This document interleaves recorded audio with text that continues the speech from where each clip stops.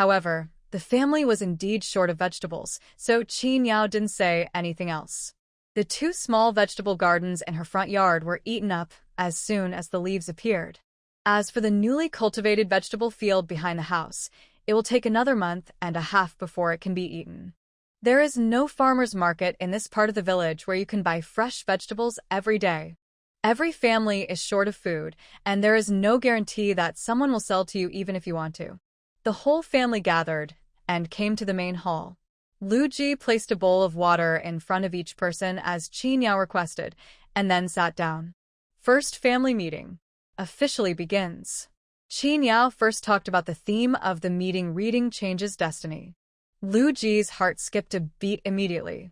No way, no way, could it be really as he had guessed before? Qin Yao gave him a look of congratulations and said, I have decided that from now on, Lu Ji, you will return to the academy to continue your studies and take part in the imperial examinations. Dalong and his three friends didn't know what the imperial examination meant. They only understood what it meant: returning to the academy. Lu Ji jumped up and said, Madam, are you kidding me? No, I'm serious. Qin Yao knocked on the table. Sit down. Lu Ji sat down with mixed feelings, feeling uneasy gradually. Sure enough, he saw Qin Yao took out a small notebook and read out all his expenses for the past 6 months. Every single expense was recorded in the notebook, without a single mistake or omission. I won't count the small change, but you owe me a total of 40 taels. Qin Yao pointed at the account book and looked at Lu Ji's shocked face. Unexpectedly, she was not just talking, she was really keeping accounts. In fact, I have studied it carefully.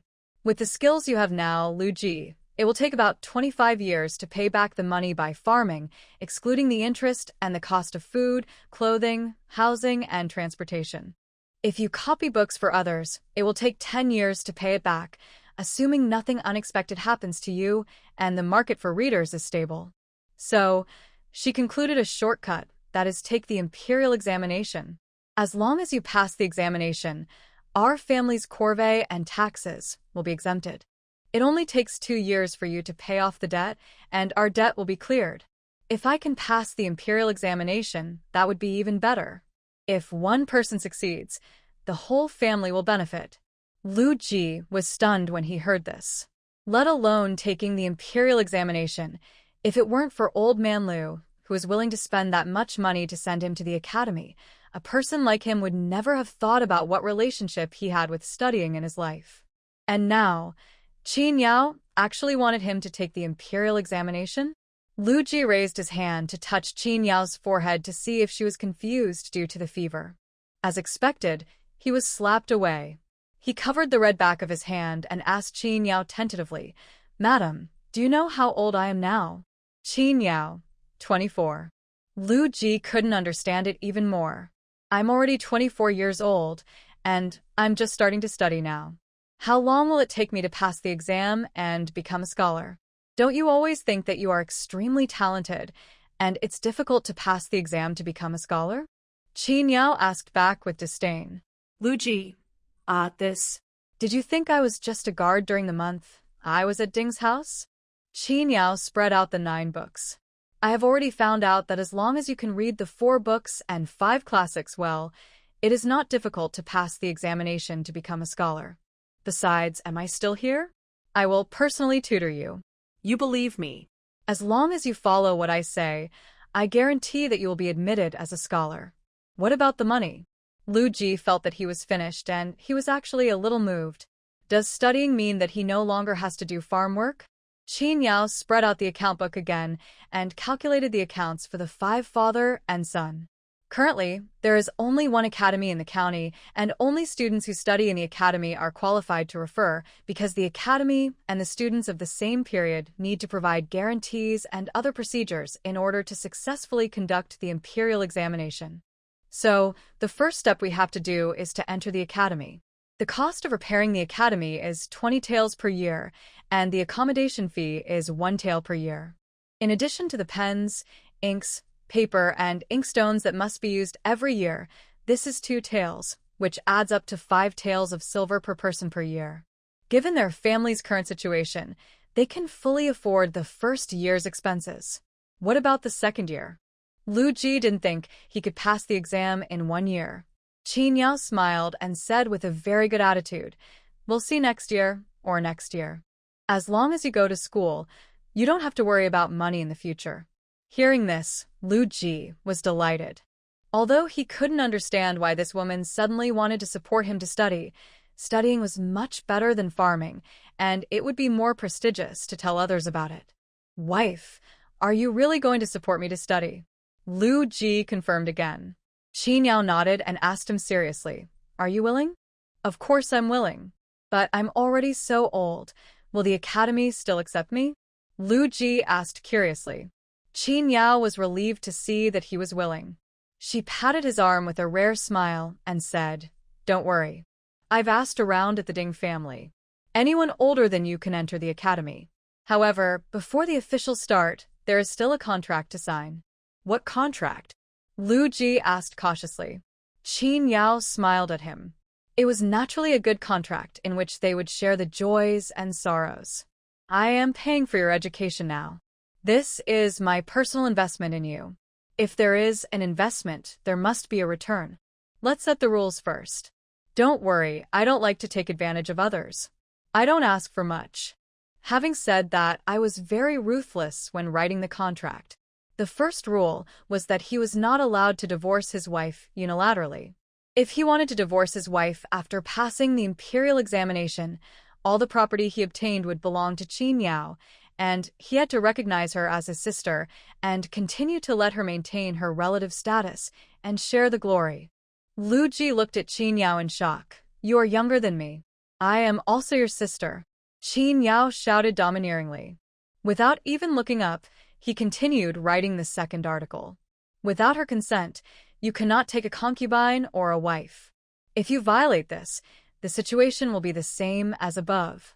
The last clause was that the contract was valid for 30 years and she could terminate it unilaterally at any time, but Lu Ji could not. "Okay, if you think it's okay, just sign and seal it." Qin Yao blew the ink on the paper dry, placed it in front of him, and considerately handed him the ink pad and pen. The words on this paper are horrible to look at, but fortunately every word can be seen clearly. After Lu Ji read the contents of the 3 contracts, he felt a little swelled. "Wife, how afraid are you that I will divorce you?" Qin Yao forced a polite smile. "I don't mind being a widow." Lu Ji no longer hesitated and quickly picked up the pen and signed his name and fingerprint on this unequal contract. He had never thought about taking a concubine or a second wife. He was fed up with Qin Yao, this evil woman. If he had the chance to divorce his wife, he would be a free and easy wanderer alone, doing whatever he wanted without anyone to restrict him.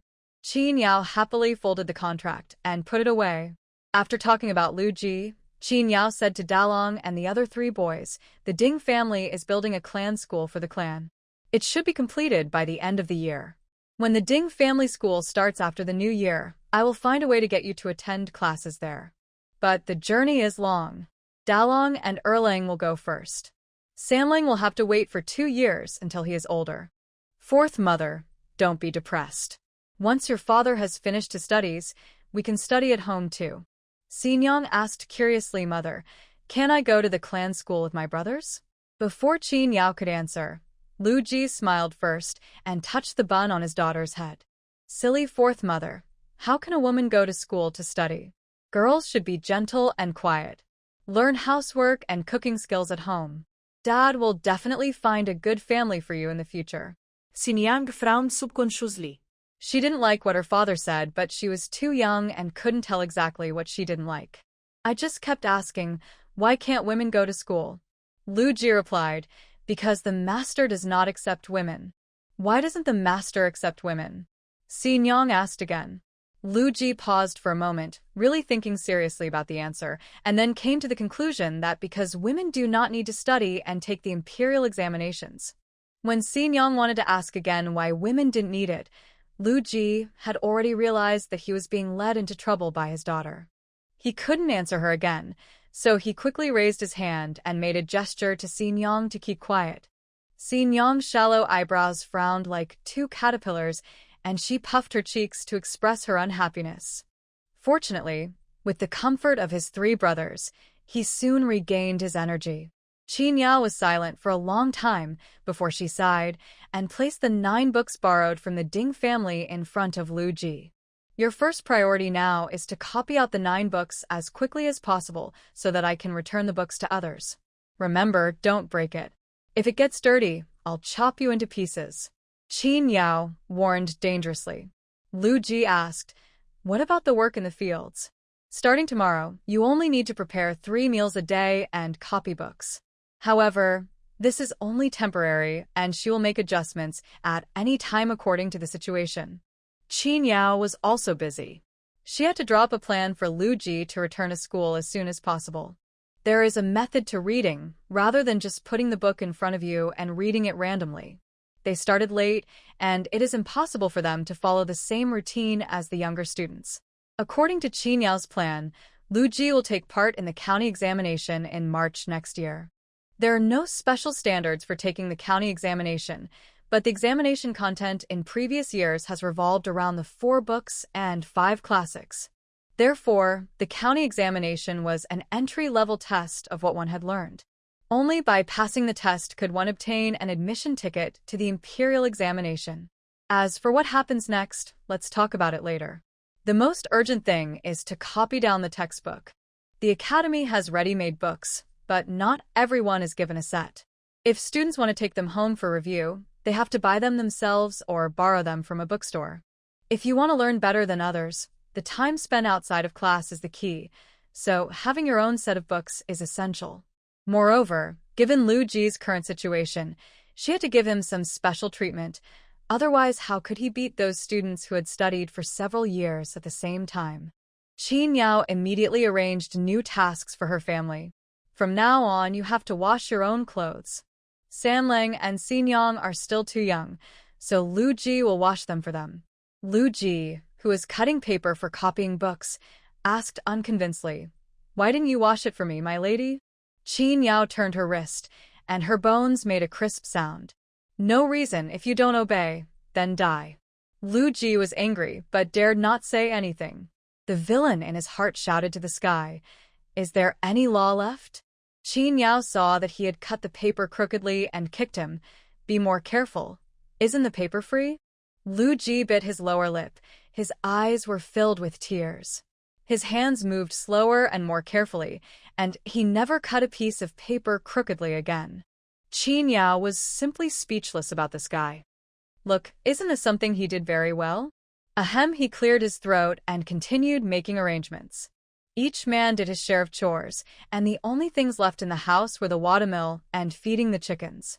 Qin Yao arranged 4 brothers and sisters, with the older ones taking care of the younger ones, in groups of 2 to pick up the boxes every evening. If there was any problem with the water truck, she would repair it. Washing dishes and feeding chickens are also done by the older ones, with 2 people in a group, 1 person for a week, taking turns. She was responsible for the 2 vegetable plots in the front yard, the 2 newly reclaimed vegetable plots behind the house, and the work in the fields. The work in the fields is now much easier as the rice has entered a stable growth period, and we just need to maintain the amount of water in the fields. Moreover, their land is close to the river, so it is more convenient for them to use water than other families. Everything was arranged, and the family of 6 were busy. After Qin Yao finished her morning exercise every day, she would go to the fields to take a look. When she returned home, Lu Ji would just finish making breakfast. After the family of 6 filled their stomachs together, Dalong took Xinyang to clean up the dishes and put them in a large wooden basin, saving them for washing together after dinner in the evening. Lu Jiza started copying books on the clean table. His handwriting is also very ugly, but it is slightly better than Qin Yao's, and he can write small characters. Qin Yao initially wanted to copy the book together so that they could go faster. Unfortunately, she couldn't write these small characters, so she gave up. She turned around to cut the paper, and after cutting, she went to take care of the vegetable garden, picked the vegetables for the evening, washed them and put them on the stove so that Lu Ji could put them in the pot directly. Because the chef was busy copying books, we had to make do with lunch, using the leftovers from the morning to cook some hot rice, or eat it next door. Take an hour's lunch break at noon to get enough rest, and continue working in the afternoon. Qin Yao and the 4 children were relatively free at this time, so she picked up the Enlightenment picture book and taught the 4 children to lay a solid foundation. Ever since they knew they had the opportunity to go to school, the 4 brothers and sisters have obviously paid much more attention to their studies.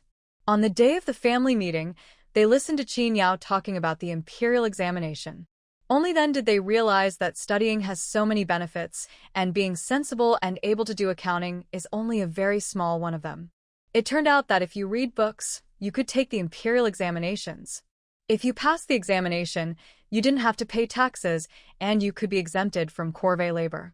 And if you passed the imperial examination and become a jurin, it would be even more amazing. All your relatives would be blessed, and many people would give you money and land. You would never have to worry about food and drink, and you would wear silk and silver. If you can pass the imperial examination, you can become an official. From then on, you are no longer a peasant, but a scholar. First class or not, they should first study hard because that was the only chance for ordinary people to change their fate. Erlang has always been the most calculating of the 4 brothers and sisters. When he found such a good thing that would benefit him in every way, even though he didn't like memorizing, he forced himself to memorize it in advance. Someone leaked the news, but the whole village suddenly knew that Qin Yao was going to support Lu Ji to go back to the academy to study.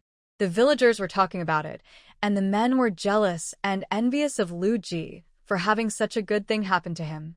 The women couldn't understand why Qin Yao was so nice to Lu Ji, this rascal. Of course, there were also people who laughed at the couple's wild idea that they could pass the imperial examination just by studying hard. Many people studied hard until they were in their 70s or 80s and still couldn't even pass the imperial examination. They regarded this as a joke. The Liu family's old house was in an uproar. Old man Liu and his 3 sons discussed the matter for a long time. On the contrary, he and Xiao, who was pregnant with a big belly, took the opportunity to go to the vegetable garden to pick vegetables and came to Qin Yao's watermill to find her. Sister-in-law, is what's being said outside true or false? Do you really want to support the 3rd child to continue his studies? What do you want? If he was willing to work hard, he wouldn't be like this a long time ago. He asked anxiously. Mrs. Chiu was also anxious, but she was more stable. She found a place to sit down first. Then she held her stomach and said in a steady tone, "Let's not talk about the cost of studying. There are only 2 adults in the family. Now that the 3rd child is gone, how can you finish the work in the fields by yourself? Yes, we all know that you are strong, but no matter how strong we are, no one says that the strong person has to do everything. Sister-in-law, don't be stupid, or you will end up losing more than you gain." Qin Yao was repairing the stone mill in the watermill. The mill had been running at a high intensity for a long time, and the grooves had been worn out a little. It had to be repolished before it could be used properly. 2 people came out of nowhere and told her these words. She felt a little nervous. Does everyone know about this? He and Xiao nodded. All the women in the village know that you are stupid. Qin Yao's heart was shaken for a moment, but she quickly calmed down. She kept moving her hands, motioning for Qiao to sit further away to avoid accidental injury, and said calmly, "Our whole family has already decided on this matter. Everyone knows Lu Ji's personality. It is absolutely impossible to expect him to make a living by digging in the fields. So after thinking about it, I still think it is better to let him go to school. Maybe he can get some unexpected gains." As he spoke, he saw his 2 sisters-in-law standing up out of worry. He smiled at them and said, "I know what you are worried about. I have my own way to deal with him." He didn't quite believe it, really. What she was most worried about was that the 3rd child would go out and fool around, and if that happened, let Qin Yao down, the family would definitely break up. This is what Mrs. Chiu was worried about. She had finally seen the 3rd child behave himself, and the family was more relaxed, and no one wanted to go back to the way things were. With my 3rd brother and sister-in-law around, the 2 families can live in harmony. How wonderful it is. Qin Yao could certainly see the little thoughts of her 2 sisters-in-law. It was not wrong for many people to think too much about her, but it could not be said that they had no real concern for her. Human nature is complex, and Qin Yao fully understands this. If she were he or Qiu, she would also be worried. After all, in a clan society, blood ties cannot be broken off, and Lu Ji's troublemaking behavior will indeed affect his relatives.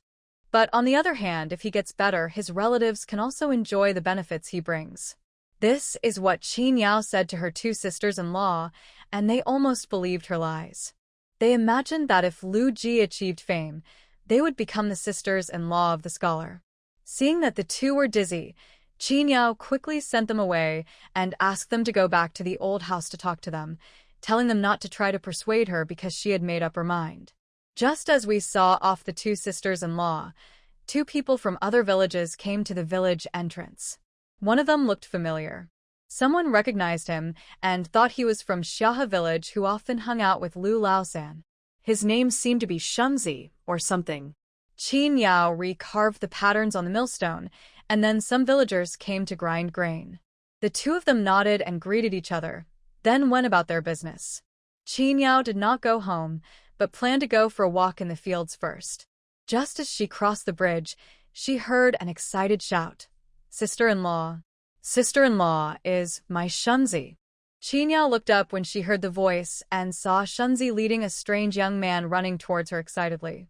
The strange man walked a few steps behind, and Shunzi stepped forward first and told Qin Yao the identity of the man.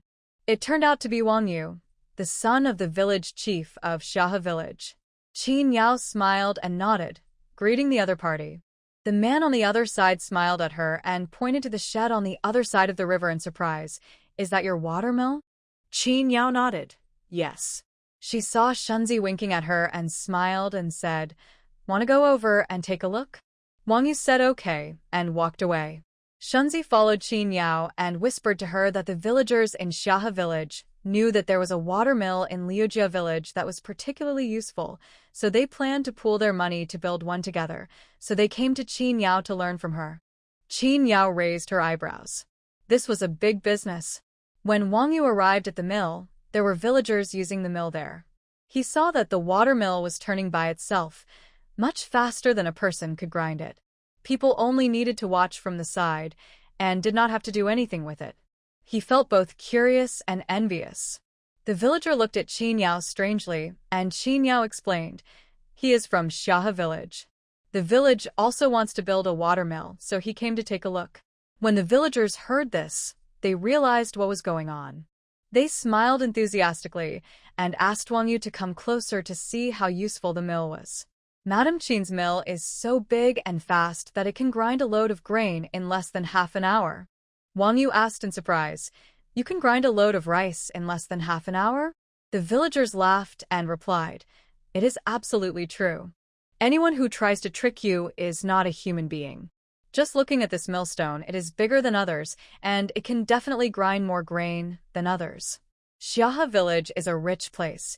Qin Yao does not want to miss it, so she leads Wang Yu to the water wheel and says to him, "Look at this water. The drop is not that big, but it has such a strong power. I often go to Xiahe village. The middle section of the river has a height difference of 1 or 2 meters. If we build a water mill directly at that location, the power will be much greater than mine. It will be no problem to use 2 mills and 1 roller at the same time. The whole village is building it together, and Xiahe village has a large population, so how can just 1 water mill be enough?" Qin Yao actively recommended that Xiahe village make good use of the natural river channel and build a large mill in 1 step. She was exaggerating, describing a water mill as a fairy's workshop. Wang Yu couldn't stand it and asked excitedly, "How much money would it cost to build such a comprehensive mill?" Qin Yao calculated in her mind and said with a false embarrassment, "It's hard to say. The loss of materials is different between an experienced worker and a novice. Even if Carpenter Lu from our village and I come in person, it will cost at least 15 taels." When Shunzi heard the price, he took a deep breath. However, Wang Yu's expression did not show much shock, and he seemed to be able to bear it. After all, it was a joint venture. There were more people in Xiahe village, and they were richer than other villages. There were 65 households, and each household would get a little more than 2 cents of silver, which they thought was acceptable. Qin Yao clicked her tongue twice. I'm afraid even 20 or 30 taels won't be enough. After all, not everyone can afford to make such a large millstone like me. If you villagers do it yourself, it will take at least 10 people to make such a millstone. If you transport it to the destination, it will also take a lot of effort to install it. Placing a stone mill weighing 1,000 pounds is not as simple as having 10 people move it and stop it. The stone is very brittle, and if you are not careful, the millstone will break and all the previous efforts will be wasted. Seeing Wang Yu's embarrassment, Qin Yao smiled helplessly. Of course, Shunzi and I are also familiar with each other. If I were not too busy at home during this period, I could also help you carry it. But there is really no other way. My husband is now concentrating on studying, and there is so much work to do at home that I really can't leave. Third brother is studying? Shunzi suspected that he was hallucinating. Sister-in-law, you just said that third brother is going to study now? Qin Yao nodded. I just decided it a few days ago. You know your third brother. He's not good at anything. I thought of letting him continue to study. Maybe he can gain something from it. Shunzi was stunned. With his third brother's ability, what could he learn from studying? However, he had also seen Qin Yao's ability. Seeing how confident she was, he didn't say anything to spoil her mood. He smiled and asked Qin Yao to tell his third brother not to forget him when he became rich in the future. Qin Yao smiled at him. No matter who I forget, I will never forget you, Shunzi. If she succeeds in bringing her such a big business, she can earn at least 5 taels of silver. Given the huge price gap, if the people of Shaha village were not stupid, they would definitely choose to let her and Carpenter Lu do this job. Seeing that Wang Yu was still hesitant, Qin Yao suggested that he go to Carpenter Lu's house to ask about the technical difficulties. If someone in their Shaha village could also overcome the problem, then it would be enough for her and Carpenter Lu to earn some guidance fees. Of course, this was just a polite remark. In fact, Carpenter Lu was not stupid. The two of them had worked together several times and had reached a tacit understanding. Anyway, after listening to what Qin Yao said about power, bearings, principles, and so on, Wang Yu already felt that this water mill was not a simple thing. But in order to give an explanation to the villagers, Carpenter Lu still had to go and ask. Qin Yao deliberately said that he was still busy in the fields and asked Shunzi to take him to see Carpenter Lu. Half an hour later, Shunzi ran to the field alone to find Qin Yao and told her, Sister-in-law, Brother Wang and I have to go back to the village to discuss it with everyone, but it looks like we may have to trouble you and Carpenter Lu. Qin Yao smiled and nodded. Okay, come to me if you need anything. By the way, your third brother is at home too. He has been talking about you for a few times. How about coming with me to his house and have a chat? No, I'm in a hurry to go back. I'll go to my sister-in-law's house next time. Shunzi waved his hand to refuse. He was really in a hurry to go back. Besides, he just said that his third brother was studying at home, so how dare he disturb him? Anyway, my sister-in-law can make the decision, so why bother to see my third brother? Thinking of the meat buns he had eaten with Qin Yao before, Shunzi left with a smile. Carpenter Lu also had a strange temper. He said that craftsmen have their own rules, and he would never pass on the water wheel technology to others. Before coming here, Wang Yu hadn't thought about this, so he offended people. So, the two of them rushed back to Xia village, gathered the villagers together, and told them about this matter.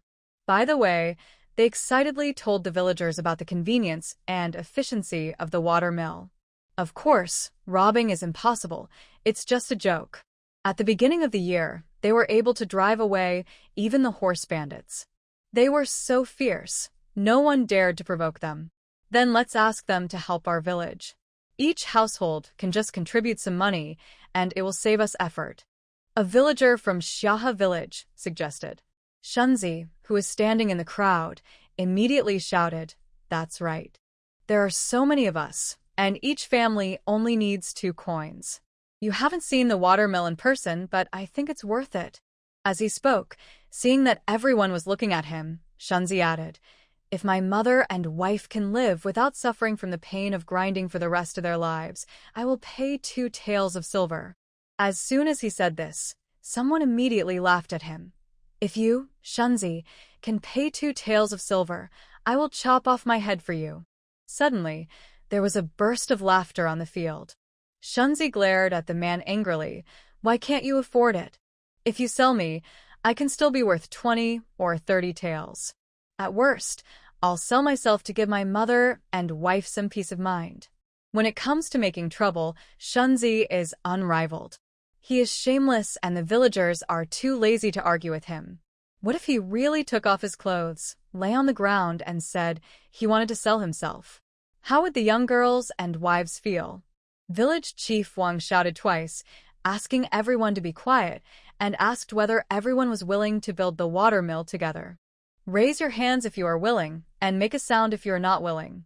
Listen to whichever side has the most people." The majority raised their hands, and Shunzi raised his hand the highest by standing on a stone.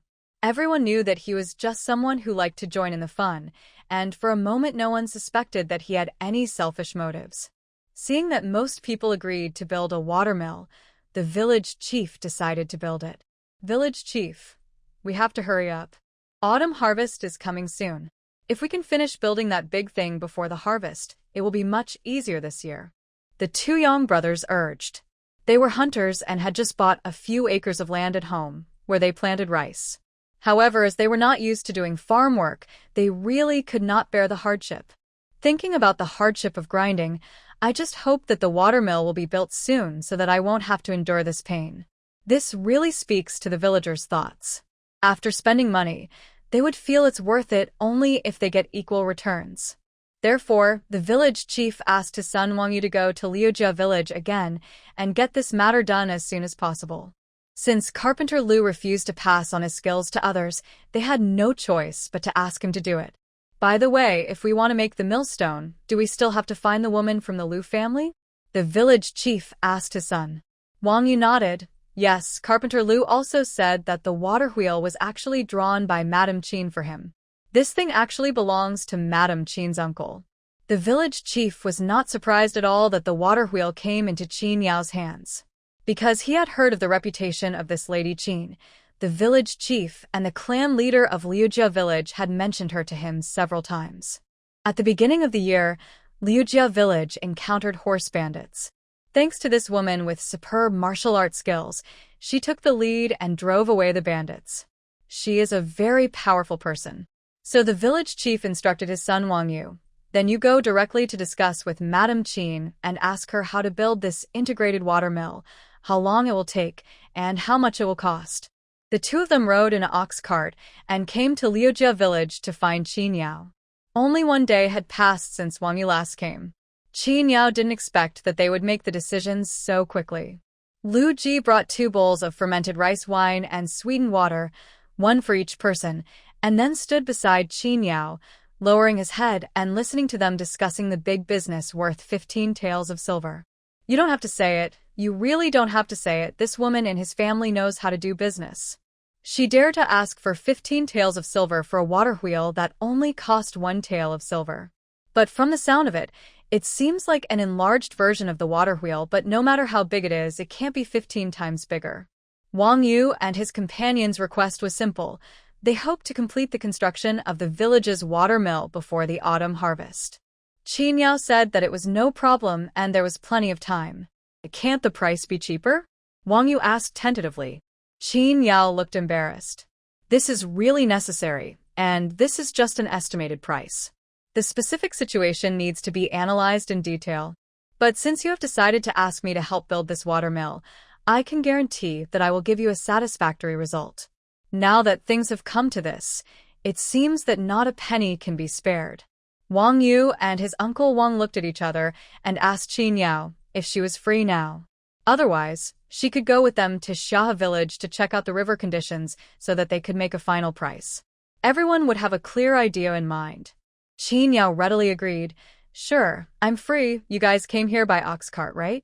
The 2 nodded, and the 3 of them stood up and prepared to go to Xia village. Lu Ji followed out unconsciously. He was almost blinded by copying books these days and had not even stepped out of the house. If he continued to stay like this, he would go crazy. Besides, he hadn't seen Shunzi for a long time. If he didn't go out to see him, Shunzi might forget that he was his elder brother. Qin Yao didn't want him to go at first, but after thinking about it, she asked Lu Ji to call Carpenter Lu to go together. It would be better for them to survey the site conditions today and come back to make a plan. Once it is confirmed, they can start work, which will save a lot of trouble. Qin Yao's efficiency won the hearts of Wang Yu and others. They originally thought that it was not reliable for a woman like Qin Yao to handle this matter, but now it seems that they were worrying too much. So, Qin Yao asked Dalong and Erling to take good care of the two children at home. The couple, together with Carpenter Lu, took measuring tools, paper, pens, and other items and followed Wang Yu and the other two to Xiahe village. It was noon, and the river in Xiahe village was full of half-grown children bathing in the river. They were swimming in a shallow puddle downstream, and there were adults watching them, so they didn't have to worry about drowning. Seeing Wang Yu bringing the people from Liujia village, everyone gathered around curiously. Qin Yao was just about to find Lu Ji to get the paper and pen he brought, but when she turned around, the man was gone, and she didn't know when the things had been put into Wang Yu's hands. Qin Yao knew with her toes that he must have gone to fool around with Shunzi. The guests were still there, so she couldn't get angry. She and Carpenter Lu took tools and observed the situation in the river. In addition, the area of the puddle on the lower level was too small to accommodate a large water wheel, so Qin Yao and Carpenter Lu crossed out this place and continued to move upwards to look for a suitable site for building a water mill. Every village near a river seems to have a pond near the river for washing vegetables and clothes. A hole of about 50 centimeters was dug where water was diverted into the pond, dividing the river surface more than 3 meters wide into two. The amount of water that flows into the mouth alone has a great impact because the outlet is narrow, long, and deep. In this place, if there is a dry season, we just need to fence off the river channel on the other side, and the water will naturally accumulate and rush into the entrance. Qin Yao looked at it for a while and found that this was a perfect place. Carpenter Lu didn't understand these, but he could understand what Qin Yao said. The two sat down on the stone pier beside the pond. Qin Yao took out a pen and paper and drew a simple diagram of the watermill on the paper so that it would be easier to show to the guests. Wang Yu and the other man came over and compared the content of the painting with the topography of the pond, and the style of the watermill came into their minds. I just calculated that the pond here is large enough and has the right depth. The water depth is 80 centimeters, which is more than enough to place a 3-meter diameter horizontal water wheel.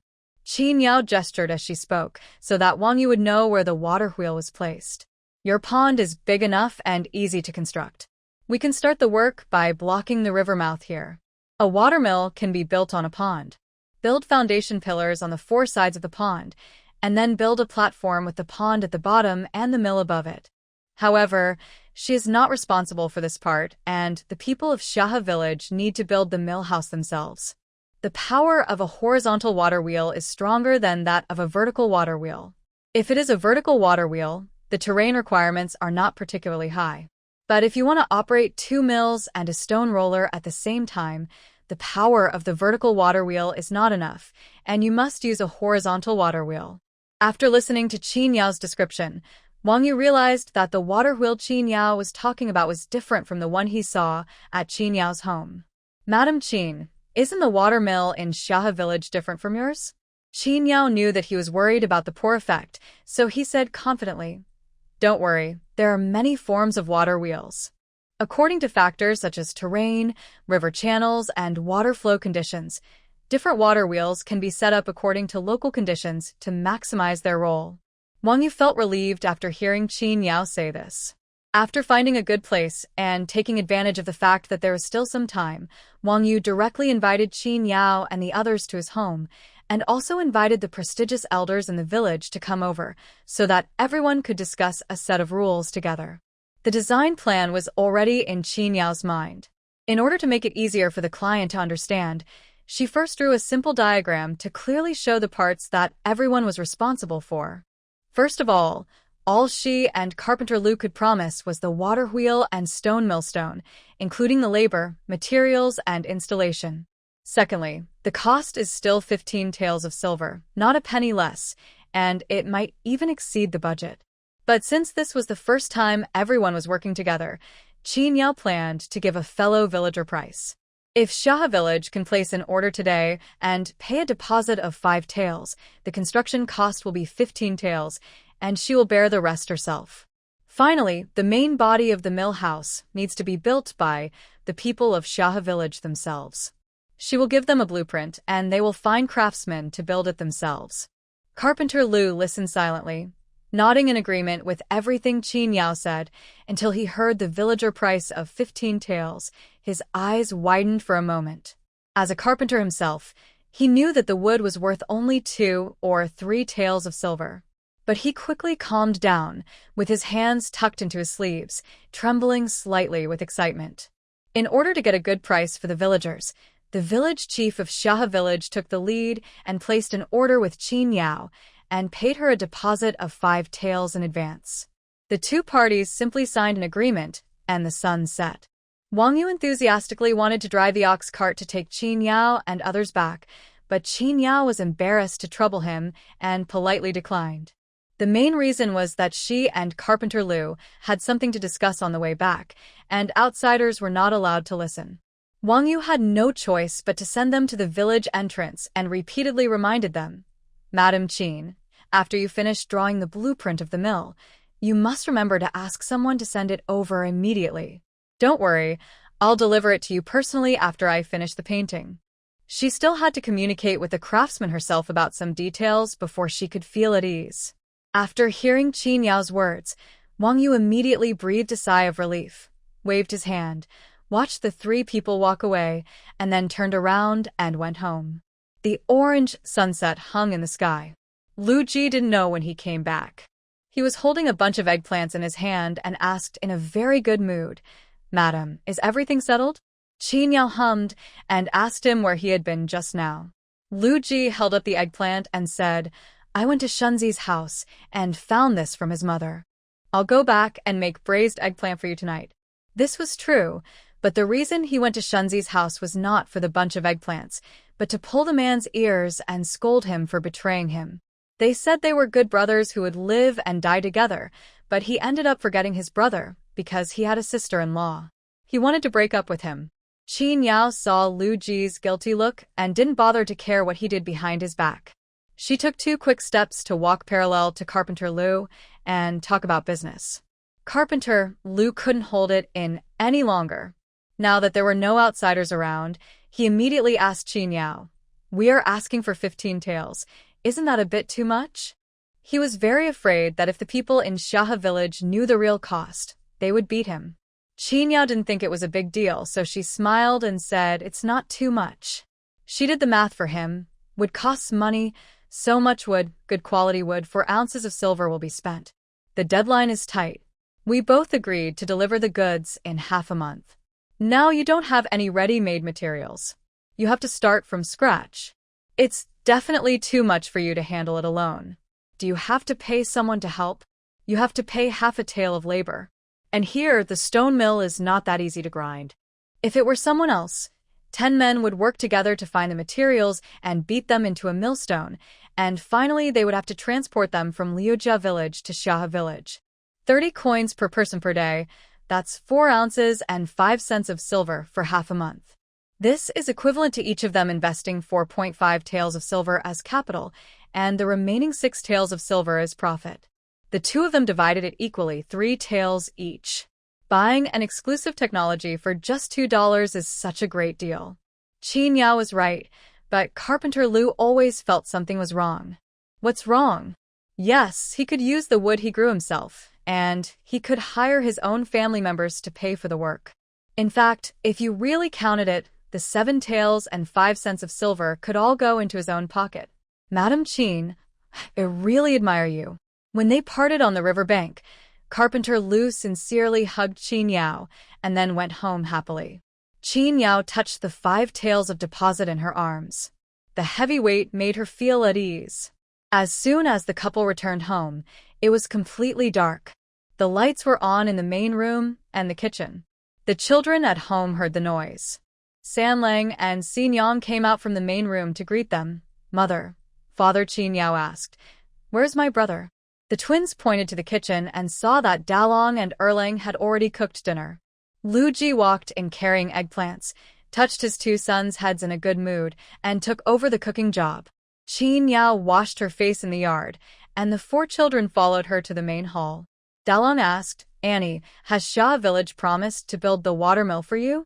Qin Yao smiled and nodded, and the four children shouted happily, "That's great. As long as there is work, there is money to be made. Even children understand that." Luji shouted frantically in the kitchen. Dalang and Erlang set the table and prepare to eat. Dalong and Erlang responded with an "oh" and shrugged at Qin Yao like little adults, then ran to the kitchen to get the dishes and chopsticks.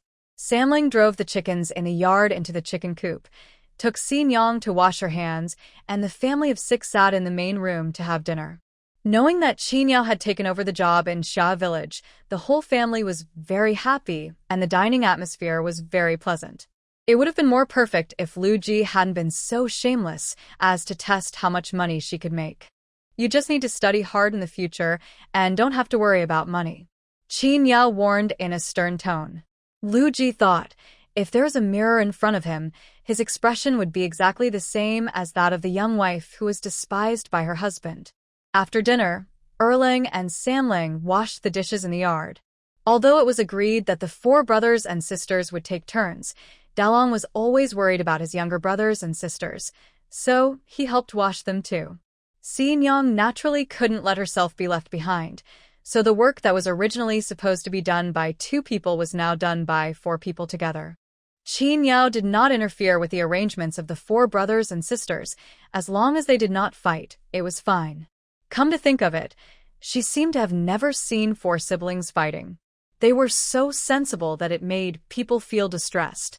Qin Yao's gentle gaze swept across the 4 little heads huddled together in the yard, and then her sharp gaze turned to Lu Ji, who had just finished his meal and was still dozing off on the bamboo chair in front of her. "How many books did you copy?" She didn't ask loudly, but as soon as her tone became deep, Lu Ji could instantly feel a chill. It was really refreshing in the hot summer, and he shuddered so much that he opened his eyes and sat up straight in his chair. "You copied 3 books, right?" Oh no, he forgot where he copied from. Qin Yao frowned immediately. "It's been a week, and you've only copied 3 books? Among those 9 books, the shortest one had more than 1,000 words, and the longest one had less than 40,000 words. Even if he copied for 8 hours a day and copied 1,000 words an hour, he should not be able to finish copying only 3 books. Let me see it," Qin Yao said coldly. Lu Ji thought to himself that something bad was going to happen, but he didn't dare to disobey. After all, his life was at stake. He quickly ran to his bedroom and took out the 3 copied books. Fortunately, there was a copy of the Book of Songs with more than 32,000 words. The remaining 2 books are The Great Learning with more than 1,700 words and The Doctrine of the Mean with more than 3,500 words. Add to that Mr. Ding's original study notes, and it can't be considered as being lazy. Because there were no pens as fine as ballpoint pens, the smallest brush Lu Ji used could only write very large characters, so each of the 3 books he copied was an enlarged version. The paper pages are the size of A3 paper. It is a very strange sight to hold a book in your hand that can completely block a person. But I have to say that the large version looks much more comfortable than the small version. The large characters are less tiring to read, there are more blank spaces for excerpts, and it is also convenient for taking notes. Just a bit of waste paper. Qin Yao flipped through the book. The handwriting wasn't very beautiful, but it was getting more and more neat. It seemed that copying books was helpful for practicing calligraphy. He returned the book to the anxious Lu Ji and barely passed. He raised his chin to signal him to continue copying. Early in the morning, Qin Yao, who had just fallen asleep in the middle of the night, got up when she heard the chickens crowing in the village. After packing up briefly, I picked up the 2 drawings I had drawn late at night and prepared to go out. Erling poked his head out of the room, looked around, and when he didn't see his father, he called out softly, "Auntie." Qin Yao was about to step out the door when she heard someone calling from behind. She turned around and asked in confusion, "Why are you up so early?" Morning exercises in the past were not so active. Obviously, the little guy didn't want to do morning exercises, but had something else to do. He ran over with his hands on his chest, took out 8 cents from his pocket, and asked her if she was going to Shah Village and if she could help him buy something. There are also peddlers in Shah Village, and the things they sell are much more complete than those sold by Lu the peddler. What do you want to buy? Qin Yao asked with an interested smile. The last time she went to the Ding family, she left 2 cents of silver for Erlang as an emergency fund, but she didn't use it, so the money is still left. After she returned home, Erling secretly found her and wanted to return the money to her. But she didn't want it, thinking that every child should have their own pocket money, so she called the 4 brothers and sisters together and asked them to use the 2 cents of silver as pocket money and asked Erling to keep it temporarily. Qin Yao doesn't care how the money is spent. She even hopes that her 4 children will be bolder and more willful and buy some random things as long as they are happy. But it seems that they did not do so, and Erlang made a rule that an application report must be submitted before using money, and arranged the pocket money for the 4 brothers and sisters reasonably. 2 Chiana silver, with a limit of 50 won per person. This time, the 4 brothers and sisters each contributed 2 won to buy something together. It was also the first time for the 4 children to use it. So Erlang seemed a little cautious. He looked at Qin Yao several times with his big eyes to make sure she would not be angry. Then he said, I want to buy a bamboo kuju. Is that okay? Qin Yao, bamboo ball? Jiro nodded expectantly. Okay, got it. Qin Yao took his money and went out. The little guys just wanted a toy, so they had to satisfy them. Watching Qin Yao walk away, Erlang was still a little dazed. He had been preparing himself mentally for most of the night, but he didn't expect his stepmother to agree so readily, without even saying a word like playing around and losing one's ambition. Just so happy. Erling ran back to the room. Dalong and his 2 siblings all raised their heads from the quilts, saw Erlang and nodded with a smile. The 3 siblings rolled around happily in the quilts. I love my mother the most, Sinyang muttered. Samling also hummed and said, Anyang is the best. Dalong smiled as he looked at the happy faces of his younger brothers and sisters. He pulled Erlang, who wanted to climb into bed for a nap, dressed him, and dragged him out for morning exercise. Erlang's eyes widened, but before he could react, he was taken to the river by his brother. All the entanglement last night was in vain. Qin Yao first went to Carpenter Lu's house and gave him the blueprint of the water wheel to be built in Shah Village, and then walked towards the village entrance and headed for Shah Village. At the entrance of the village, I saw the 2 Dalong brothers running around on the ridges of their own fields from afar. Under the blue sky in the early morning, the naughty children were running around in the green rice fields. The scene was healing and warm. Qin Yao walked quickly and arrived at Shah Village in just over an hour. The blueprint was given to Wang Yu, who then called the carpenters in the village. After both parties finalized various details, Qin Yao went to the peddler in Shah Village and bought a bamboo kuju, spending 6 cents and having 2 cents left. It was already noon when I returned home. The 4 brothers and sisters went back to the house for a nap, so they could get enough rest so that they could practice calligraphy and recite in the afternoon. Qin Yao pushed the door open quietly and placed the kuju and the remaining 2 cents on their large desk. She imagined the surprised expressions of the 4 little ones when they woke up and saw the toys, and her brows softened unconsciously. After putting the things away, I quietly closed the door and walked out, having cleaned the yard. However, the 4 grown-up chickens that were released from the cage defecated on the ground again. Qin Yao picked up the small shovel beside the door, shoveled the fertilizer, and covered the vegetable field with it. Is this natural fertilizer? The rice is warm on the stove. After saying that, he buried his head in copying the book, writing very seriously. If Qin Yao hadn't heard him humming a little tune just before she entered the door, she would have almost believed his lies. When I entered the kitchen, I saw a pot of hot rice and vegetables being heated on the stove with the remaining fire. Reserve some of the extra vegetables you stir-fried in the morning for noon, cook porridge, pour the vegetables into the porridge, and mix it. If you think it is not fresh enough, pick a handful of greens from the yard, wash and chop them up and sprinkle them in. It may not look good, but it tastes very good.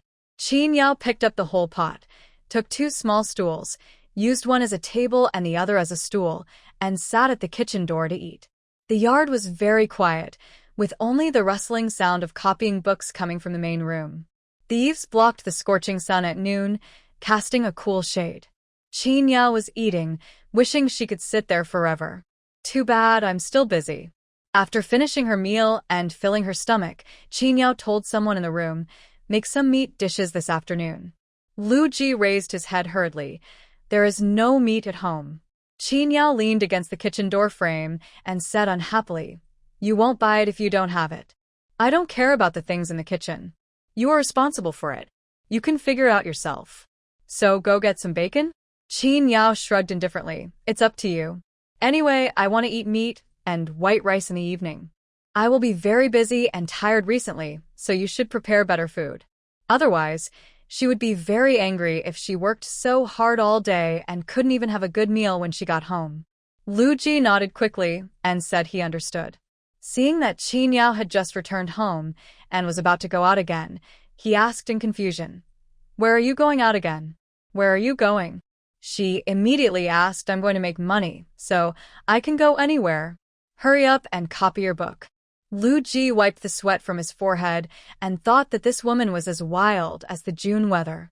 "Forget it, if you can't afford to offend him, can't you just avoid him?" After sighing, he watched Qin Yao go out in the hot sun with a rope and shoulder pole, and was glad that he could stay in the cool room to copy books without going out to suffer this. Qin Yao came to the Lu family's old house. At noon, the whole family, young and old, were resting under the eaves to enjoy the cool air. Jinhua and Jinbao are full of energy and are not afraid of the heat. They run out to play at the village well. When she saw Qin Yao, she called her Auntie San. Jinhua even asked her, "Where are Sanlang and Xinyang? Why don't they come out to play?" Qin Yao smiled and replied, "They are taking a nap at home. You guys can go and play first. They will come to see you when they are free." Although they have to study, Qin Yao calculates her time according to the 7 days a week and still gives the 4 brothers and sisters 2 days off on weekends to relax. If Dalong and Erlang were old enough in modern times, they would be in elementary school. I always want them to learn more. Everyone in the Lu family had heard the noise. Qin Yao walked into the open door, and Zhang greeted her in the hall. "Come and sit down. Why are you out in the middle of the day? Why don't you stay home and rest for a while?" Qin Yao has always been a person who keeps things to herself. Carpenter Lu is in charge of the water wheel, while she is responsible for making 2 large stone mills and a stone roller. It is indeed difficult for one person to keep busy.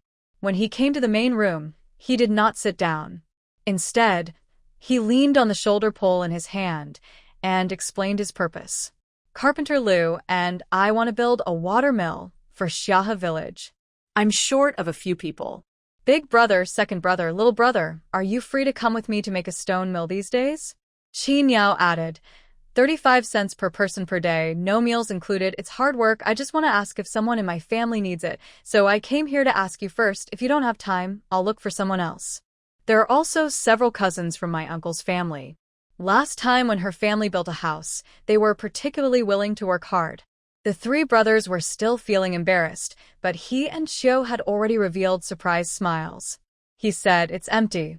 There's not much work to do in the fields right now. Let your elder brother go with you." Xiao then gently pushed Lu Zhong's arm. Lu Zhong scratched his head and said a little embarrassedly, "I'll go too."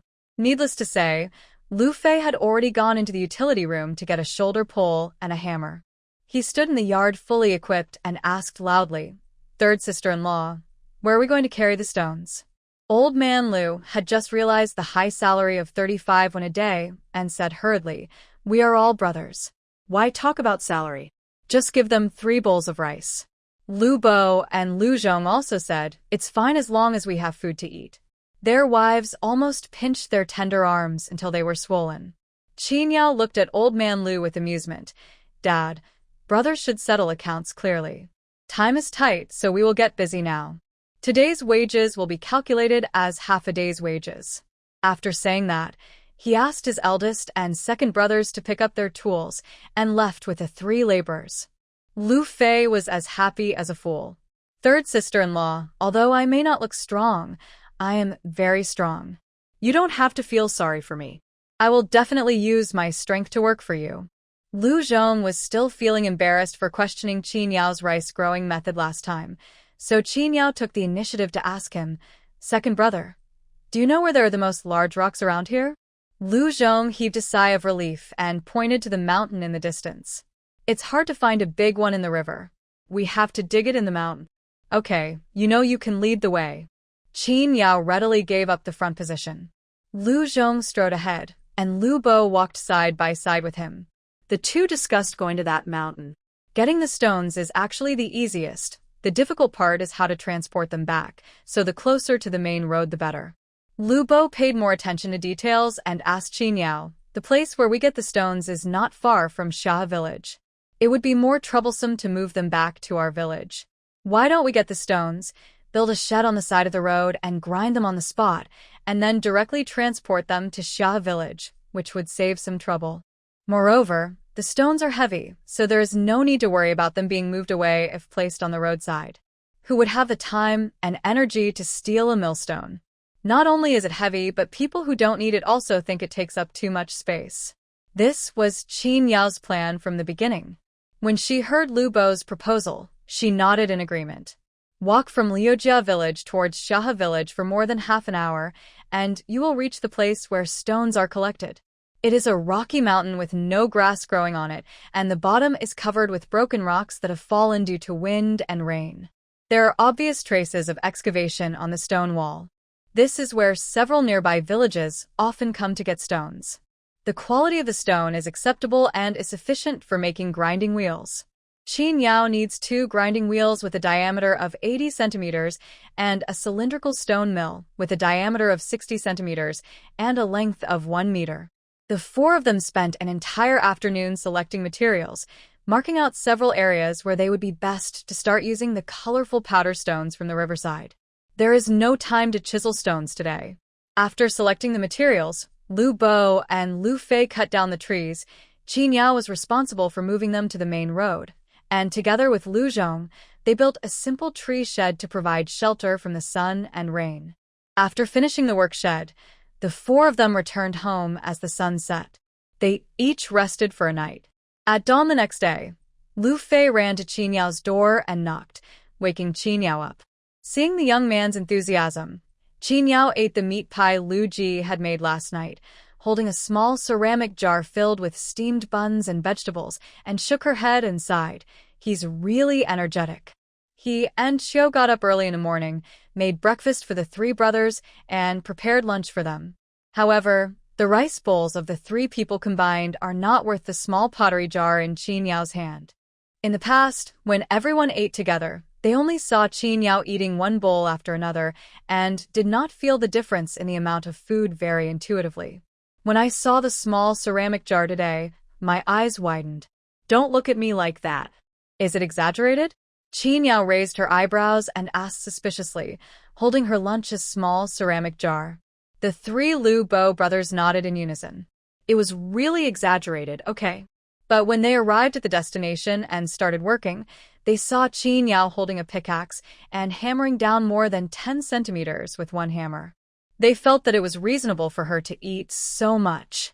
All day long, the valley was filled with the clang clang clang sound of metal striking stone, which sounded quite rhythmic. Every time Qin Yao looked up and saw the 3 Lu brothers working hard with their arms bulging with muscles, she couldn't help but wonder, they have the same father, why are their sons so different? Could it be that Lu Ji was picked up? No, there is absolutely no possibility.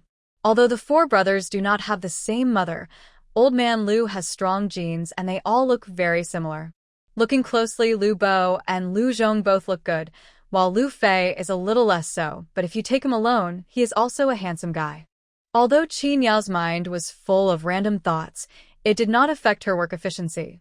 She first chiseled down a huge rock, and then went to help Lu Fei. The young man looks lean and is quite strong, but chiseling stone mainly depends on skills. He is just too young and easily impetuous, and he even made himself angry while knocking the stone. Fortunately, with the help of Qin Yao, We slowly found the right rhythm, and before the sun set, we managed to chisel out a relatively complete boulder. The stone that Lu Bo and Lu Zhong were chiseling together was quite large. It took them a whole day to finish only half of it. If they worked for another day tomorrow, they would be able to chisel it down. It took the 4 men 2 days to carve out a large stone, 2 medium stones, and a smaller one. Only 3 are needed, with 1 extra as a spare just in case. There were 4 heavy boulders in total, with 2 logs as the base and 1 log as a traction rod. The stones were lifted up and rolled to the roadside one section at a time with logs, and finally hoisted onto the road with ropes. This process is much easier than chiseling stone because of the presence of the strong man Qin Yao. She could even lift the smaller spare boulder, weighing nearly 1,000 pounds, by herself, and throw it directly onto the road at great speed. The 3 Lu brothers were stunned, and could not come back to their senses for a long time. Qin Yao had the stones in place, and the 4 of them officially started polishing the stones under a roadside shed.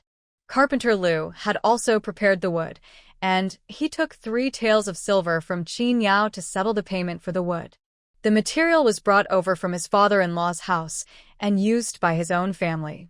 The price was very low, but compared to selling it to those timber merchants, there were no middlemen to make a profit from the price difference, so he could get more copper coins. Qin Yao was thinking at the time that if she could do a good job with the Xiahe village order and attract more people from the riverside villages to place orders, thus forming an industrial chain, it might directly drive the development of the entire Liujia village. The wood, stones, and labor all come from their own village. If they make money, they can also help the villagers make money. However, this idea is just a beautiful concept at present. The specific situation will depend on the feedback from the people after the water mill in Xiahe village is completed. But with this in mind, Qin Yao secretly laid the groundwork when doing this. For example, the extra stone was also made into a millstone. For example, Carpenter Lu's father-in-law could ask the old man to cut some mature timber in advance and keep it.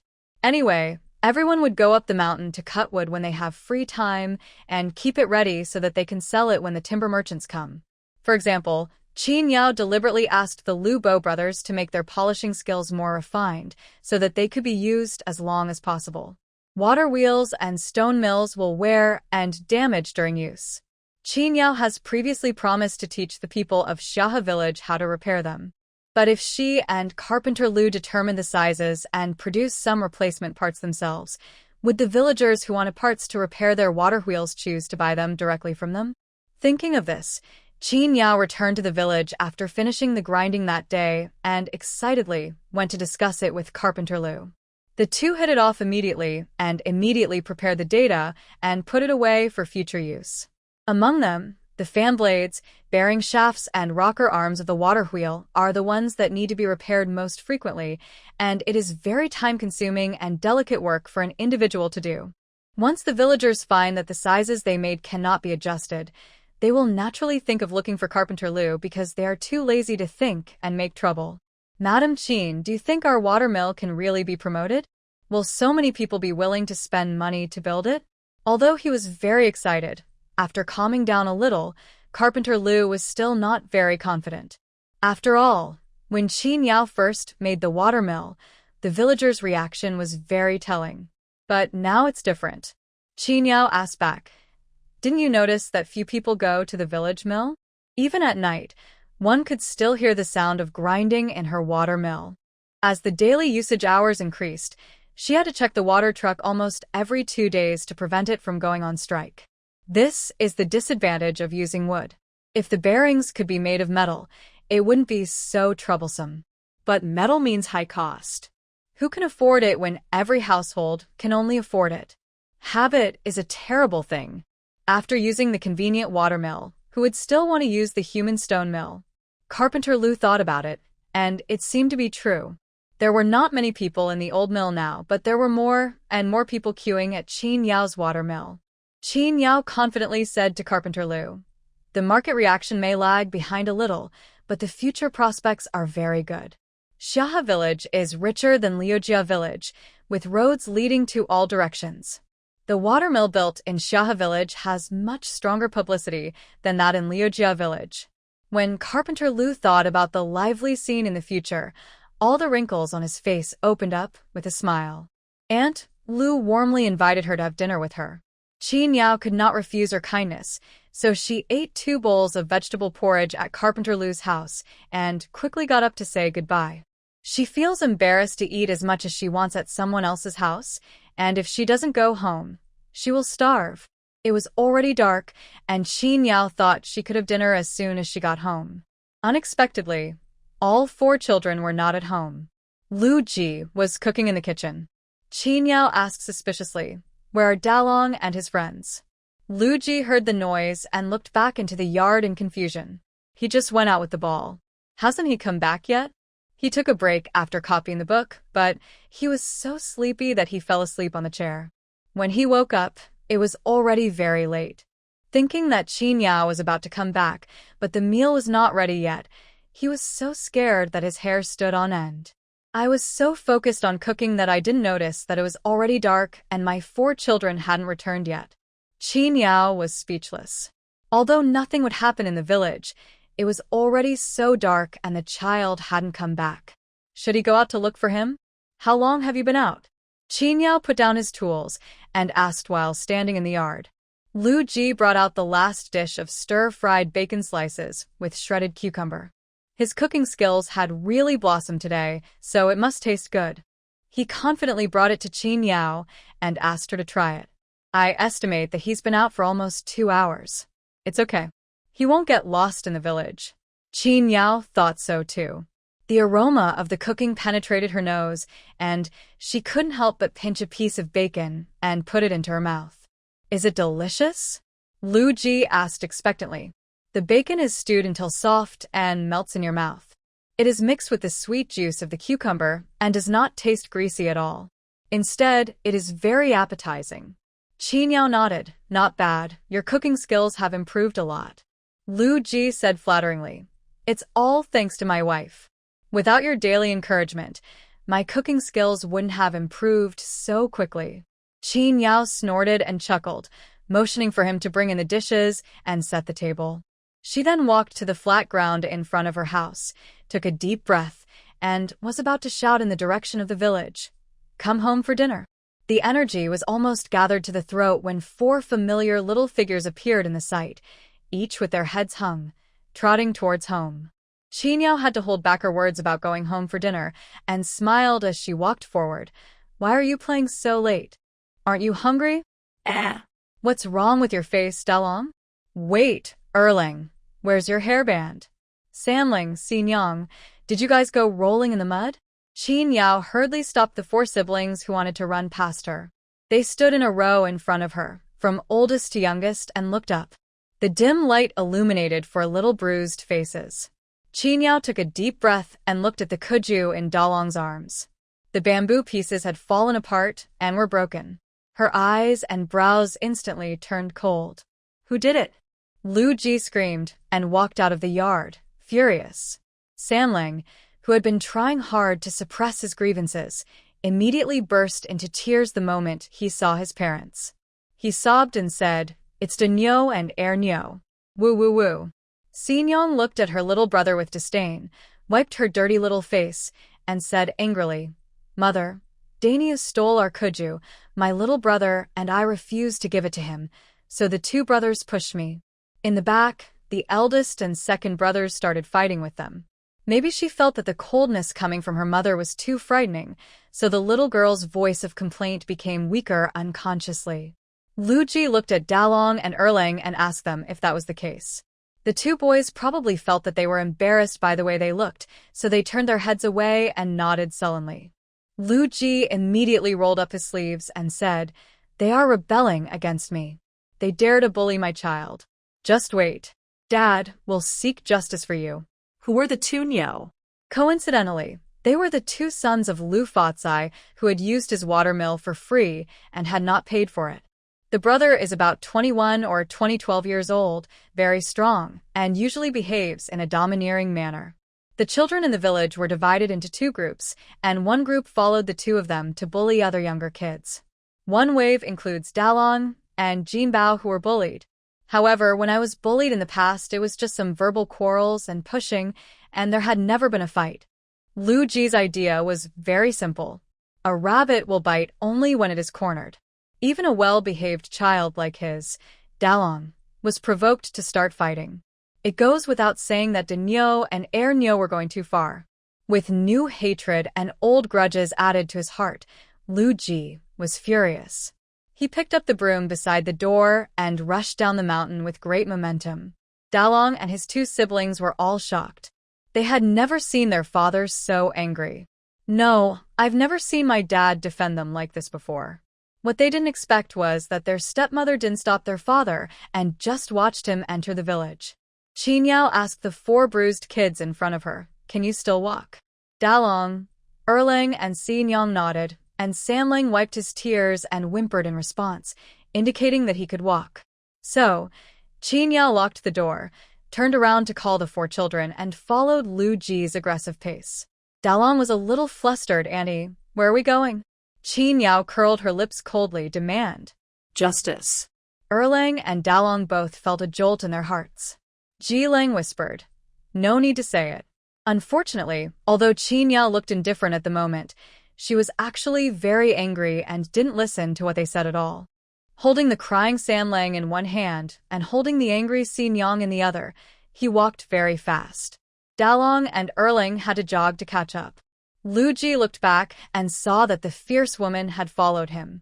She was even more arrogant. Before she even reached Lu Fatsai's house, she took the initiative to yell, "Baldy Lu, get out here. You instigated your two older sons to bully my younger children. Do you have any shame?" However, unexpectedly, an angry response came from the front, including that from Lu Fatsai and his wife. "You are such a good fellow, Lu Lao-san. I was just about to settle the score with you, but you came to my door first." Lu Fatsai's wife came out from the corner, dragging her two sons with her, and Lu Fatsai followed behind, holding a torch. As soon as the two sides met, Lu Ji, who had been coming with great momentum, widened his eyes and his arrogance instantly diminished. The firelight clearly illuminated the faces of the two brothers, Denyo and Ernyo, which were swollen like steamed buns. A sentence instantly popped up in Lu Ji's mind: "Beat you so badly that even your mother can't recognize you. Denyo and Ernyo, let your uncles see your faces. TSK, TSK, TSK, you did something bad, and now you're getting your retribution, right? You two fell like this while walking home at night. I wonder if you dare to bully my Dalong, Erlang, Sanling, and Xinyang next time." Lu Ji rolled his eyes and sneered with contempt. Although it seems that the opponent is in a worse situation than the four of his family, their momentum cannot be weak. If you dare to bully his child, he will not be called Lu Ji if he doesn't scrape off a layer of Lu Fatsai's skin today. Qin Yao had already led the four children to come behind Lu Ji. When she looked up and saw the terrifying faces of Denyo and Ernyo, she couldn't help but curl her lips and let out a low hiss. Looking back, Dalong was looking at the ground, Erlang was looking up at the sky, Sanlang and Xin Yang were holding hands, with unconvinced looks on their faces. But the atmosphere had come to this point. Qin Yao took the broken kuju from Dalong's arms, stood side by side with Lu Ji, and glared at each other coldly. As soon as she appeared, her powerful aura made Lu Fatsai's family of four shiver. Seeing that the situation was not good, Lu Fatsai started shouting and attracted all the neighbors over. Seeing that there were more people around, he became arrogant again and pushed out two children whose faces were swollen like pigs, asking everyone to judge who was bullying whom. When the villagers saw the brothers' faces, they gasped and muttered, "It's just a quarrel between children. The third brother's family is going too far." Lu Ji had a bad reputation in the village. Looking at the injuries, the ones in Lu Fatsai's family were much more serious than those of his four family members. Almost subconsciously, everyone leaned towards Lu Fatsai's side. Xin Yang retorted loudly, "It was obviously Denyo and Ernyo who came to steal our things first. When we refused, they pushed us and beat my little brother. They are the bad guys. The little girl is young, has clear thinking, and remains calm in times of crisis." Qin Yao thought to herself, She is worthy of being my good daughter." Erling winked at Sanlang, and Sanlang started crying loudly. Dalong stood up to explain. Lu Fachai's wife sat down on the ground, kicked her legs, and squeezed out 2 tears, crying out how pitiful her son was and how hateful Dalong and his friends were, and demanded that Lu Ji and Qin Yao apologize and pay compensation. If a son is not well educated, it is the fault of his father. Let him get back at this beating first.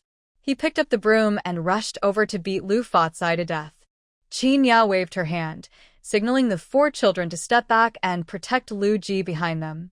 If anyone came to persuade her, she would cross her arms and push them back seemingly lightly, giving Lu Ji enough room to perform. Lu Ji looked at it and thought, with Qin Yao as his amulet, what is he afraid of?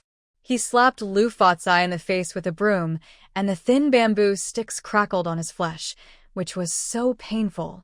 Lu Fachai felt pain and anger, and raised his fist to hit Lu Ji. Lu Ji was beaten twice a day on average, and his dodging skills had long been maxed out.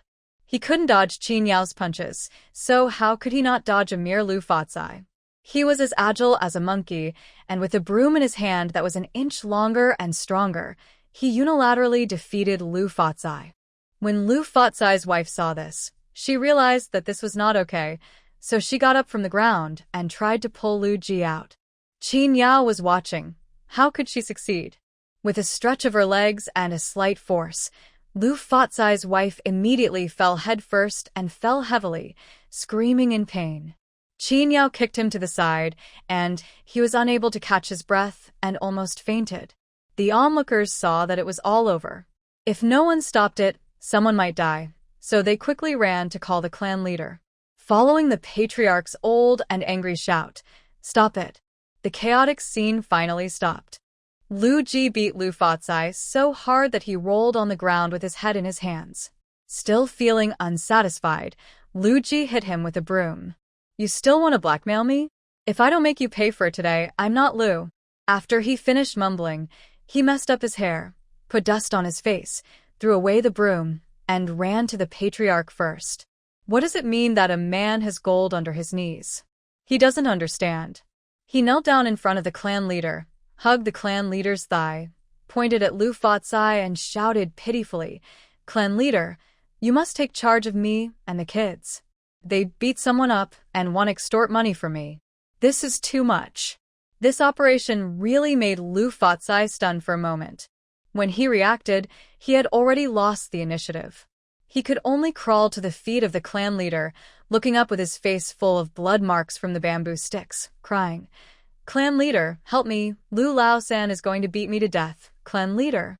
Lu Fachai's wife wanted to go forward and continue her tantrum, but Qin Yao grabbed her arm and said in a calm but unyielding tone, "We won't cause trouble for the clan leader. Let the clan leader decide everything." Lu Ji and Lu Fachai quarreled fiercely in front of the clan leader, and the scene was thrown into chaos for a while. It was not until everyone arrived at the Lu family's old house that Jin Bao and Jin Hua stood up to testify that it was Din Yo and Er Nyo who brought the older children to bully them, and that Dalong and Erling took action. Only then did the matter become clear. When asked by their parents, other children who were bullied nodded and admitted this. Lu Ji handed over the child's tattered kuju, and with the witnesses and evidence, Lu Fachai could no longer argue. The clan leader was speechless. It was not his business to intervene in a fight between kids, but 2 adults from 2 families had to fight over this. Moreover, both of them were the most scoundrels in the village. It gave him a headache just thinking about it. Seeing that it was inappropriate for everyone to just gather here to watch the fun, the clan leader asked someone to open the door of the ancestral hall and called Lu Fachai and Lu Ji in.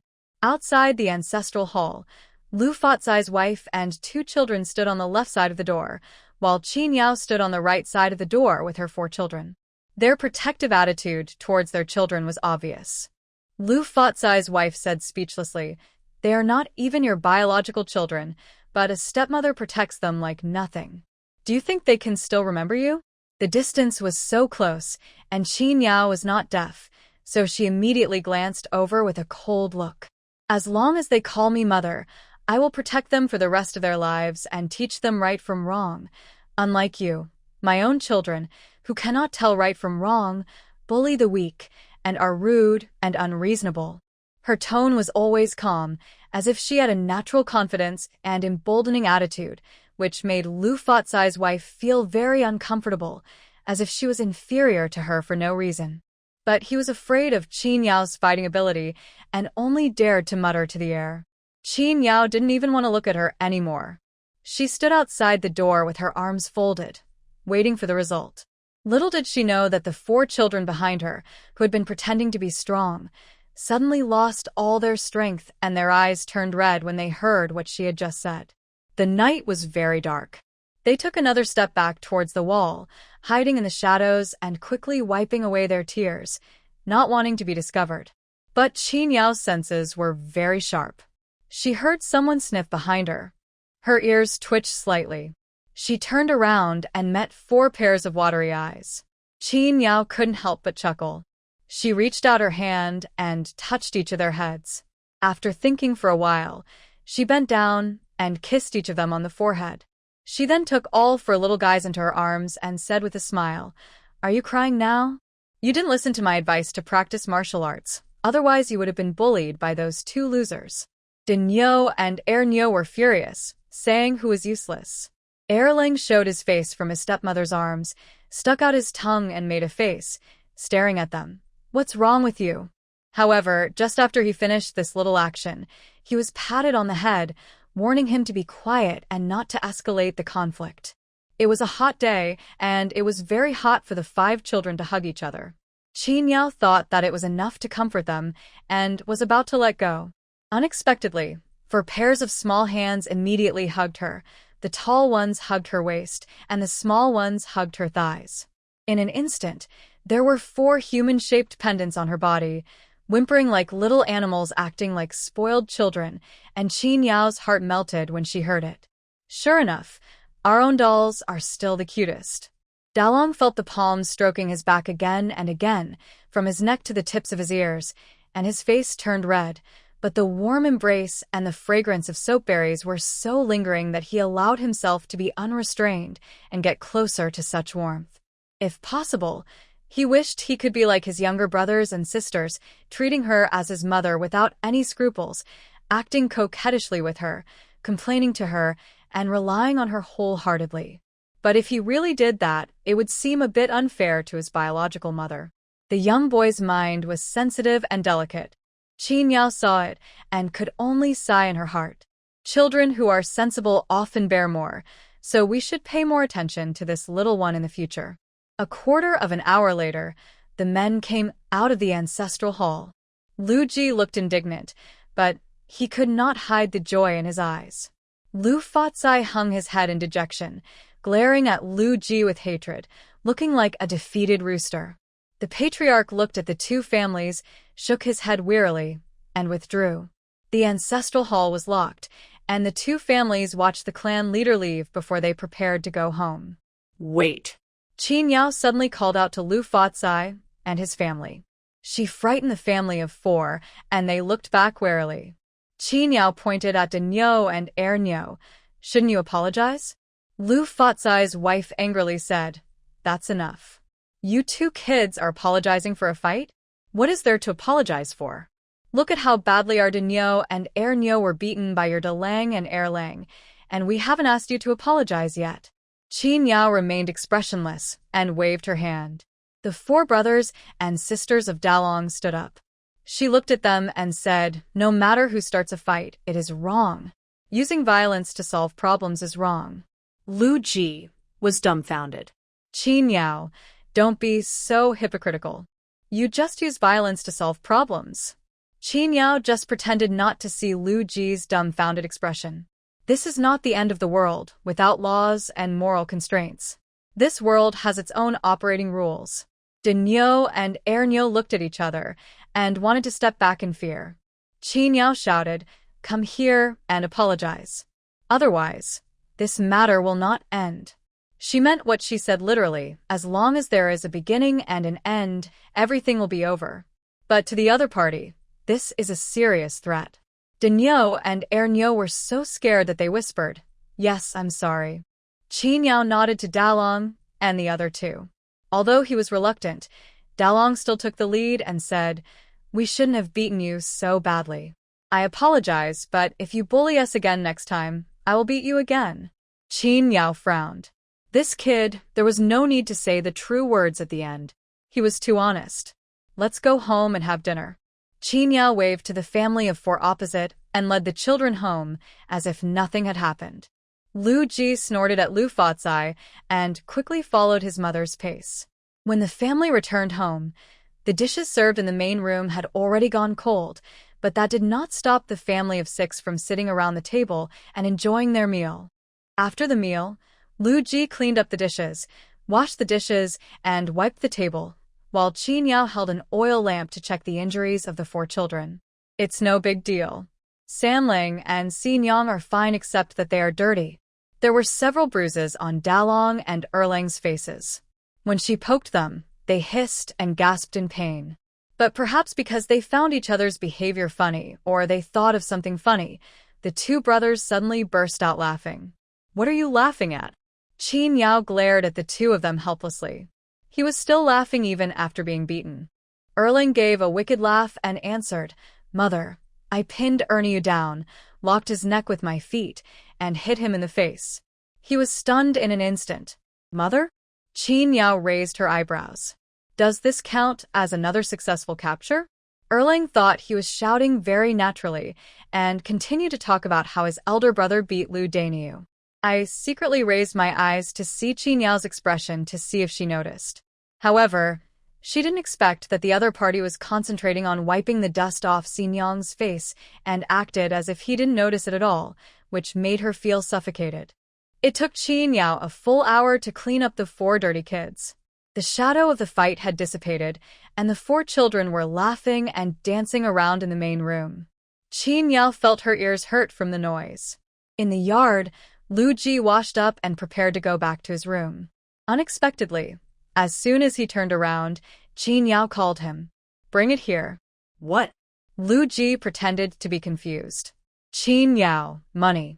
Lu Ji was confused. "What money?" "My dear, how can I have any money? Isn't it all in your hands?" Qin Yao raised her hand and held up 3 fingers. "I'll count to 3. 1, 2. "Oops.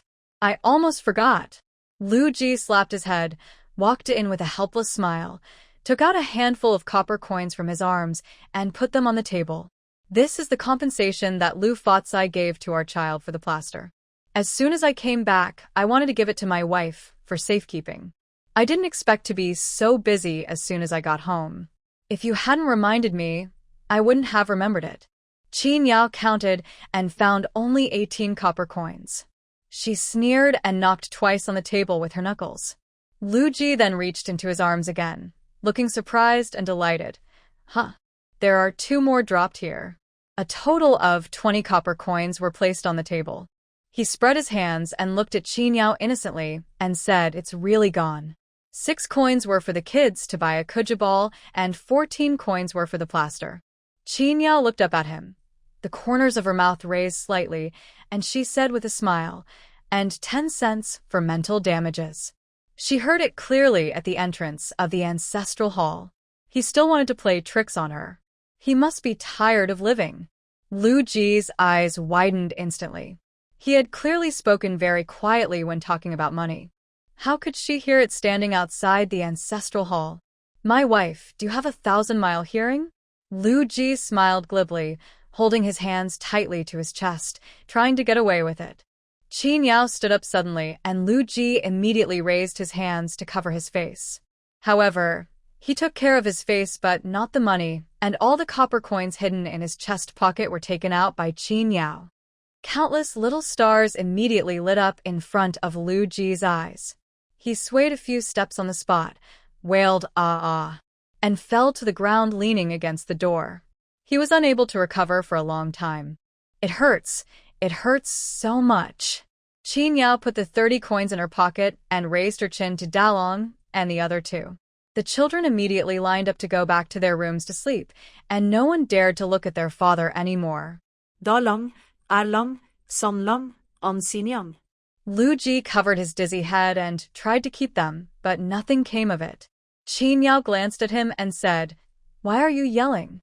If it weren't for your good performance today, I would throw you into the river to feed the fish. Get up, turn off the lights, and go to sleep. If you keep yelling, I'll cut off your tongue." Lu Ji bit his lip, feeling so wrong that he wanted to die. Seeing Qin Yao enter the room, he mustered up the courage to whisper, "Qin Yao, you use violence to solve problems, you're wrong." The lights in the room went out, and no one responded. Lu Ji waved his fist at the air, gritted his teeth, got up, dusted off his clothes, and went back to his room to sleep with an indignant look on his face. That night, as long as I thought about the 30 cents I had lost, I couldn't sleep.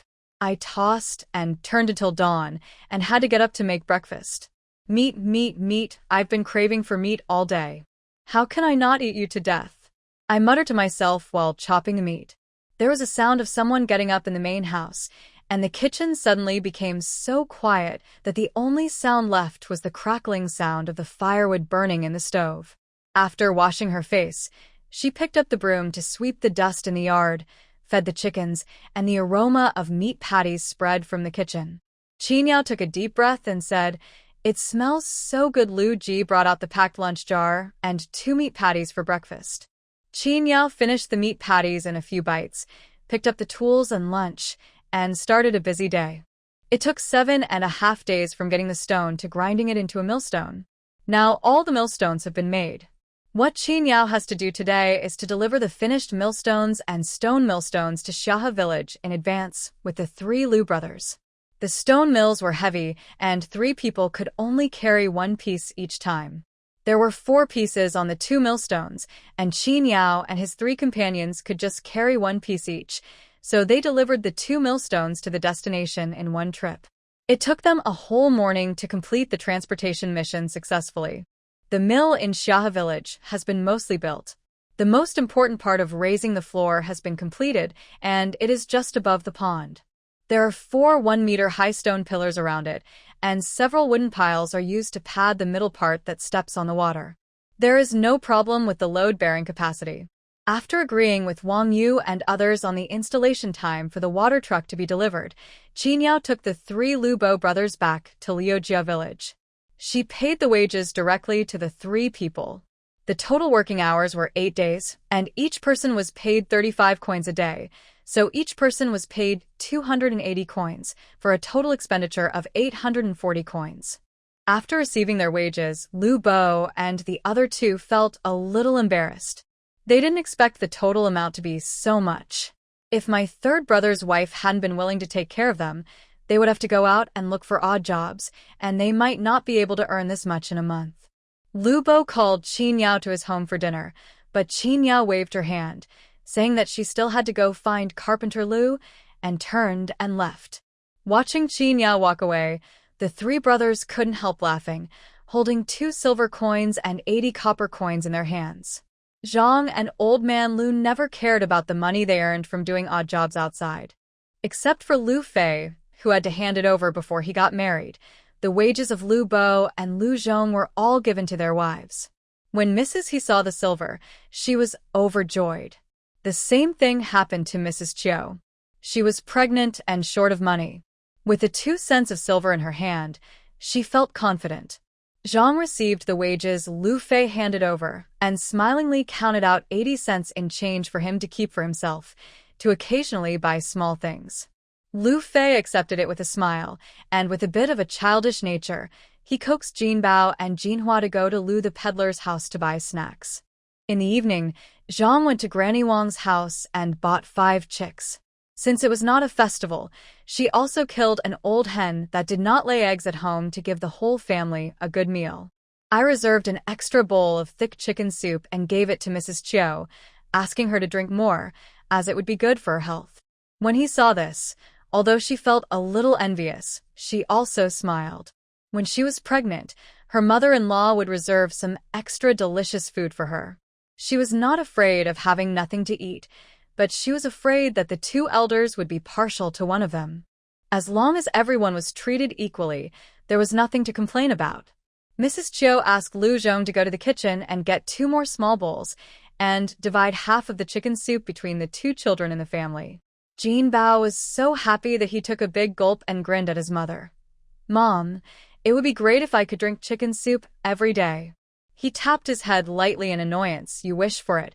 It's good enough to have something to drink." 2 days later, Carpenter Lu's water wheel was ready. All the parts are tied together, and Qin Yao can carry it by herself. There were 2 remaining pillars used as bearings.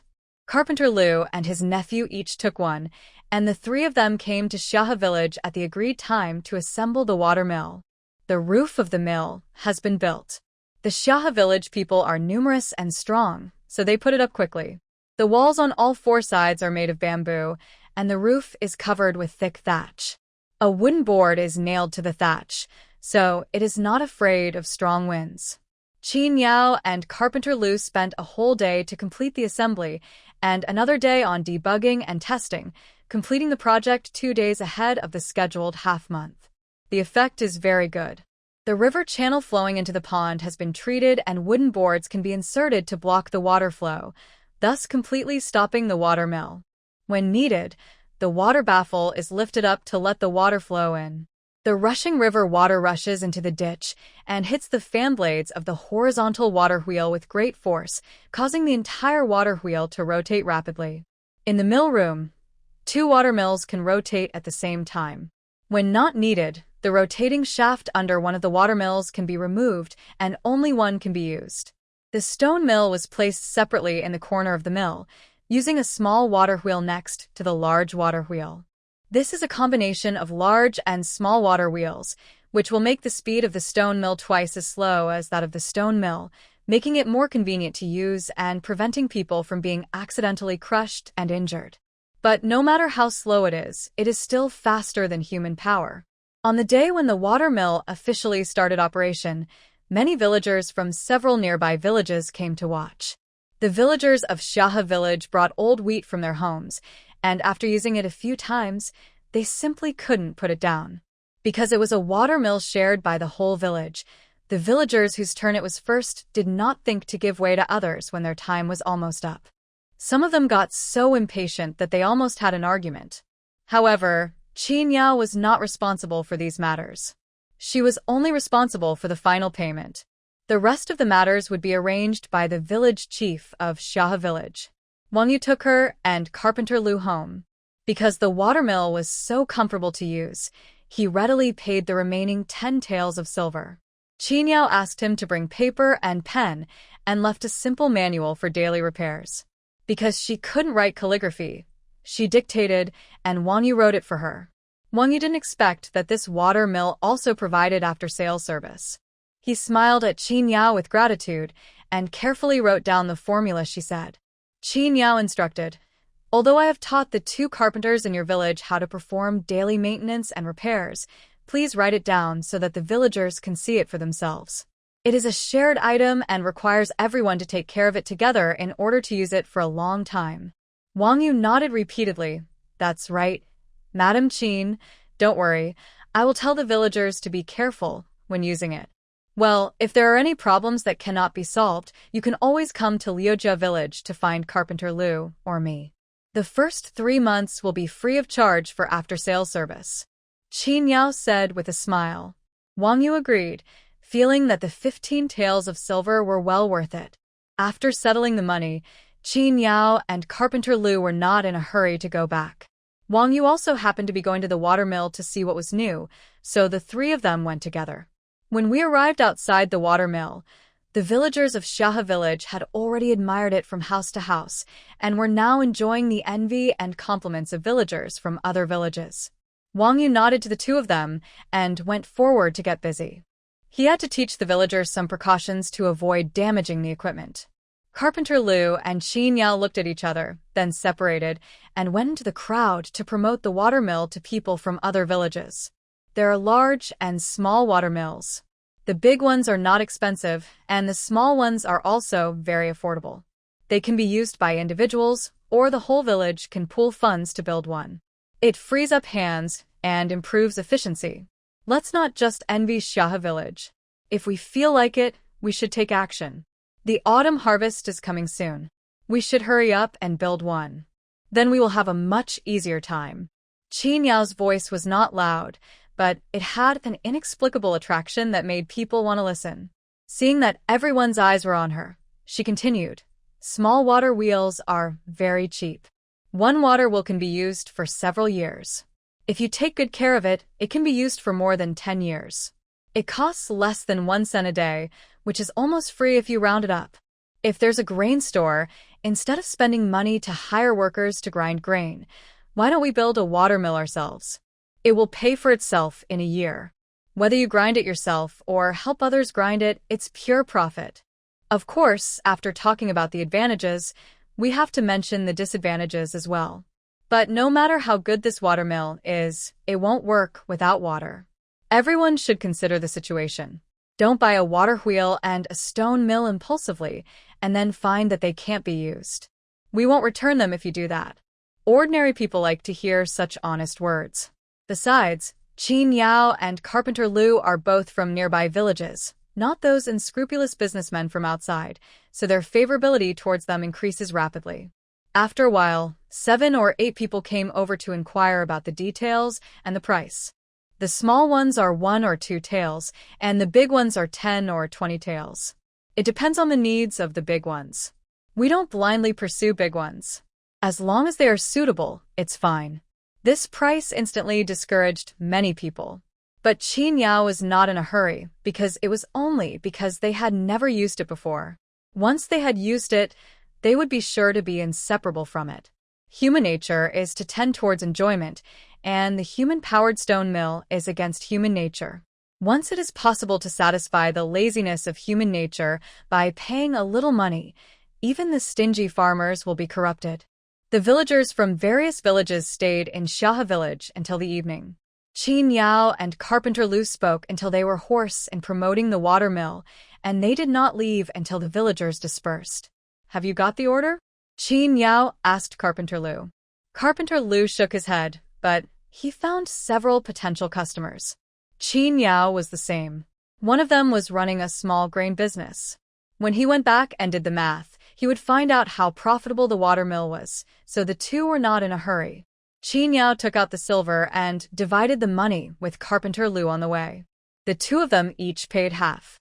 Previously, Carpenter Lu had taken 3 taels of silver in advance to buy the wood, so this time Qin Yao only gave him 4 taels and 5 cents of silver. As for how much wages he would pay his nephew and how much he would have left in the end, Qin Yao didn't care. She counted her own money. Excluding the 840 coins she gave to Lu Bo and his 3 brothers, the remaining 6 taels, 6 coins and 60 coins were all hers. Including her savings and the 30 cents in compensation that Lu Ji got from Lu Fatsai, she now had 15 taels and 2 cents of silver in her hand. Qin Yao's lips curled up. She had enough money to pay for Lu Ji's tuition this year, the family's living expenses, and the tuition for the 4 children to go to the clan school next year. But this is still a long way from her ideal of a well-off life. After all, you won't be in a hurry unless you have your own land. Renting land is not a long-term solution. Qin Yao planned to buy a few acres of good land once she had more money. Lu Ji knew that Qin Yao was going to take the money home today, so he ran to the village entrance early in the morning and squatted there, waiting for people who were going to the town, and asked someone to buy some meat for her. There were spare ribs and pork belly with the right amount of fat, and lean meat. Several delicious meat dishes were made in the evening. Dalong and his friends were so greedy that they kept wandering around the kitchen door and had no time to practice calligraphy. As soon as Qin Yao entered the house, she smelled the tempting aroma of meat and was in a good mood. Lu Ji turned around in the kitchen and looked over. "Madam, you're back. The last dish will be ready soon. We'll eat once you've washed up." Qin Yao curiously poked her head into the main room. What a big deal today. So many dishes. On the dining table, there was a pot of braised pork ribs with red dates and sweet potatoes, a plate of stir-fried pork belly with green peppers, a dish of refreshing pickled radish, and the cabbage and tofu soup being made in the kitchen. "I didn't eat this good during the Chinese New Year," Qin Yao said with a sigh. "It seems that the business of watermill has been much better recently." Erling knew this and immediately raised his hand and said, Mother, in the past half-month, I have been able to get 10 copper coins every day, and sometimes I can also pick up eggs, vegetables, a bowl of noodles, etc. Dalong also said, now people don't like to go to the stone mill in the village anymore. They all come to our water mill and say that our water mill is easy to use. By this calculation, a monthly income of 300 coins can indeed allow Lu Ji to cook more meat dishes. After all, Qin Yao did not take the money and used it all as living expenses. However, the food at home is getting better and better, so there is no need to collect the extra money. Lu Ji had already served the cabbage and tofu soup. Seeing that Qin Yao did not ask for private money, his smile became more sincere. My wife, it's time to eat. Qin Yao urged the 4 siblings to wash their hands, and then went to the kitchen to get bowls and chopsticks. Each of them filled a bowl with white rice and sat around the dining table, waiting for her to start eating first. It was all meat, and it tasted very good. The whole family enjoyed the meal so much that no one dared to say a word. He only slowed down his eating speed when he was about 70% full. At this time, the food on the table was almost gone.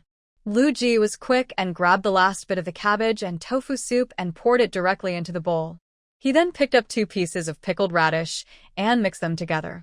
The soup was sour, crispy, a little spicy, and fragrant. Qin Yao was very satisfied with the meal and was in a particularly good mood. There was always a faint smile on her face. Lu Ji finished the last mouthful of soup and rice in the bowl, put down his bowl and chopsticks, wiped his mouth, and asked curiously, Madam, have you finished the water mill in Xia village? Qin Yao nodded, knowing what he wanted to ask, and told him directly, you have the tuition for 1 year. After you finish copying the books at the end of the month, you will go to the county academy to resume your studies in early July. Lu Ji converted the tuition fee into a specific number in his mind. It was about 5 taels of silver. She had earned it in less than half a month. Although the money was not in his hands, he had to spend it on him. He couldn't help laughing. My wife, we are so lucky to have you in this family. Qin Yao snorted and laughed, asking him to stop flattering him. How much of the book have you copied? It's almost done. There are only 2 books with more words left. I can finish copying them by the end of the month. Lewy answered confidently. Thinking of the upcoming college life, he couldn't help but feel excited. I don't have to work in the fields anymore, and I can stay in the county town for a long time. It would be great to gather old friends, eat, drink, and have fun. Qin Yao looked at his expectant expression, and her eyes dimmed. The rain in June comes suddenly and heavily at night.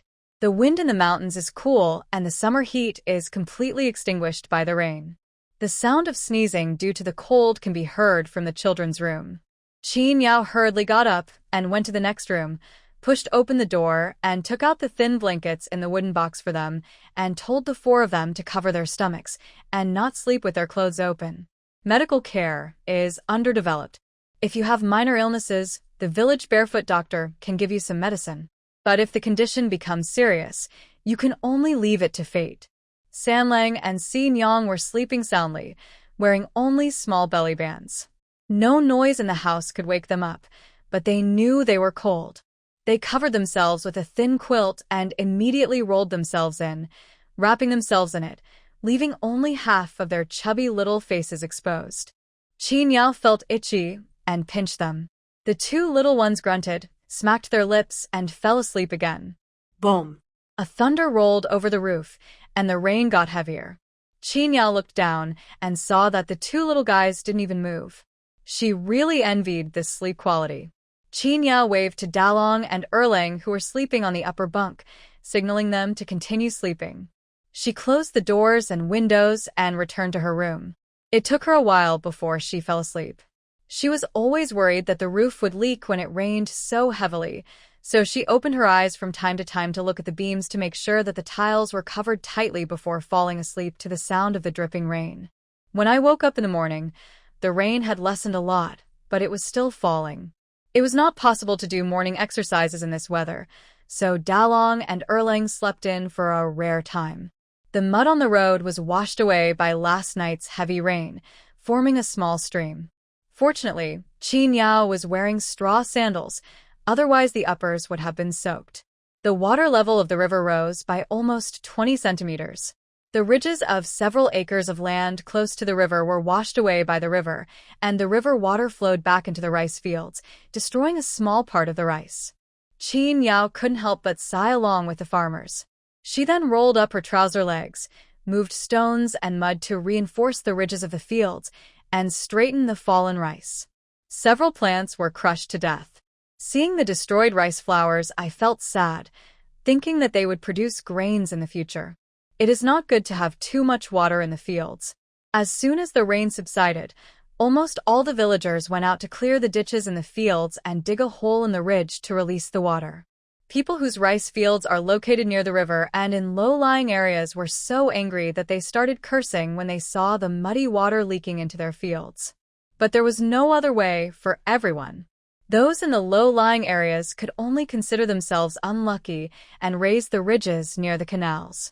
Qin Yao followed suit and raised the ridge of her own field near the canal. Some fish, perhaps raised by someone, rushed down the canal. With her quick eyes and hands, she grabbed it and caught a fat big-field carp. Now, the fish in the low-lying areas were delighted, while the fish in the highlands were anxiously shouting, "My fish! My fish!" I don't care whose land it is. If it falls into my field, it belongs to me. Everyone laughed. Qin Yao also laughed. Seeing another fish being washed down, she quickly knocked the fish in her hand unconscious and placed it on the edge of the field, freeing her hands to catch the fish that was rushing down.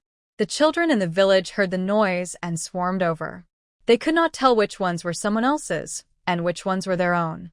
Anyway, with baskets slung over their shoulders, a group of girls and boys blocked the middle of the canal and put any fish they caught into their own pockets. Dalong and Erlang performed very well and filled both small bamboo baskets. The four of them returned home barefoot with muddy legs, leaving Lu Ji dumbfounded. "Did you go to take a bath in the mud?" he asked in shock. The sky had cleared up, and the field mud that was hanging on the calves had dried up and gave off a fishy smell. The four mothers were unaware of the smell and were only excitedly placing the large wooden bathing tub on the ground. One of them scooped water, while another lifted a basket and poured it into the tub. One after another, the plump field fish fell into the basin. The edge of the basin was a little shallow, and some of them almost jumped out. Sanlang and Xin Yang were anxious, so they dived in and caught them. Water splashed all over their faces, and they giggled. Lu Ji was delighted when he saw the basin full of fish. "Where did you catch these fish?" They thought it was too much trouble and did not buy fish fry and raise them in the fields. Qin Yao scooped water to wash the mud off her feet and also washed the four children's straw sandals that were covered with mud. Dalong and Erlang excitedly told their father that So and So's fish were washed down by the water, and they only regretted that they didn't bring enough baskets, otherwise they could have picked up more. Even a tank of water at home couldn't wash the 5 people, mother and children, clean. Qin Yao waved her hand and said, "Let's go to the well to get some water." The 4 children yelled and immediately threw the basket away. Like wild boars out of a cage, they rushed down the hillside barefoot. There were small ditches on the road washed out by rain, which made crackling sounds when stepped on. It was really fun. Lu Ji looked at Qin Yao helplessly. "You don't care about it. Just let them make such a fuss. What if they catch a cold?" Qin Yao picked up her 2 specially made oversized buckets, looked up at the sun that was just above her head, and said with a smile, "The sun is so strong. If we don't seize the time to play, the water will evaporate in a little while. If it is steam dry, there will be no fun, so you should grab it while it is still there." As he said that, he asked Lu Ji if he wanted to join him for fun. Lu Ji waved his hands vigorously, saying that he had copied too many books and started to talk. How disrespectful. Qin Yao snorted at him, happily stepped on the water barefoot, and shouted to the 4 kids in front of her, "The monster is coming to catch the child." The 4 children were so frightened that they hurriedly looked back. When they saw her rushing toward her, they screamed awe and ran towards the village. The ground was already muddy, and after running like this, I couldn't wear my clothes at all. At noon, Lu Ji quietly came to a hidden river bank with a large basin of clothes stained with mud.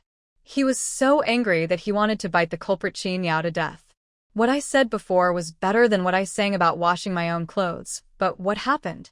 After getting water, Qin Yao packed up a roll of her mother's clothes and threw them into his arms. Can he say no? Does he dare? Hey, only women and villains are difficult to raise. The mouth is beeping, and the movements of the hands are very skillful.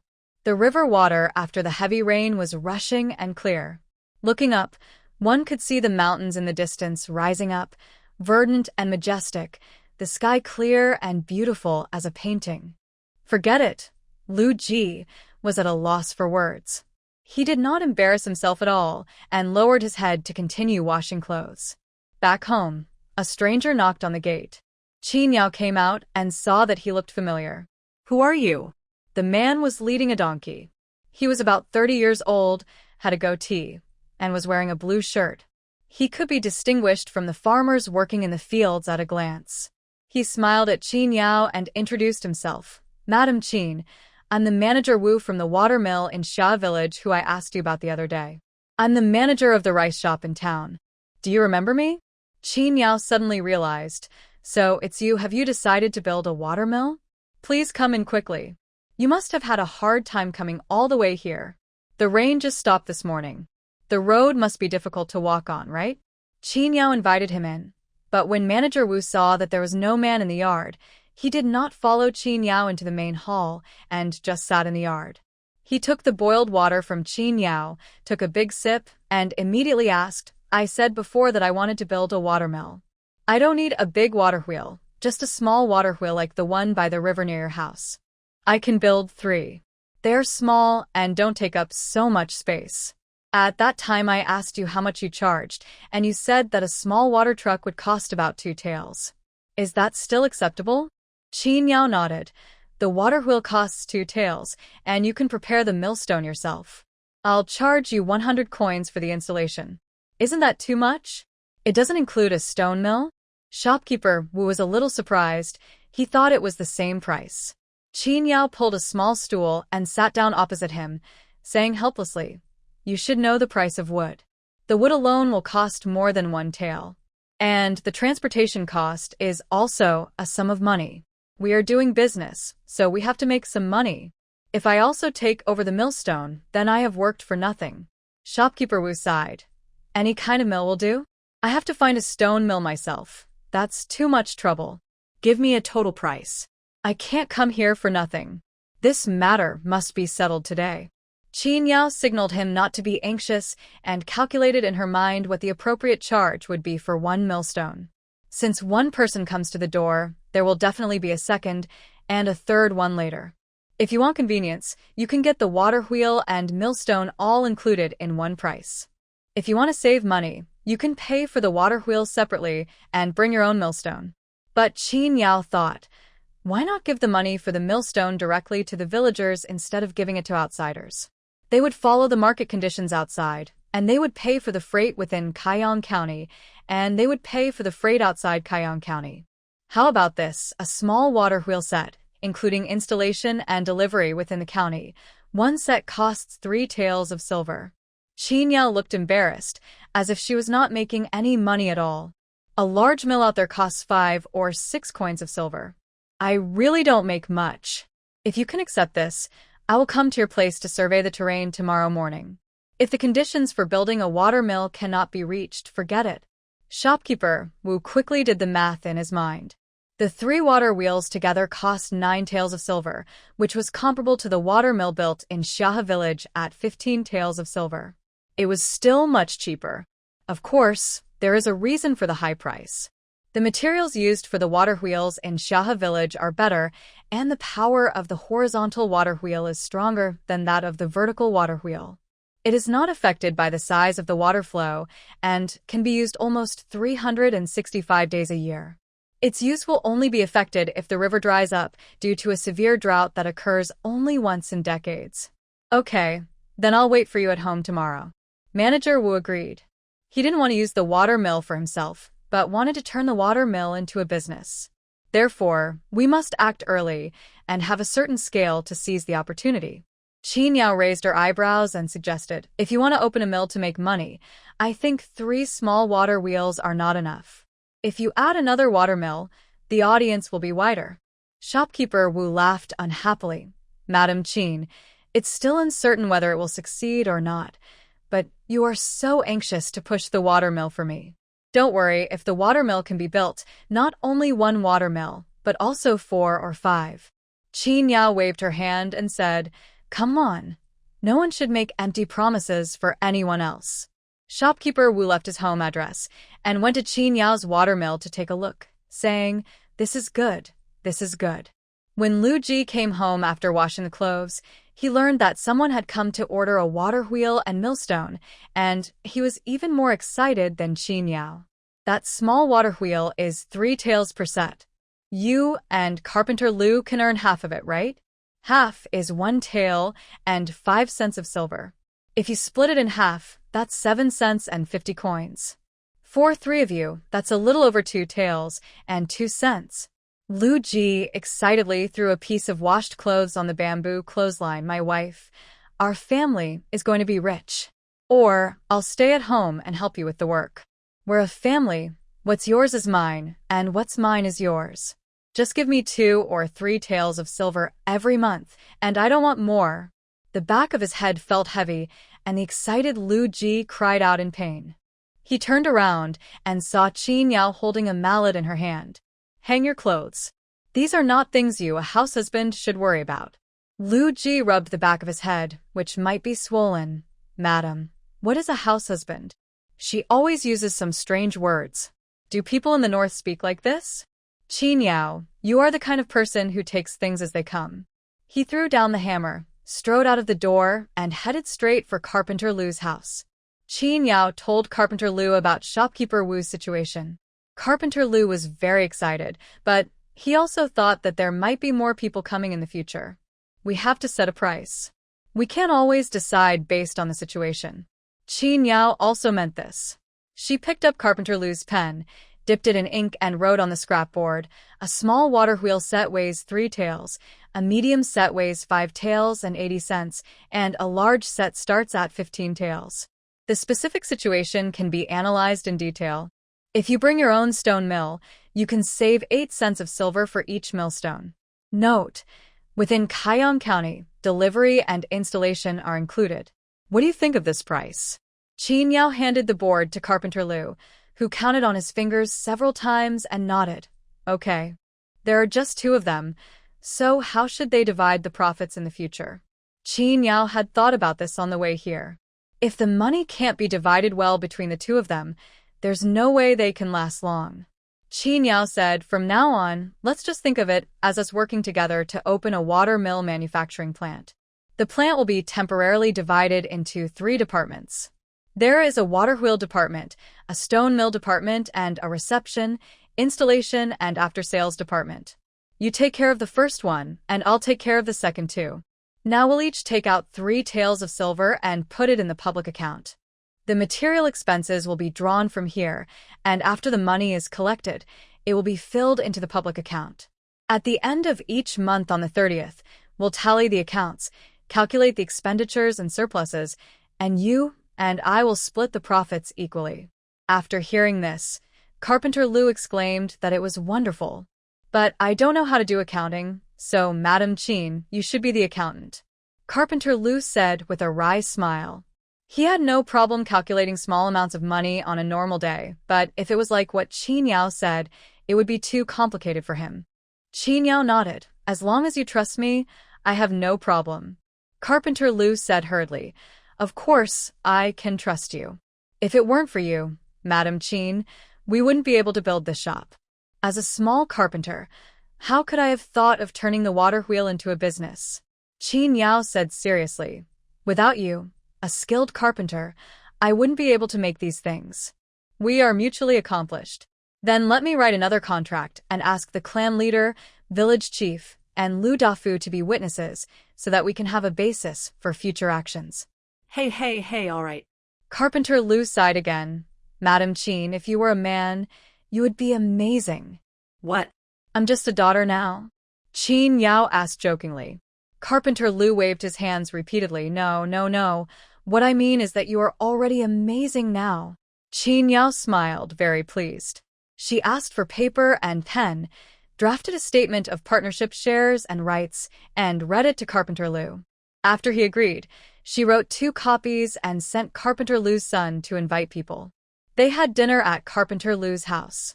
The village chief was very surprised. He didn't expect Qin Yao and Carpenter Lu to make a water wheel and stone mill so formally. If you didn't know, you would think they were doing some big business. Qin Yao said seriously, "Village chief, the water wheel and stone mill are small things, but if they are done well, it will be a big deal for our Liujia village." "Oh?" the village chief asked curiously. "What do you mean?" Qin Yao said, "We have a rocky mountain in our village, and wood in the forest. These 2 things are exactly what we need to build a watermill. If someone places an order with us, should Carpenter Lu and I purchase these raw materials? This way, the villagers can earn profits from the wood that is difficult to sell or sold at a low price. As for the stone mountain, although everyone can use it for free, if we can make it into a stone mill and sell it, we will pay the village 20 coins for each stone mill sold. 1 is 20 coins, 10 is 200 coins, and 100 is 2 taels of silver. With this money, can the village repair the roads in our village? Now that the road has been repaired, it will be more convenient for the children in the village to go out, right? There are many more. For example, there are too many orders. Carpenter Lu and I cannot handle it alone. So we must ask the villagers to help. Can this help everyone increase their income at home? The more they listened, the more surprised the village chief and clan leader were. They had never thought about what Qin Yao said before. If what she said was true, then the 2 men looked at each other, their beards trembling with excitement. Lu Dafu often goes out, so it is easy to imagine what he said to Qin Yao. He was a member of Liujia village. If the road in the village was repaired, it would be much more convenient for him to go to the city to sell grain. He immediately said, "Madam Qin, if you need a bullock cart or something like that in the future, just let me know." Qin Yao nodded gratefully at him and continued, "If a region wants to develop its economy well, it must establish sustainable pillar industries. Only in this way can it firmly grasp the economic lifeline, grow and develop, get rid of poverty, and achieve a well-off life for everyone." Stop. Qin Yao suddenly came to her senses. This was not a civil service exam interview. If she continued, she would not be able to explain herself clearly. However, just the half-sentence she said was enough for the village chief, clan leader, and Lu Dafu to ponder for several nights. "The more I taste it, the more I find it wonderful. How could someone be so smart as to sum up such experience and principles?" When Qin Yao returned home, it was already late at night, and the 5 of them, father and son, had gone to bed. She sat in front of the window, took out the share contract from her arms, spread it out, read it 3 times, and then carefully folded it and put it in the drawer. She actually opened a manufacturing plant in ancient times. What a magical feeling. Well, we have to give the factory a name. How about calling it Liujia Village Watermill Factory? Although it is very ordinary, it carries the regional identity and can also promote Liujia Village. She then told Carpenter Lu to carve the words Liujia Village Watermill on the water wheel. It started drizzling again in the early morning. Qin Yao put on a straw raincoat and a bamboo hat, took a few simple tools and a set of paper and pen, and went out early, without having breakfast. When passing by his own fields, he took a look at the rice in the fields. There was nothing to do, so he quickly walked towards Jinshi town. At about 8:30 in the morning, Qin Yao arrived at the home of Manager Wu in the town. Before leaving, they bought 2 multi-grain pancakes on the street to fill their stomachs. When they arrived at Manager Wu's house, the 2 of them went straight to the place where the water mill was to be built. In the entire Kaiyang County, most of the towns are built along the river. This river is the same body of water, but due to different terrains, it has formed many styles. In this section of the river in Jinshi town, it is wider and deeper than that in Xiahe village, but relatively flat. There are streams and small waterfalls on the nearby mountains, and there is plenty of water. The location chosen by Manager Wu was a river beside the official road leading to the county town. There was a stone bridge here, which was more than 2 meters above the river surface. The water mill was located on the relatively flat river beach under the bridge. Qinyao looked at it and felt that this location was not very good. Although the transportation was convenient, if the water level rose, the water truck would be flooded. Moreover, the ground on the river beach is very soft, and there is a risk of collapse if a mill is built on it. These terrain factors are also one of the important reasons why Qinyao is not worried about the water wheel technology being copied. This ancient feudal dynasty with backward agriculture was not a modern technological country with an industrial system like later generations. The river channel was basically in its original state, and any water wheel could not use the water in the river. However, Qinyao was determined to make this deal, so after obtaining the consent of Manager Wu, the two walked for a while and finally decided to build the water mill 100 meters away from the official road. The river here is narrow and the water is fast-flowing, but the key point is that there are natural stone embankments on both sides, so all factors are relatively stable. The only trouble was that Manager Wu had to widen the road himself to make it easier for ox carts and horse-drawn carts to pass through. But it's only a little over 100 meters and less than 200 meters, so it won't cost much money. Shopkeeper Wu didn't want to give up this business either. After thinking for a moment, he ordered 3 sets of small water wheels from Qinyao. I'll take 1/3 of the deposit first, and I'll write you a receipt. When the installation is complete and you're sure it's working properly, I'll settle the balance. Qinyao took out a pen and paper and glanced at Manager Wu. Shopkeeper Wu nodded, and she wrote a simple deposit receipt, and they both pressed their fingerprints on it. This simple receipt has no legal effect, but it has a certain restraining effect between clans. Ordinary people don't want to go to the government office. So many people write receipts and contracts in private. As long as both parties have no problem with it, it is assumed to be feasible. After giving the receipt to Shopkeeper Wu, Qinyao asked again, "When do you plan to install it?" "Within 10 days. Shopkeeper Wu asked a little worriedly, "Can you get it out?" "Qinyao, this time is fine. The main thing is that you have to prepare the venue first." Manager Wu patted his chest and guaranteed that he could level the land in 4 or 5 days. He had also thought about the interpersonal relationships. Since the project was going to use the town's public river, in order to avoid trouble, he would give the people living in the town a higher discount, so Qinyao could just focus on doing her job and come to install it on time. After all this was settled, Qinyao left with peace of mind. I returned to Liujia village at noon and gave the size design drawings to Carpenter Liu before going home for lunch. After lunch, I couldn't take a break and picked up my tools to go mine stones. She could finish the 3 small grinds by herself, but Qinyao didn't plan to work so hard now, so she found a helper. In the Liu family's old house, as soon as they saw Qinyao coming in with tools, the whole family knew what she was here for. The 3 Liu brothers, who were repairing farm tools, got up without saying a word and left with her. This time, Qinyao and the other 3 took a few more stones and left them there for use. The shed we built last time is still there.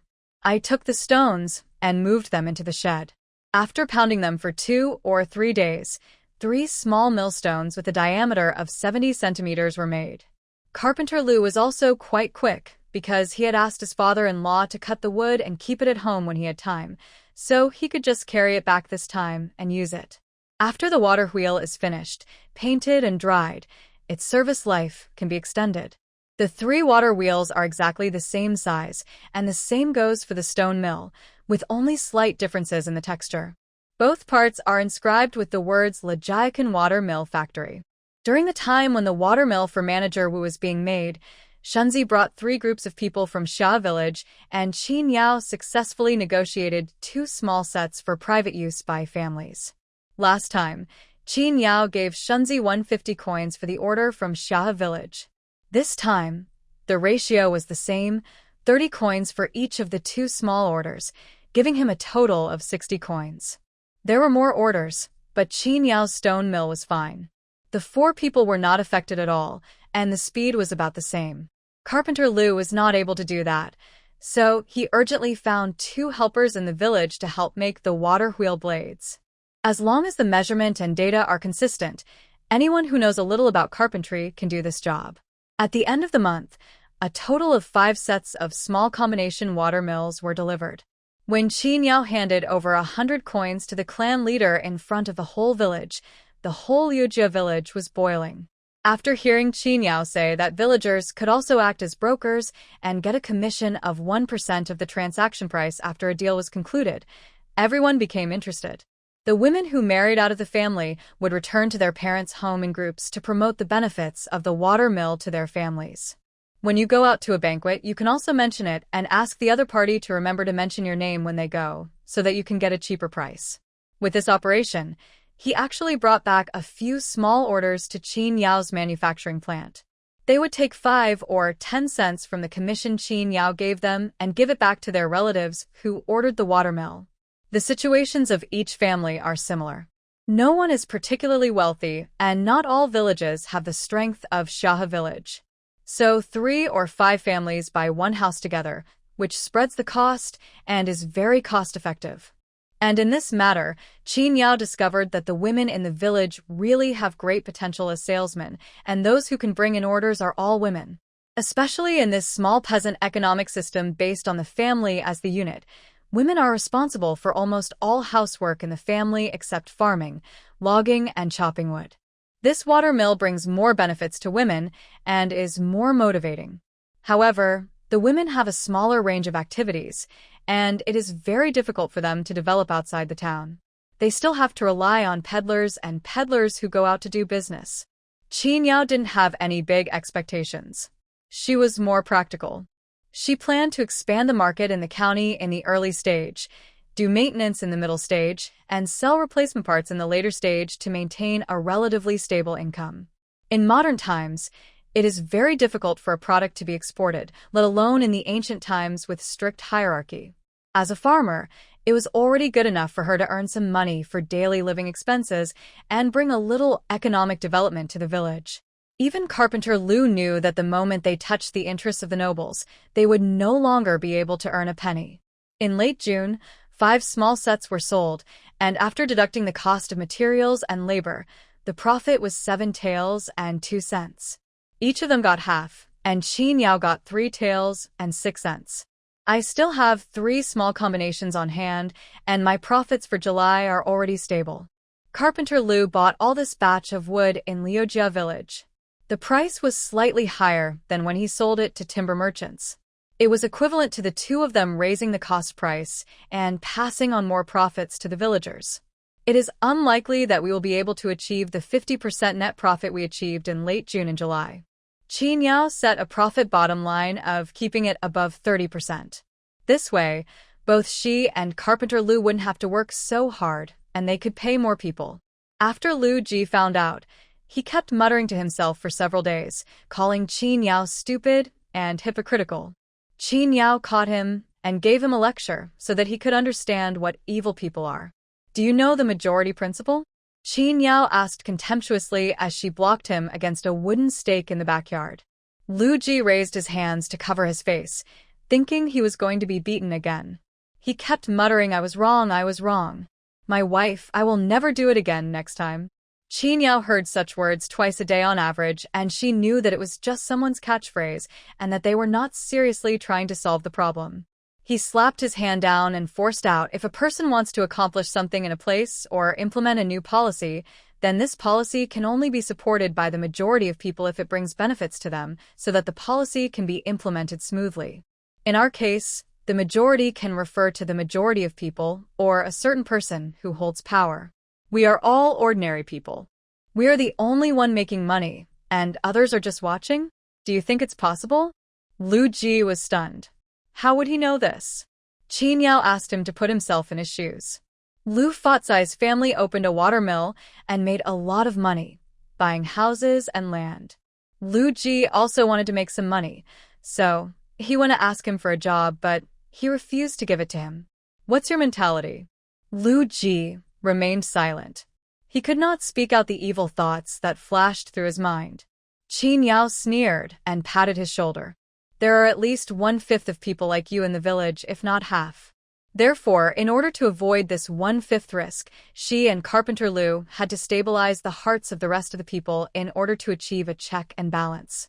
As for her family's current water mill, business is booming, which has also attracted the jealousy of many villains. If the charges were not already as low as they could be, who knows what would happen. Liu frowned. Why did he feel like she was scolding him? But I still wondered, why is Lu Dafu's family okay? He is much stronger than most people. People can only see people and things that are slightly stronger than themselves. This is more likely to be achieved for them. But if they are much stronger, they will clearly realize that it is impossible to surpass the other party. Instead, they will worry that the other party will harm them, so they will flatter them.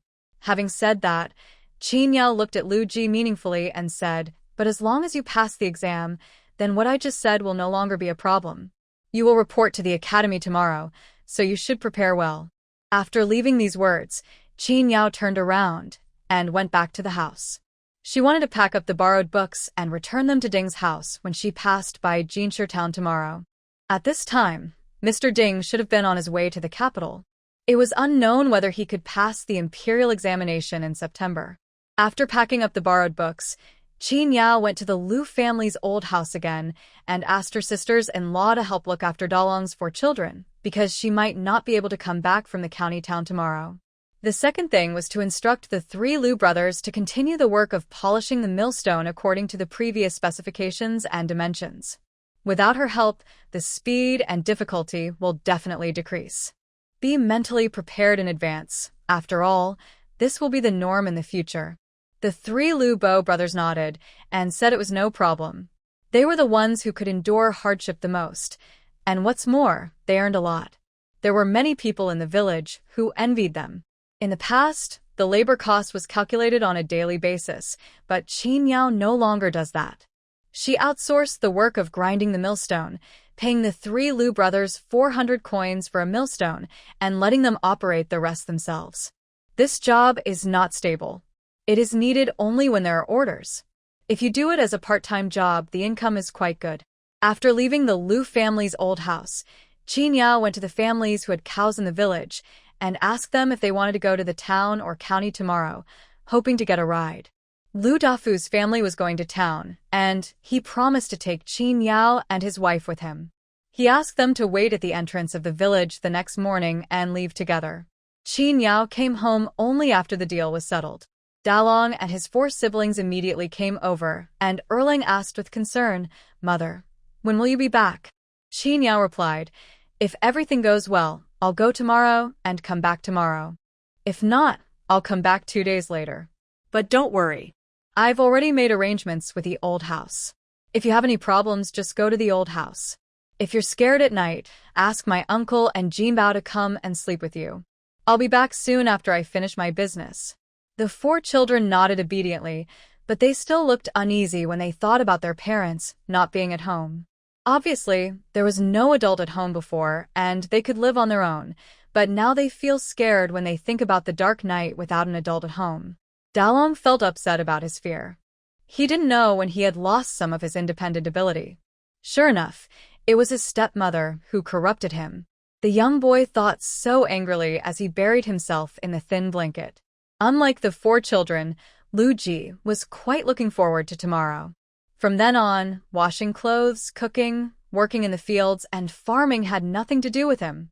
Because he was so excited, Lu Ji got up early in the morning and changed into his newest linen gown.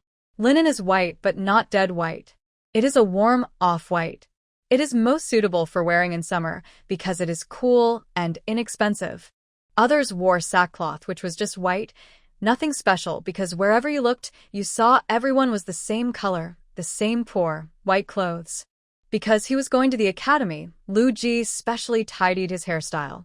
Because he seldom goes out, his skin color is not very white, but it is a color that a farmer cannot achieve, which shows off his excellent bone structure.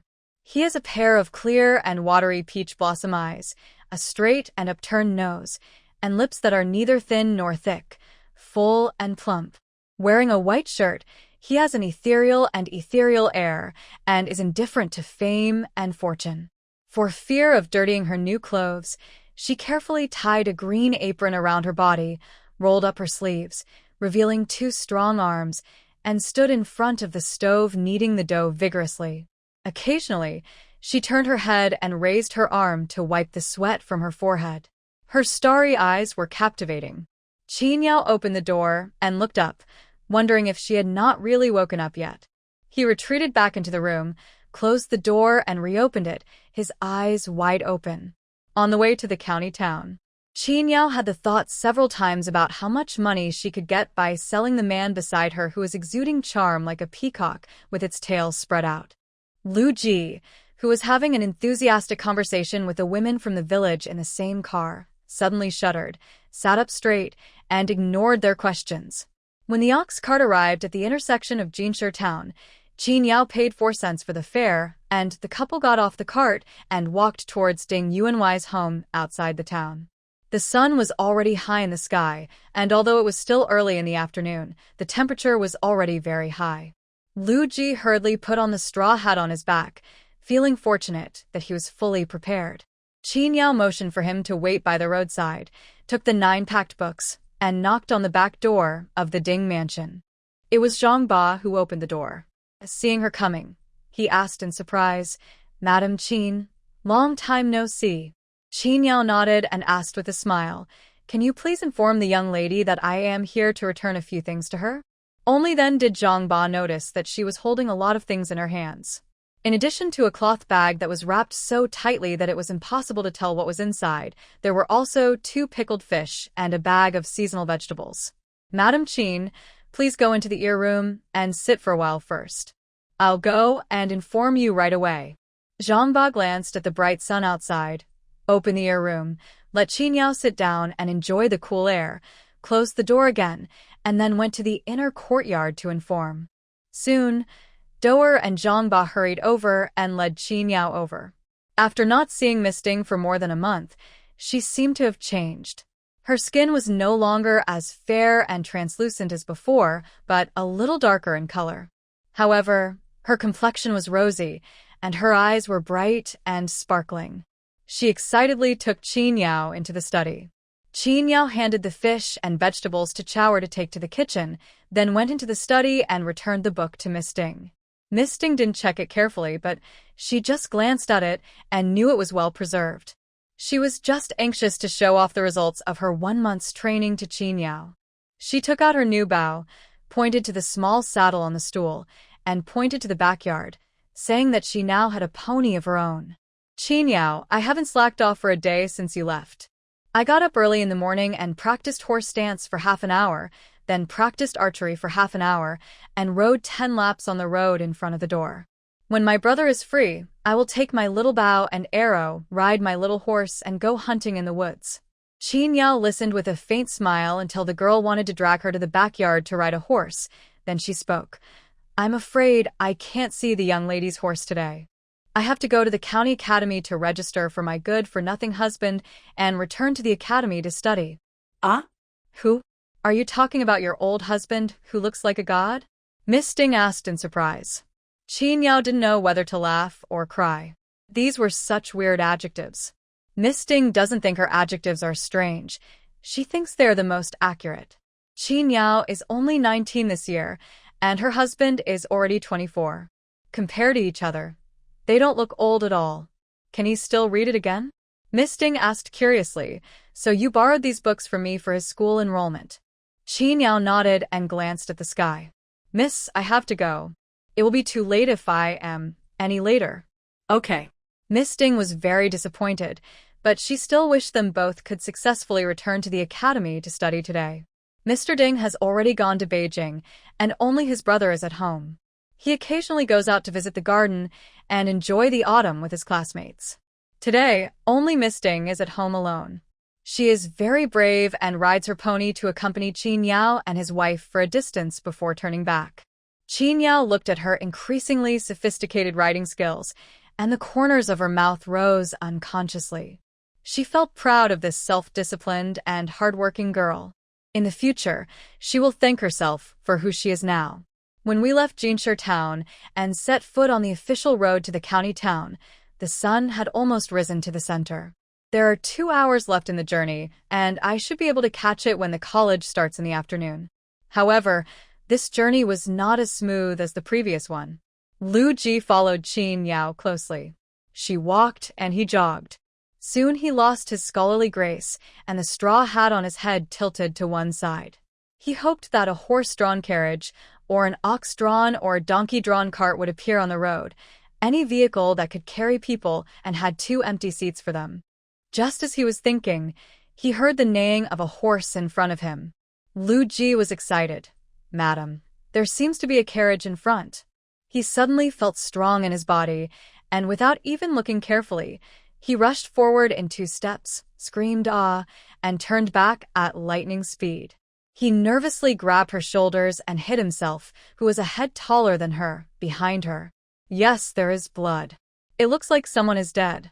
Qin Yao rolled her eyes to the sky and stomped her heel, accurately stepping on the instep of the pendant behind her. He screamed in pain and quickly bounced off her back. The couple's movement successfully attracted the attention of the caravan in front. 15 minutes ago, their group of 5 carriages, 18 people, and 20 boxes of goods were blocked by a pile of rocks that suddenly appeared in the middle of the road. Soon, the horse bandits who were ambushing all around rushed out. In order to protect the carriage and cargo, the 2 sides fought bloody for more than 10 minutes. Finally, seeing that they resisted too much, the horse bandits robbed a box of cargo and left. However, 3 guards of the caravan were killed, and 5 carriages overturned on the side of the road. The horses were crushed by the heavy frames and cargo into the roadside ditch, dying. "I didn't expect those horse bandits are not completely wiped out." Qin Yao frowned and murmured, handed all the luggage to Lu Ji, asked him to stay on the side of the road, and walked towards the caravan ahead. Seeing that she was just a woman, the other party was not on guard, and just reminded them in a heavy tone to walk faster because the bandits might turn back. Qin Yao rolled up her sleeves without saying a word and lifted up the heavy frame that had fallen on the side of the road. The frame that 5 or 6 of them found difficult to lift was easily lifted by her alone, and she rescued the neighing horse that was trapped underneath. Everyone in the caravan was stunned for a moment, then they realized that they had met a master. They were cheered up and nodded gratefully to Qin Yao. They followed her to rescue all 5 horses, put the carriage back on, and put the cargo boxes back in place. Most of the roadblocks in the middle of the road have been cleared by the caravan, and now Qin Yao has joined in. She can throw away hundreds of pounds of rocks with just her hands.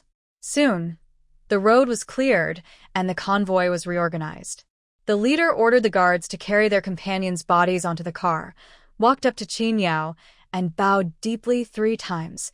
"Thank you for your help, young lady. May I know your name? Where do you live? When Chiu finishes escorting this batch of goods, I will bring a generous gift to thank you. My last name is Qin, and I live in Liujia village under Jinsher town. You don't have to thank me next time, just this time."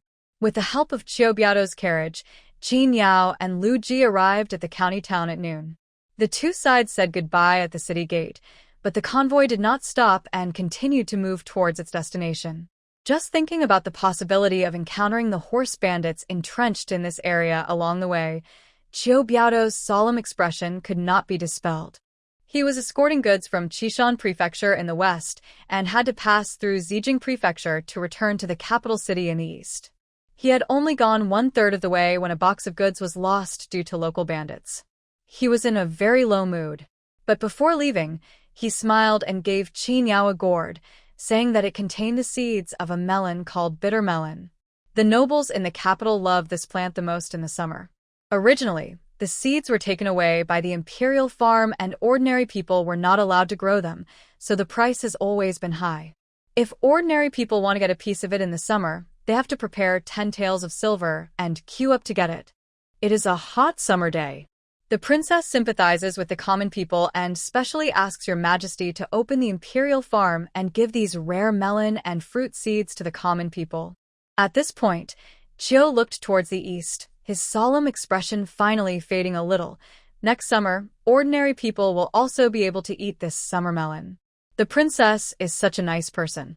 After separating from the caravan, Lu Ji held the gourd of bitter melon seeds and expressed his gratitude. Qin Yao guessed that this bitter melon was most likely watermelon. Watermelon? When was the last time she ate it?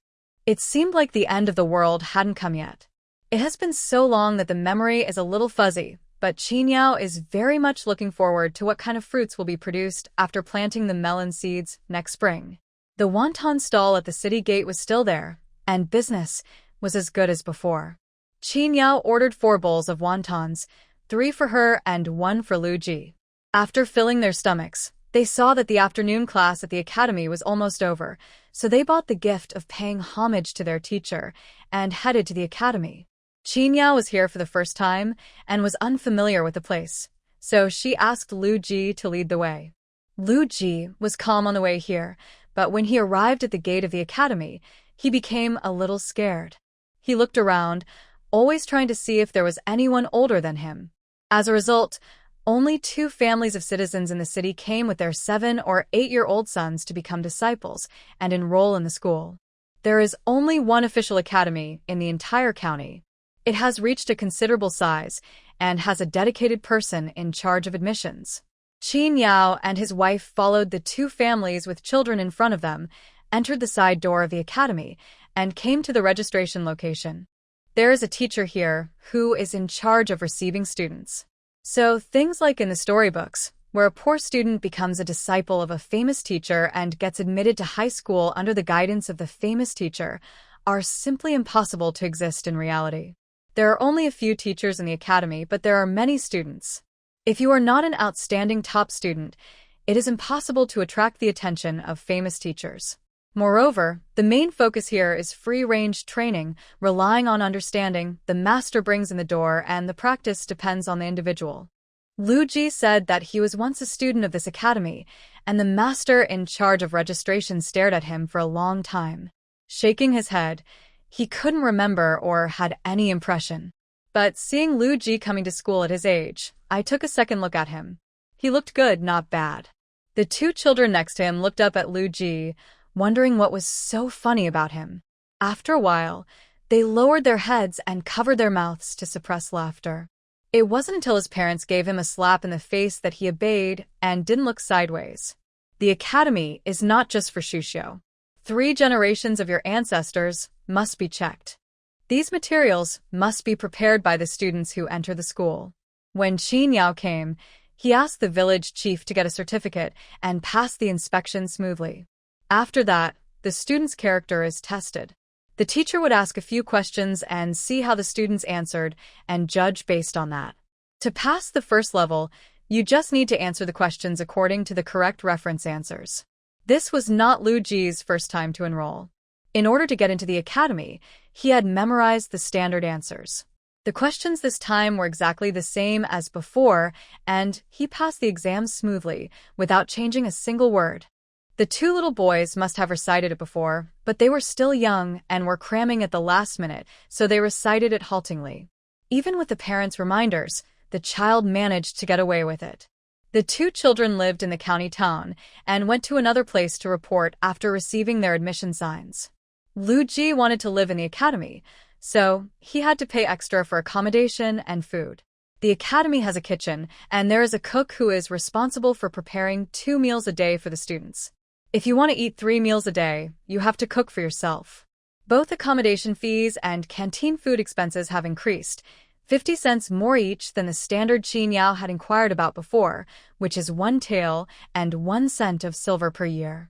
They lived in a large dormitory room with 6 people. The room was not very spacious, but the lighting was good, so Qin Yao thought it was okay. He took his admission badge to find the warden in charge of students' food and accommodation. The warden assigned a room to Lu Ji. The room was not full, as there were only 4 people including him. At this moment, the students were all in the classroom in the front yard, and there was no one in the dormitory. After taking a quick look at the sanitary conditions, Lu Ji frowned. In the past, he could even sleep in a pigsty, but now, it's all because of that shrewish woman Qin Yao. She was too picky and made him so pampered that he can't even smell the slightest bit of foot odor. Qin Yao was facing away from him, choosing the remaining beds, so she didn't see Lu Ji's angry expression. Otherwise, she would have been beaten today. This is it. It's in the corner, quiet, Qin Yao said as she threw the bedding she brought on the innermost bed. He even treated Lu Ji as a freshman and taught him, there are 2 empty beds in the middle. Before anyone moves in, you can put extra stuff here. It will be an independent space. That's weird. There's not even a stove, and the kitchen didn't say they would provide you with hot water. Don't they wash their hair or take a bath? Never mind. I'll buy you a stove and a basin so you can heat water for washing. Hearing this, Luigi suddenly remembered his previous life in the academy. It seems, that's right, no one takes a bath or washes their hair often. It's okay that the whole room is full of stinky feet, but do we have to smell the stinky smell on their bodies? They are scholars after all. How can they be so unrefined? Qin Yao spread out her bedding and walked around the small house. It was a brick house with a kong, a bed that can sleep on so it wasn't too hot in the summer and not too cold in the winter. She was very satisfied. He turned around and patted Lu Ji on the shoulder. Cherish this opportunity, study hard, ask questions when you don't understand and get out of class, discuss homework with seniors who are better than you after class, and combine it with the important notes in your textbook to enhance your understanding. By the way, someone wants to borrow a book from you. What will you do? Qin Yao asked dangerously. Lu Ji shook his head like a rattle. No, I won't lend it to you even if you kill me. That's right. Qin Yao liked everything about him. This is the exclusive tutoring material we worked so hard to get. There are only a few positions for scholars. If you give it to someone else, it's like creating an opponent for yourself. Don't you understand? I understand, Lu Ji said seriously. After checking in, Qin Yao took Lu Ji to the street to buy a lot of daily necessities and paper. They brought all the pens, ink, paper, and inkstone from home. They had the usual paper, but they bought more this time so that Lu Ji could record the county exam questions from previous years.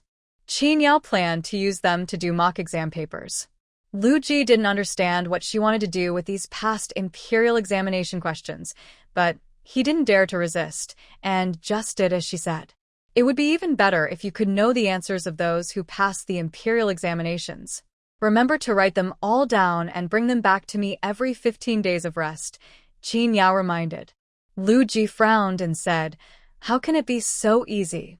How can a scholar like me talk about these things to a commoner like me?"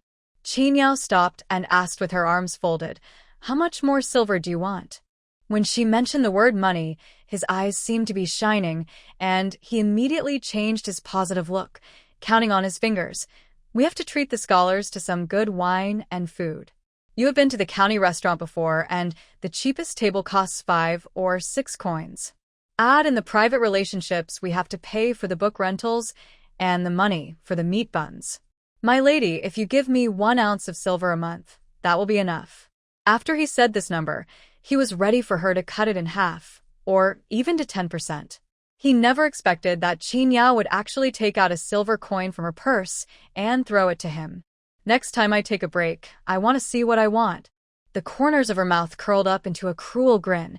"If you can't get these things back, you'd better not go home, wander around the world, or you will definitely die under my knife."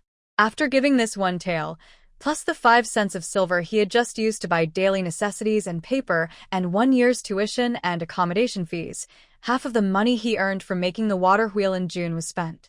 Now there is only 14.2 taels of money left, of which 3 taels are still owed to the public account of the watermill. It can be seen that studying for a good imperial examination is a very distant thing for ordinary people whose annual net income is only 2 to 4 taels. Qin Yao sent Lu Ji, who was shocked by the silver, to the gate of the academy, handed him the daily necessities and paper he had bought, and said, "The rice harvest will start in the middle of the month. You and Mu Xiao should take 2 more days off and come back after the rice harvest with me." Ah? I have to go downstairs again? Lu Ji came to his senses immediately and widened his eyes in disbelief. Qin Yao didn't answer, but the meaning was already very clear. "Do you think you don't have to go to the fields to study?"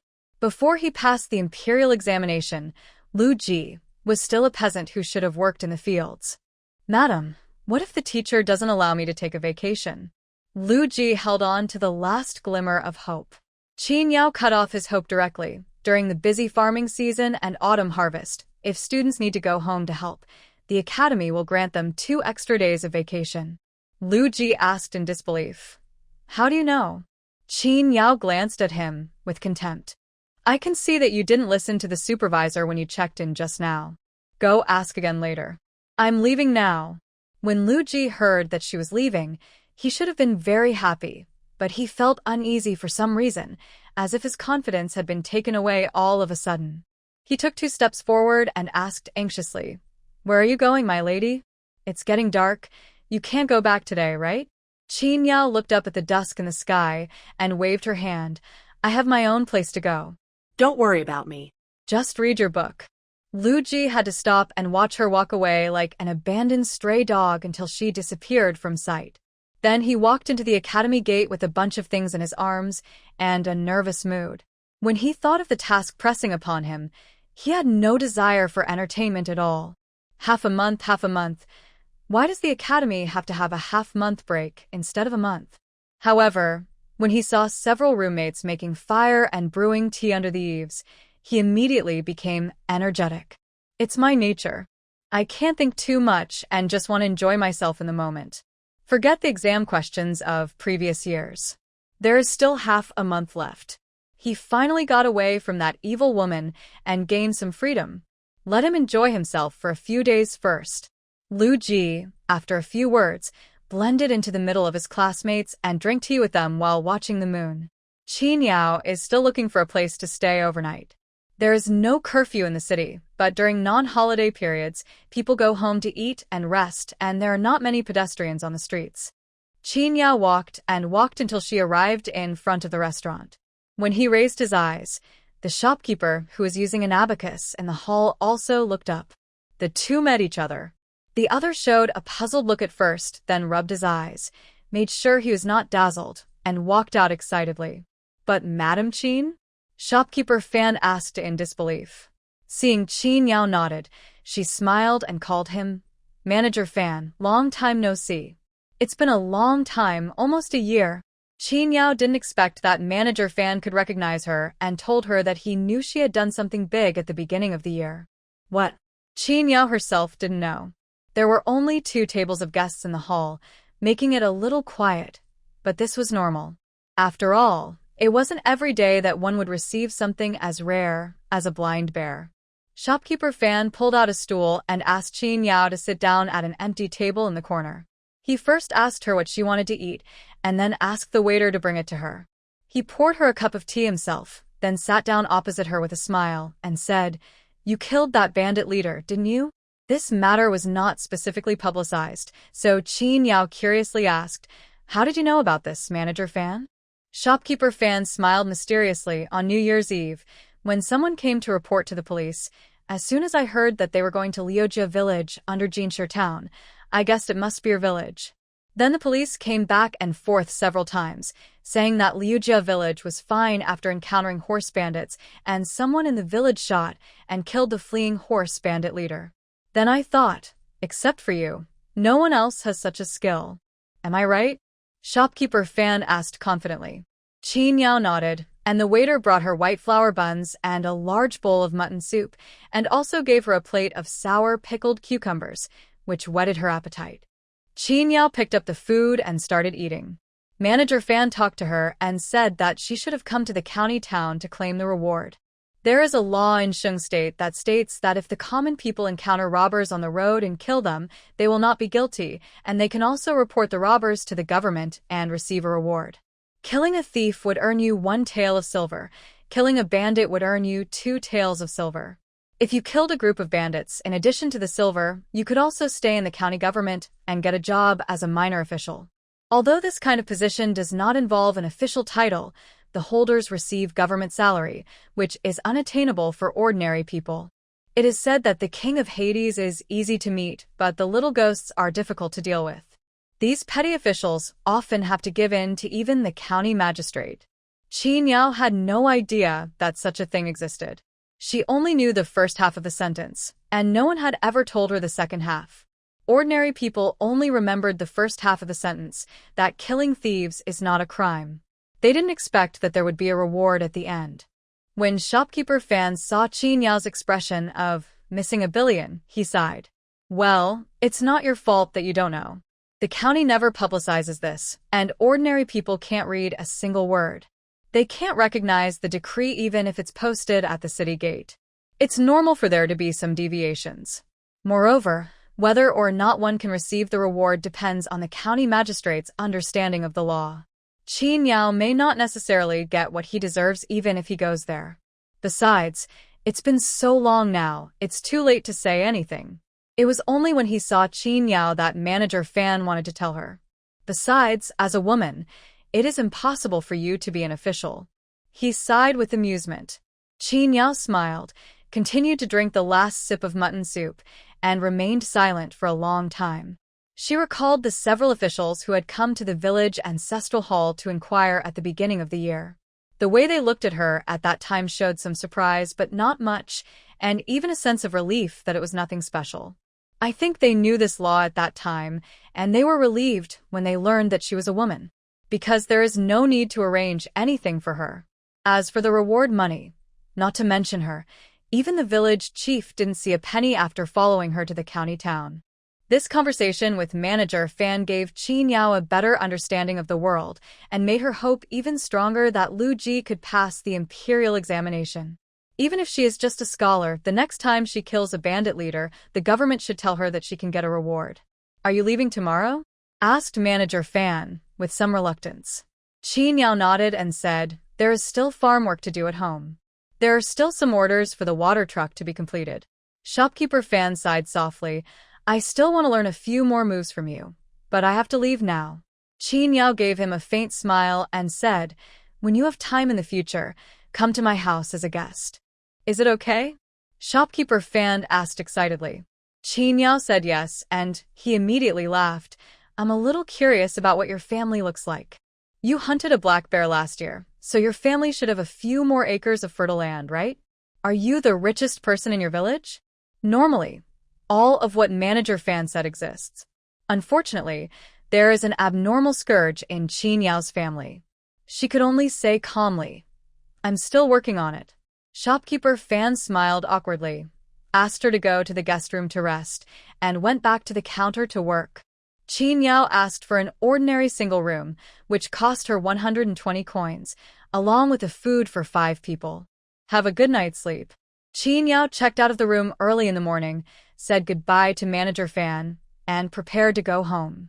Before leaving, perhaps because he felt a little unwilling, he walked against the flow of people and arrived at the gate of Kaiyang County Government Office. The streets are full of people, and it is very lively. Only here, in such a large open space, there are few people, and only occasionally someone stops in front of the signboard in front of the gate. Unfortunately, there are not many people who can read. Those who read the notice are all scholars. They have their own noble character, and would not bother to read it out if no one asks for advice. Qin Yao originally wanted to see what the government office looked like and then leave, but now she saw 2 scholars in front of the notice board just left after looking at it, leaving the office empty. Out of curiosity, she walked over to see what was posted on the government notice board.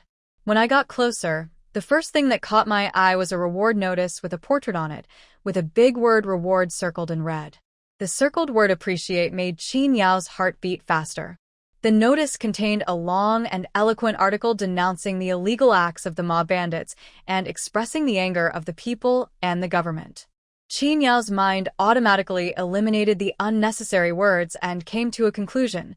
Recently, bandits have been rampant and arrogant, and their various acts have been so cruel that even livestock cannot bear it. So now a reward notice is issued, calling on the brave men in this county to take active action, behead the bandit leader, and help the government to eliminate the horse bandits. Regardless of their background or identity, whether they are male or female, old or young, all will be rewarded with 100 taels of silver.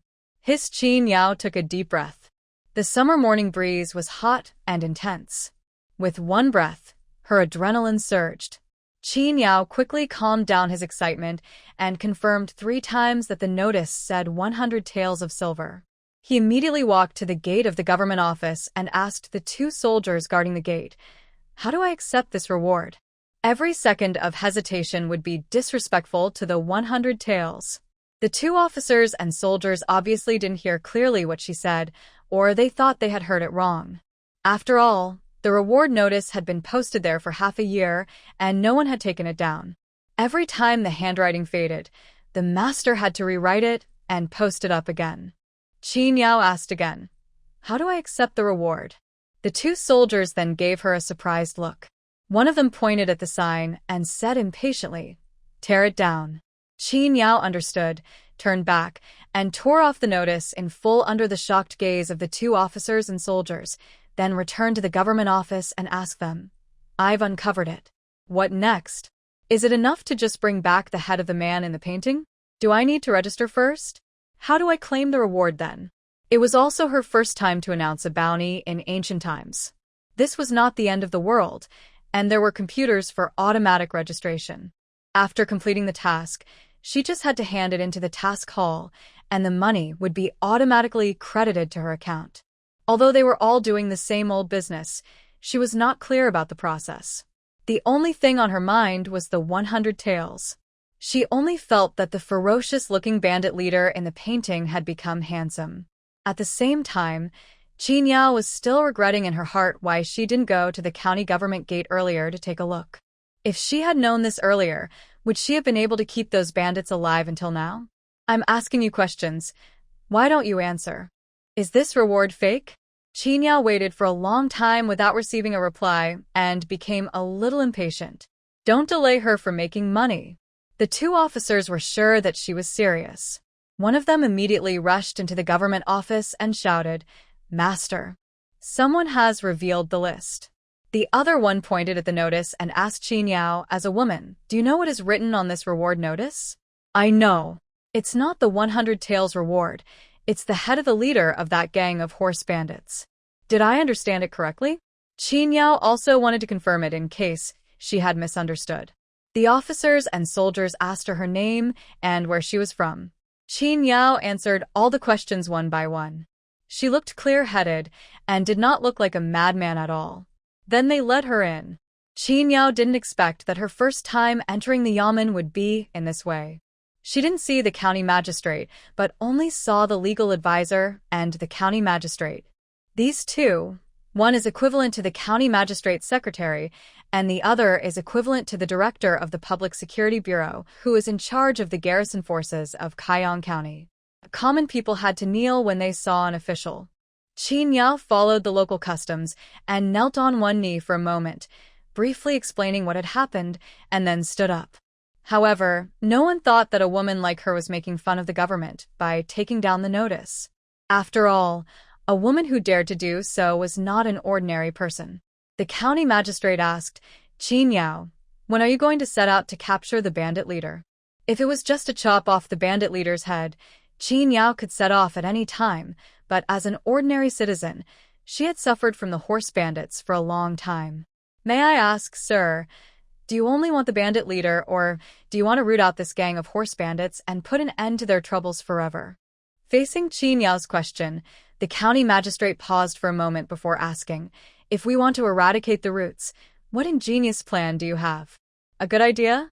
Qin Yao lowered her head and smiled faintly. When she raised her head again, her eyes were full of murderous intent. "I don't have any clever plans, I only have martial art skills. I will break it with violence." This time, if she had the chance, she would deal with the threat of horse bandits in advance, so that she wouldn't have to worry about last year's experience on New Year's Eve. When the county magistrate heard Qin Yao's arrogant tone, his brows furrowed. "Break it violently. How can you break it alone?" Even with so many officers and soldiers, they were unable to eliminate those elusive horse bandits. The horse bandits used the mountain terrain to hide their tracks.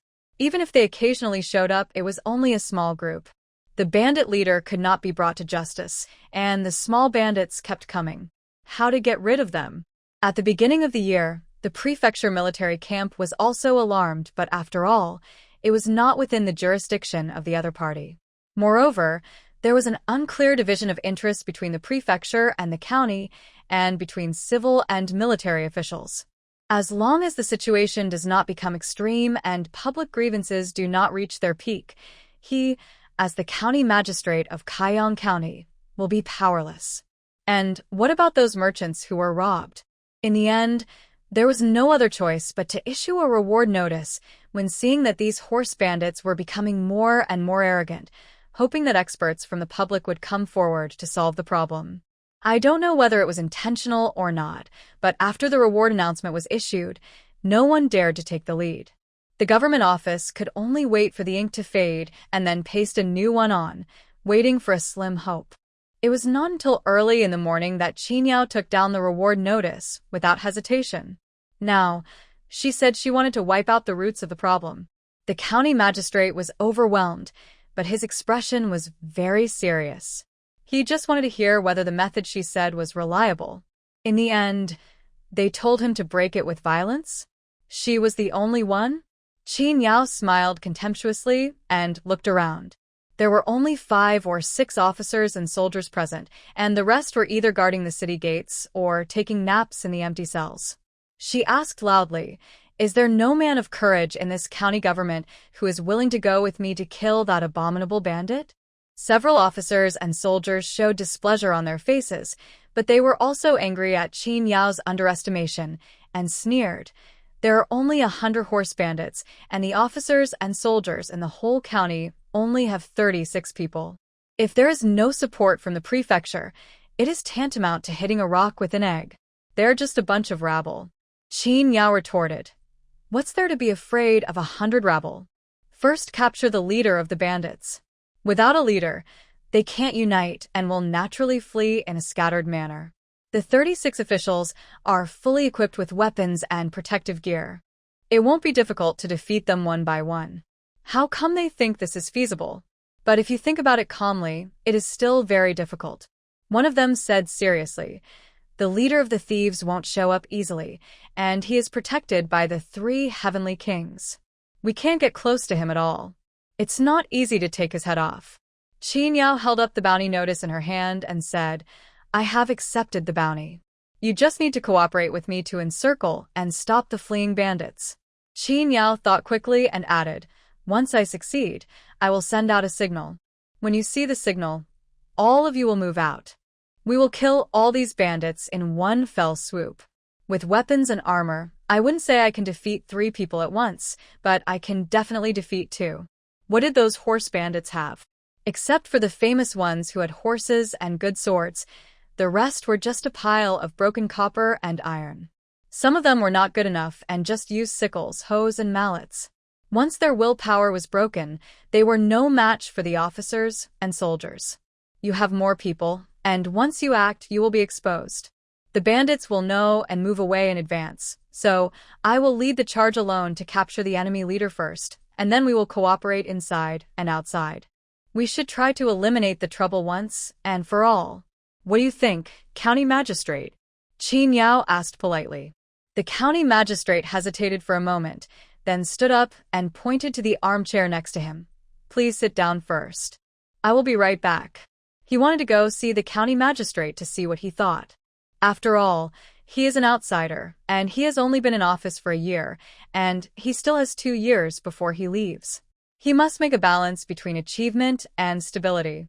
By eliminating the mob bandits, we have both political achievements and the support of the people. But at the same time, it also cut off the financial resources of many people and blocked the interests of many people. It is said that a strong dragon cannot defeat a local snake. I am afraid that the remaining 2 years will be difficult. If we only kill the bandit leader, we will have the support of the people and the favor of the local tyrants. There will be room for maneuver in the remaining 2 years. Qin Yao looked at the county magistrates hurriedly leaving back, sneered that it was really interesting, and sat down on the chair. The legal advisor then left, leaving only a few officers and soldiers in the hall, staring at Qin Yao. They were also very nervous. They wanted to get rid of the disaster and become heroes, but they were also afraid of losing their heroic spirits. It was a conflicting feeling. Qin Yao waited quietly, without any emotion in her heart. Anyway, she is just an ordinary citizen, and she won't suffer any loss. If she can't eradicate the evil this time, she will just have some minor troubles in the future. But for the people of Kaiyang County, those days were difficult. Qin Yao waited for a full hour before the county magistrate and the legal advisor came back. Qin Yao stood up, clasped her fists and bowed, then looked up at the two of them, waiting for a reply. The county magistrate spoke first and asked, "What do you need?" "The Lord has ordered that if you can really capture the bandit leader, all the officers and soldiers in the county will fully cooperate with you to wipe out the horse bandits." The master then said, "If you want to act, you should do it as soon as possible, otherwise the bandits will get the news and go back to the deep mountains. Then we won't be able to catch them at all." Qin Yao raised her eyebrows and understood. It was a conservative way to play. First look at the winning chances, then bet on whichever side had a greater chance of winning. There was really no risk at all. There is also the hidden meaning of the master's words, that is, we must act quickly because someone inside will pass on the message. Qin Yao nodded. She understood everything and confirmed again.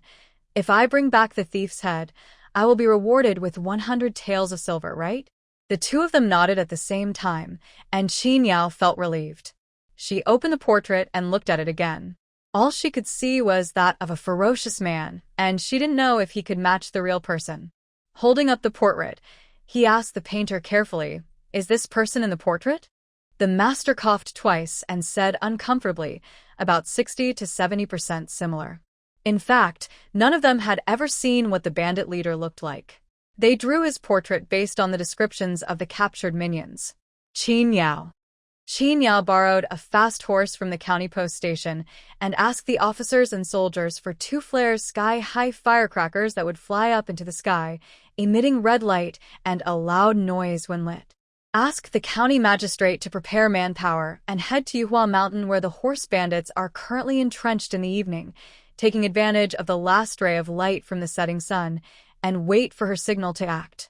Normally, no one in the government office would join in such mischief, but before Qin Yao left, she lifted up the stone lion at the gate of the government office with one hand. The scene was so shocking that all the officers and soldiers in the government were so excited that they just wanted to follow her immediately, sacrifice their lives, and shed their blood to kill all the bandits. Qin Yao rode a fast horse and left the city. She did not go to Yuhua Mountain, but returned home. A journey that takes 5 hours on foot now only takes 1.5 hours on horseback. Qin Yao was so envious that she secretly decided to buy a fast horse for easier travel once she got the 100 taels of silver.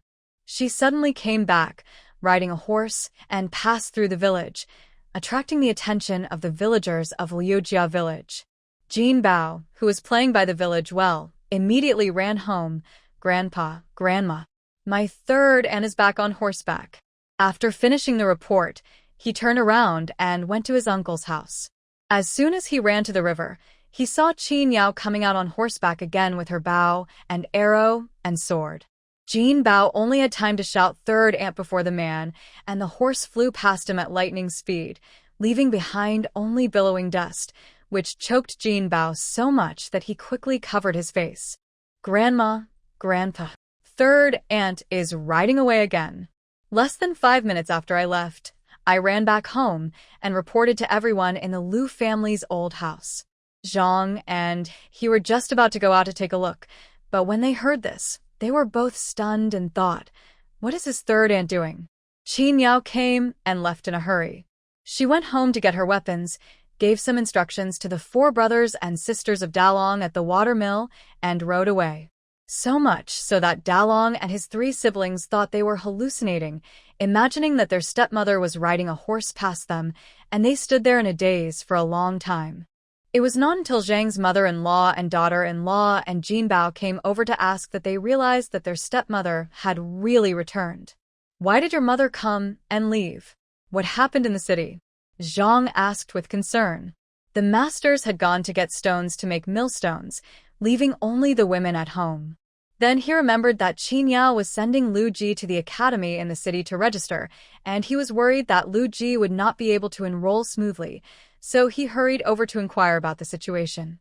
San Lang and Xin Yang were still confused and only said, "Mother said she had something to do and would be back 2 days later, so we should go back to the old house to stay with Grandpa and Grandma."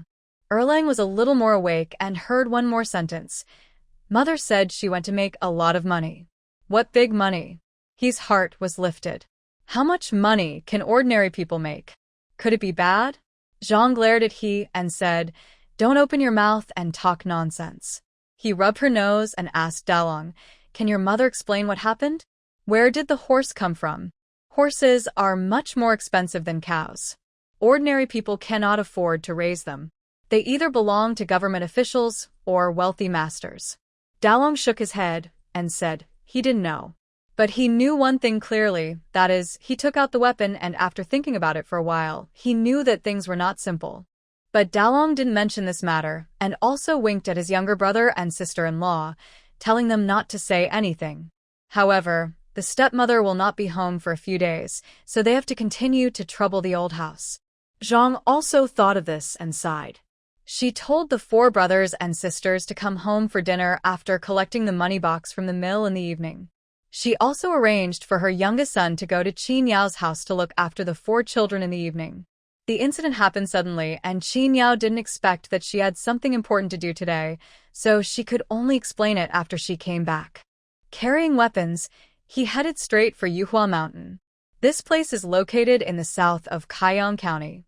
It is a hill in a mountain range. There is only one normal entrance, and there is a cliff on the back, making it impossible to climb. Therefore, every time the officers and soldiers wanted to encircle and suppress the enemy, they would expose their whereabouts in advance. The horse bandits used the entire mountain range as cover, and once they entered deep into the mountains, they could not be found at all. Moreover, there is no need to worry about food and water in the deep mountains, so it is impossible to trap them to death. On the contrary, the officers and soldiers were unfamiliar with the terrain and were not fully prepared, so they had to retreat after a siege of 3 days at most. This was still a relatively good result. If their luck was a little worse, the bandit leader would suddenly become interested and lead his men to harass the officers and soldiers from behind, and a bloody battle would be inevitable.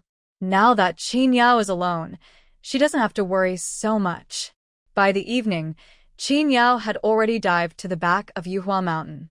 According to her plan, she would quickly find the bandit leader and then take action at dawn. In this way, when daybreak comes, the officers and soldiers will be able to reach the mountain stronghold without being affected by the darkness and terrain, and will be able to exert their maximum combat effectiveness. There are horse bandits on the mountain roads and valley entrances leading to Yuhua Mountain. They occupy high ground and can easily spot invaders. However, in the evening, it was time for dinner, and people would always slack off a bit. So Qin Yao bypassed the bandits who were on the lookout and entered the mountain from the side of Yuhua Mountain. The location of the village is actually very easy to determine. With so many people, they must need food and drink, so they won't be too far from a water source. Qin Yao followed the source of the water and soon heard human voices. The horse bandits had been entrenched here for more than 3 months. The road on the mountain had long been cleared, and they successfully found the mountain stronghold by following this road. They were quite rampant and did not set up any checkpoints along the way. There is a natural cave here, and dozens of tree nests are built around the cave. Do you think the life of horse bandits will be easier? In fact, this stronghold is full of stench and looks like a primitive tribe of savages. Qin Yao almost fainted when she stepped in. Outside the stronghold, a 2-meter-high fence was built with wooden stakes following the terrain on both sides of the mountain. Outside the fence, there is a tree shed on each side to provide shade from the scorching sun for guards. When Qin Yao arrived, the guards were making a fire in the shed to boil water and cook. They were eating 2 stolen chickens. When the water boiled, they put the 2 plucked hens directly into the pot to cook without even cleaning their internal organs. Because water is not very convenient here, if you want to clean the internal organs, you have to walk dozens of meters into the mountains to get water. They are all desperate criminals. There is no need to be so particular. I was really bored, so I asked the boss for some silver and went down the mountain to find a brothel to have some fun. The several waves of teams that went down the mountain today have all returned now. We have limited horses, and for the sake of efficiency, we cannot send out all of them, so we come in small teams. Some people could not come back after going down the mountain, but most of them were able to return with the spoils. Among the 2 teams going down the mountain at the same time, the team with the least harvest will be punished. Qin Yao, wearing a skin covered with branches and leaves, stood on a towering tree on the side of the cave and watched the entire punishment process with her own eyes. Qin Yao immediately took out the bounty notice she was carrying in her arms and compared her eyes between the man in the open space and the painting. The only thing they had in common was that their eyes were equally ferocious. Qin Yao was very familiar with that kind of look. It mostly appeared in people who were born vicious, and a small number of times appeared in major criminals. This kind of person is extremely cruel and has no empathy for humanity. He is the type who would not feel any guilt even if he killed someone. On the contrary, they would feel excited and happy because they have killed someone and gain a sense of accomplishment from it. In daily life, they are mostly marginal figures or people who are good at disguise. They treat people as guinea pigs to conduct constant experiments and are not afraid of death. If they are discovered, they will readily confess their crimes and patiently describe their crimes to show off their own abilities and satirize the incompetence of the government. This type of people often have many blind followers who agree with their values, views, and outlook on life, and think they are unique and above the ordinary. The three kings around King Xiang are nothing but brainless followers. The late horse team not only failed to bring back any property, but also lost 2 people and 3 horses. There were 20 of them in total, and they were going to rob a large caravan. Both sides shouted many secret codes, but none of them matched, and they had no choice but to fight after a disagreement. When the caravan was large in number, the horse bandits would actually be in trouble. Once the 2 sides fought, the leader saw that the situation was unfavorable to our side and wanted to retreat. However, his greed came back and he wanted to take away some of the goods. This caused the other caravan to suddenly become angry and leave behind their 2 brothers and 3 horses. In order to protect their property, the caravan would hardly chase after the bandits, so they were able to escape. On the way, thinking about the punishment they would face, several brothers wanted to run away. But the leader sneered and said, "Escape? Can you escape today, but not tomorrow? If you run, you will die. If you don't run, at least you can still survive." So, the group came back covered in dust, took off their shirts one by one, knelt in front of the cave, and waited for King Xiang's decision. The man who was suspected to be King Xiang walked out of the cave. He was dressed like a scholar, with a tall figure and handsome features. He was holding a charming woman in his arms, and was followed by 3 burly men. Just seeing those 3 big guys makes one feel cold in the heart. 2 men and 3 horses were lost, a total of 5 lashes and 5 fingers. You have discussed it among yourselves. Come forward to receive the punishment. Prince Xiang, who was dressed as a Confucian scholar, looked helpless, as if he did not want to punish them but was only forced to do so by the rules. The 3 kings nearby immediately stepped forward and pulled out their swords and whips. One of them said angrily, "The king is so tolerant of you. We spend money together, sleep together, and share good wine with you. Yet you still don't know what is good for you. You lost the king's horse and killed the king's brother. Aren't you ashamed?" The leader immediately lowered his head, knelt down and walked 2 steps to the feet of King Xiang. "Thank you, King Xiang, for your mercy." The so-called 5 whips and 5 fingers means 5 whips and 5 severed fingers. There are 18 of them coming back, and only 10 of them are needed to complete the punishment. Compared with the teams that were punished before, this punishment is already extremely light. The team leader knew that this was the result of lenient treatment because of his previous meritorious services. Thinking that he still had some weight in King Xiang's heart, the leader secretly breathed a sigh of relief. With tears in his eyes, he looked at King Xiang with admiration. "I am willing to accept the punishment of a whip and a finger." King Xiang nodded with satisfaction. "I was right about you. You are a real man." After saying this, he turned around and just played with the hairpin of the woman in his arms, not looking at the bloody scene. Soon, wailing sounds were heard in front of the cave.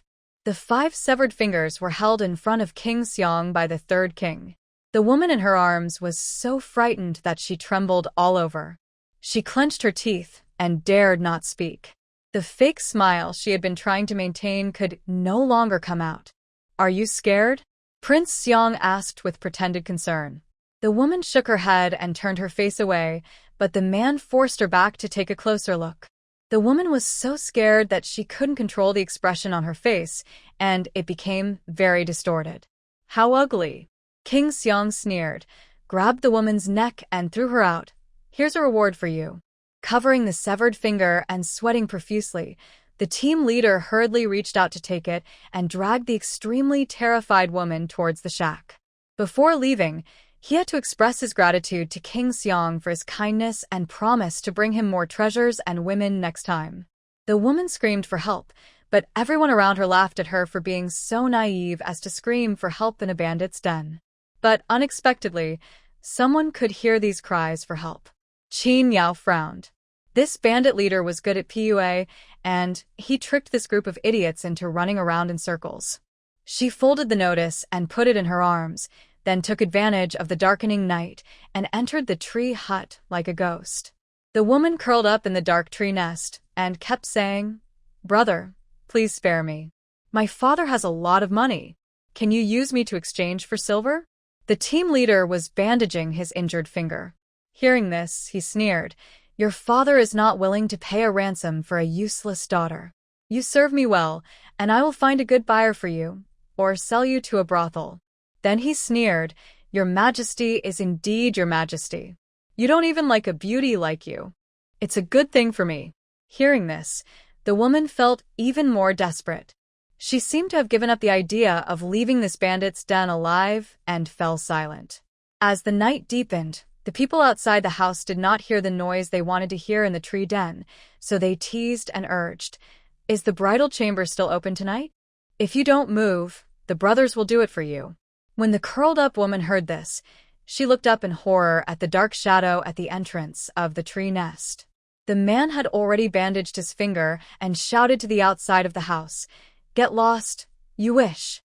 Then he turned and looked at her. It was pitch black in there, but she could see through the darkness and see the murderous look in the man's eyes. An unpleasant smell of a mixture of herbs and blood suddenly approached. The woman screamed, "Ah!" and fell to the ground sideways. She still could not give up hope of life and tried to save herself again. Unfortunately, a large hand grabbed her, tightly grasped her ankle, and dragged her down. The stones left bloody scratches on her back, but she didn't care. She groped around on the ground with her hands, trying to find a weapon to fight back. However, the difference in strength was too great.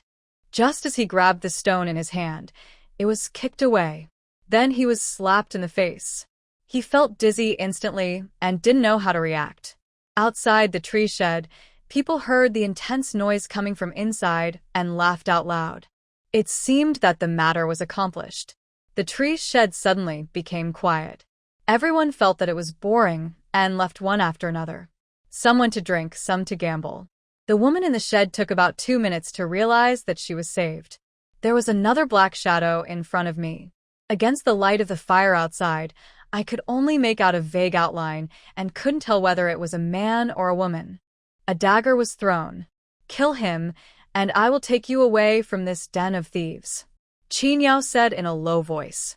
It was not a negotiating tone, but a completely imperative one, with no second option at all.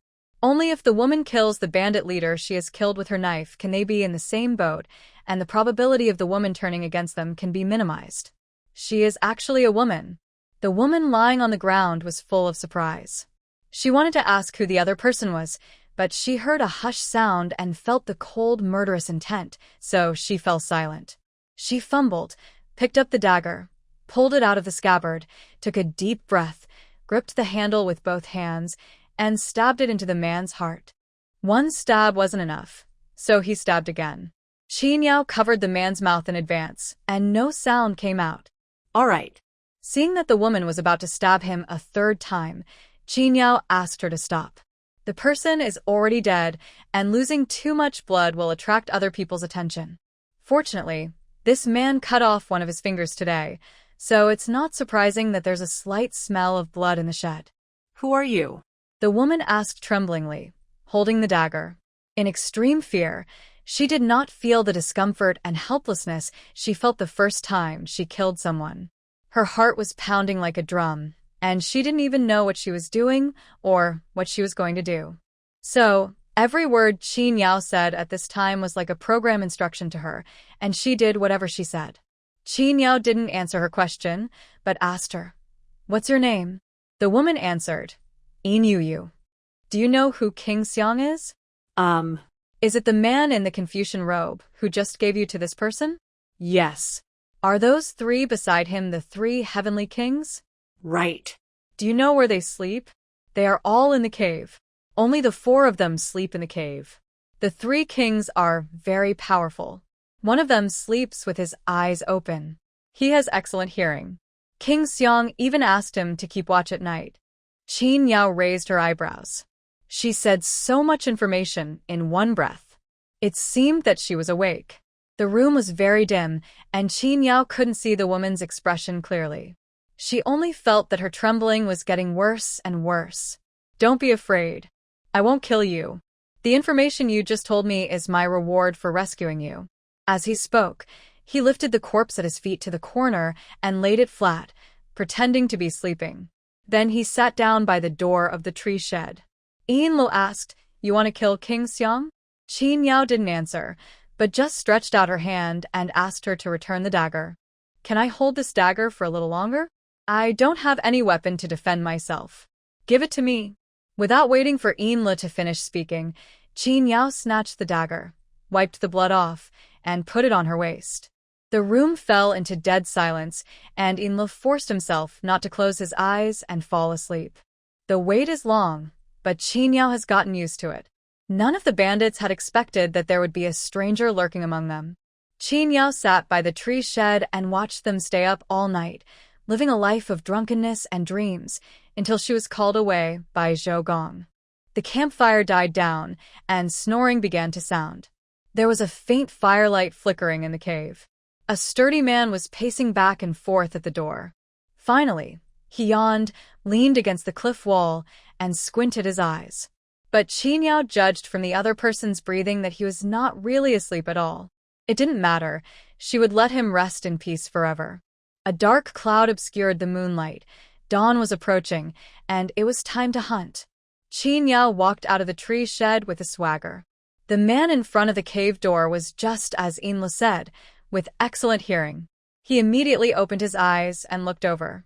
Swish. An arrow came through the air, carrying a tremendous force and piercing the throat. With a scream of ugh, the man fell down. Qin Yao ran over and stood in front of the cave. With the help of the firelight inside, she scanned all three people sleeping on the bamboo beds. She walked in quickly, past the person closest to her, and before the other person opened his eyes and noticed anything, she pulled out the dagger and stabbed him in the neck. When it was pulled out, blood gushed out, and Qin Yao had already arrived at the next bed. This man's reaction was amazing.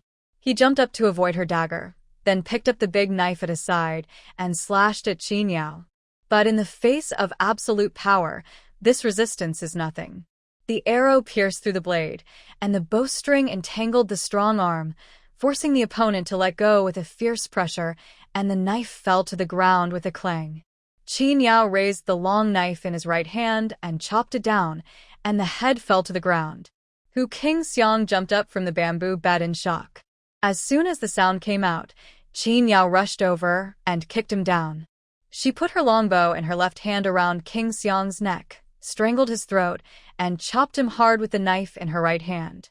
Hot blood splashed all over Qin Yao's face. She wiped the blood in front of her eyes with the back of her knife-holding hand, picked up the 2 heads on the ground, cut off the remaining 2 heads, packed the 4 heads and stuffed them into King Xiang's Confucian shirt, and ran away. He ran all the way to Yin Li's side, pulled her up, and went into the forest on the side. No one in the camp noticed that King Xiang and the 3 heavenly kings had already gone to see the king of Hades. Qin Yao dragged Yin Lu all the way to the top of the mountain. She looked back at the camp in front of the cave at the foot of the mountain and laughed triumphantly. He put down the heavy bag in his hand, took out the flares from his arms, and fired 2 flares into the sky. Bang! Bang! 2 loud noises came from the top of Yuhua Mountain. In the darkest night sky before dawn, 2 red flames bloomed. At the foot of the mountain, the county magistrate, who was about to fall asleep, suddenly woke up with a start. He looked up at the sky. The red light was blinding, and he was both surprised and delighted. What was surprising was that Qin Yao actually succeeded on time. The good news is that King Xiang is dead, and it's time for the government to make meritorious deeds. Wake up, wake up. The officers and soldiers on duty woke up everyone, a total of 36 officers and soldiers, and rushed towards Yuhua Mountain with excitement, as if they were injected with chicken blood. At the same time, the signal flares released by Qin Yao were also found at the bandit camp. Finally, someone realized something was wrong and rushed to the cave to see for headless corpses. King Xiang and the 3 heavenly kings were all killed. The king is dead. Someone shouted loudly, and the whole station fell into chaos. Just when I didn't know what to do, the sky suddenly turned pale, and an urgent whistle came from the sentry post. The soldiers are coming to kill us. As soon as he finished speaking, Qin Yao suddenly appeared behind him and killed the man with a knife. She dealt with the horse bandits in front of the fence one after another, and with her great strength, she moved the 2-meter-high fence away, opening the gate for the officers and soldiers who rushed up. In order to prevent the bandits from having nowhere to escape and having to fight to the death, she left a gap so that they could have hope of escape. Fortunately, when she retreated to the top of the mountain and met up with Yin Lo, a large number of officers and soldiers rushed into the bandits' lair and killed or ambushed more than 80 people in one go. You go. Qin Yao picked up the bloody bag on the ground, pointed to the mountain road to the east, and prepared to part ways with Yin Lo. Yin Lo asked hurriedly, I don't know the name of the benefactor yet. There's nothing to know. Qin Yao thought for a moment without even turning her head back, then stopped again. Also, I'm not your benefactor. Tell me the information and I'll take you out and we'll be even. By the way, you have never appeared in Yuhua Mountain, and I have never seen you here. Those horse bandits will all die, and no one will know about it in the future. After leaving these words, Qin Yao went down the mountain with her spoils. She had to find a living person to confirm whether the 4 heads were the real ones before the government killed all the bandits, so as to avoid not getting the bounty. Yin Lo was stunned for a moment, then knelt down in the direction she left and bowed. Then he stood up, forced himself to calm down, and walked towards the mountain path to the east. No one has seen her in Yuhua Mountain, which means she has never been here, and naturally has never entered the bandits' lair. By then, she could just make up an excuse and go back home without having to jump into the pond to prove her chastity. Besides, Yin Lo didn't want to die at all. She had finally killed the bandits and escaped. She was innocent, so why would she ask for death? Even if the world didn't believe it, she believed in herself. Yin Lo thought about countermeasures and reasons as he walked. Watching the sun slowly rising in the sky, he quickened his pace to go home. At the foot of Yuhua Mountain, when Qin Yao arrived, there were actually more than a dozen people dressed as private armed forces in the team of officers and soldiers. Not only were there more people, but the leader was no longer the county magistrate, but a young man in his 30s. This man was wearing a green official robe, riding on a horse, with a majestic look. As soon as Qin Yao saw him, she had a guess in her mind that this person should be the county magistrate whom she had not seen before. But this is not important. She has no control over how these people in the government distribute the credit. She just wants her reward. Qin Yao threw down the bloody package in her hand, stood still, and clasped her fists towards a man on the horse. Qin Yao from Liujia village pays homage to the county magistrate. The county magistrate turned his horse around and turned to her. He nodded and looked at the package on the ground. Did you get the head of Prince Yang? Qin Yao nodded and said that he did not come here on purpose to scare people, but just wanted to take advantage of the fact that these horse bandits and minions were still here to confirm the identity of the deceased. The county magistrate's eyes dimmed, and he looked at her for a long time before waving his hand and ordering someone to bring up the captured horse bandits for on-site inspection. Seeing that the county magistrate didn't say anything like waiting until he arrived at the county government office to confirm it, and his actions were quite prompt, Qin Yao felt relieved. Before the bundle was opened, Qin Yao kindly reminded him, "Sir, do you want to step away? The heads of these 4 people are all in the bundle, and the picture may cause discomfort." The county magistrate's expression was obviously a little disgusted, but seeing that the county magistrate didn't move, he gritted his teeth and said no. In this case, Qin Yao said no more. He used a knife to open the bundle and personally straighten the 4 crooked heads so that they faced the county magistrate and others. Then, ugh. The officers and soldiers around all frowned and turned their heads away. Fortunately, the horse bandit who was responsible for the identification completed the confirmation in a few seconds. Qin Yao covered the bag again, without changing his expression. "Sir, you can turn around now. The bag has been covered," the lawyer reminded in a low voice, suppressing his discomfort. The county magistrate paused for a long time before turning around and glancing at Qin Yao. Seeing that she had no reaction at all, as if she was looking at a few winter melons, he couldn't help but take a breath of cold air in his heart. This woman must be a ruthless person. Qin Yao saw them marching in an orderly formation and asked tentatively, "My reward?" "Don't worry, you'll be rewarded," the county magistrate said. "First, take these vicious criminals back to the county government office. I'll give you the reward later." Okay. Qin Yao smiled slightly, rode the horse she had brought earlier, and followed the main force back. Officials had already entered the city in advance to promote the event by beating drums and gongs. When Qin Yao and his party entered the city gate, the people lined the streets to welcome them. It was a lively scene. The heads of the 4 bandit leaders were held in the hands of the officers and soldiers, who led the way, followed by the county magistrate and the county magistrate. Behind them were soldiers escorting the bandits and a stretcher made of branches, which was filled with the bodies of the bandits. At the end of the team were Qin Yao and the master. When the people looked at the corpses of the bandits, they felt very happy. Although the human head was scary, he still opened his eyes wide to take a look, then spat.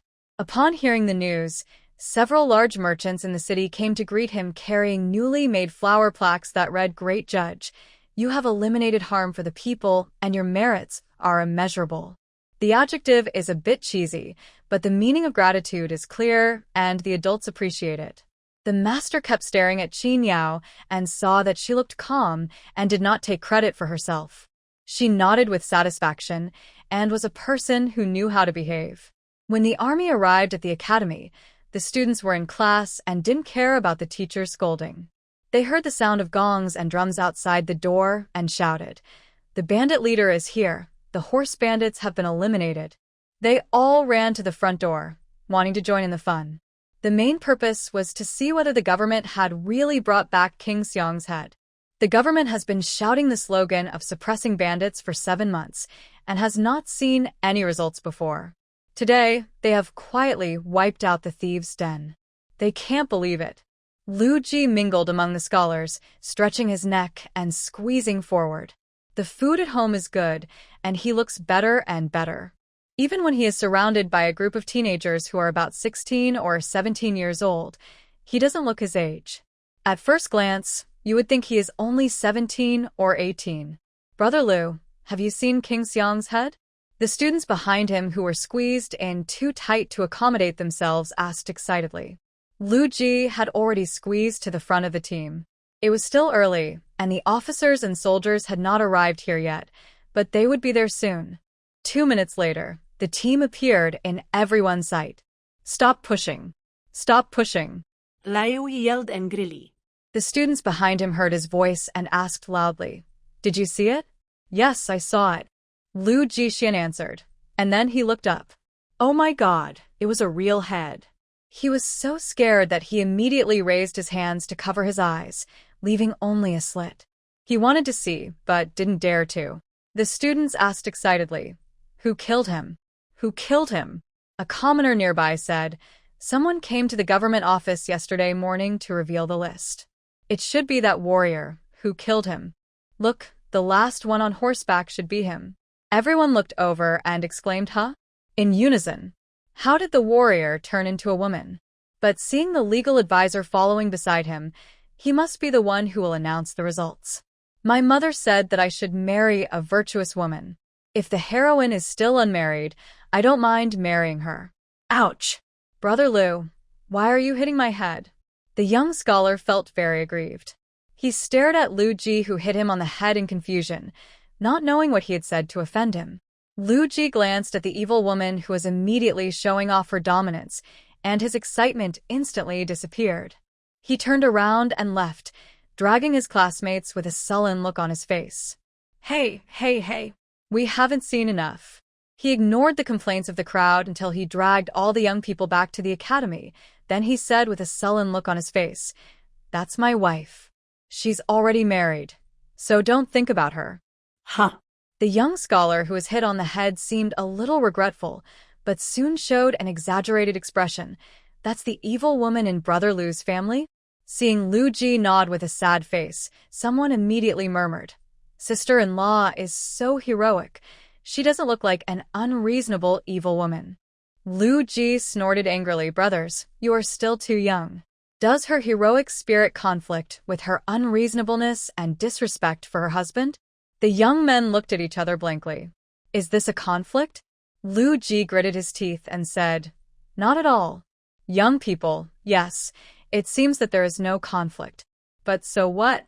She was a hero who killed the bandit leader. Isn't it reasonable for a hero to disrespect her husband?" As soon as Lu Ji saw the admiring eyes of the young people, she knew that they were hopeless. She was too lazy to talk to them, who hadn't even grown all their hair yet, and strode towards the classroom. He was the first one to return to the classroom and took the opportunity to tell the teacher that he was not at all interested in the excitement outside the door. He had tried very hard to pull other students back, but they did not listen to him and went out anyway. He hoped that the teacher would not be angry. How could the master not be angry? His beard was so angry that it flew up, and he walked out with big strides, holding the ruler. After that, there was a burst of wailing.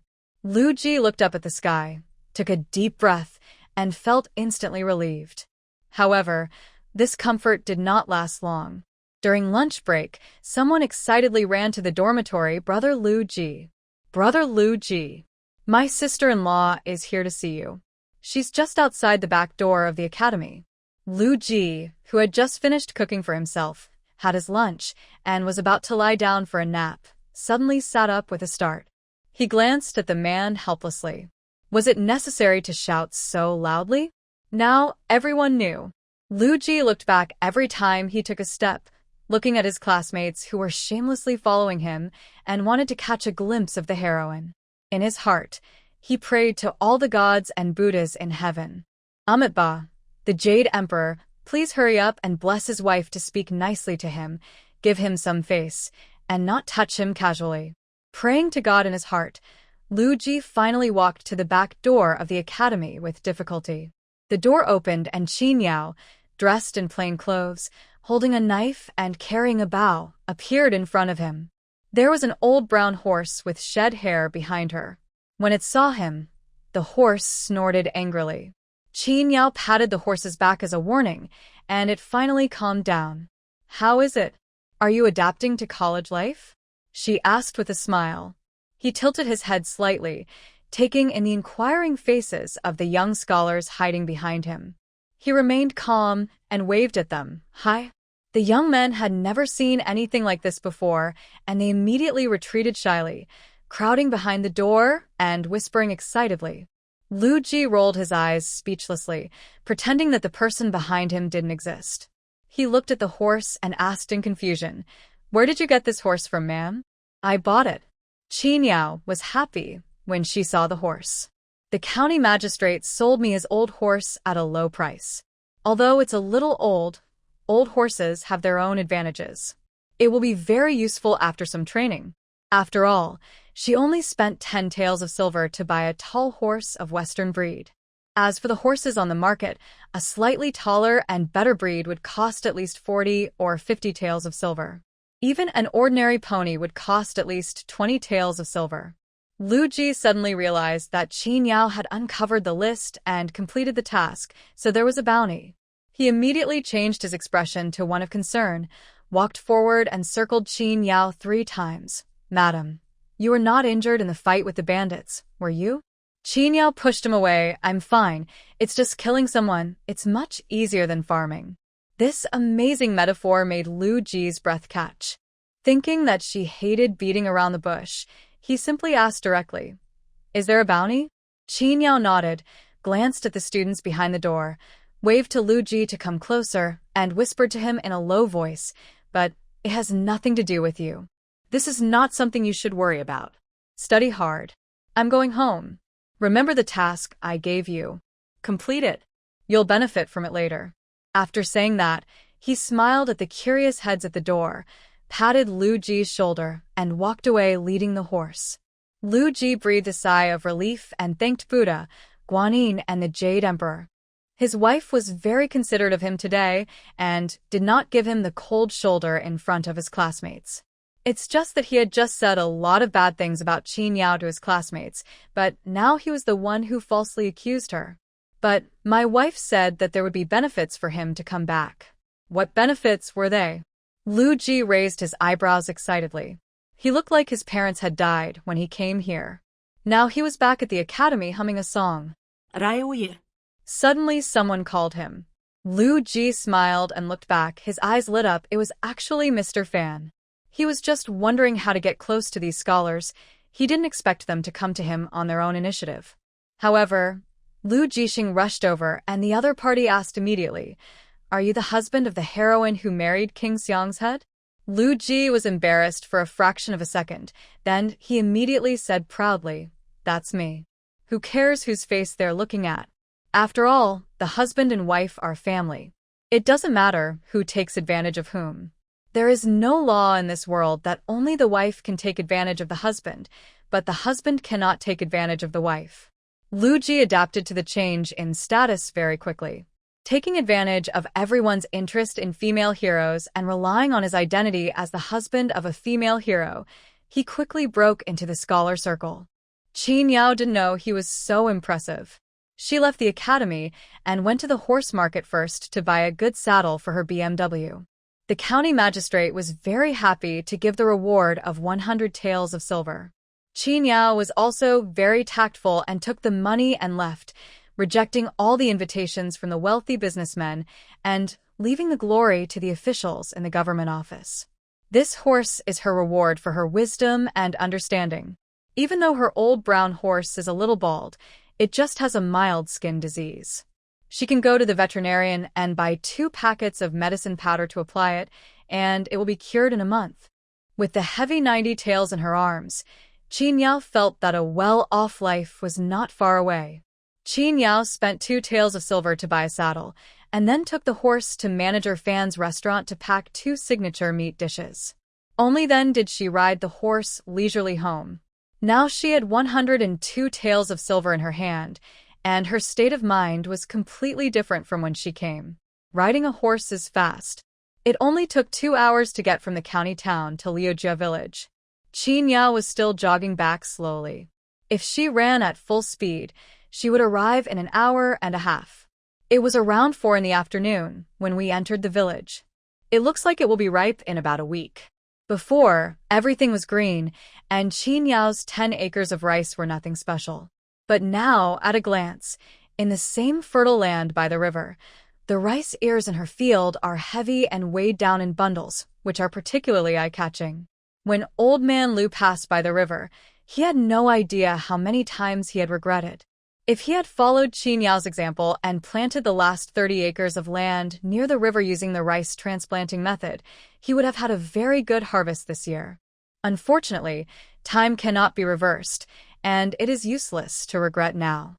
I can only comfort myself that there is still a chance, and I can plant the best land in this way next year. Qin Yao rode her horse slowly through the village and came to the river bank. The villagers along the way stared at her in amazement, wondering where she had gone to become so rich and how she could come back on a horse. No one in the village rides a horse yet. Only Lu Dafu's family has one, but that is a short-legged horse used to pull goods, completely different from Qin Yao's horse, which is obviously meant for people to ride. Her horse's back was almost as tall as an adult man. She looked particularly imposing when riding on it, and everyone had to look up at her. "Mother!" The girl's excited call came. Qin Yao rode across the bridge and arrived in front of the watermill. Dalong and Xinyang, who were guarding the money box in the watermill, ran to meet her. "Horse?" Dalong exclaimed in surprise. A hand reached out and lifted him onto the horse. Si Nyong looked at it curiously and tentatively compared her height with the horse's with her hand, but she was not even as high as the horse's belly. Stretch out your hand, Qin Yao reminded with a smile. Si Nyong was not afraid at all. She stretched out both of her little hands and was immediately carried onto the horse by Nyong and placed in front of her brother. Mother, is this our horse? Si Nyong turned her head and asked in surprise. Dalong was so stunned that he only focused on the colorful ball of thread hanging on the horse's neck. His little hands tightly grasped the arched part of the saddle, and he also held his excited and restless sister in his arms. Qin Yao nodded and shouted Ji. And the horse immediately started running towards the house halfway up the hill. Erlang and Saburo heard the noise and ran out. When they saw the mother and her 2 children riding on horses, they opened their mouths in surprise. The old horse wanted to run wild, but Qin Yao grabbed the reins and forced it to stop. The high horse hooves rose and fell just above their heads. Erlang and Sanlang stood still, unable to react for a moment. Qin Yao dismounted, picked up the 2 children from the horse's back, and ordered the 4 children to stand in a row in front of her, solemnly introducing the new members of the family. From now on, the old horse is a member of our family. You must be nice to it. When the time comes, we will depend on it for our trip to school. Dalong asked, is Lao Ma its name? Qin Yao shook her head. That's not the case. Erlang immediately said, then let's give it a name. How about calling it Lao Huang? Qin Yao shrugged and said, whatever. So, the 4 brothers and sisters reached an agreement and decided to call the horse Lao Huang from now on without asking whether the horse was willing or not. Sanling looked at Lao Huang with his bright eyes and said, Mother, can I take Lao Huang out to eat grass every morning when I catch worms for the chickens? Not for now. Qin Yao said seriously, the horse is not familiar with us now. Don't get close to it casually, or you'll get kicked. The 4 children lowered their heads. Okay. But his enthusiasm for Lao Huang remains unabated, and he has already started thinking about building a nest for Lao Huang so that it has a place to sleep.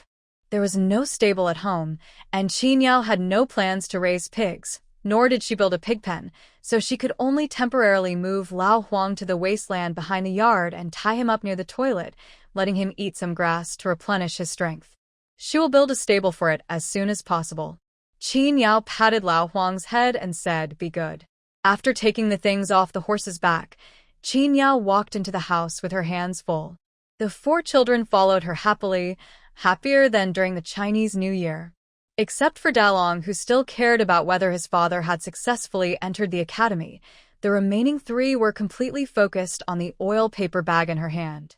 A thin piece of oil paper could not cover up the aroma of the food. Si Nyong almost put her mouth close to it and bit the food together with the oil paper. You look so greedy. Haven't you had enough to eat these days? Qin Yao asked jokingly. Knowing that Qin Yao was joking with them, Dalong and the other 3 shook their heads embarrassedly and smiled at her. Qin Yao put the things in the main room first. Don't move. Wait for me to come back. The 4 siblings nodded obediently. Yeah. She first went back to the house to put down her weapon, then changed into a clean, thin linen dress and threw the dirty clothes, which were soaked with blood and hardly visible, into the stone trough. Dalong was very considerate and scooped half a basin of clean water for his stepmother and asked her to wash her face. There are 2 large water tanks in the house. Qin Yao had filled them up before leaving home. They are used by the 4 children on a daily basis, so there is still some water left. He washed his hands and face, wiped the sweat from his chest and the back of his neck, and the smell of blood, which was no longer very strong, was completely gone. Qin Yao took a deep breath of the fresh country air. After not sleeping for a day and a night, she suddenly relaxed and felt a little tired. He patted his face, cheered himself up, walked into the main room, sat down, and opened one of the oil paper packages under the expectant gaze of his 4 children. Inside was a whole roast chicken, 5 braised pig trotters, and a bowl of sweet and sour spare ribs. These dishes had been cooked an hour and a half ago and were still warm. The aroma was so fragrant that Sanling's mouth was watering. Qin Yao smiled and waved to Dalong and Erlang. Go get the bowl. The two brothers immediately ran out and ran back with the bowl in their arms. Qin Yao put the 3 dishes separately into 3 large porcelain bowls. With the contrast of porcelain, they looked more tempting. He looked at the 4 siblings who were eager, but trying hard to hold back with amusement, and nodded, "Let's eat." The 4 of them did not rush forward like hungry wolves. Dalong asked his younger brothers and sisters to sit down and put a piece of sweet and sour pork ribs in each of their bowls. Only then did Erlang and the other 2 begin to enjoy the food happily. "Mother, it's sweet," Xin Yong said in surprise. Qin Yao also picked up a piece of pork ribs and put it in the bowl to chew, explaining, "This is called sweet and sour pork ribs, sour and sweet, especially appetizing, right?" Xin Yong said happily, "My brother and I both love it. Eat more if you like it." Qin Yao pinched the twins' tender faces. Looking at the 4 satisfied little faces in front of her was really healing. Each of them ate 2 pieces of ribs to satisfy their cravings, and then stopped eating tacitly. Dalong asked Qin Yao to cover the vegetables with a straw cover and said happily, "I'll go cook."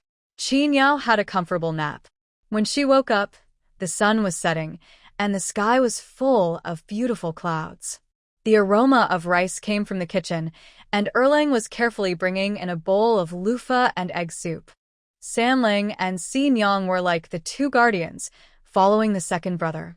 Although they did not serve the dishes themselves, one could tell from their expressions that they were trying very hard.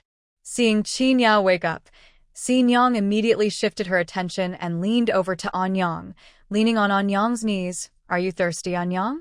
Yeah, a little. "Then I'll go get you some water." Xiao Mianao immediately stood up and walked to the long table behind her. She stood on tiptoe, carefully took down the long-spouted pottery jar filled with water and placed it on the dining table. She then took the bamboo cup that Qin Yao often used, filled it with water, and handed it to her. A long time ago, when the water mill was built, there were a few pieces of bamboo left. Qin Yao picked them up and made 6 water cups. Each cup has their own name engraved on it. The one she used had a very abstract word Yao engraved on it. The remaining 4 brothers and sisters were labeled 1, 2, 3, and 4 according to their ranking, making them easy to recognize. Qin Yao was drinking water and waiting for dinner when Carpenter Lu arrived. Before entering the house, he went around to the back of the house to take a look at old Huang, who was eating grass, and then walked in with a curious look on his face. "Have you made a fortune?" Carpenter Lu asked jokingly. The 2 had close contacts because of their cooperation on the water wheel project. Carpenter Lu treated Qin Yao as his own family and skillfully found a wooden stool and sat down at the dining table. When he smelled the tempting aroma of meat, he opened the cover and took a look. His eyes widened instantly. "Where have you been?" This time he looked a little scared. Qin Yao put the cover back on, with no intention of leaving any more food behind. She smiled and said, "It's indeed a small amount of hard-earned money." She thought that everyone would know about her spending money later, and this was the countryside, not a county town, so she didn't have to worry about stealing the limelight. Instead, she should show off a little bit so that others won't think her family is easy to bully. Qin Yao briefly talked about how he had taken down the notice to help the government eliminate the horse bandits. Carpenter Lu came here to tell Qin Yao that this batch of water trucks had been completed and asked her to go with him to install them for the customer the day after tomorrow. Hearing about such a big event as taking King Xiang's head out of the blue was a bit exciting, and he almost forgot to talk to Qin Yao about the real business. After he had finally finished speaking, Qin Yao pushed him out of the house. He was in a daze and didn't know when he arrived at the open space beside the village well. So, just as Qin Yao's family had finished a sumptuous dinner with great appearance, aroma and flavor, there was a knock on the gate of the courtyard. Dalong was washing dishes with Xin Yang, and Erlang and Sanling ran over to open the door. The door opened, and a blinding fire suddenly appeared before their eyes, causing the 2 brothers to step back several steps in a hurry. The village chief, clan leader, people from the Lu family's old house, and many villagers in the village all came. Qin Yao raised her eyebrows in surprise. "What are you doing?" She didn't dare invite so many people into the house, so she had to stand up and walk to the door, wondering, "What do you guys want to do?" Old Man Lu asked first. Old Third's family, Carpenter Lu said that the government has already wiped out that gang of horse bandits. Is that true or not? Qin Yao nodded. Really, the government officials should be reporting to each village tomorrow. The village chief asked, when did it happen? Just this morning. The news has spread all over the county. The dark cloud that had been weighing on the people's heads just disappeared like that, and the villagers couldn't believe it. That's great, that's great. The patriarch's eyes were red with excitement. An old man in the village immediately knelt down in the direction of the county town and kowtowed heavily. Thank you, Lord Qingtian. Thank you, Lord Qingtian. Some villagers got the accurate news and rushed down the mountain, holding torches, telling each other, and the whole village was filled with joy. Some people left, but the village chief, clan leader, and people from the Lu family's old house stayed. Several people looked at each other, and it was Old Man Lu who stepped forward and asked Qin Yao tentatively, Carpenter Lu said that you revealed the reward notice. Is it true? Really? Qin Yao admitted it too quickly. Old Man Lu paused for 2 seconds before he widened his eyes and asked her, did you chop off King Xiang's head? Qin Yao said, to be precise, I chopped off the heads of King Xiang and the 3 kings beside him. Here. She pointed to the back of the house. The horse I rode back was given to me by the county magistrate. The village chief and the clan leader exclaimed in unison, you also met the county magistrate? Qin Yao nodded. The county magistrate is very grateful to me. The 2 old men looked at her with different eyes in an instant. At this moment, in the eyes of the 2 elders, Qin Yao was no longer just an ordinary citizen with some kung fu skills, but a female hero who had been appreciated by the local officials and the county magistrate. Qin Yao yawned loudly. Sorry, I haven't slept for a day and a night, and I'm a little tired. The village chief and the clan leader hurriedly told her to have a good rest and left very tactfully. In front of the house, only Old Man Lu and his sons were left with complicated expressions. They didn't know what to say to Qin Yao. After a long, eerie silence, Lu Bo said that the millstone had been finished and asked Qin Yao not to worry. He also told her to close the door and have a rest, and to discuss anything tomorrow. Dad, wait a moment. Qin Yao called the 4 of them, went back into the house, took out another unopened oil paper package, and handed it to Lu Fei. The young man sniffed, and his eyes lit up. Thank you, third sister-in-law. You're welcome. I brought you a portion. It's freshly made by the chef of the county restaurant.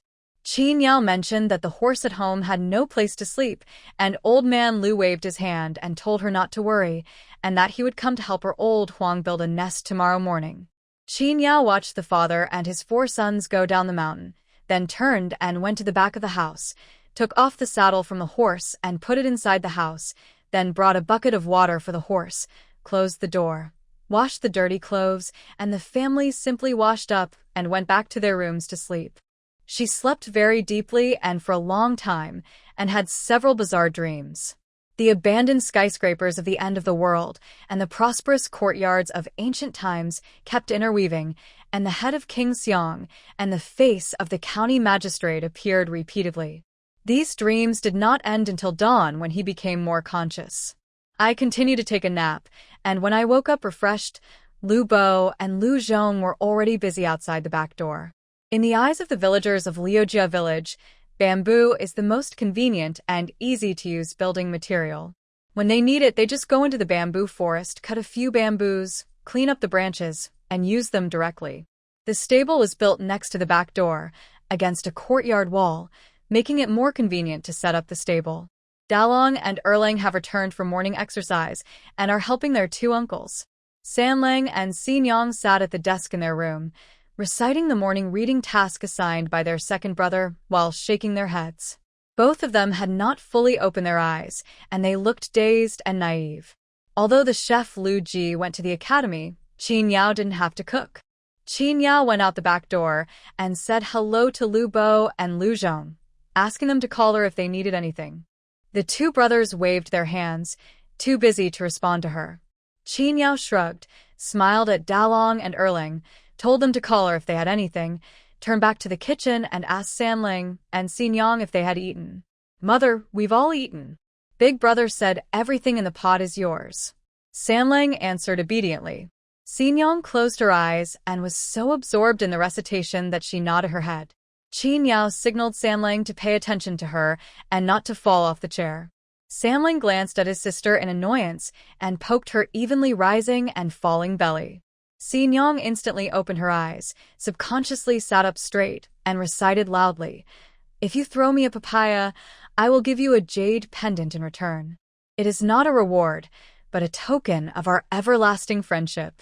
Qin Yao carried the whole pot, accompanied by the roast chicken that she had not finished last night, and listened to the children reading aloud.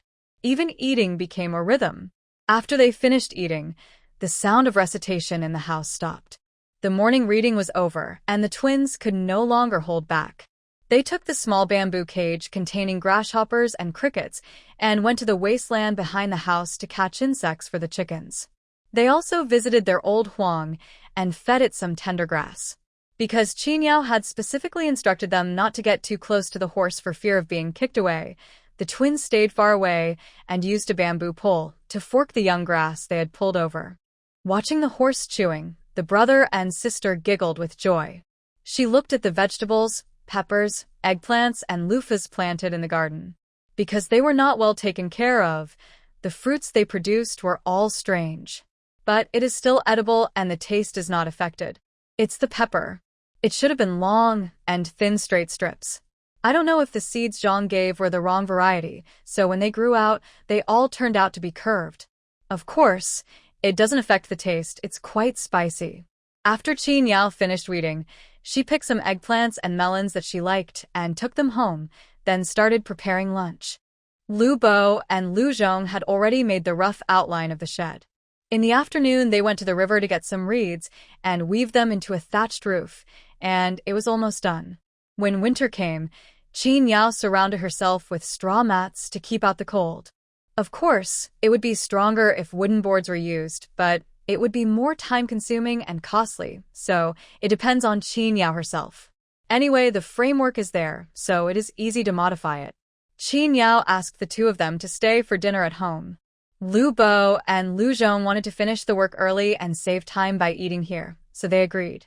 It was noon and the sun was strong, and there was still some time before lunch. Lu Zhong dragged a log more than 1 meter long, sat on the back doorstep and hammered around, finally carving out a trough. Qin Yao came out and asked them to come in for dinner. Seeing such a big log, she was a little surprised. How come such good food is used as a horse trough? Lu Zhong said embarrassedly, "My father told me to do that. Anyway, I won't use it at home. Why not carve it out and use it as a trough for the horses? It's just the right size." It is indeed just right, but such good material should be worth some money.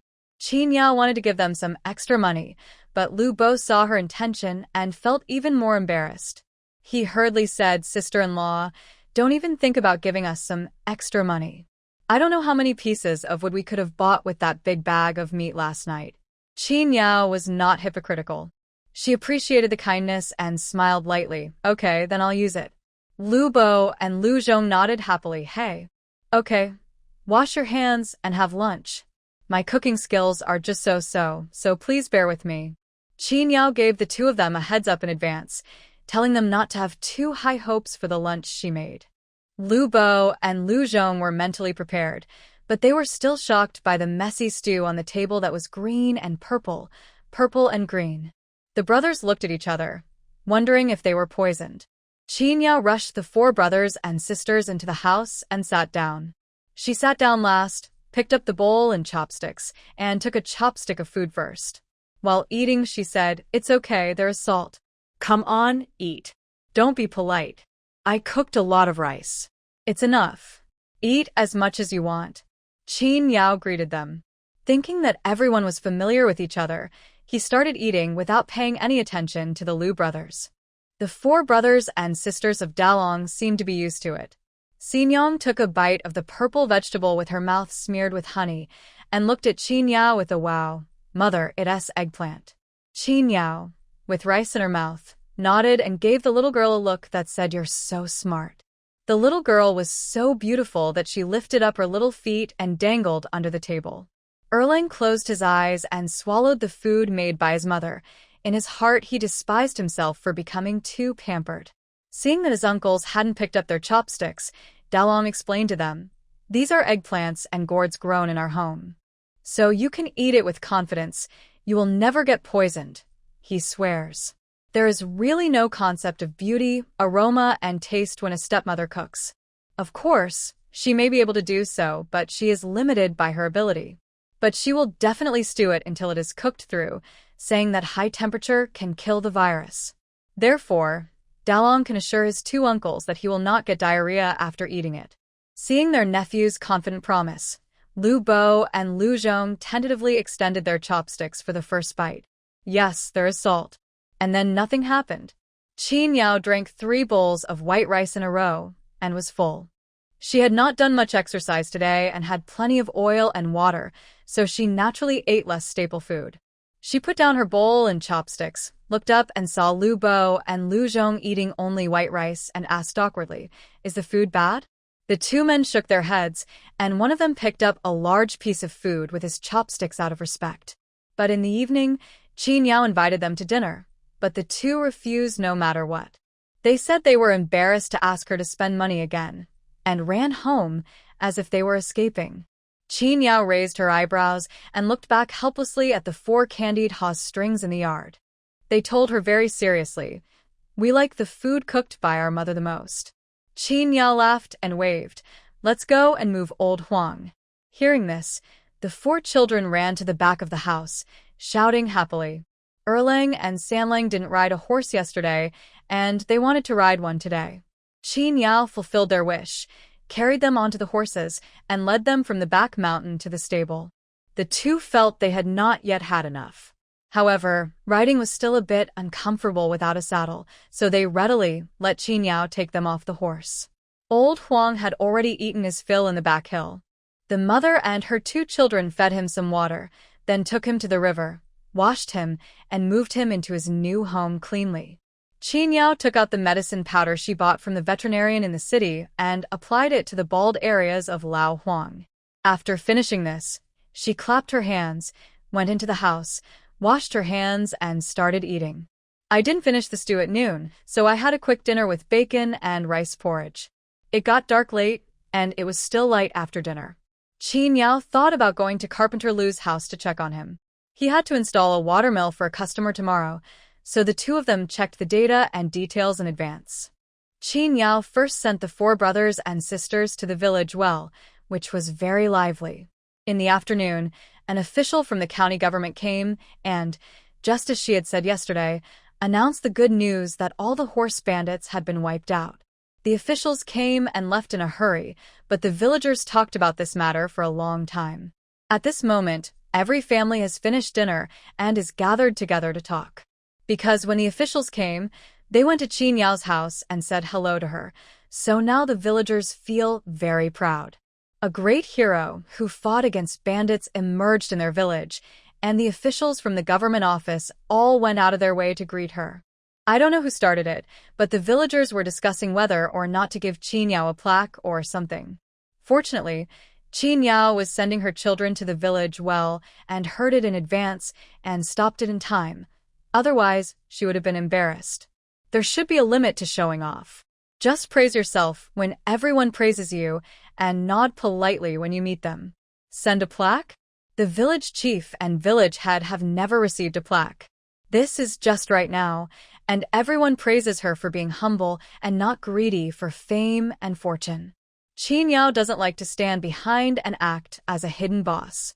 No one can take away the fame and fortune that she deserves. Nor will they put the credit on others and feel complacent just because they don't have to be exposed to the public and face criticism. If you want to wear the crown, you must bear its weight. Her cervical spine is good, so she can bear it. Old Lu now feels that Qin Yao has brought honor to his Lu family. During dinner, he even said to Zhang, "The 3rd son must have been very lucky in his previous life to have such a treasure to guard the family." Zhang kept saying yes, yes, yes, but she thought differently from old man Lu. She felt that Qin Yao brought honor to them, women. Look at the 2 wives of the eldest and 2nd sons. Their backs are much straighter when they walk. When Qin Yao arrived at Carpenter Lu's house, his family was having dinner, and they warmly invited her to the table. Qin Yao waved her hands, saying that she had already eaten, and asked them not to bother her. Carpenter Lu brought the bowl of rice over and took her to see the water wheel that she had to deliver tomorrow while eating. It was a size slightly smaller than a small water wheel. The family did not live near a river, but there was a mountain spring behind the house, which fell from the mountain all year round. They connected a bamboo tube to the spring and brought it directly home for use. Qin Yao had given up hope of loading the water truck, but after going over to take a look herself, she found that it was possible. Install an ultra-small model. Its power is not as great as that of a normal watermill, and it can grind less grain, but it is completely sufficient for home use. Also, because this was the first super small order, Qin Yao and Carpenter Lu paid special attention to it. If this is successful, it will open up more markets and allow water mills to enter thousands of households. For example, in villages with natural waterfalls or natural mountain springs, water mills can be built without the need for a big river. The emergence of ultra-small models may solve some of the terrain and hydrological restrictions. Are we going to this house tomorrow? Qin Yao asked. She has been away these days and is not very familiar with the order schedule. Carpenter Lu nodded. The super small one is quite far away, so we can only visit this one tomorrow. We can visit the other two together the day after tomorrow. They are all in the same village, so we can visit one in the morning and one in the afternoon. Qin Yao said, then we'll go there on horseback tomorrow. I'll go borrow a bicycle frame from the village chief, which will be much more convenient. Carpenter Lu nodded, and the two of them reached an agreement. Qin Yao took the account book home, checked the accounts, and went to bed early. Because the journey was long, the two set out at 4 o'clock in the morning. When Qin Yao left, the 4 children at home were still in their dreams. She left a note on the dining table in the main room, telling them that she would not be back until the evening. The frame of an ox cart is not very suitable for a horse, as it is much shorter, but the horse is twice as fast as an ox cart. It was still running very fast, pulling 2 people and the heavy water wheel and millstone. Heart ached when she heard the crazy gurgling sound of the wheels beneath her, worried that the frame of the village chief's car would be torn apart. So when we reached a small road that was not easy to walk on, we slowed down the carriage. In this way, when we arrived at the customer's home, it was around 10 o'clock in the morning. If we walk, we may not arrive by noon. Qin Yao was surprised that people from such a faraway place knew about the watermill in Liujia village. Later, she learned that it was a woman from Liujia village who married here and brought the news of the watermill back to her parents' home. Families who are willing to spend money to install watermills are all relatively wealthy in the village. The family today has a large courtyard and a wide gate. The threshold has been removed so that a carriage can drive straight in. The family drew mountain spring water and dug a large pond in which they planted lotus roots. The lotus flowers had already bloomed, and only 2 or 3 late-blooming ones were left, standing tall among the lotus leaves. When Qin Yao arrived for the first time, she was particularly envious of the family's large yard. Unfortunately, the land where they live is very small, and they can't dig a pond, so they can only grow some vegetables. The owner had cleared the place for the water mill in advance, right in the corner of the pond, where the mountain spring water falls. The amount of water in this mountain spring is quite large. Qin Yao has tested it and found that there is no problem in turning the water wheel. She and Carpenter Lu were very familiar with the installation steps, and the two worked together to complete the installation in half an hour. I asked the owner for some millet for testing, and the results were pretty good. A normal watermill can grind 1 load of grain in 1 hour, while an ultra-small watermill can grind 1 load of grain in 1.5 hours. Carpenter Lu carefully measured the baskets of the host's house and found that they were about the same size as the baskets commonly used by the villagers of Liujia village, so the result Qin Yao came to was more reliable. Qin Yao then guided the host to try it himself. He was quite satisfied. The speed was faster than he had expected, and most importantly, it was not tiring. The autumn harvest is just a few days away, and we have just made it in time. Our satisfaction is reflected in our bright smiles. If there is no problem, then let's settle the remaining balance. Qin Yao asked with a smile. The host smiled and went into the house to get the money. The total price was 3 taels of silver, 1/3 of which was paid as a deposit, leaving 2 taels of silver. Carpenter Liu brought a small scale in advance and weighed the goods. Qin Yao gave the receipt to the other party, and the payment was completed. When Qin Yao and Carpenter Liu drove away in their carriage, villagers were heading towards that family's house in groups, all of them curious to see the watermill. The two people in the car looked at each other and knew that if nothing unexpected happened, there would be a new order soon. Sure enough, just one day after Qin Yao and Carpenter Liu installed the last 2 small watermills, a stranger appeared at the intersection of Liujia village. The visitor looked up and couldn't find where he was going, so he had to find a Liujia villager on the side of the road and ask, "Where's the home of Qin, the watermill lady?" Jinhua had sharp ears. Before the villagers could answer, she ran over and shouted, "I know, I'll take you there." Unfortunately, the other party didn't believe her as a child and waved his hand. "Little girl, go play somewhere else and stop making trouble," waiting for the villagers of Liujia village to speak. As a result, they pointed at the little girl and said, "That's Madam Qin's niece. You'll know if you go with her. I still have to go to the fields to see if the water has dried up. We can harvest in 2 days. There is nothing delicious, but there is something fun." Qin Yao had nothing to do, so she made a few bamboo dragonflies for the 4 children at home who had few toys. Jinhua held it in her hands with great surprise, happier than if she had gotten a candy. She couldn't wait to call her sister Xin Yang, and the 2 of them ran away together. Erlang was memorizing his lessons in the house, living up to his reputation as the best student in the family. Dalong and Sanling were both at the watermill, watching the horses bathing in the river, while staring at the cash box in the watermill. Business is very good now. As long as the villagers can get in line, they will choose the watermill. Those who have no money will use the vegetables they grow themselves as collateral for fear that the vegetables will be stolen. Dalong will go to the watermill every once in a while and take the vegetables home if he finds any. The villagers jokingly called him the little shopkeeper. Qin Yao led the visitor to the main room and poured him some water, while observing his clothes and appearance. At first glance, he looked no different from the villagers around him. But Qin Yao noticed that he was wearing a pair of thick cotton shoes with 1,000-layer soles. The palms of his hands that were exposed looked much more delicate and smooth than his face, and he didn't look like someone who did rough labor all year round. The weak-colored skin on his face looked like it was caused by years of walking outdoors. "Have some water." Qin Yao handed him the boiled water, sat down opposite him, and asked with a smile, "What should I call you? Are you planning to install a watermill at home?" "My last name is Bai, and my given name is Shan." He picked up the water cup, not knowing how far he had walked.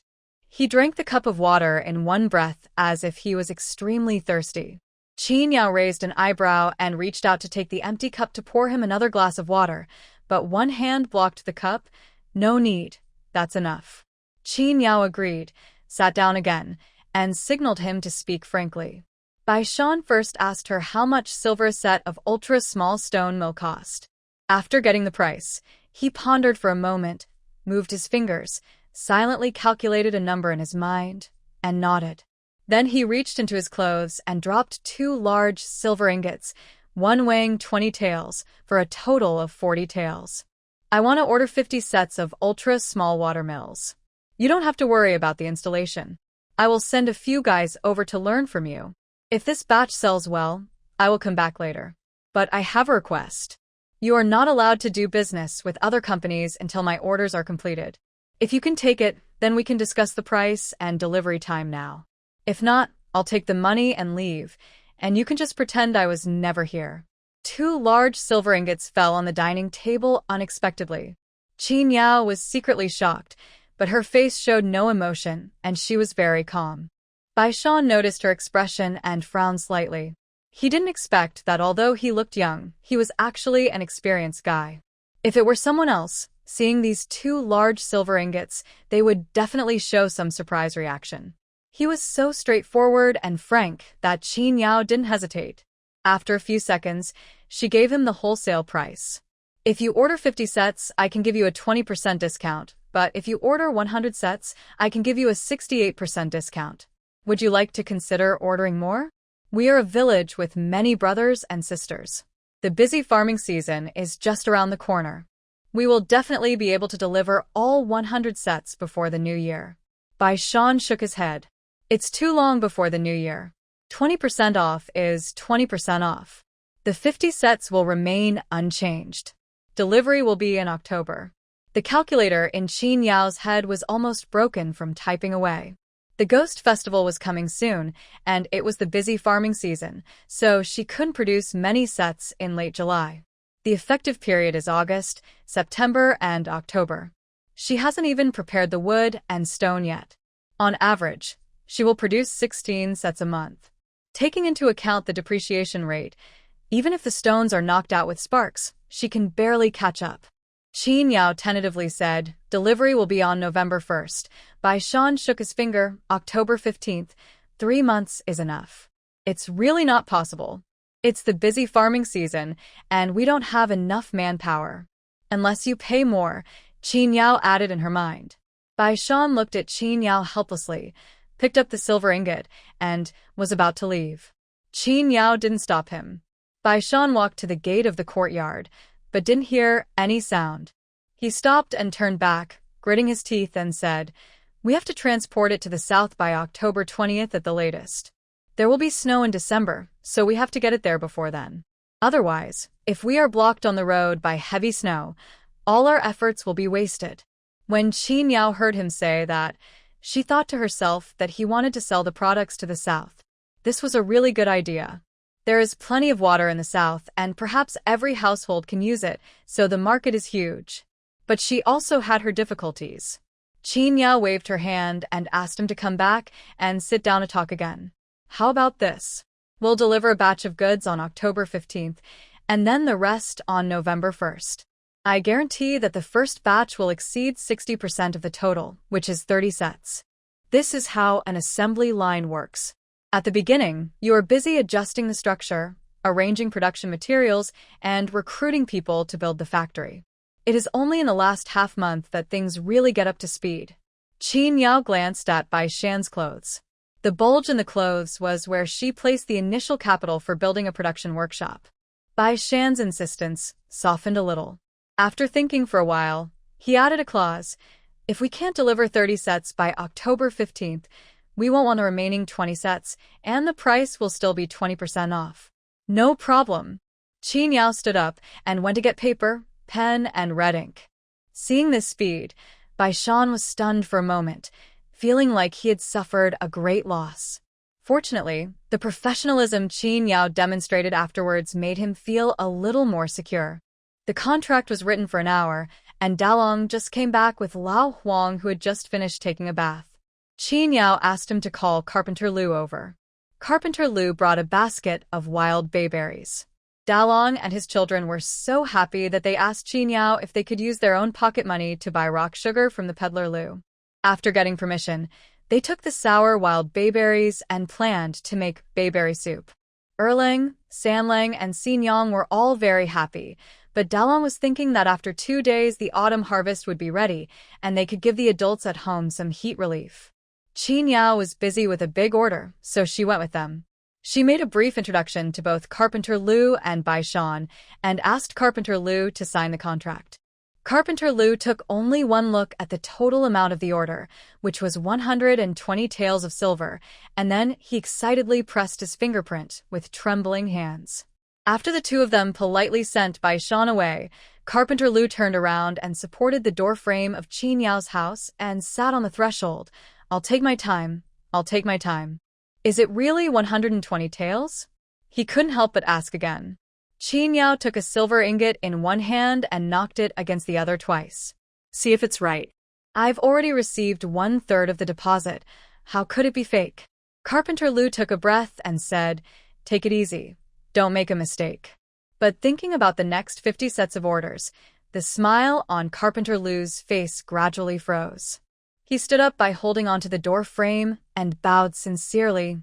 Madam Qin, you are very capable and knowledgeable. I will do whatever you say next. I will fully cooperate without hesitation. Qin Yao patted his shoulder and said, "I've been waiting for you to say this. Let's go inside and talk. Time is short, so we need to get the charter out today.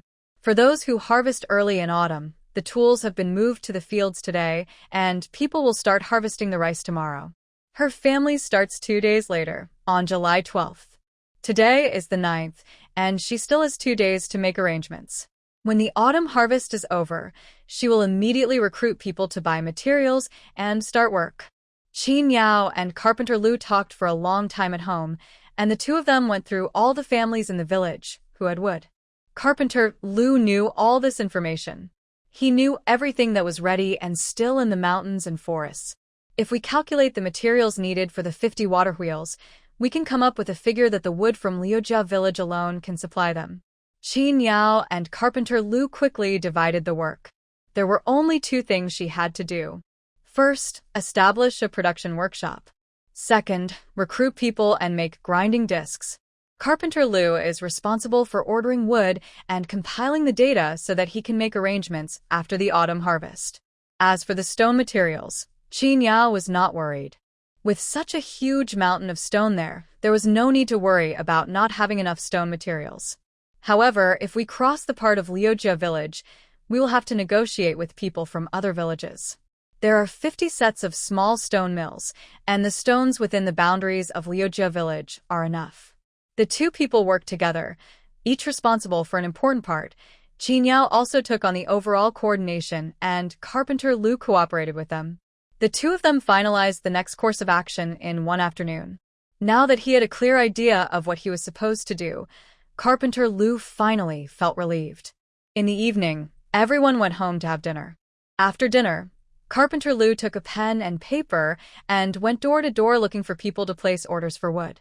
If you have ready-made ones at home, you can immediately have them sent to your yard and keep them there first.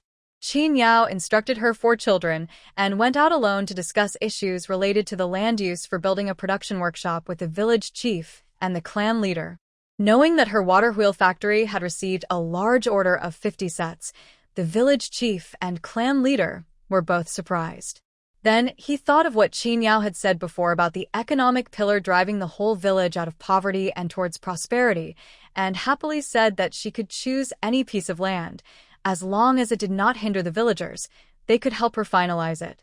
But after building a workshop, the situation is a little different. The village chief said uncertainly, "I'm afraid I have to ask the village head. I don't know whether we need to report our situation to the government.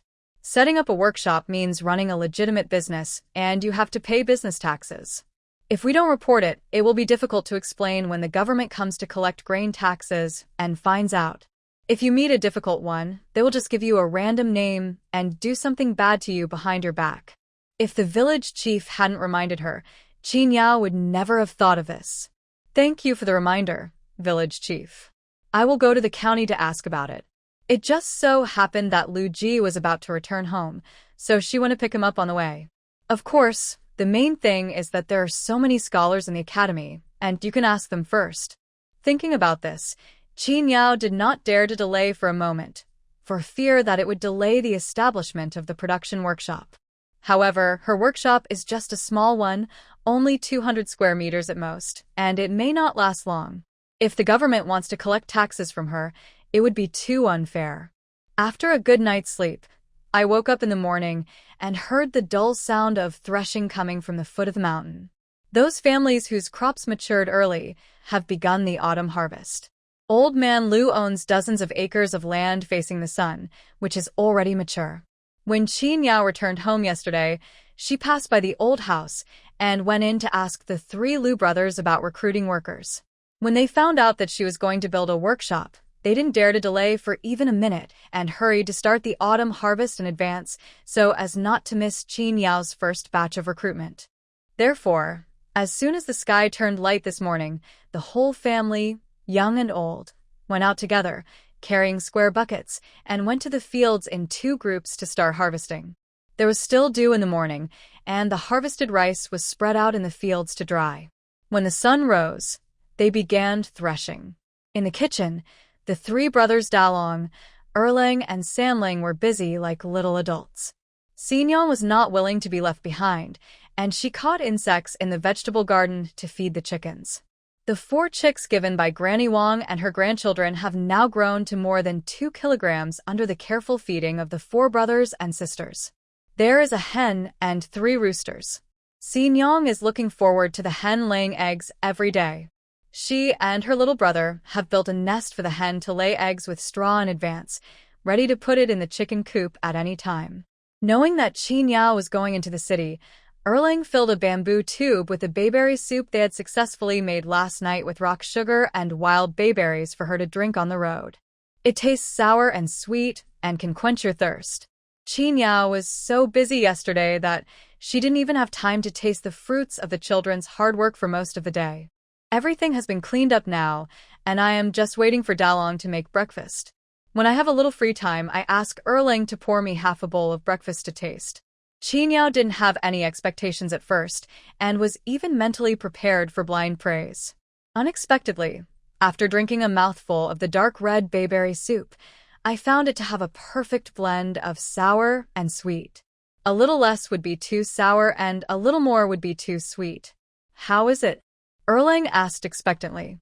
Dalong, who was making dough pancakes in an iron pan, and Samling, who was lighting a fire, also looked over anxiously. Qin Yao took another sip, savored it for a few seconds, and gave a thumbs up. Very good. If there were ice cubes, it would be so refreshing. The 3 brothers laughed when they heard her say this. Erling said expectantly, "Then let's go get some wild bayberries and make more, so we can drink it every day." Wild bayberry has a unique aroma, but it is too sour, so only boys and girls with good teeth can tolerate it. But if you add rock sugar, it tastes especially good even when soaked in water. It's just that sugar is expensive and people are reluctant to pick it. The wild bayberries all over the mountain are so ripe that they are about to fall off, but not many people pick them. Erling feels it's a pity just thinking about it. If you make so much without ice to store it, it will go bad in 2 days. Can you finish it so quickly? Qin Yao scooped a bayberry into her mouth and put it in her mouth to chew, while reminding Erling to consider the reality. Yesterday, you boiled all the bayberries that Carpenter Lu brought. It was a big bamboo basket. We have 2 large jars at home. If you can't finish them tonight, they will have a fermented and sour smell tomorrow. Erling's eyes rolled. Then can I sell it? Sure, but don't cry if you can't sell it. Qin Yao encouraged them to try more, but also gave the little ones some preventive measures in advance. Of course, if it's a sale at a loss, just pretend she didn't say anything. Erling would never sell it at a loss, Dalong thought to himself. But according to what Erling said, if a bowl is sold for 2 cents, I'm afraid there will be very few people willing to spend that. Forget it, if I can't sell it, I'll give it to Jinbao Jinhua and the others to drink. Seeing that they were in a good mood, Qin Yao didn't say much. She drank the bayberry soup in the bowl in one breath and burped with satisfaction. It just so happened that Dalong had just cooked some vegetable soup with noodles. After the 5 of them, mother and children, had breakfast together, they went about their business. Everything is different with a horse. To get from Liujia village to the county town, we no longer have to set out with torches early in the morning before dawn. Qin Yao went out after breakfast and rode on horseback in an hour before arriving at the county town gate. After paying the city entrance fee and livestock care fee, and leaving the horse in the parking lot at the city gate, Qin Yao glanced at the sky and saw that it was the noon break time, so she went straight to the academy to find Lu Ji.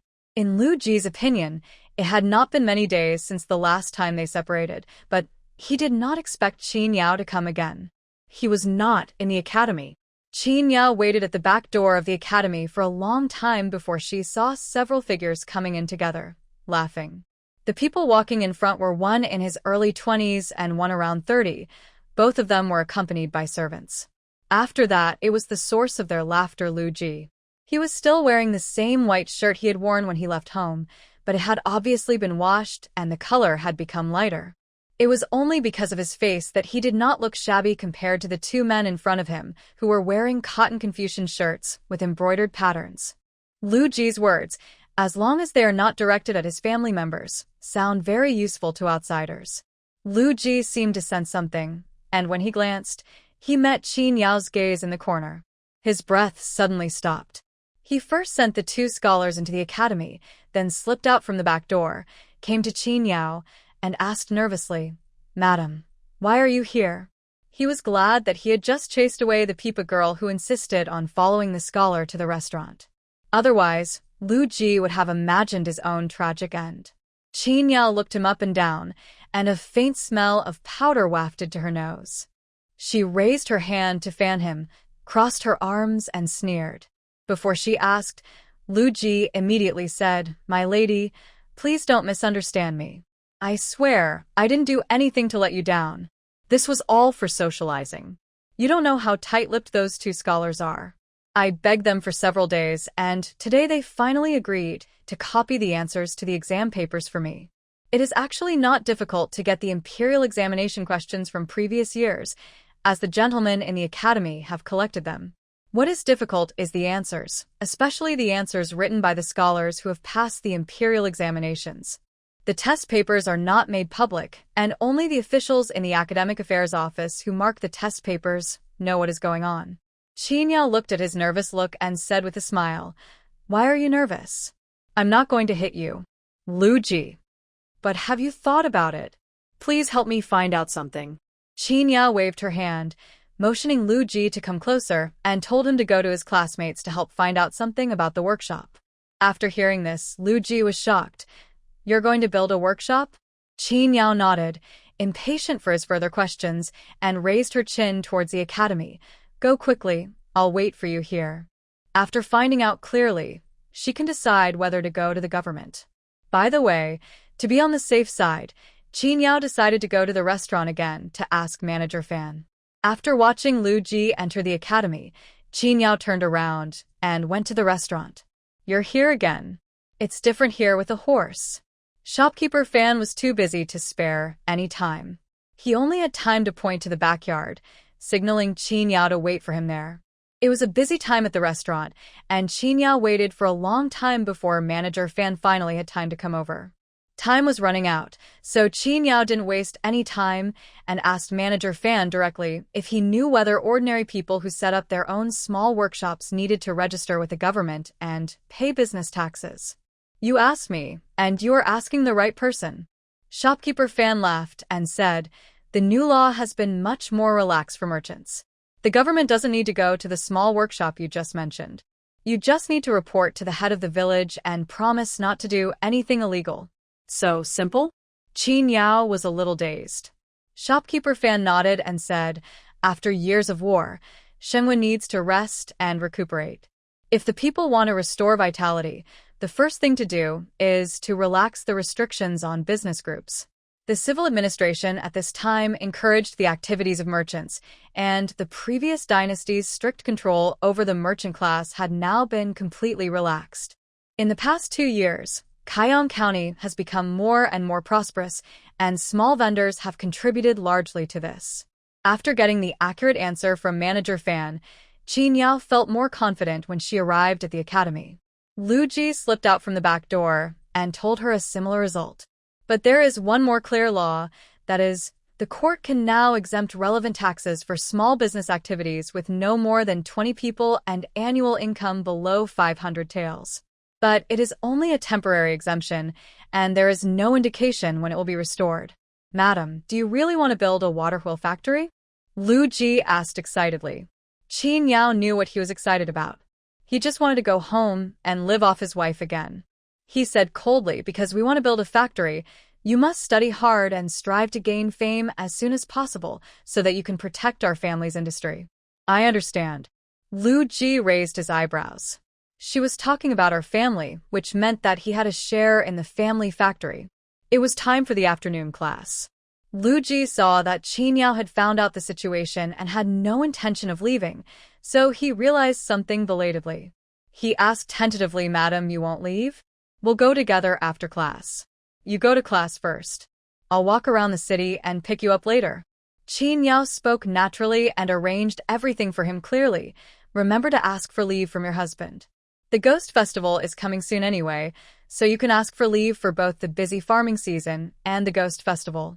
A 5-day holiday is enough for us to finish harvesting the rice." When Lu Ji heard about autumn harvest, A mask of pain was already put on his face. He wanted to go back 2 days later because he wanted to finish copying the answers to the exam questions given by the 2 scholars in these 2 days. Qin Yao shook her head. I'm very busy now. The autumn harvest must be completed as soon as possible so that I can concentrate on running the factory. The plan has changed. I'll give you a few more days. Don't worry about asking for leave. It's my fault that I couldn't bring the reference answers home this time. I won't kill you. Okay. He felt relieved after hearing her words. Lu Ji went back to finish his afternoon class and then asked for leave from his teacher. Qin Yao walked around the county town, bought a pound of salt and 5 pounds of rapeseed oil, made a pot of sauce, and bought 3 pounds of meat. The weather is hot and the meat won't keep well, so I can't buy much. But riding a horse is very fast, and if you want to eat meat, you can go to town to buy it any time, which is convenient. Thinking that the upcoming autumn harvest would be very tiring, Qin Yao bought several cakes from a cake shop to reward herself. There are mung bean cakes, glutinous rice and brown sugar dumplings, lotus seed candy, and lotus sesame cakes. All of them use seasonal ingredients and are fresh to eat. There are also dessert shops on the street, which specialize in selling various beverages such as sugarcane syrup, sour plum soup, mung bean water, plum wine, snow bubble spleen shrinking drink, etc. The richness of the variety was beyond Qin Yao's expectations. She thought that ancient people had no drinks to drink, but she didn't expect that not only did they have them, but the variety was also very rich. For example, she had never heard of the snow bubble spleen shrinking drink, but it looked very high-end. Is there an ice storage in Kaiyang County? Qin Yao asked curiously. Thinking of the various ice drinks before the end of the world, Qin Yao couldn't help but swallowing secretly. Having a piece of ice in the hot summer is such a comfortable feeling. Lu Ji nodded. Yes, it's in the ice house outside the city. Every year after the snow falls, the river freezes over, and the government orders people to chisel the ice back into the ice house. The ice stored last year can be used until this autumn. Then wait until winter to continue storing it and continue using it after storing it and repeat this process. However, seeing Qin Yao's enthusiastic look, Lu Ji had to pour a bucket of cold water on her. That government ice house only supplies ice to the city's nobles. Ordinary people like us can forget about it. If you have a lot of extra money, you can treat me to a bowl of dessert at the dessert shop. As he said this, he swallowed his saliva unwillingly. Qin Yao sneered at him. Dream on. When she passed by just now, she saw the brands of drinks with the word snow on them. The starting price of a cup was 50 cents, which was enough to buy the 3 pounds of pork in her hand. Anticipating her reaction like this, Lu Ji turned his back and made a snort. When she turned around, Qin Yao had already brought Lao Huang out. The couple looked at each other and then remembered an embarrassing question. 2 people, 1 horse, how to ride. Thinking of the possibility that something might be unfavorable to him, Lu Ji stepped forward and grabbed the reins, asking tentatively, My wife, you won't let me run behind the horse, right? Qin Yao was too lazy to talk nonsense with him and asked directly, Can you ride it? Lu Ji shook his head honestly. He would like to, but his family must have the conditions to do so. Qin Yao shook her head and said, Get on the horse. You sit in the front. Ah? Lu Ji subconsciously raised his hand to measure the heights of the 2 people. Qin Yao was a head shorter than him. If she sits in the front, will she still be able to see from the back? Qin Yao slammed his raised hand open, and Lu Ji gasped in pain. It turns out that it is visible, because when the horse accelerated, he was so scared that he just lay on the horse's back and held the horse's neck tightly. There was a whistling sound of strong wind next to my ears. Just as I was about to open my mouth, a mouthful of sand and dust flew in, and my ace was almost broken into pieces by the shaking. He wanted to change his posture a little, but a warm body pressed down on him, and the fragrance of soapberry drifted into his nose. Raju froze instantly. Later, he could no longer remember how he returned to Liujia village. I only remember hearing a voice behind me. We're here, get out. Then, he was ruthlessly thrown off the horse. He stood there in a daze, looking at the fiery sunset in the sky, which was pink and very beautiful. A man and a horse rode forward against the sunset glow. The woman had her back straight, her body rising and falling with the horse's back, her high-tied ponytail swaying lightly from side to side. She was so unrestrained, as if nothing in the world could restrain her. He subconsciously stretched out his hand, wanting to grab something but caught nothing. He could only watch the heroic figure gradually walking away.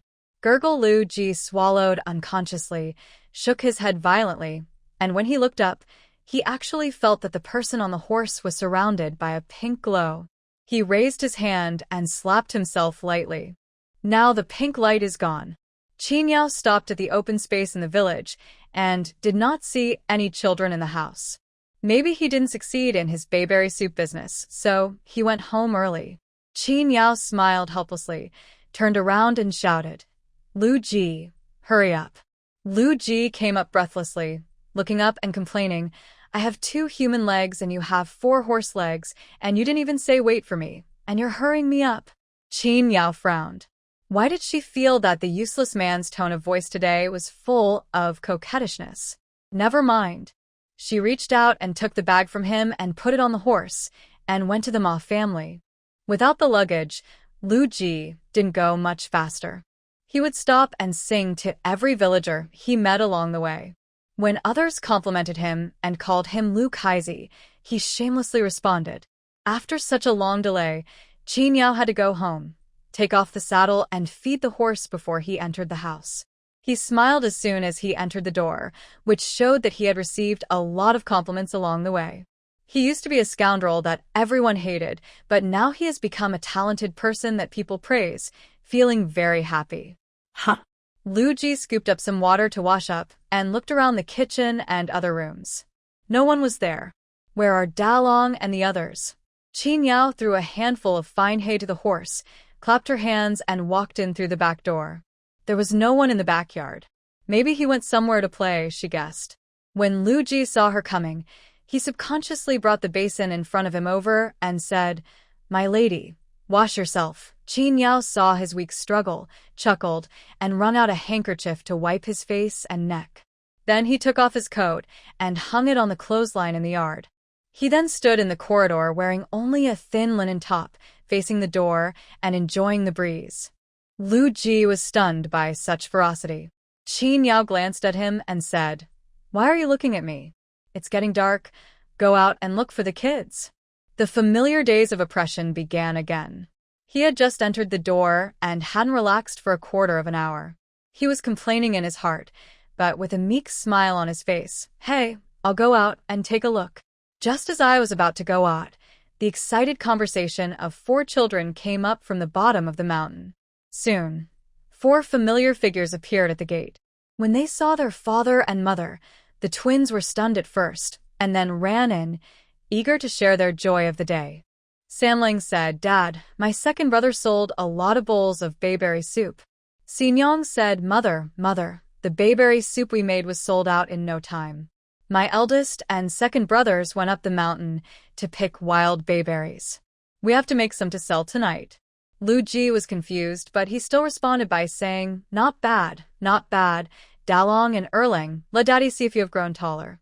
Jiling rolled his eyes. "It's only been 10 days. How can I grow so fast? I'm not an onion." Dalong gave face to his father and came forward with a heavy basket of sour wild bayberries, asking Lu Ji to demonstrate. Qin Yao didn't expect that the bayberry soup for several people had been sold out, and the business was so good that she had to make a second batch. Without hiding her surprise, she looked at Jiro and asked, "How much do you sell a bowl for?" 2 cents a bowl. Erlang put down the basket on his body. It was full of bayberries and very heavy. Then he said excitedly, "Mother, you don't know how much everyone likes the bayberry soup we make. When it comes to autumn harvest, they are willing to spend money on it." As soon as Qin Yao went out in the morning, Erlang and Dalong carried the clay pots filled with bayberries, while Sanlang and Xingyang took bowls and spoons and went out. Dalong said he wanted to go to the village well, so Erlang took the bayberry soup directly to the field and sold it on the ridge. As soon as I opened the jar, someone came up and asked about it, smelling the smell. Dalong nervously said 2 cents a bowl, but He didn't expect the other party to order 2 bowls immediately. They say the weather is too hot and the autumn harvest is too hard, so it's okay to spend money once in a while. It turned out to be a good thing. The 4 brothers and sisters walked through acres of rice fields and delivered the goods directly to the people. They first bought them bayberry soup on credit and then went back to the people's house to get the money. As the morning went by, the cans in the backpack became lighter and lighter, and they were all sold out before I knew it. Erlang pulled Qin Yao into the main room, looked at her expectantly, and then took out a linen bag from his arms. Lu Ji's breathing tightened, and he looked at Erlang in disbelief. Such a young boy actually earned such a big bag of copper coins and brought home. Lu Ji's offspring is indeed extraordinary. Erlang. Lu Ji walked up to him, patted his son's shoulder heavily, and said with relief, "You are a good kid. Dad really didn't raise you in vain. You have made great progress and even know how to bring money home." When Erlang heard this, he was not happy at all. He frowned, shook his shoulders, shook off the big hand on his shoulders, put a handful of copper coins in front of him, pressed his whole body on them, and stared at Lu Ji vigilantly. "Don't even think about taking a penny from him." Lu Ji coughed twice uncomfortably and touched his nose angrily. "Well, I'll go make dinner." Dalong put Yang Mei down and rolled up his sleeves. "Annie, I'll go help you, hurry up." "Go ahead." Qin Yao nodded with a smile and reminded the young boy, "Be careful not to get splashed by the oil and fire." Dalong nodded, "I know." He turned around and followed Lu Ji into the kitchen. After the annoying person left, Erlang got down from the table and planned to give her all the money he earned that day. Qin Yao didn't want it and asked them to keep it themselves. After all, this is their own pocket money, and if they accumulate a little bit, they might end up with a large sum in the future. Seeing that Qin Yao didn't want it, the 3 little guys felt a little disappointed.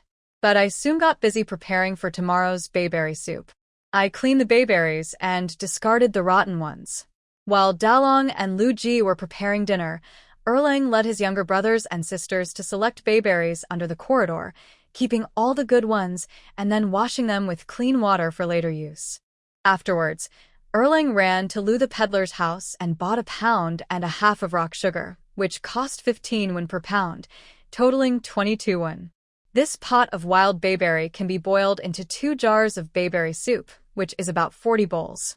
San Lang and Xin Yang counted on their fingers and toes but couldn't figure out how much 40 bowls cost, even though they were 2 cents a bowl. Erlang's eyes rolled, and he quickly figured it out in his mind. He was the one who knew the multiplication formula Qin Yao taught him best, and now he could put it to use. 80 cents minus 22 cents. We can earn 58 cents. Erlang said excitedly. Xin Yang tilted her head and asked, "Second brother, how much is 58 cents? Jiro shrugged. "It's a pity that I can only sell it for a few days a year, otherwise I could make more money." "How much more?" The twins couldn't imagine it, so it didn't affect their happy mood at all. Dinner was ready and Lu Ji brought it to the table one by one. 3 pounds of meat are fried and then coated with a layer of sauce before being served. It goes perfectly with the white rice with distinct grains. There is also a bowl of egg soup and a plate of stir-fried seasonal vegetables.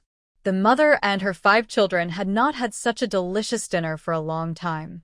As soon as Lu Ji served the food, the table was filled with the sound of people picking up dishes. The swift and scattered appearance, as if they had escaped from a refugee camp, scared Lu Ji so much that he picked up his chopsticks and decisively joined in. If he moves any slower, he won't be able to eat the meat. Qin Yao ate 4 bowls of rice and drank 2 bowls of egg soup before she put down her chopsticks in satisfaction. She gently stroked her slightly bloated stomach, narrowed her eyes, and savored the meal carefully. Dalong and Erlang put down their bowls and chopsticks and rushed to the kitchen to make bayberry soup.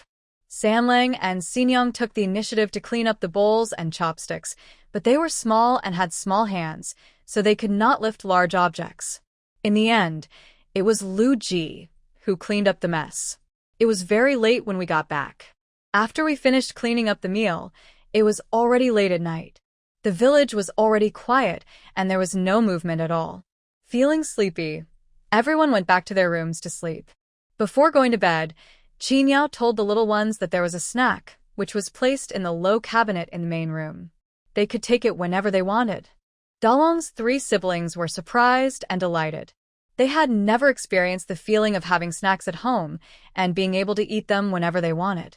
Not to mention them, no other children in the village are spoiled like this by their parents. Lu Ji was stunned when he heard this in the room. He felt that Qin Yao had too much money to spend and was spending it lavishly without any knowledge of saving. How would a child know how hard it is to make money? Just watch, the 4 kids at home can finish those bags of snacks in half a day. However, he was slapped in the face very quickly. The scene Lu Ji imagined did not appear. Although there was no adult to control them, the 4 brothers and sisters ate a lot more at once, but there was still more than half left in the low cabinet, so there was no problem eating them for another 2 or 3 days. Dalong even gave him 2 pieces. "Dad, this is delicious, you should try it too." As he said this, he gave Si Nyang 2 pieces of lotus seed cakes that they had selected and looked the most complete, and asked her to deliver them to her stepmother. Qin Yao held the cake in her mouth and ate it while walking towards the village. She went to see the village chief and finalized the address for the factory as soon as possible. The things I was worried about had been clarified and I had no worries, so the site selection was completed quickly.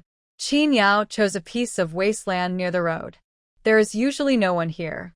The women from Chuanri village will come here to pick some wild vegetables or something. The land is not fertile enough for planting, and since it is the clan's public land, Qin Yao wants to rent it, and no one has any objection. The rent is also cheap, only 800 won a year. Qin Yao knew that the villagers were asking for a low price just to give her face. Once her water mill processing plant is established, it will benefit everyone in Liujia village. Once the address was chosen, the relevant formalities were completed on the same day and notarized by the village elders. Getting a lease is a good start for the next process. Qin Yao also felt relieved and started the most important autumn harvest of the year. As early as the beginning of the month, the villagers had all set their sights on her family's 10 acres of land. The heavy and full ears of rice are so tempting to look at. Now we are finally going to get some specific data, and it is no exaggeration to say that the whole village is looking forward to it. With the experience of harvesting wheat in February, Qin Yao and Lu Ji did not find it difficult to harvest rice this time. The main thing is, seeing the golden grains in the barrels, the joy of the harvest instantly overwhelms all the fatigue. Qin Yao was strong and was responsible for beating, while Lu Ji was responsible for cutting. The 4 children at home were also busy, so I sold bayberry soup for 2 days and earned 100 coins. Next, they all followed their parents. The older ones helped to move the rice, and the younger ones took a small cloth bag to help pick up the fallen grains. We don't want to waste even a grain of food. When the first acre of land was harvested, the villagers immediately gathered around and watched Lu Gong weigh the crops for Qin Yao's family. 500 kilograms. Lu Gong said excitedly. Just 3 words caused a huge uproar among the villagers. A yield of 500 kilograms per mu. What does that mean? Generally speaking, if the best farmland is cultivated carefully, the annual output is about 450 kilograms at most. The villagers knew the condition of Qin Yao's land very well. They usually just watered it and removed the weeds. They had never seen anyone fertilize the land after planting. It was a semi-free range state. It took Qin Yao's family 3.5 days to harvest all 10 acres of land. The speed is not the fastest, but it is not slow either. However, compared with her efficiency in chopping heads, Qin Yao's efficiency in threshing is not as impressive. The harvested millet was carried home in loads, and the front and back yards were filled with it. We turned it over and dried it every day when the weather was good. When the last load of grain was carried in, Lu Ji sat down on the gravel ground that was scorching hot from the sun and said, "I'm finally done." As soon as he said this, he seemed to have no strength left, and his soul was in a state of emptiness. Qin Yao felt better and strode into the main room and drank half a pot of water. The 3 brothers and sisters of Dalong walked slowly and arrived home a little later. The scorching sun made their little faces as red as guangong. Qin Yao looked down at her hands. The skin exposed outside her clothes was all darker. 3 days of sun destroyed her skin, which she had maintained for half a year, back to its original state. Lu Ji, on the other hand, was not very tanned. He was lying on his back beside a pile of grain, with his hair disheveled and his clothes in tatters, looking like a rakish guy. Rest for 25 minutes, then go call Lu Dafu's family and ask them to take the food away. After giving the instructions, Qin Yao slumped in the chair and let her mind wander. Dalong and his 3 sons naturally followed suit. They put away the farm tools they had brought back, took off their shoes and socks, and sat in a row under the eaves barefoot to rest. Seeing the birds flying down to eat the millet in the yard, Xingyang stood up and shouted hey, and ran over to chase the birds away. Don't eat my millet. Lu Ji grinned and found it very interesting to see his daughter struggling with a bird. Unfortunately, 2/4 of an hour passed in the blink of an eye. He patted his ace, got up and went out, calling Lu Dafu to come and collect the grain. We harvested 500 kilograms of grain from the first acre of land, and everyone was very happy. But the yield per mu after that failed to exceed this number. In June, the ridges of several mu of land collapsed, resulting in a great loss, and only 460 to 470 kilograms were harvested. A total of 4,895 kilograms were harvested from these 10 acres of land, an average of 489 kilograms per acre. Compared with previous years, 1 acre produces about 50 kilograms more grain. A little bit adds up to a lot, and 10 acres produce nearly 500 kilograms more grain. Lu Dafu's family harvested 40%, a total of 1,958 kilograms. The remaining 2,937 kilograms, minus 1/15 of the grain tax, resulted in a final total of 2,741 kilograms, which was the total harvest of Qin Yao's family this year. This amount of grain could be sold for about 16 taels and 4 qian of silver based on last year's grain prices. However, Qin Yao now has to eat the food of 4 people by herself, and the 2,700 kilograms are barely enough for her own consumption, and she does not plan to sell it. Of course, this is barely enough, referring to white rice for every meal. If it were other families in the village, it would be great if they could drink porridge all year round and not starve to death. If they had this much yield per acre, they would sell most of it and exchange it for silver to be used for daily expenses. The 3 Lu Gong brothers led their family's horse-drawn carriage and ox-drawn cart and came to Lu Ji's house with Lu Ji to get food.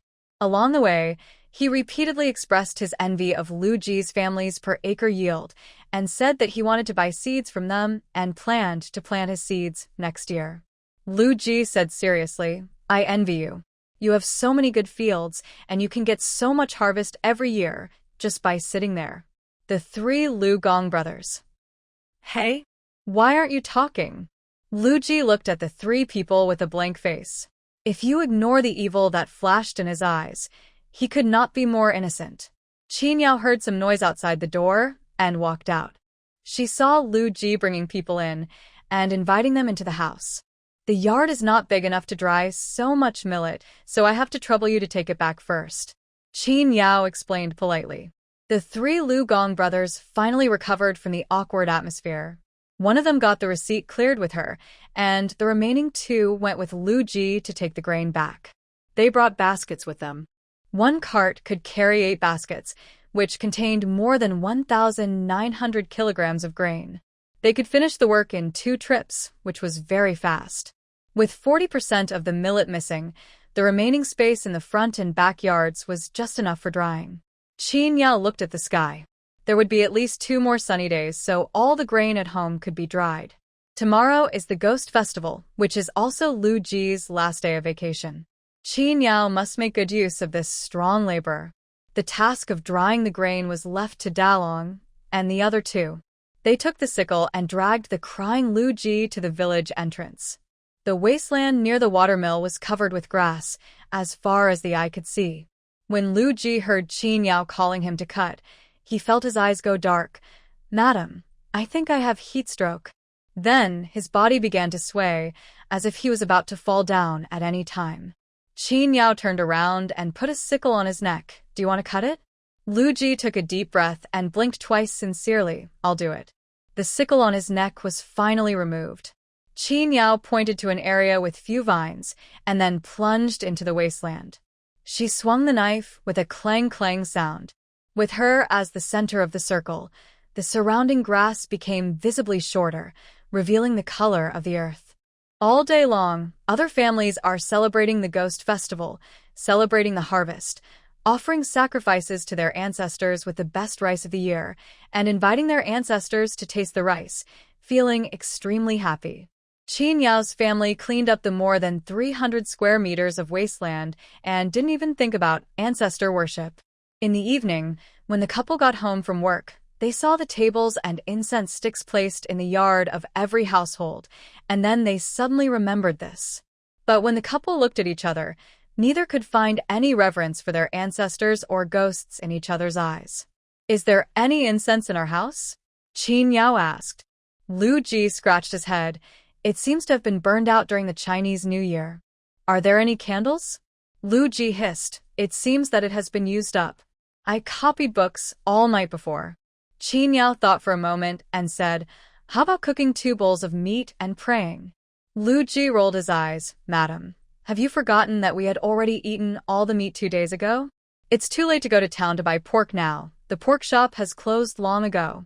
Qin Yao was about to say, "Then don't celebrate this festival." Lu Ji suddenly stopped. Qin Yao looked up and saw that it was the gate of the Lu family's old house. Lu Ji pointed at the incense table inside and said, "We all have the same ancestor anyway. Let's go home and get some newly harvested grain and worship it together." Qin Yao raised her eyebrows. "That makes sense." So the couple walked back home slowly, put down their sickles, washed their hands and face, took the remaining half bag of snacks and a bowl of newly harvested millet, locked the door, and led their 4 children to the Lu family's old house. "Dad, let's come and pay respect to our ancestors." Lu Ji held snacks in one hand and grains in the other. His voice came before he even showed up, startling the cook in the kitchen, so much that her heart skipped a beat.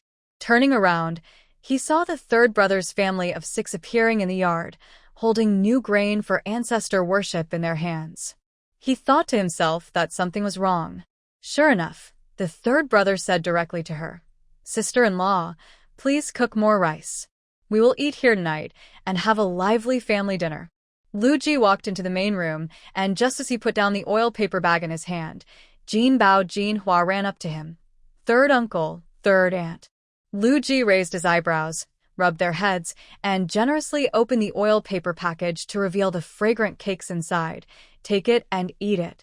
The brother and sister took the money and wanted to leave, but old man Lu stopped them. "You haven't thanked your uncle yet.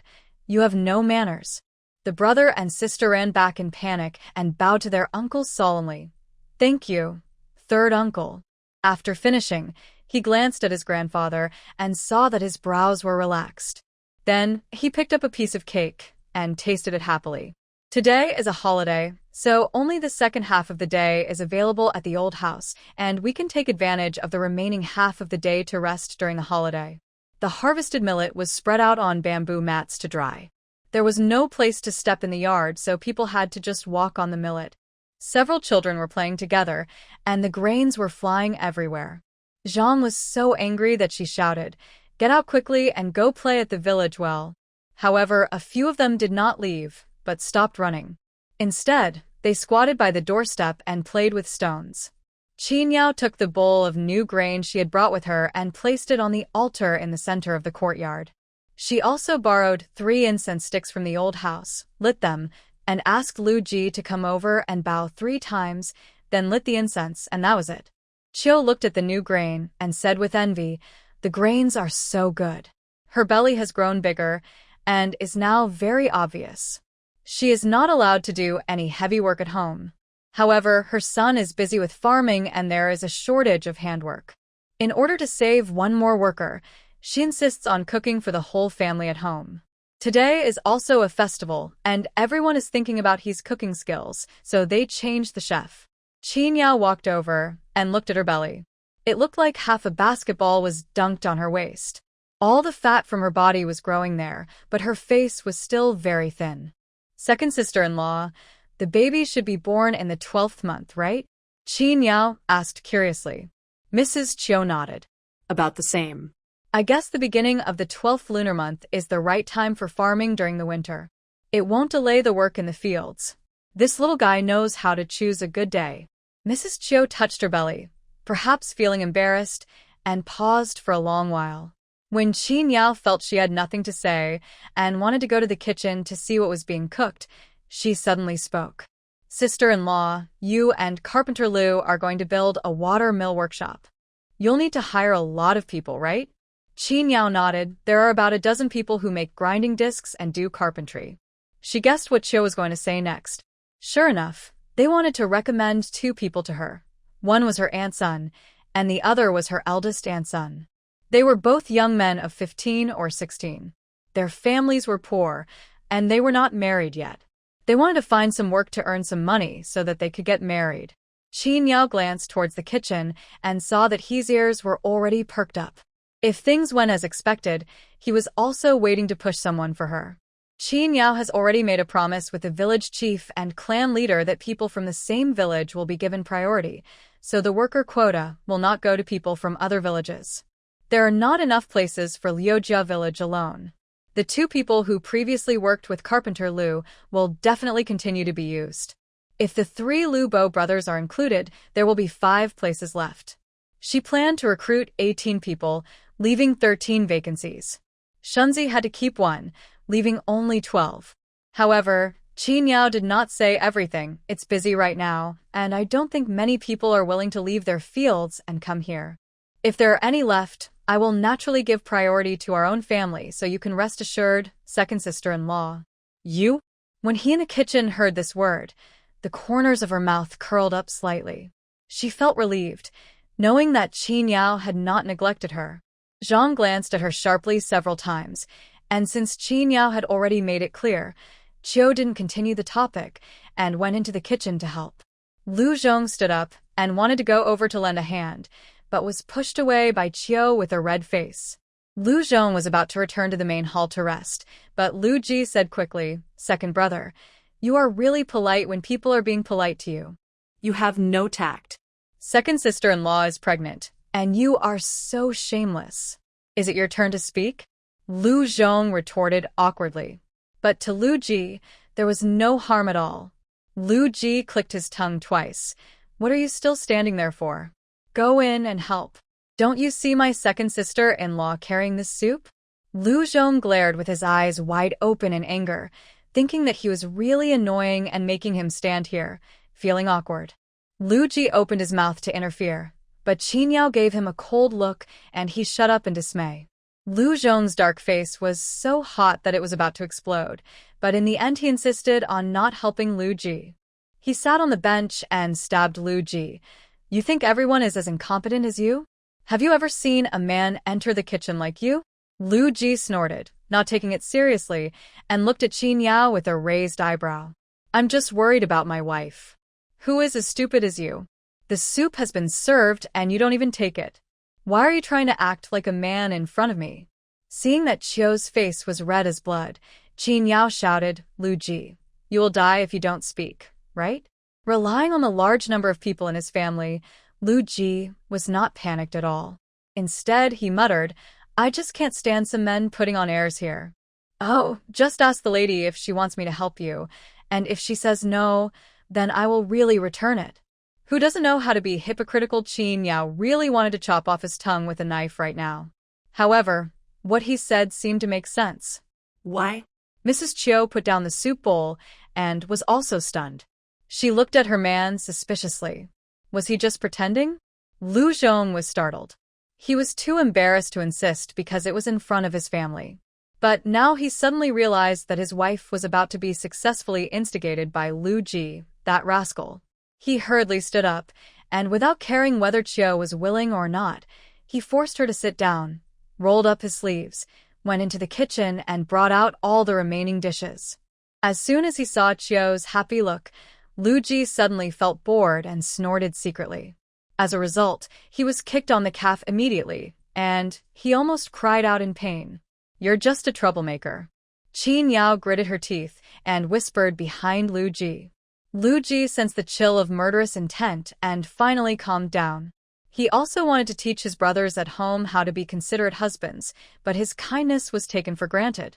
After all, it was a festival and the autumn harvest had just begun, so he cooked some solid white rice and also stir-fried 3 dishes and a soup, all in super large portions, enough for the whole family. However, there was no meat in the dish, and only the egg shreds in the soup could barely be considered meat. It was far inferior to the fried meat slices that Qin Yao's family had every now and then. But his cooking skills were truly outstanding, and everyone enjoyed the meal very much. Qin Yao was more restrained and put down her chopsticks after eating only 3 bowls of rice. But this treatment is better than what Old Man Lu and his sons get. Women only get 1 bowl, men who go to the fields get 2 bowls, and children also get 1 bowl. Qin Yao's 3 bowls are unique. Lu Ji also wanted to get a 3rd bowl, but Old Man Lu gave him a fierce look. After the meal, the 2 families sat under the eaves, enjoying the cool air and talking about this year's harvest. It is indeed a miracle that Qin Yao's family produces 500 kilograms per mu, because the best dozens of mu of land in Lu Leihan's family only produces 320 kilograms per mu at most.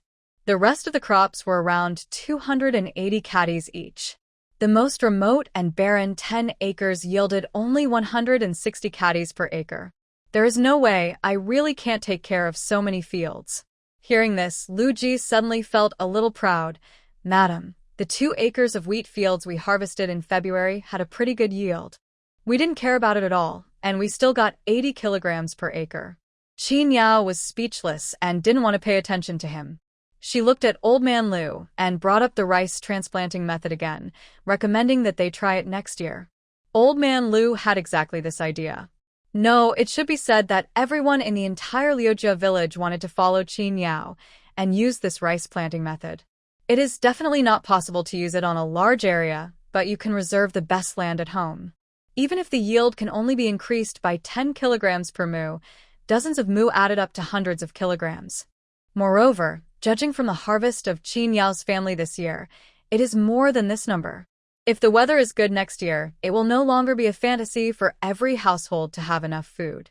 Thinking of this, Old Man Lu and the Lu Bo brothers couldn't help but get excited. Night fell. After such a long period of busy work, everyone was very tired and went home. Lu Ji boiled several large pots of water, and the whole family washed from head to toe and slept comfortably. Lu Ji was the last one to wash, and he washed particularly slowly. He would have to get up before dawn tomorrow and rush to the county town to go back to the academy to study. There was no shower room in the academy dormitory for him to take a bath, so he naturally had to take a thorough bath at once in order to survive the remaining half-month. Qin Yao was going to the town to buy some meat, so she gave Lu Ji a ride and dropped him off on the official road outside the town. It would take another hour to walk to the county town. It's still early, the sky is just getting light. If you walk faster you won't be late. Remember to bring back the past exam papers and reference answers that I asked you to copy when you go home next month. Qin Yao instructed. Lu Ji nodded dejectedly, carrying his small bag, and moved forward step by step. He was so sleepy that he could not even open his eyelids. Qin Yao watched him walk away until he could no longer be seen. Then she rode her horse into the town street to buy meat from the butcher. Bring 2 pounds of spare ribs, 2 pounds of pork belly, and a piece of pork liver. Take them home and make soup to nourish her and her 4 kids. It was Qin Yao's cooking skills that made the pork liver and vegetable soup taste a little weird. She drank half a bowl of it and stopped eating, going to eat the stir-fried pork instead. The ribs are put in a long bamboo tube and then placed in a bucket filled with cold water in a cool place. They can be kept for another day. Qin Yao plans to use them to make meat soup tomorrow night. After finishing breakfast, Qin Yao asked the 4 children to spread out the millet in the yard to dry, and then hurried to Carpenter Lu's house. His family had a lot of land but also a lot of people, and they had harvested most of the harvest in 5 days, so they had some free time. After the 2 of them discussed it, they started recruiting people to quickly set up the production workshop. Not to mention how sturdy it is, at least a thatched hut is needed to shelter from the wind and rain. Qin Yao had already thought about what kind of building she wanted to build. When the blueprint was spread out, Carpenter Lu came forward to take a look. It was a house that was surrounded on all sides with an open air in the middle.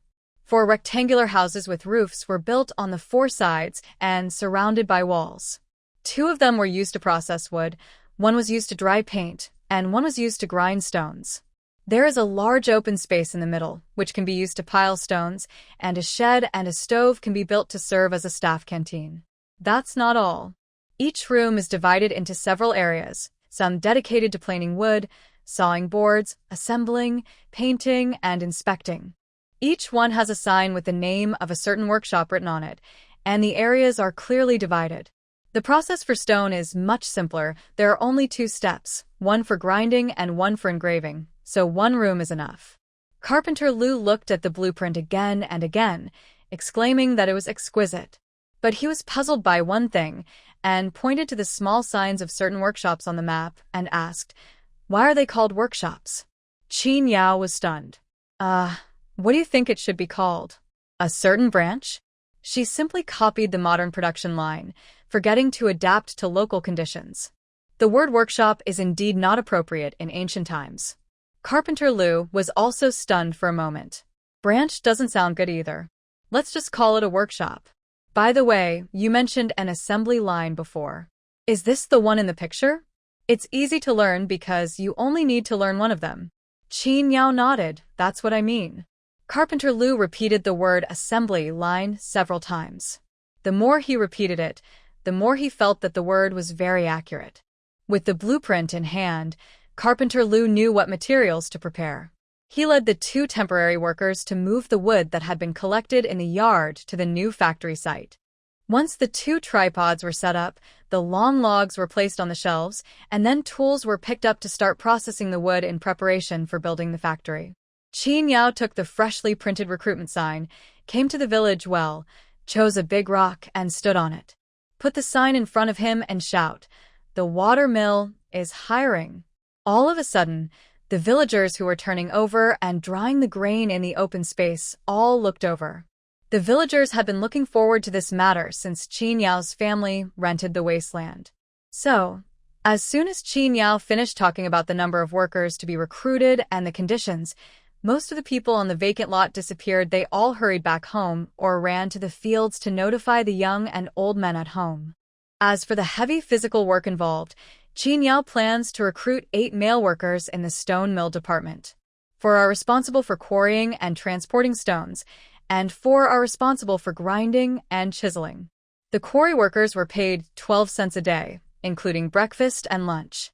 The daily wage for grinding and chiseling workers is 10 cents, including breakfast and lunch. The water wheel department needs 10 skilled craftsmen, regardless of gender, for 12 cents a day, including breakfast and lunch. We are also hiring a chef to be responsible for breakfast and lunch, regardless of gender, and the salary is 300 won per month. The number of workers will be increased or decreased depending on the situation, and the tentative number is 18. Everyone was only concerned about how much the monthly salary was, and selectively ignored the fact that it did not restrict genders. Therefore, among those who came to respond to the call, there were only 2 women. One is Ms. He, and the other is Yunyang, the daughter of Lu the peddler. When he saw Yunyang, she felt that she must be here for the position of chef. The firepower was instantly directed at her. You don't need to look after your little shop? Why do you have the time to cook for others? With your small body, you probably can't even lift the iron pot for the big pot, right? Yunyang said helplessly. Don't worry, sister-in-law. I don't want to compete with you for the position of cook. I am here to apply for the position of carpenter. He was surprised. You can also do carpentry? Yunyang nodded and said confidently, My father is a carpenter. I have seen him grow up. When I was at my mother's house, I helped my father make tables, chairs, and benches for people every day. But despite her confident appearance, when the men who were also recruited for the carpentry job looked at her, she was so nervous that she clutched her sleeves, breathing rapidly, and felt a little regretful in her heart. She just heard that the wage was 12 won a day, 2 meals were included, and there was no gender restriction, and she came here because she thought about what she had learned from her father. In the past, there were no opportunities for women to work. Even if there were, They were always in very remote places in the county, working as maids or wet nurses. Not to mention that her in-laws would not allow it. She herself did not dare to do so. There is an old tree next to the village well, and there are several stools under the tree all year round. Qin Yao found an empty stool to sit down, picked up her homemade wooden workbook and pen, and started interviewing people one by one. All three Liu Bo brothers came, and the family still had dozens of acres of land to harvest.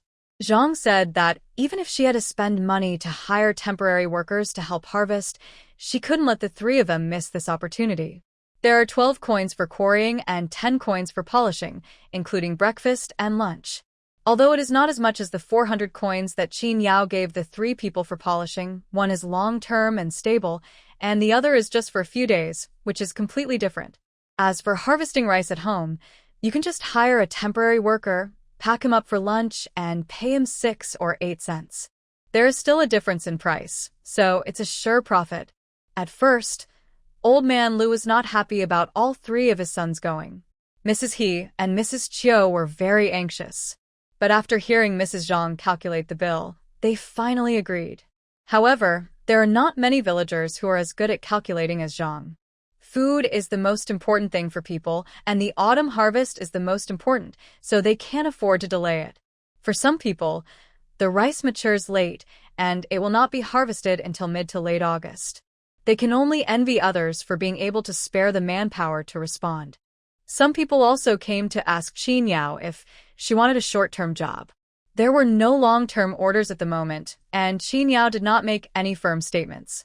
She just asked those who wanted to do part-time odd jobs to wait and see if she could recruit enough permanent workers for more than 3 months. The eldest grandson of the village chief also came. He was tall and strong and very eye-catching among the dark, thin and short villagers. Qin Yao. Name, age, and type of job you are looking for? Lu Qi, 17, is recruited as a quarry worker. After hearing this, although the three Liu brothers felt that Qin Yao would not abandon their family, they still felt nervous. Qin Yao looked at Lu Qi calmly. Apart from those who were born with superior genes, the number of people in the village who could be as strong as Lu Qi could be counted on one hand. She nodded and asked some basic questions, such as whether she knew how to quarry and whether she had any experience. Lu Qi shook his head. He had never mined stones before, but he learned quickly and was very strong. He even lifted some bags of dried grain that the villagers had temporarily placed under a tree. He held one bag in each hand and lifted them up with his straight arms. He was very strong. Qin Yao wrote one sentence in her notes: 0 experience, excellent physical strength.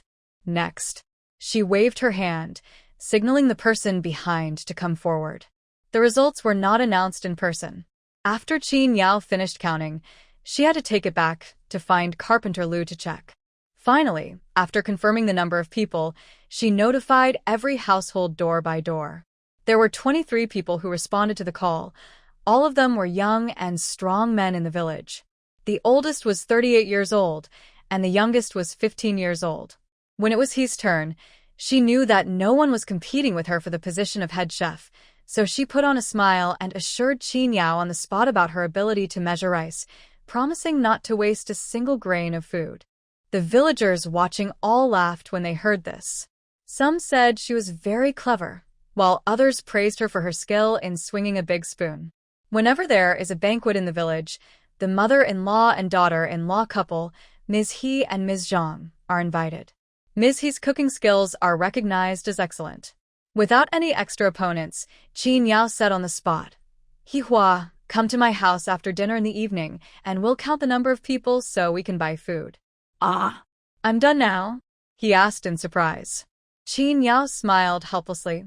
"Yes, you will be the chef of our Liujia village water wheel factory in the future." "Haha, that's what I told you. If not me, who else can you choose? There's no one better than me." He was extremely happy, her self-confidence was greatly boosted, and she looked at everyone with pride. Maybe it's because of the family filter. Qin Yao thinks she is a little cute. Qin Yao signaled to her elder brother to pull her elder sister-in-law aside to block others. Liu Bo smiled faintly, pulled his wife, called his brothers, and went home to get busy. Anyway, Qin Yao said that they were just here for the formality. While there is still time, hurry up and harvest a few more acres of land, hire one less temporary worker, and save money. Yunyang walked nervously to Qin Yao. She was the last applicant. Xiao Yun, 22 years old, applying for a carpenter position. She imitated what everyone else had said before and gave out her personal information. Qin Yao wrote it down and then asked her, "What can you do?" When asked about her expertise, Yunyang calmed down and said, "Painting, planing, painting, mortise, and tenon assembly. I can do it all." Qin Yao looked at her in surprise and asked, "Have you ever had relevant experience?" Yunyang nodded vigorously, "Yes, I used to help my father make tables, chairs, and benches at home." So, Qin Yao added after her personal information, "I have enough experience, and I'm a carpenter. Anything related to writing and drawing, I can recognize a few words and numbers." Yunyang didn't mean to look, but when she lowered her head, she saw the word carpenter written by Qin Yao on the notebook, and a feeling of joy surged in her heart. Qin Yao stood up and put away the paper and pen. "Are there any other people who want to respond? If not, that's all for today. Everyone go home and wait for news. I'll go back and discuss with Carpenter Liu and come to notify everyone." There was still work to do in the fields, so everyone dispersed upon hearing this. Qin Yao turned and walked towards the village entrance. After less than 200 meters, she arrived at the wasteland, which was less than 2 minutes away from the village entrance.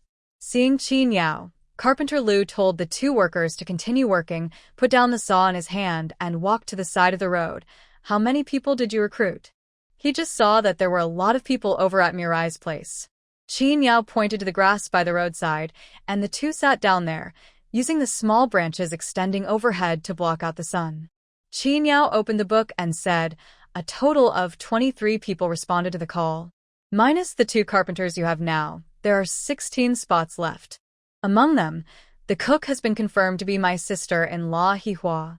The remaining quarry workers, Lu Bo, Lu Zhong, and the village chief's eldest grandson Lu Qi, have already been confirmed. Lu Fei is looking for a polisher, so he counts as one. I also recommend you a skilled carpenter, Xiao Yun, the daughter of Lu the peddler." The carpenters Lu in the front had known about it long ago, so there was nothing unexpected. Moreover, the 3 Lu Bo brothers were experienced, so they had to lead the people behind them. But what about this Yunyang? With all the men in our group, it would be a bad idea to let Yunyang come, right? Qin Yao directly handed the recruitment information book to him. "Then take a look at these and see how many of them are pleasing to your eyes." Carpenter Liu smiled helplessly. "I can't read, so I can't understand anything even if you show it to me." "Then I'll read it to you." Qin Yao read out all the information about Carpenter's recruitment in the notebook. Carpenter Liu's brows were getting tighter and tighter. Why are these people so confident? They accept the job of carpenter even though they don't know anything? Because the salary is high, everyone wants to try their luck. What if they are selected? There are not many strong opponents anyway. The slap in the face came too quickly, and Carpenter Liu was a little embarrassed. Well, she is a woman. Are we going to do something shady? It's broad daylight. What's wrong with being a woman? What's wrong with being a man? We are looking for workers as long as they can do the work. Qin Yao raised her pen and circled it. Xiao Yun is selected. You can continue to select. There are 7 left. Carpenter Liu had no more objections and continued to select 7 people, aiming to be fair and choosing 1 person from each family. On Qin Yao's side, the quarrying team wanted Uncle Jiu, who not only knew how to build houses, but also had experience in quarrying. The team was full of young people who were too frivolous, so they needed an old man to keep them in check. After all, quarrying is very risky, and accidentally killing someone is no joke. In the polishing group, Shunzi was the designated candidate, and the remaining 2 were from my cousins' families, 1 from each family. After the personnel list was ready, Carpenter Liu continued to do his carpentry work while Qin Yao went door to door to inform them to gather at the factory tomorrow morning and ask them to bring their own bowls, chopsticks, and cutlery. As promised, he came to Qin Yao's house after dinner, counted the number of people eating, and determined the dishes. There was also a big pot. He said she could help Qin Yao borrow one first, and then return it to the owner after the factory bought one.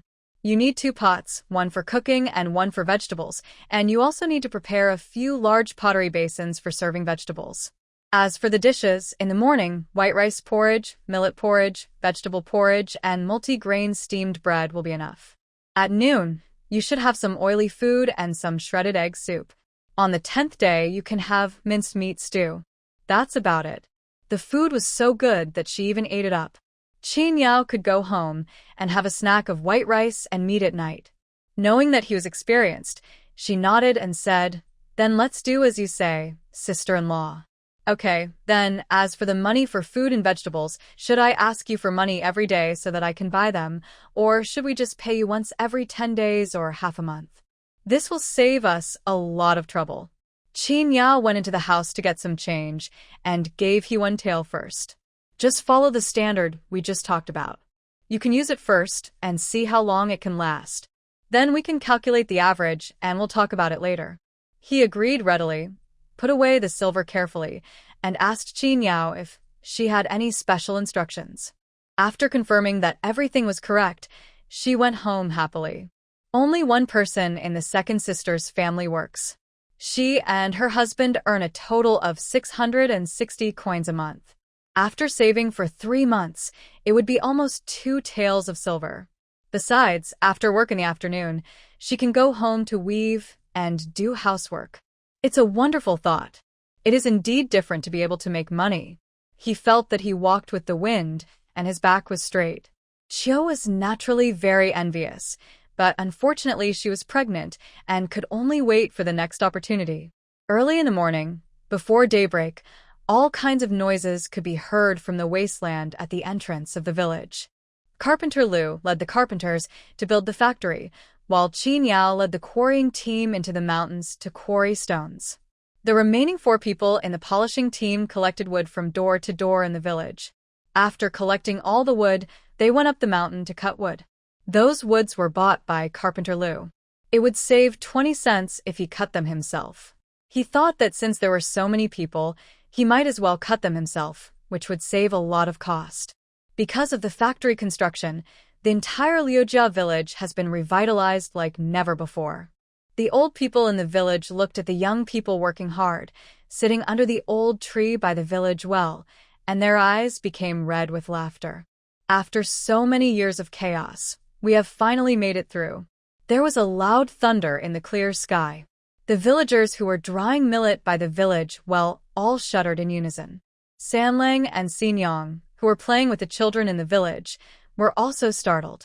They ran to the corner to pick up the kuju. When they turned around, they found that the big guy suddenly started running. "It's going to rain, Sanlang. Go and tell your mother to go home and harvest the grain." There was a shout from behind, and the twins turned around and saw that it was Aunt Zhou. Their family had drying mats. They used a wooden shovel to push the millet to the middle, folded the mats, and covered it up, so they didn't have to worry about it. Qin Yao doesn't have any at home, so they have spread all the millet out on the ground to dry. It's the last day, and the last batch of millet will be dried. If it rains, it will be troublesome. Sanlang was still confused.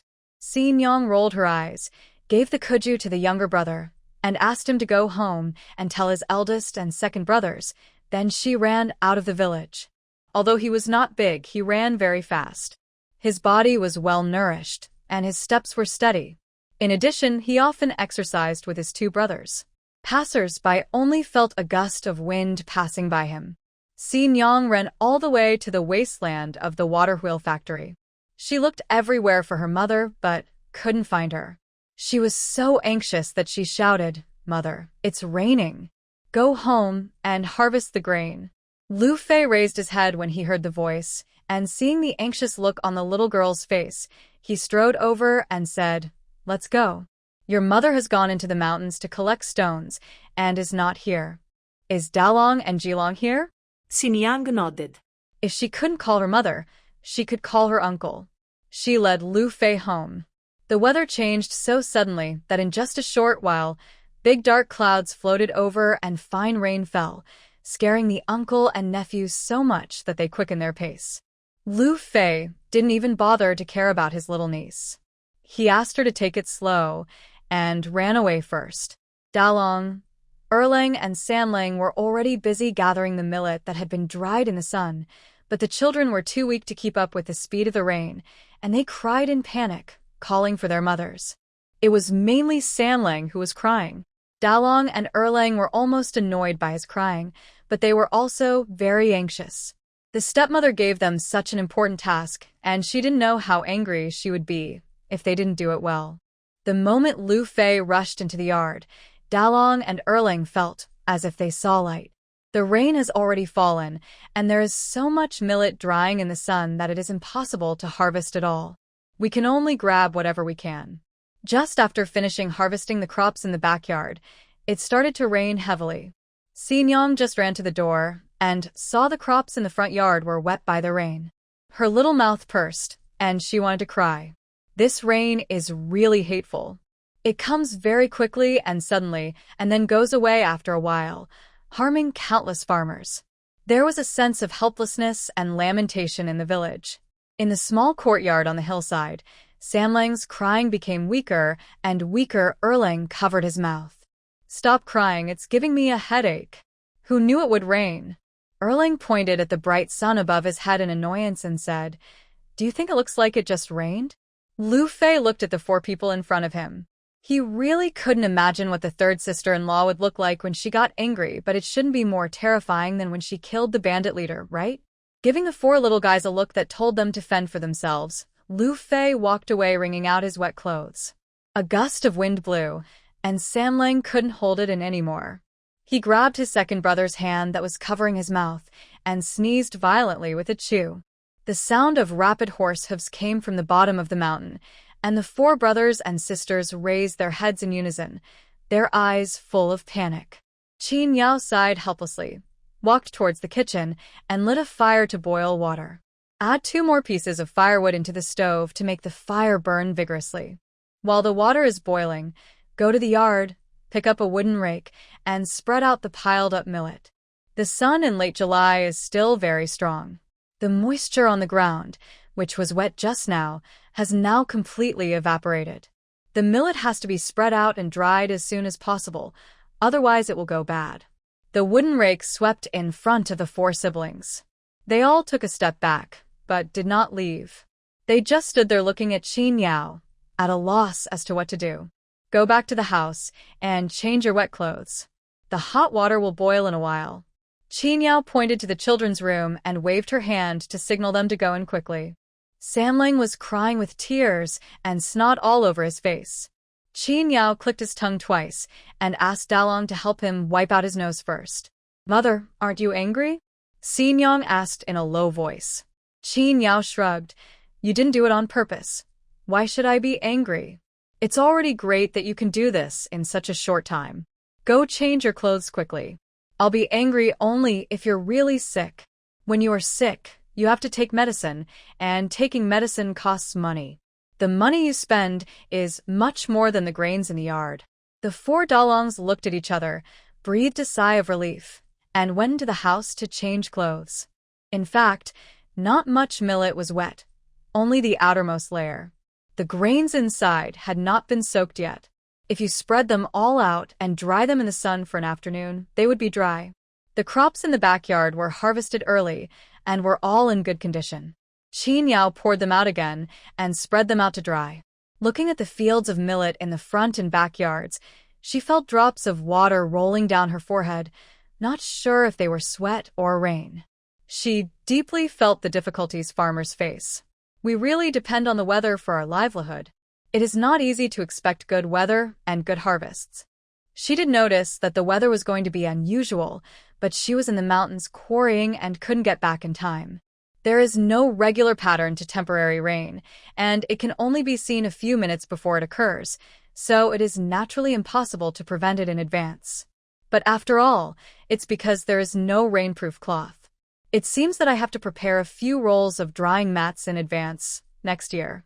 They are made of bamboo and come in different sizes when spread out, such as 2 meters by 5 meters, 3 meters by 8 meters, etc. They are also very useful for drying other things, such as peppers, vegetables, etc.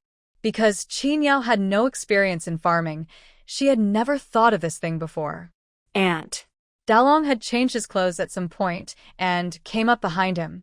The young boy blamed himself and said, "The rain came too quickly. We couldn't harvest quickly enough, and the grain got soaked." Qin Yao placed the rake at the foot of the wall, walked up and patted his shoulder. "It's okay. It's only a little wet. It will be dry in the sun this afternoon. You have to turn it over more diligently. I have to go back soon." Without her help, the quarrying team's progress would probably be very slow. Before, we only took a few stones and had not realized the solidity of the stone mountain. Now the amount required has suddenly increased several times. Without explosives, it is not easy to take the stones by manpower. Thanks to her great strength, she was able to hammer the long nails into the right spots and break the surface, thus knocking the stones off the wall. No one else can do this job except her, and she is to rush back soon. The hot water had already boiled. But Sanlang had already been infected, with 2 snots flowing down his nose uncontrollably, and he had to sniff them from time to time. Qin Yao asked him to come to her and touched his forehead. He didn't have a fever and could heal himself. After telling the 4 brothers and sisters to stay at home and stay well, Qin Yao left again. He worked at the quarry until sunset in the evening, then led the team back and went home. When passing by the watermill, Qin Yao went in to take a look. Everything was normal, and the cash box was taken home by Erlang. As she walked home, she could smell the fragrance of rice from a distance. She took a deep breath, and her stomach growled. She got hungry quickly because she was doing heavy physical work. "Mother!" Xin Yang's cheerful voice came from above her head. When the little girl saw her, she immediately ran down the hill to meet her. "Mother, the millet has been dried. Granny Wang came to our house again today. My second brother brought back 2 eggs. My eldest brother is cooking vegetable and egg soup. We will be able to eat soon. Mother, are you tired? Is the work hard? Do you still want to go tomorrow?" The little girl tilted her head back with her big watery eyes open and chattered non-stop like a sparrow in the tree. The horse followed slowly behind the mother and daughter. Qin Yao couldn't wait to see the short legs beside her, so she picked up Xin Yang and kissed her little face. The little guy immediately buried his head in the crook of her neck and rubbed it gently, like a cat. While she wasn't paying attention, he gave her a kiss on the cheek, then raised his little hand to cover his face, leaving a gap between his fingers to peek at her expression. Seeing her laugh, he put down his little hands and giggled too. "Mother." Xin Yang called her softly. Qin Yao hummed. "She is also called Anyang." Qin Yao looked at her in confusion. The little girl just smiled at her with admiration in her eyes. She confessed, very seriously, "4th sister likes you the most." Qin Yao's heart softened, and she deliberately asked back, "Really? Is it your first favorite?" Xin Yang nodded her head without hesitation. "Yes. Xin Yang loves Anyang the most in the world." Qin Yao raised the corner of her mouth and touched Xin Yang's forehead with her forehead. "Little flatterer. That Xin Yang is my mother's flatterer." Xin Yang hugged Qin Yao's neck tightly and shook her head proudly. The mother and daughter returned home talking and laughing. All the millet in the yard had been harvested and put into bamboo baskets and placed under the porch and on the open space. The framed grains were too heavy for the 4 siblings to carry, so Qin Yao moved them into the main room after they were packed, and then took them out in the morning so that they could spread them out to dry. A part of the front yard was caught in the rain, so Qin Yao picked it out and put it aside. After drying it for a day tomorrow, it can all be stored in the granary. The dinner was quite sumptuous, with white rice, egg and vegetable soup and braised pork ribs.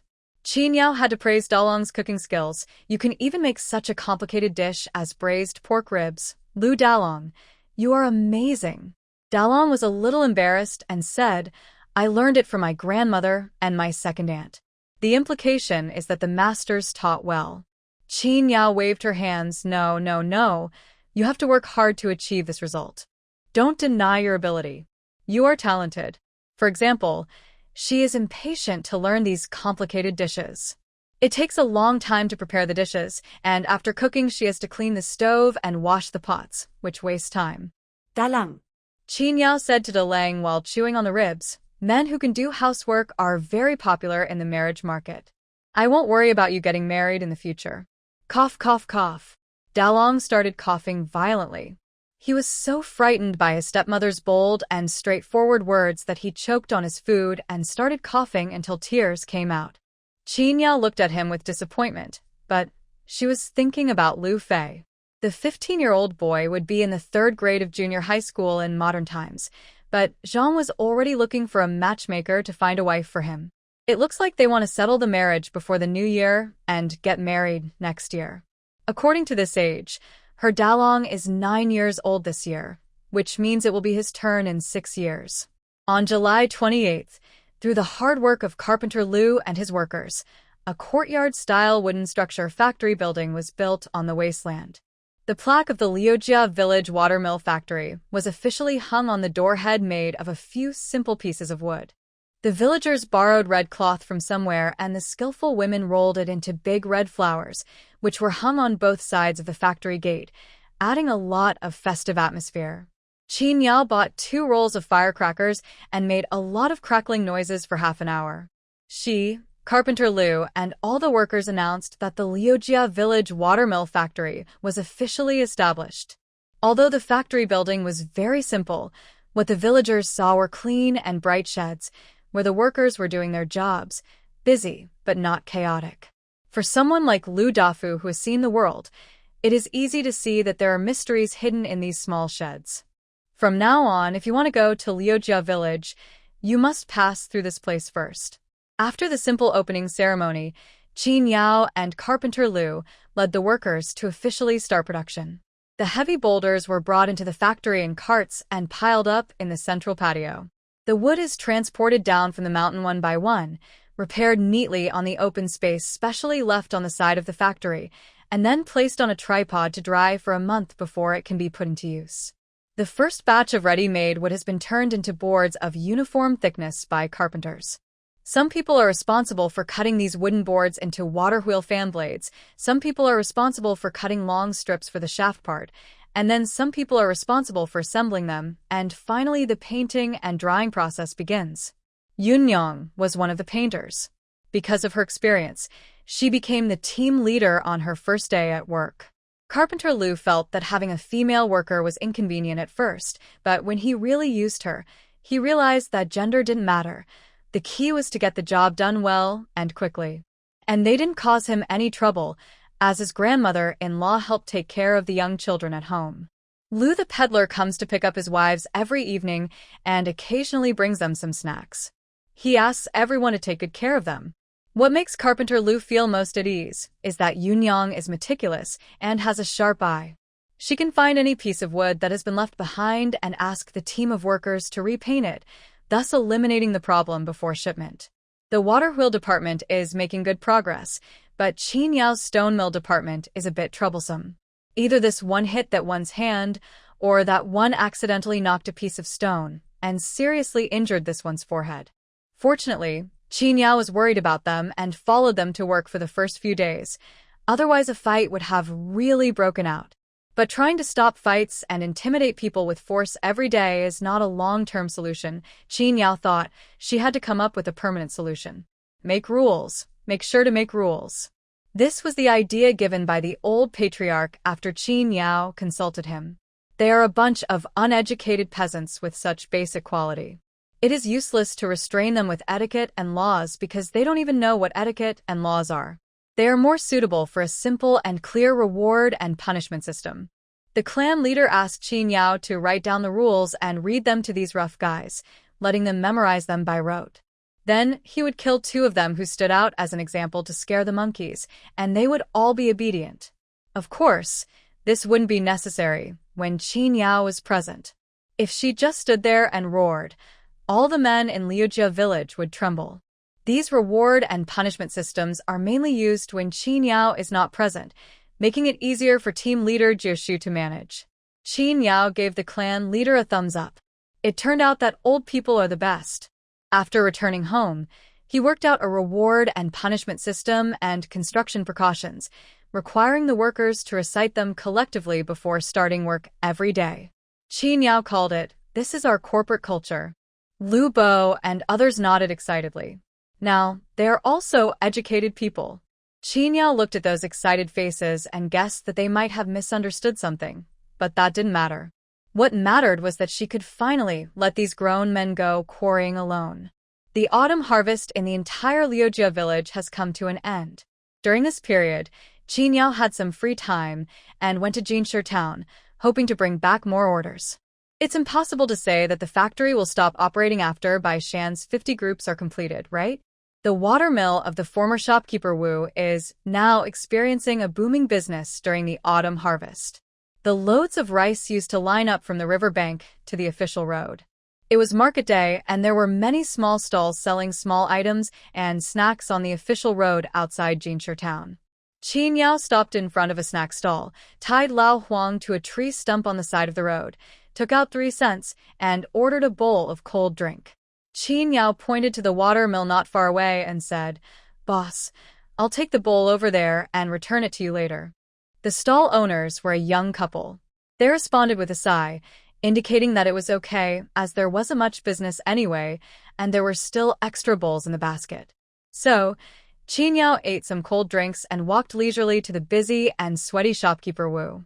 3 water mills were running continuously, and one of them was overloaded and had a problem. Manager Wu had just repaired it and was sweating all over. When I looked up, I saw Qin Yao eating a cold drink and enjoying the breeze by the river. She looked so relaxed and comfortable. "Oh, Madam Qin, how come you, a rare guest, are here in my shabby mill?" Shopkeeper Wu fanned himself with one hand, put down his repair tools with the other, and pointed to a deserted place nearby. Qin Yao followed. "See, I told you at the beginning that your 3 watermills would definitely not be enough, but you didn't believe it. Now the queue has stretched all the way to the official road. People from all the villages in the surrounding area must have come here, right?" Qin Yao said with a smile. Shopkeeper Wu was still a little proud and replied, "Not only that, the old lady from Ding's farm asked someone to ask me about it, and she plans to rent my watermill for a month." That's all I said. I won't mention whether he refused or agreed later. Qin Yao knew without asking that Manager Wu definitely did not agree. If I agree to it, I will offend all the ordinary people around me. A wealthy family, like the Ding family, only uses it this once. They even have slaves on their farm who specialize in pounding rice, so it doesn't matter much whether they have his water mill or not. But other people could not afford to support the slaves who pounded rice, so they had to rely on his water mill every day. If he wanted to keep his business going for a long time, he had to make choices. Qin Yao saw the pity in his eyes and reminded him, "If it doesn't work out this year, will we have to miss the spring wave too?"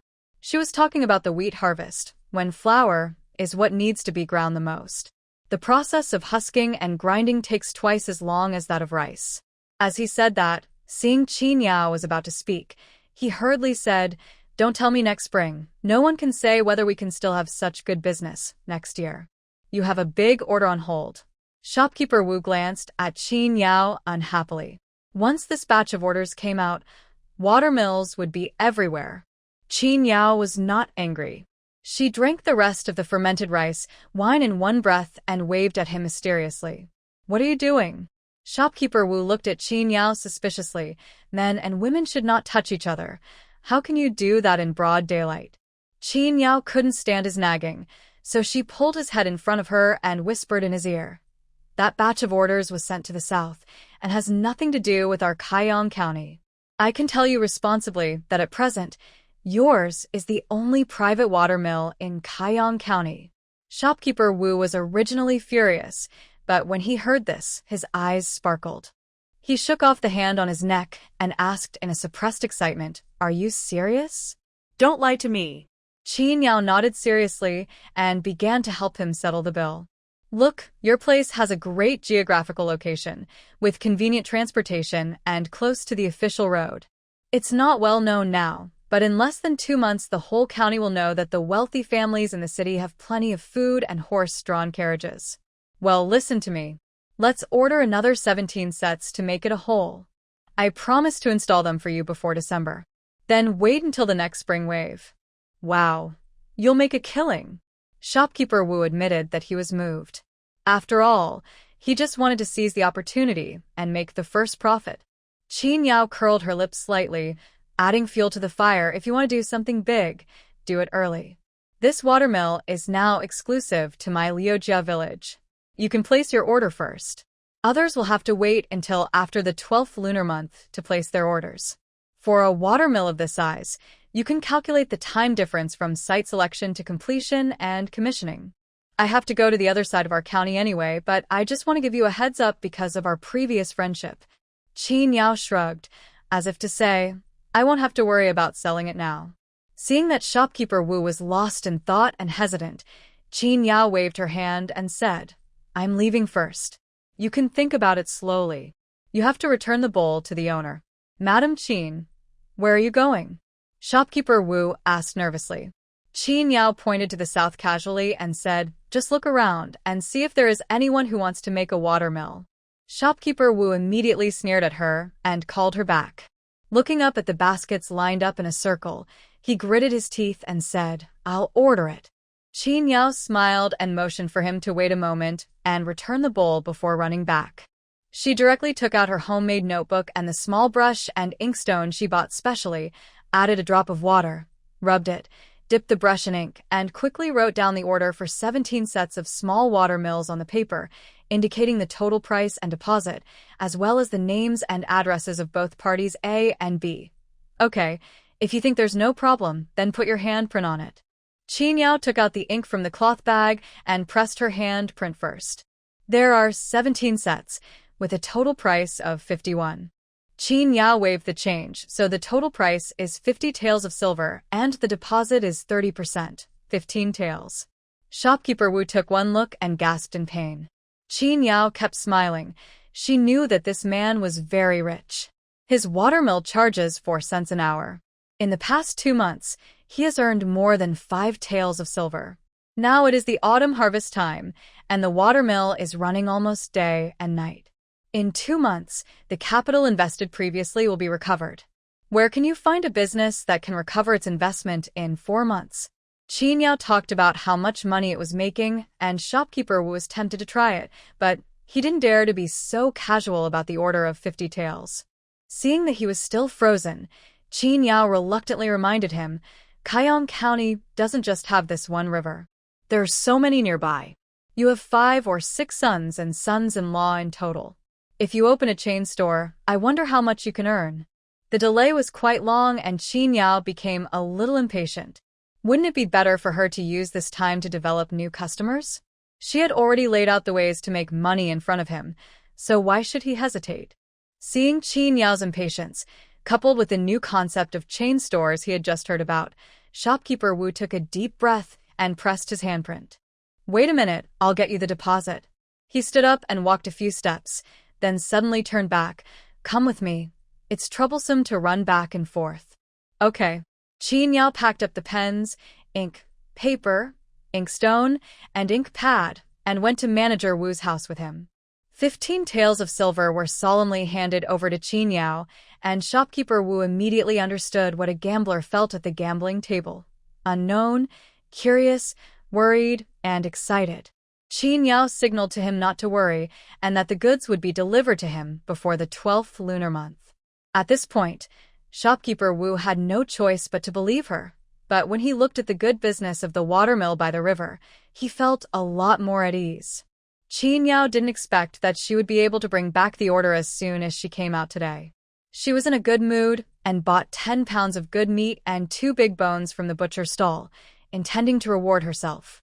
After buying the meat, I passed by a pear stall that sold small pears with green and yellow skin. Qin Yao had eaten one at the clan leader's house before. The meat was crunchy and very sweet. She immediately paid for a few pounds of fruit and brought them home. She hadn't eaten real fruit for a long time. The main reason is that the taste of these native fruit varieties is very different from the excellent varieties artificially cultivated in later generations. The peach flesh is very hard and tastes very light. The dates are not sweet either, probably due to the region, and the flesh is very foamy, like chewing wood chips. The bayberries here are as big as a thumbnail, which is of excellent quality. But I heard from the villagers that the peaches eaten by the nobles in Kyoto were picked from the Yaoqi in heaven, and they were big and sweet. Qin Yao suddenly remembered her gourd of bitter melon seeds. The seeds were exactly the same as watermelon seeds, but she didn't know whether they would be sweet and red when grown. I vaguely remember that my teacher once said in biology class that the red, big, and sweet watermelons we eat now are the result of improvements. The original watermelon was not red nor so sandy and sweet. Never mind, Qin Yao's current mentality is that it's good to have something to eat. Qin Yao rode back on horseback with a full load, and the order was placed in front of Carpenter Lu, which startled him. Qin Yao smiled at him. 17 small sets, delivered before December. He also recorded the 15 taels of deposit in the account and left 2 large bone sticks for he, who was making lunch, so that she could use them to supplement the meal for everyone. Then Qin Yao went home with the meat and fruit she had brought for her family. Being your own boss is so capricious. Carpenter Lu looked at the order, then at the back of the man riding away, and cried with envy. Carpentry is complicated and not as simple and rough as polishing. The team leaders he leads have not yet completed their studies. It is unknown how long it will take for them to be as skilled as Qin Yao. Lu Ji arrived home at 19:15. I was very lucky today. After school, I was able to meet an ox cart going to Xia village at the city gate. I added 5 more cents and asked them to take me to the entrance of Liujia village. I was able to get home before the sun completely set. The family had already had dinner. Meat slices were added to every dish, and the fried vegetables were greasy. Qin Yao ate an extra bowl of rice. It was the first time she felt so full that she lay down under the bamboo chair in the yard and didn't want to move at all. As soon as Lu Ji entered the door, he did not receive the warm welcome he had imagined. The 4 children in the family sat obediently at the desk practicing calligraphy. 2 oil lamps were lit, making the room bright. Hearing the noise at the door, they turned around to look at him, called him Dad in unison, and then turned around to continue studying.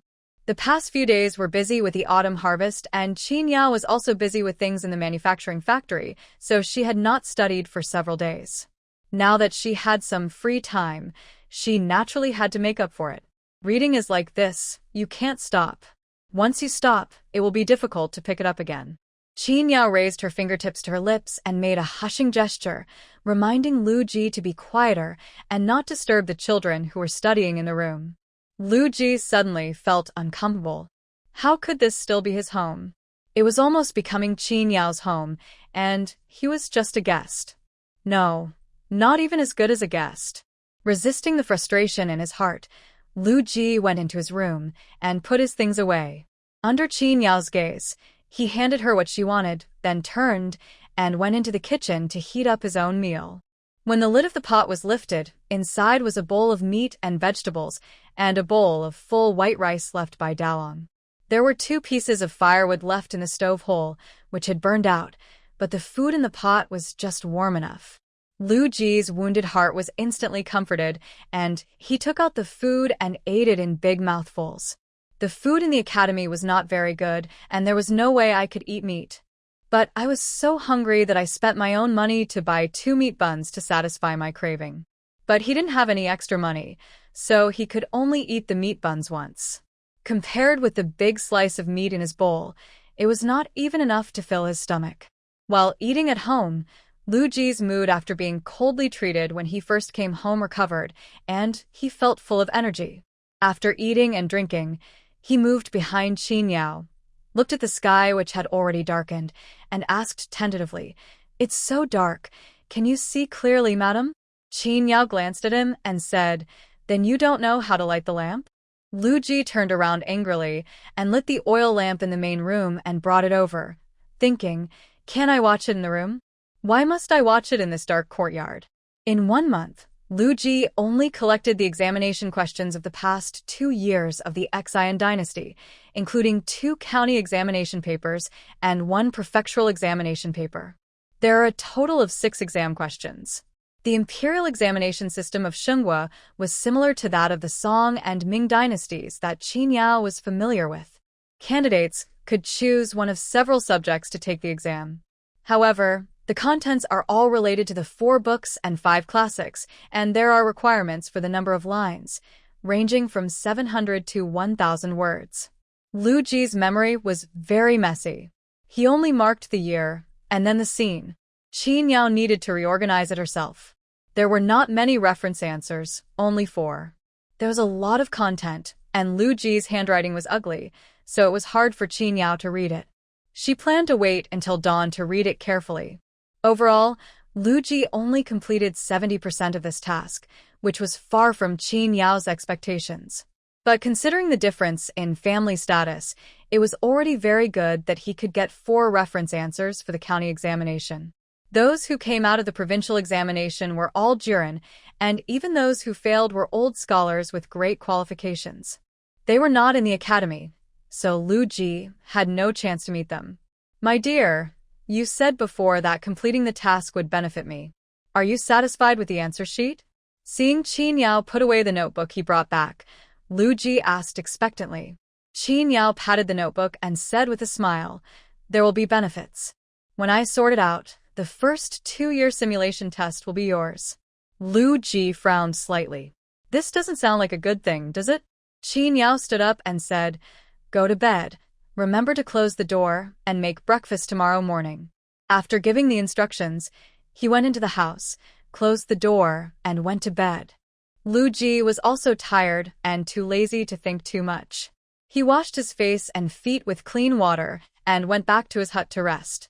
He used to look down on this small room, but he didn't expect that he missed it so much now.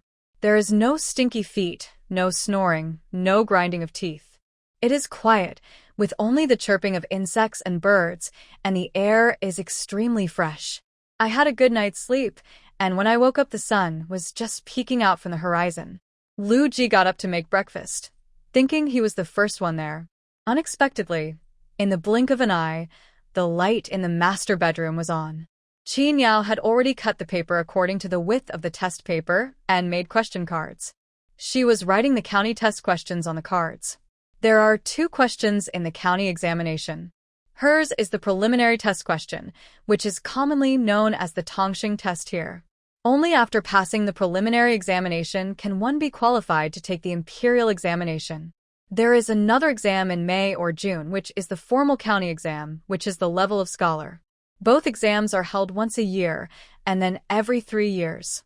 Nowadays, the new emperor will be given a special honor once a year upon ascending the throne. Qin Yao is doing mock test papers and practice books for real exam questions. Thanks to the 1 month she worked as a bodyguard in the Ding mansion, she learned a lot of information about the imperial examinations from Miss Ding and Butler Yu, and knew what the examination process was about. With the basic process information, you can follow this process to complete the corresponding test questions and take a mock test at home. The first round of the county examination begins in February every year and consists of 5 sessions. Students are called to enter the examination room before dawn and are required to submit their papers on the same day. The answer sheet format is 14 lines per page, 18 characters per line. The answer sheet has more than 10 pages in total, with several blank sheets of paper attached. The exam content includes 2 essays from the 4 books and 1 test poem, and the corresponding answer format is specified, which should not exceed 700 words. The remaining 4 sessions are all retests. The so-called re-examination is one of the imperial examination systems. In order to prevent unfair selection of candidates, those who are selected in the initial examination will be re-examined with new questions. The re-examination time is generally after the announcement of the results. The specific time is uncertain, and there may not necessarily be a re-examination. It is usually conducted only when someone reports that the list is unfair. Lu Ji had no idea what Qin Yao knew, nor did he know how the teachers in the academy taught. The examination process was not told to the candidates in advance. But it is also possible that Lu Ji had just enrolled, and the teacher felt that he had not even passed the basic courses, so there was no need to say anything. Who cares, because most of his classmates are children? His thinking of this, Qin Yao felt it necessary to ask the teacher to transfer Lu Ji to another class. He was going to take part in the imperial examination, not to come to the academy to learn literacy. The concepts were completely different. Qin Yao mentioned this during breakfast. Lu Ji scratched his head in embarrassment. At least I have to memorize all the 4 books before the teacher will transfer me. You haven't finished memorizing just a few words? Qin Yao was shocked, wondering if Lu Ji had a problem with his brain. Lu Ji grumbled aggrievedly, I don't have time to memorize the lessons. I've spent all my time writing the exam questions and reference answers you gave me. This time it was Qin Yao's turn to scratch her head. She was a little worried because she would have to take the exam in February next year, and there was only half a year left. Liu Ji, come in. Qin Yao suddenly shouted in her room. Breakfast had just finished, and Lu Ji was just cleaning the stove and putting the pots and bowls washed by Dalong and Xin Yang into the cupboard. Madam, is there something wrong? Lu Ji did not move, but asked from a distance in the kitchen, with the word caution written on his hair. Qin Yao hummed and urged again, come in quickly. Then he said to Dalong and his 4 sisters, there is a lot of dry firewood down the hillside. Go pick up some firewood and bring it back. Be careful and pick it up at the foot of the hill. Don't go too far. Dalong responded with an O and called Erlang and Sanling, who were still memorizing lessons in the main room and didn't want to leave. He picked up the small firewood racks made by Qin Yao, one for himself and one for Erlang, and a small backpack for Sanling and Xin Yang. I didn't expect the twins to carry firewood, but I just wanted one to keep me company and bring back 2 just for the sake of it. Xin Yang still wanted to stick to Anyang, and it was a great relief that Qin Yao didn't go to the watermill and stayed at home today. But the little girl was the smartest. She looked at her father, who was full of vigilance, and then at her mother, who looked like an old teacher. She ran into the master bedroom, kissed her mother, and then left with her brothers, carrying the small backpack. When he left, Dalong thoughtfully closed the door to prevent any family scandal from being exposed. Lu Ji looked around, his heart filled with despair. He sighed with every step, and finally, under Qin Yao's murderous and impatient gaze, he quickened his pace and walked into the master bedroom. This was not the first time he came in, but he seldom came to this room.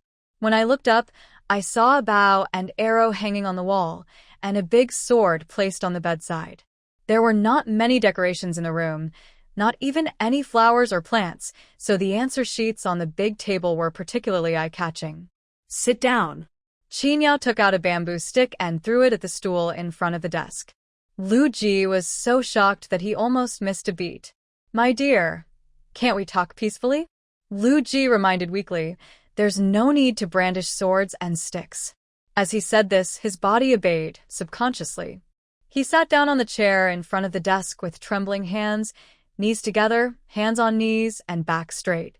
Zhu Tiao tapped the question card on the table and said, this is the mock test I did early in the morning. You only go home for 1 day each time, so we should start practicing right away since we are short on time.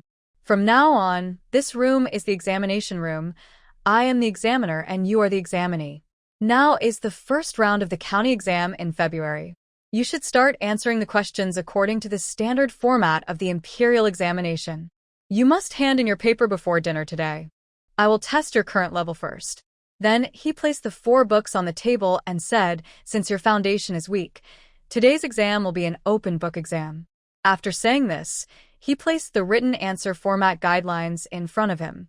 Qin Yao then sat down on the bed opposite him, staring at him, and instantly entered the role of examiner. Lu Ji was stunned for a full minute before he reacted. He wanted to say something, but Qin Yao immediately shouted, silence. Lu Ji looked at everything in disbelief and thought to himself, if I had known this would happen, I would not have gone home on this holiday. However, this mock exam looked interesting, so he decided to give it a try reluctantly. Lu Ji took a deep breath and picked up the question card. But when I saw the requirements for the test poem, I was suddenly at a loss and just wanted to throw down the question card and run away. He raised his head and glanced at the examiner. Forget it, just write it. Fortunately, he still remembered the answer to the imperial examination that Mr. Fan had given him. If copying doesn't work, just simulate one that's similar. Seeing Lu Ji really start writing the test paper, Qin Yao secretly breathed a sigh of relief. Lu Ji took an hour to finish the test poem. There was not much time left, and he had to write a 700-word answer, which had a format. He wanted to apply to go to the toilet, and Qin Yao allowed him half a minute. Lu Ji wanted to run as soon as he went out the back door, but Qin Yao had anticipated this and hit his calf with a bamboo stick, causing him to scream and wail immediately. He was taken back to the examination room by Qin Yao and finally calmed down under the suppression of force. I worked on this question from noon until sunset, but still couldn't finish it. But when the time is up, you have to collect the papers. As soon as he handed in the test paper, Lu Ji felt as if he had experienced a real scientific examination. He was dazed, overworked his brain, and was exhausted. Qin Yao disgustedly drove him out to cook and sat at the table to check the test paper. The whole text is only 500 words, and it is incomprehensible. It is like copying a book without even hitting the main points. Qin Yao herself had read the entire contents of the 4 books. Although she did not memorize them, with the foundation of reading in her previous life, it was easy for her to understand these words and sentences, even easy and simple. If she were to write this answer sheet, she would definitely pass it in 2 hours at most. As for the test poem, she might need to learn a little before she can write it. Qin Yao didn't know the quality of Lu Ji's test poem, but she thought it might be because he imitated the correct template of the scholar, so it looked somewhat similar. To sum up, my foundation is too poor, my comprehension is relatively high, and there is a lot of room for improvement. Qin Yao now understands that forcing things to happen won't work and a solid foundation must be laid. There is half a year left. I will finish the 4 books first, 1 book a month. That means 4 months in total. The remaining 2 months will be used to deepen my understanding, which is just right. Qin Yao wrote down the study schedule on the spot, handed it to Lu Ji, and asked him to take it to the academy and study according to the schedule. What about the arrangements made by the teacher in the school? Lu Ji asked in surprise. Qin Yao waved her hand. You can solve it yourself. Talk to the teacher, or adjust your study schedule to match the school's progress. Whatever you want. Lu Ji uttered an "oh" and quickly glanced at the packed study schedule, which even strictly limited the time he had to eat, sleep, and go to the toilet. Suddenly, he felt suffocated and wanted to die. But I didn't notice the surprise and envy in Dalong and Erlang's eyes when they saw this form. Qin Yao raised an eyebrow at the 2 young boys. You want it too? Dalong and Erlang nodded vigorously. Yeah. Qin Yao always tells them that hard work will pay off. Talent is indeed indispensable, but it is out of reach for ordinary people. As long as you can achieve the ultimate goal, what's wrong with being a small-town test-taker? So Dalong and Erlang vaguely realized that the seemingly full study schedule in their father's hand was the shortcut for them to reach their final destination. You guys are really knowledgeable. Qin Yao rubbed their little heads and promised that after they went to school, she would make a study plan for them. Thank you, Mother. Erlang said excitedly. Although Dalong didn't say thank you, his eyes were full of gratitude. He smiled, rolled up his sleeves, brought the dishes prepared by his father to the table, and set the table. Auntie, let's eat. Let's go. Qin Yao called the twins who were feeding the chickens in the yard. Eat. Here we come. Xin Yang hurriedly pulled her little brother to the stone trough to scoop water to wash their hands. The family sat together, enjoying the delicacy that was only available once every half a month. The mother and her 5 children used the Clean Plate campaign to prove their approval of Lu Ji's cooking skills. After a short day of rest, Lu Ji took his living expenses and couldn't wait to rush back to the academy. This time, Qin Yao sent him to Jinsher town, and then he walked to the county town by himself. On Qin Yao's return trip, she bought a lot of daily necessities and asked around in the town if there was any news about land for sale. Land is the most important asset for ordinary people, and most people are unwilling to sell it unless they are completely desperate. Because she bought meat frequently, and each time she bought more than 2 kilograms, the butchers in the town already knew Qin Yao. When they heard that she was asking about selling the land, they told her to go directly to the pawn shop in the county town to ask. But you'd better be careful. The guys in the pawn shop are very shrewd. Be careful not to be cheated by them, the butcher reminded. Qin Yao had never thought of the pawn shop as a way out and curiously asked, Don't pawn shops accept pawned items? Do they also sell land? You don't understand this, do you? The butcher brother said with a smile. Think about it. What is the most valuable thing for ordinary people like us? Gold, silver, and other valuables are only affordable for the ladies of rich families. Qin Yao suddenly realized that this was the case. That being said, there must be a lot of land deeds hidden in the pawnshop. The butcher added, but if anyone in your village wants to sell land, it would be better to buy from people in the same village. There are two places that ordinary people are most taboo to go to. The government office is one, and the pawnshop is the other. It is better not to go there if possible. Thank you, butcher brother. Qin Yao paid for the meat, took the 3 pounds of meat she had just bought, nodded gratefully to the butcher, and turned to leave. But when Qin Yao went to Liujia village to ask around, she found out that no one wanted to sell the land for the time being, so she put the matter of buying the land aside for the time being. She plans to ask again before the beginning of next spring. In January and February, when the stored food is eaten up and the wheat has not yet grown, someone might want to sell the land. However, Qin Yao doesn't want land that is too bad. If she wants to buy land, she would rather buy good land, at least as good as the fertile land she is renting now. Whether she wants to cultivate it herself or sell it when she has no other choice, it will be more valuable. Of course, good farmland is also expensive. She asked Old Man Lu and learned that the 10 acres of good land that Lu Dafu rented to her could be sold for between 8 and 10 taels per acre. After doing the math, Qin Yao found that with the 100 taels of silver she had, she could only afford about 10 acres. So instead of buying it at a high price now, it is better to wait and see if there is a better opportunity. At the same time, you can save more money and get it in one go. If you buy more, you can negotiate a wholesale price. Qin Yao made up his mind not to use the 100 taels of silver on hand for the time being and concentrate on running the water mill. In a blink of an eye, half a month passed. At the water mill, the workers have already mastered the production process and assembly line production is beginning to show results. According to the current production speed, the 30 sets of small water mills can be delivered as scheduled in mid-October. Carpenter Lu also felt a lot more relaxed. He joined Qin Yao and Shunzi, who was picked by Qin Yao in the sales work and visited the town and other villages from time to time.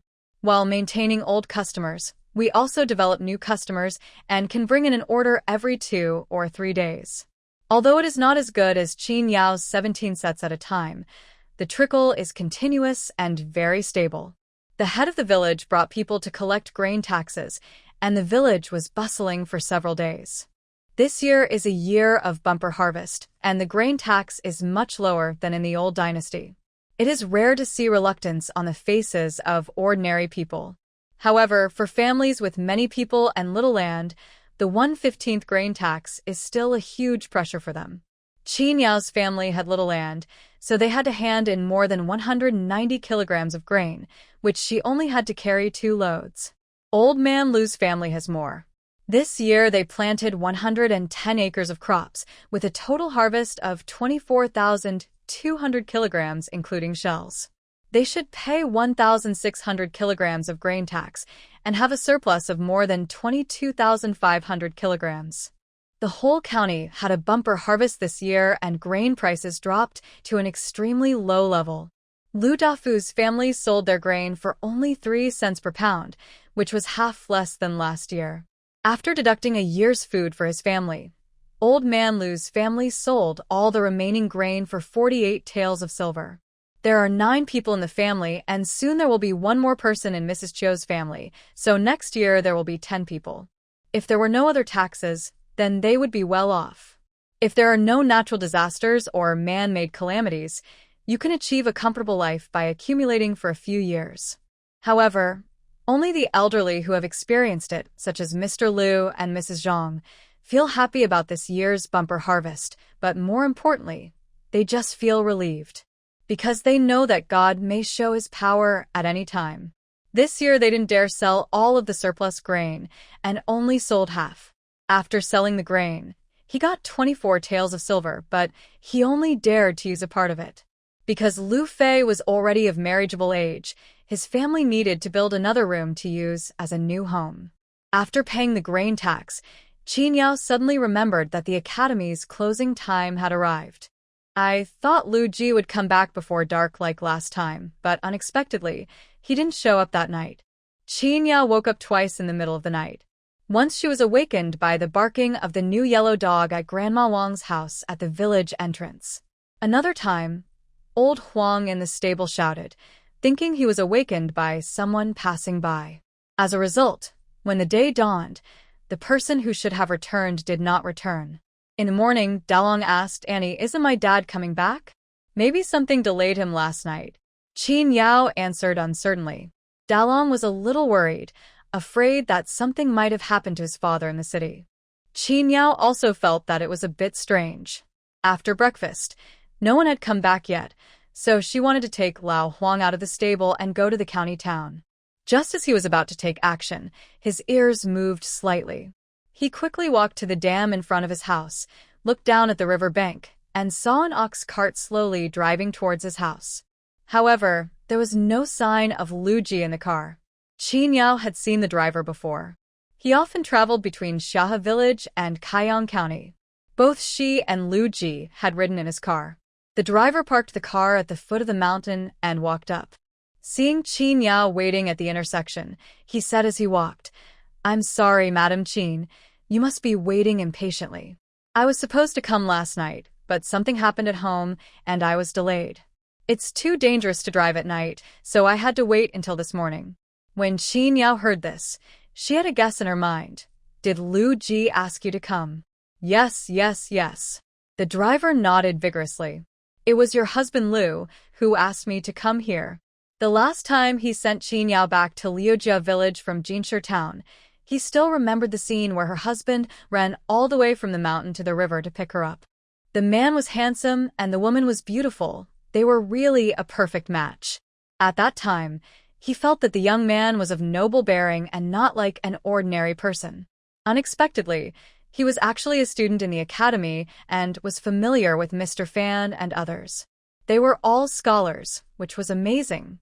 Qin Yao poured the driver a glass of water, sat down opposite him, and asked him if Lu Ji had any words for him to bring back. It really does exist. The driver said, "Mr. Lu asked me to tell you. Madam Qin, the journey home is long, and I only have one day off. I don't want to be delayed on the road, fearing that I will miss my study plan. Please give the driver the living expenses for the second half of the month to bring to me. I am doing well in the academy, and I am strictly following the study schedule, which is very beneficial. Please rest assured." After listening to this, Qin Yao raised her eyebrows. It was indeed Lu Ji's tone.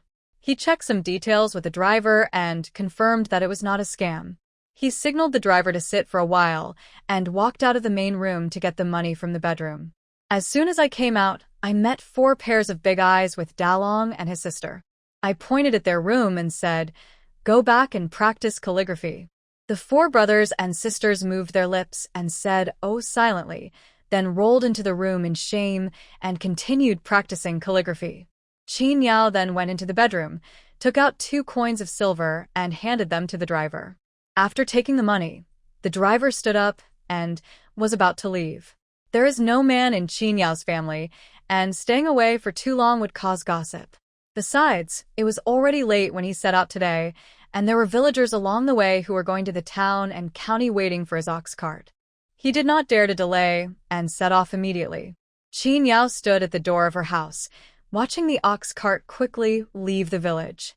The polite smile on her lips disappeared, and her eyes became dark. The rice of every household in the village has been harvested, and the fields are empty. Piles of rice straw are carried home. Some of the straw that cannot be moved is piled in the fields and taken when needed. Qin Yao selected some well-dried straw and remade all the beds in the house. The old straw is thrown away and burned, and new straw is spread on the bed, then a layer of brown mat is placed on it, and finally a quilt is placed on it to cover it. It is soft and warm to lie on. It's been cool at night lately, so now I don't have to worry about the cold anymore. There was still some straw left, and after Qin Yao finished working on the 3 acres of land in her spare time, she and her 4 children started making straw sandals again. This time she was not selling them, but wearing them herself. The weaving was particularly sturdy and delicate. Qin Yao made herself a pair of straw slippers without heels. When Xingyang saw them, she asked for them. So Qin Yao made another pair for her. The little girl walked around the house with her shoes dragging on, tapping their feet. From time to time, one of her slippers would slip and fly away. She would hop on one foot to pick it up. She could play with a pair of slippers for most of the day. Dalong and Erling looked at it with envy, but were too embarrassed to ask Qin Yao for help, so they learned to weave 2 pairs of weird-looking shoes by themselves, but they fell apart after wearing them for a while. Finally, Qin Yao arranged a pair for each person and then stopped. The 4 brothers and sisters treated the slippers as treasures. They didn't wear them on weekdays, but placed them neatly beside the bed. After dinner at night, when Qin Yao called them to wash up, their first reaction was to run back to the room to change their high-heeled shoes into cumbersome straw slippers and then wash their feet one by one. After washing, they wore them and walked around the house. For several days in a row, the enthusiasm remained unabated, and Qin Yao's ears were filled with the sound of slippers tapping. It was not until an autumn rain fell and the temperature suddenly turned cooler that the 4 brothers and sisters cooled down their enthusiasm a little and obediently put on their socks and cloth shoes. Qin Yao's family also followed the villagers' example and built a haystack of straw near the outhouse outside the back door. I learned the recipe for feeding horses from Lu Dafu's family, which is to ferment the fodder by adding straw and wood ash. First chop the straw into pieces, then take out a basket of wood ash from the stove hole. Find an unused empty jar, pour the chopped straw into the jar, sprinkle a layer of wood ash every 1 inch to make it alkalizing, usually ferment it overnight, and feed it all at once the next day. Because it was troublesome, Qin Yao only added different nutrients to the horse once a week. For Lao Huang, when Qin Yao went up the mountain in the morning to chop firewood to store for the winter, she would also call Dalong. She would chop firewood on the mountain while Dalong would cut grass at the foot of the mountain. Ordinary grass had to be chopped up and then mixed with specially purchased sorghum to feed the horses.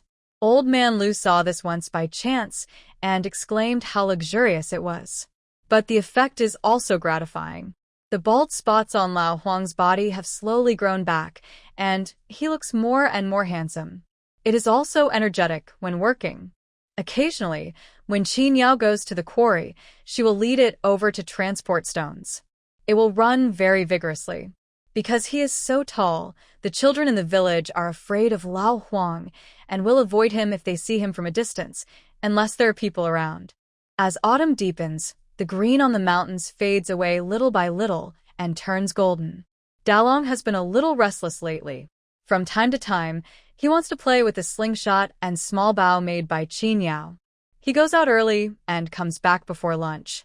When asked what he was doing, he said he was practicing slingshot and bow and arrow at the foot of the mountain, and then he opened his big eyes and looked at Qin Yao expectantly. Qin Yao didn't react at first.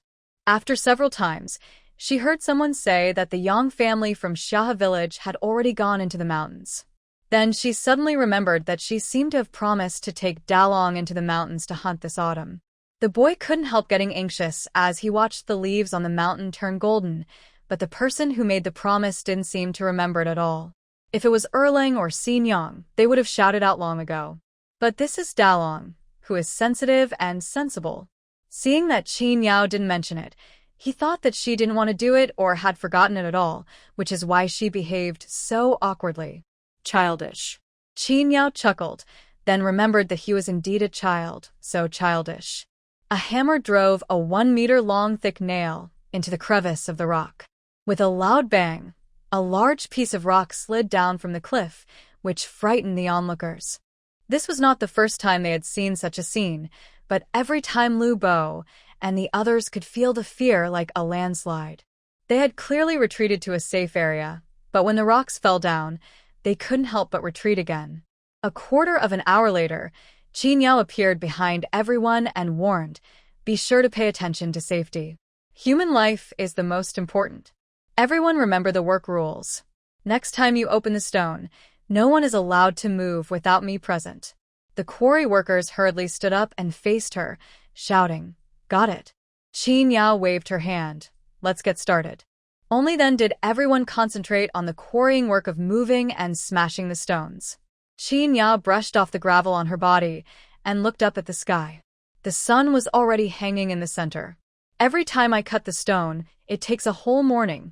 But after she got rid of this pile of stones, she would have enough grinding stones for 50 sets of small stone mills. Once the workers have brought back all the stones, a new round of grinding at full speed will begin. As for the 17 sets of millstones in shopkeeper Wu's house, they will be almost ready if we come back again in the middle of next month. Qin Yao was counting the days in her mind. Today was another day off.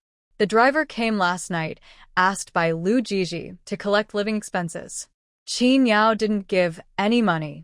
She also personally sent the coachman out of the village. Aunt. Dalong appeared in front of the stable, and Qin Yao just put the saddle on Lao Huang's back. Are you going into the city to see your father? The young boy asked curiously, the worry in his eyes unable to be concealed. Qin Yao saw through it at a glance. How could he not be worried? Lu Ji had not returned home for 2 consecutive days off. Apart from sending a coachman to collect living expenses, there was no news from him at all. He couldn't imagine what terrible consequences would be caused if his father continued to be the same as before, eating, drinking, and having fun outside, and had no interest in studying. In the eyes of the young boy, Qin Yao's calmness at this moment was the last calm before the storm. You never know when it will erupt completely and turn the world upside down. Qin Yao led the horse out and told Dalong, I will be back in the evening. It is assumed that she did go into the city to find Lu Ji. Dalong nodded. Well, then I'll prepare dinner for you when you come back. There's also meat. I'll make some broth for us to eat, and some tofu.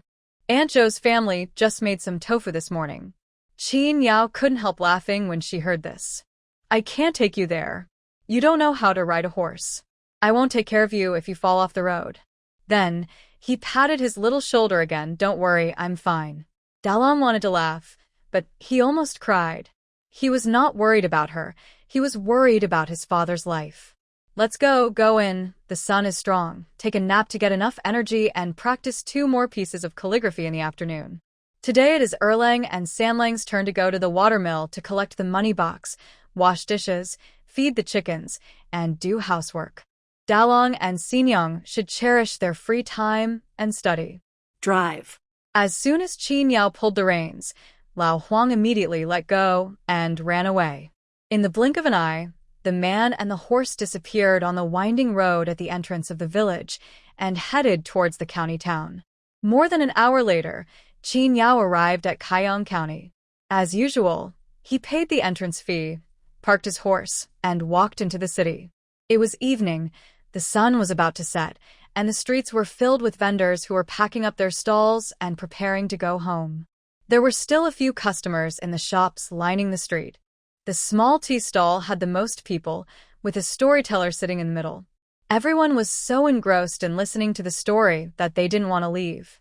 The red lanterns outside the restaurant were taken down by the waiter, lit up, and hung up again. The red lanterns illuminated the restaurant with a festive atmosphere. The 2 restaurants were opposite each other, and it was a good time for dinner. The 2 waiters stood on the street to greet the customers and called out to anyone they saw passing by. Qin Yao coldly rejected a waiter who blocked her way and was about to walk towards the academy when she suddenly heard a familiar voice coming from upstairs and stopped immediately. The guy who was frightened by her cold face couldn't help but feel nervous. Why did she suddenly stop? Do you want to scold him? Obviously, he overthought it. Qin Yao turned around, her ears twitched, and she looked up at the eaves of the 2nd floor of the restaurant. 5 or 6 young men dressed as scholars were leaning on the fence with their backs to the street, drinking from their glasses and taking turns writing poems. When she got excited, she opened her outer robe, took out her hairpins, let her wild hair fall loose, and stood up to dance. He held the Peepa girl's shoulder with one hand and raised the cup with the other, wanting to toast the fairies in the heavenly palace. He thought he was a gentleman, but others thought he was a drunkard. The companions clapped their hands and cheered, saying, "Wonderful, wonderful, wonderful. Master Fan's words are really brilliant." When Qin Yao heard the voice, a chill ran down her body. The guy soliciting customers at the door felt something was wrong and looked upstairs. "Oh, It turned out that it was the students from the academy who were drinking and writing poetry with Mr. Fan. Then, why does the lady in front of me look so gloomy? Could it be the wife of a scholar upstairs? Thinking of this, the waiter instantly perked up.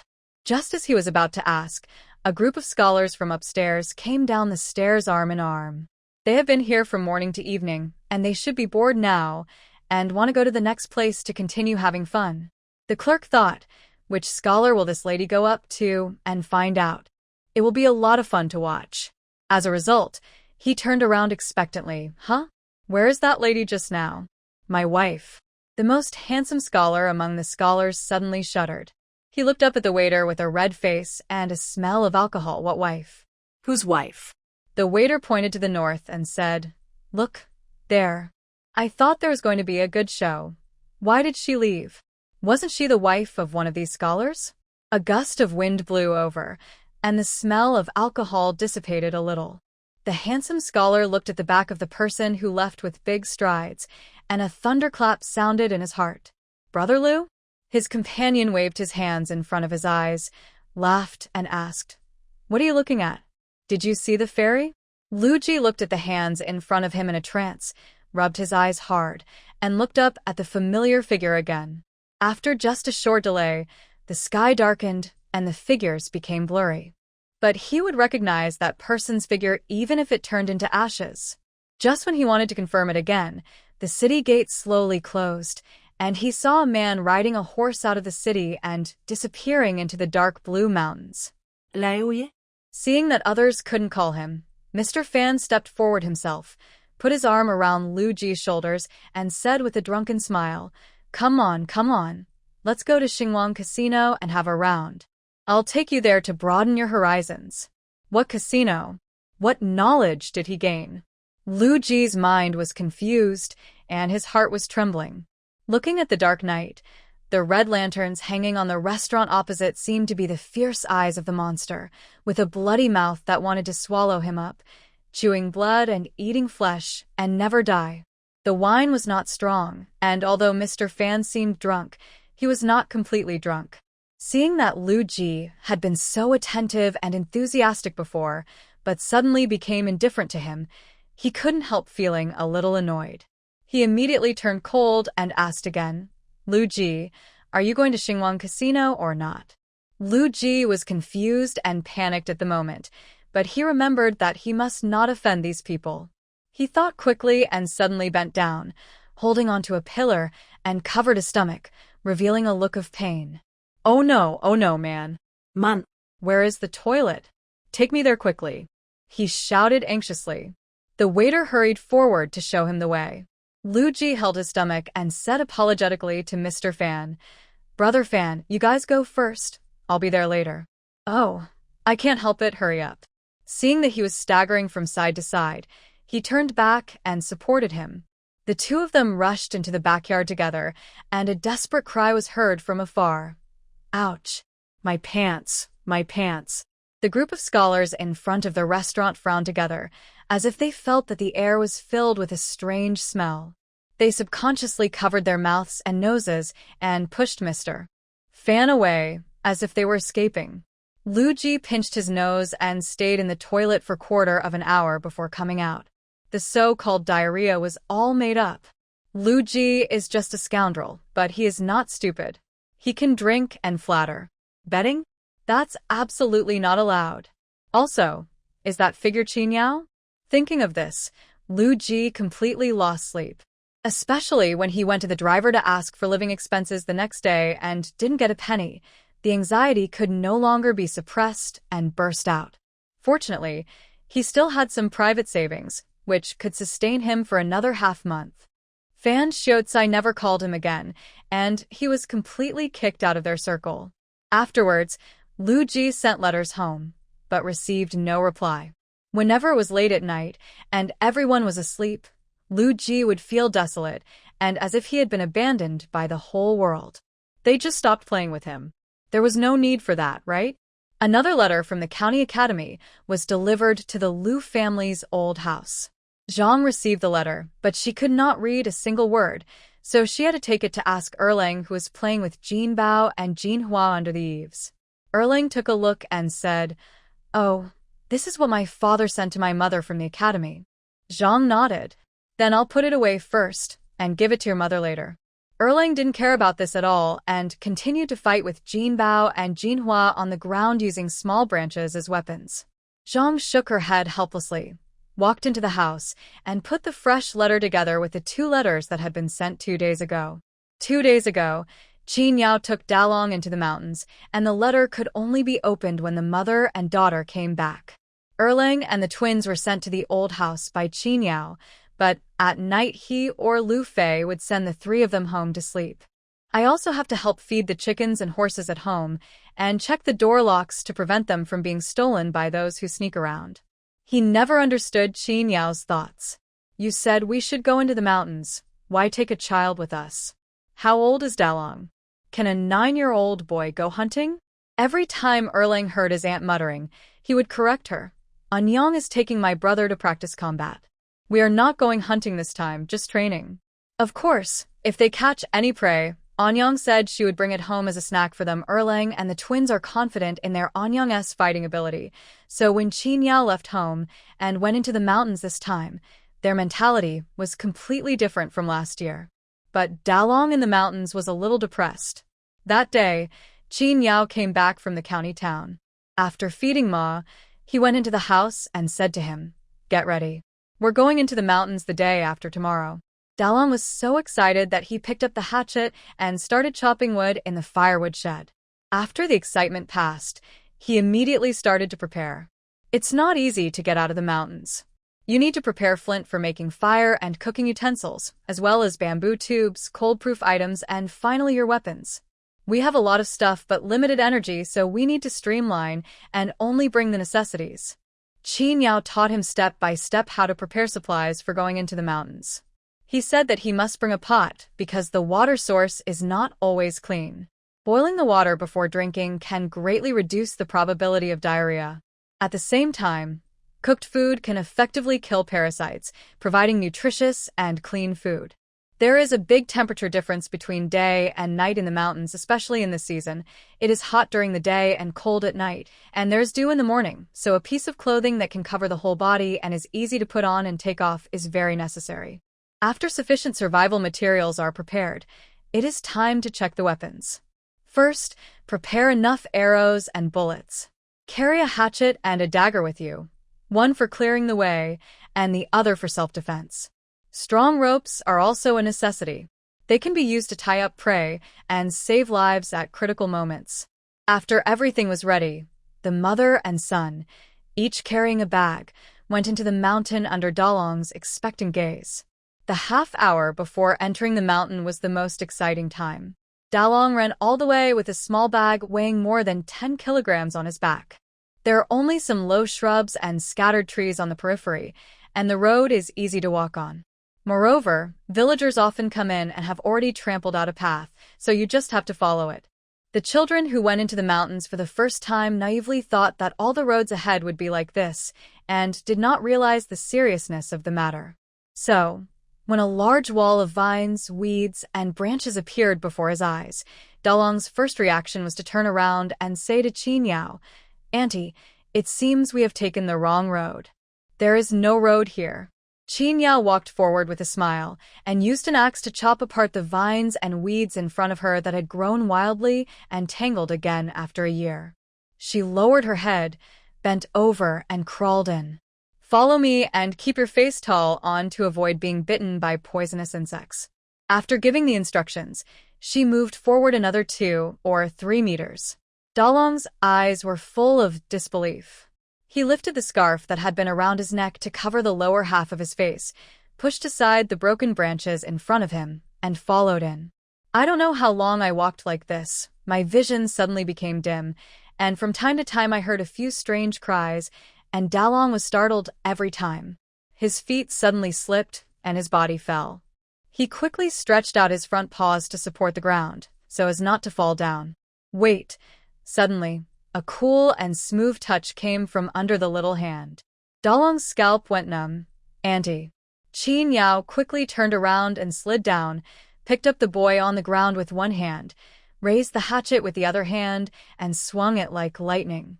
There was a flash of silver light, and a 2-finger-wide black snake was cut into 2 pieces and hung on the branch above her head. The snake's tail drooped down and swept across Dalong's face.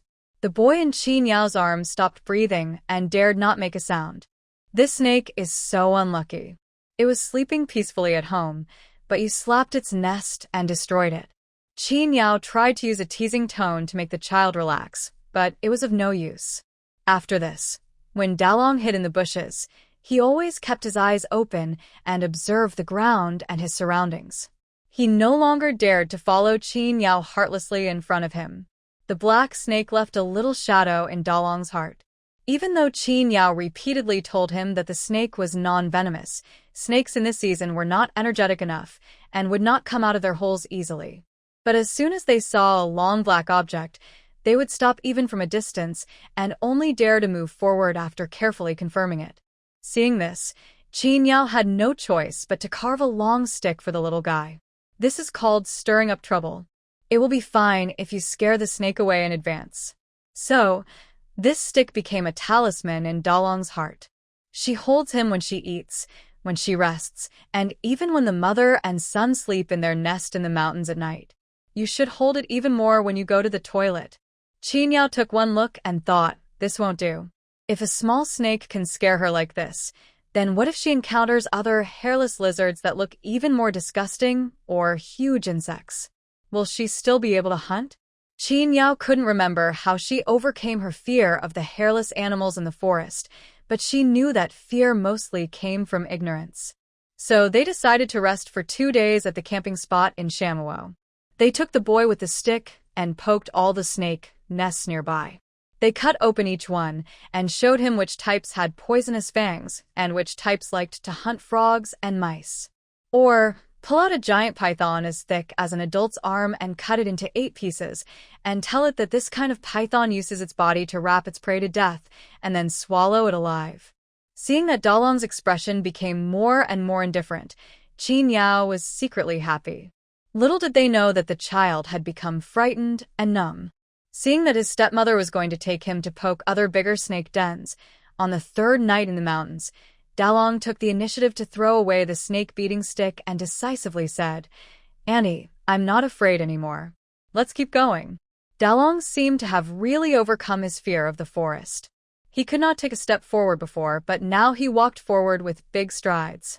Qin Yao turned around and saw the determined look on that dirty little face, and a sense of pride arose spontaneously. It seemed that her teaching method was quite effective. Dalong noticed his stepmother's gaze, raised his head and gave her a strong smile. The mother and son were like 2 wild cats, freely shuttling back and forth between the mountains and forests. Qin Yao wanted to find the cave where she lived last year, but she had been delayed for 2 days, poking around in the woods looking for snake nests, so her direction was a little unclear. Now she had to find a new location.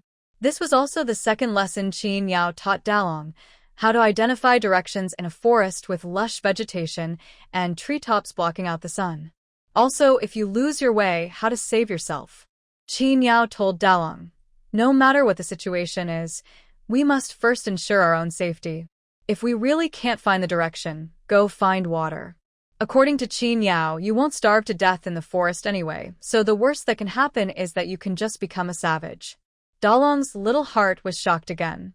He admired his stepmother's strong inner self. The mother and son walked through the overgrown area and finally arrived deep in the forest. There's still a lot of weeds here, but because of the temperature difference they don't grow densely, so people can walk upright. Qin Yao took Dalong to find a water source and asked him to take out the slingshot and attack immediately when encountering small animals. After the boring 2 days of poking snakes, today's activity suddenly aroused Dalong's excitement. Which young man or girl has not dreamed of traveling the world with a sword? As soon as he saw the prey, Dalong couldn't help but scream, and Qin Yao slapped him on the back of the head. Quiet. Are you here to hunt or to scare small animals? Dalong touched his head and said, oh. This was the first time he was beaten by his stepmother since he could remember. But the strange thing is that not only did he not feel any pain, he even felt pretty good in his heart. He thought, let me hit him a few more times, just like his mother would. Qin Yao found a little squirrel and immediately pulled out her slingshot. When she turned around and was about to call Delang, she found that he was staring at her blankly. She frowned and reminded him to look ahead, not at her. Delang came back to his senses, secretly exhaled, and perked up to learn how to hunt from her. Qin Yao had taken Dalong to shoot birds before, but those birds were stupid and would not run away even if they heard a sound. They would fly back after a while after scattering. It did not require any skills to deal with them. Deep in the mountains, the situation is completely different. Prey animals do not walk around freely. They are threatened by natural enemies and also have prey to hunt. They hide during the day and come out at night, so they are rarely encountered during the day. But in the evening, if you wait near a water source, you can see all kinds of animals gathering together. Dalong was holding a little squirrel in his hand that Qin Yao had captured alive and then slapped unconscious. The squirrel looked very special, with a white hair on its tail and a tuft of white hair on its forehead. It looked extremely cute. That's why Qin Yao captured it alive, intending to take it back and sell it as a pet. Dalong felt a little sorry for the little guy. Qin Yao asked him to hold it, but he held the little squirrel in his arms. The child had never seen real hunting, so Qin Yao did not immediately stop him from showing excessive compassion.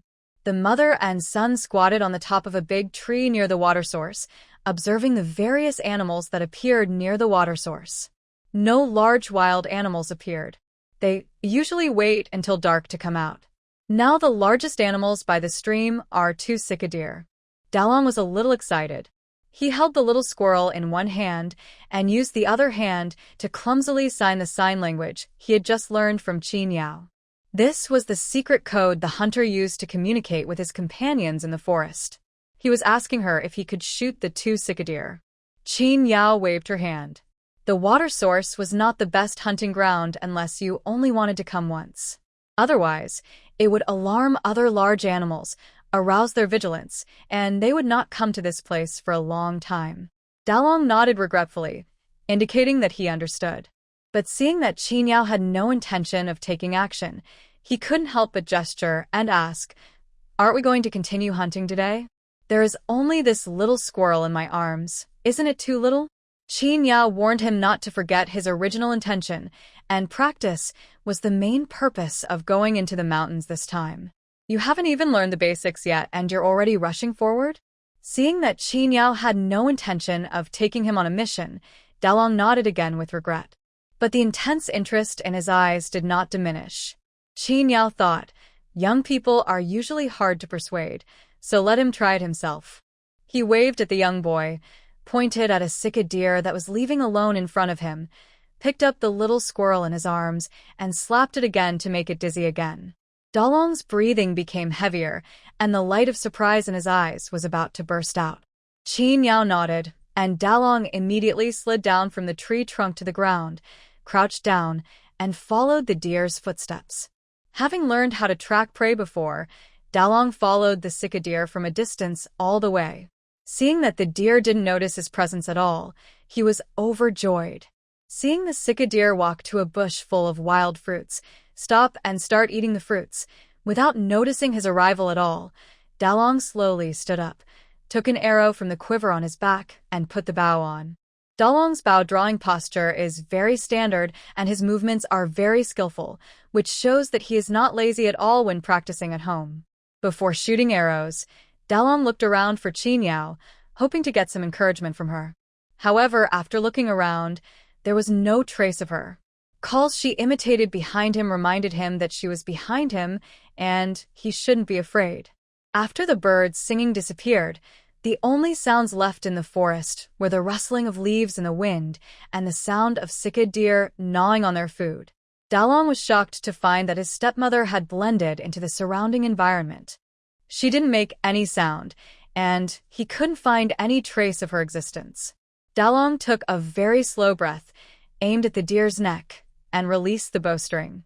An arrow was shot out, sweeping across the leaves, making a slight sound. The deer had such a keen sense of hearing that it turned around and ran away. The arrow just rubbed past its horn and didn't hit it. Just a little bit. Dalong anxiously pulled out the second arrow, put on the bow, chased out from his hiding place, and then hurriedly shot an arrow at the deer's ace. There was no surprise at all. Not even the skin of the sicked deer was touched. But the prey is right in front of us. How can we let it go? Dalong took out the slingshot he was most skilled at using and ran after him. At this moment, the sicked deer that was about to run ahead suddenly screamed and turned back. Roar! A tiger roar spread throughout the forest. Due to the huge difference in power, the sicked deer had no power to resist and was instantly pounced on by the tiger and pinned to the ground. It opened its bloody mouth and bit the deer's neck to death, tearing out a large piece of flesh and blood. Dalong was standing less than 10 meters away from the tiger and the deer. The splattered blood hit the corner of his eyes. Fear spread throughout his body. The temperature of his blood dropped rapidly. He became stiff, and for a moment, he had no idea how to react. The tiger bit its prey to death, then raised its head and stared at the strange human in front of it with its huge eyes.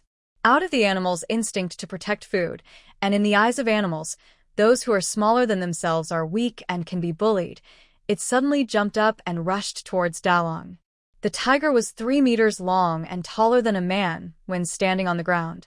Suddenly facing such a huge creature was like a mouse seeing an elephant. The distance was too short, and the tiger rushed to Dalong's head in just 1 second.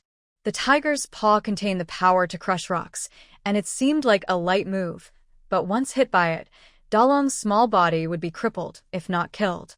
I told you not to be afraid. I'm behind you. Qin Yao's faint voice sounded in her ears, and she dragged the frightened Dalong away and gave the tiger a heavy punch on the jaw.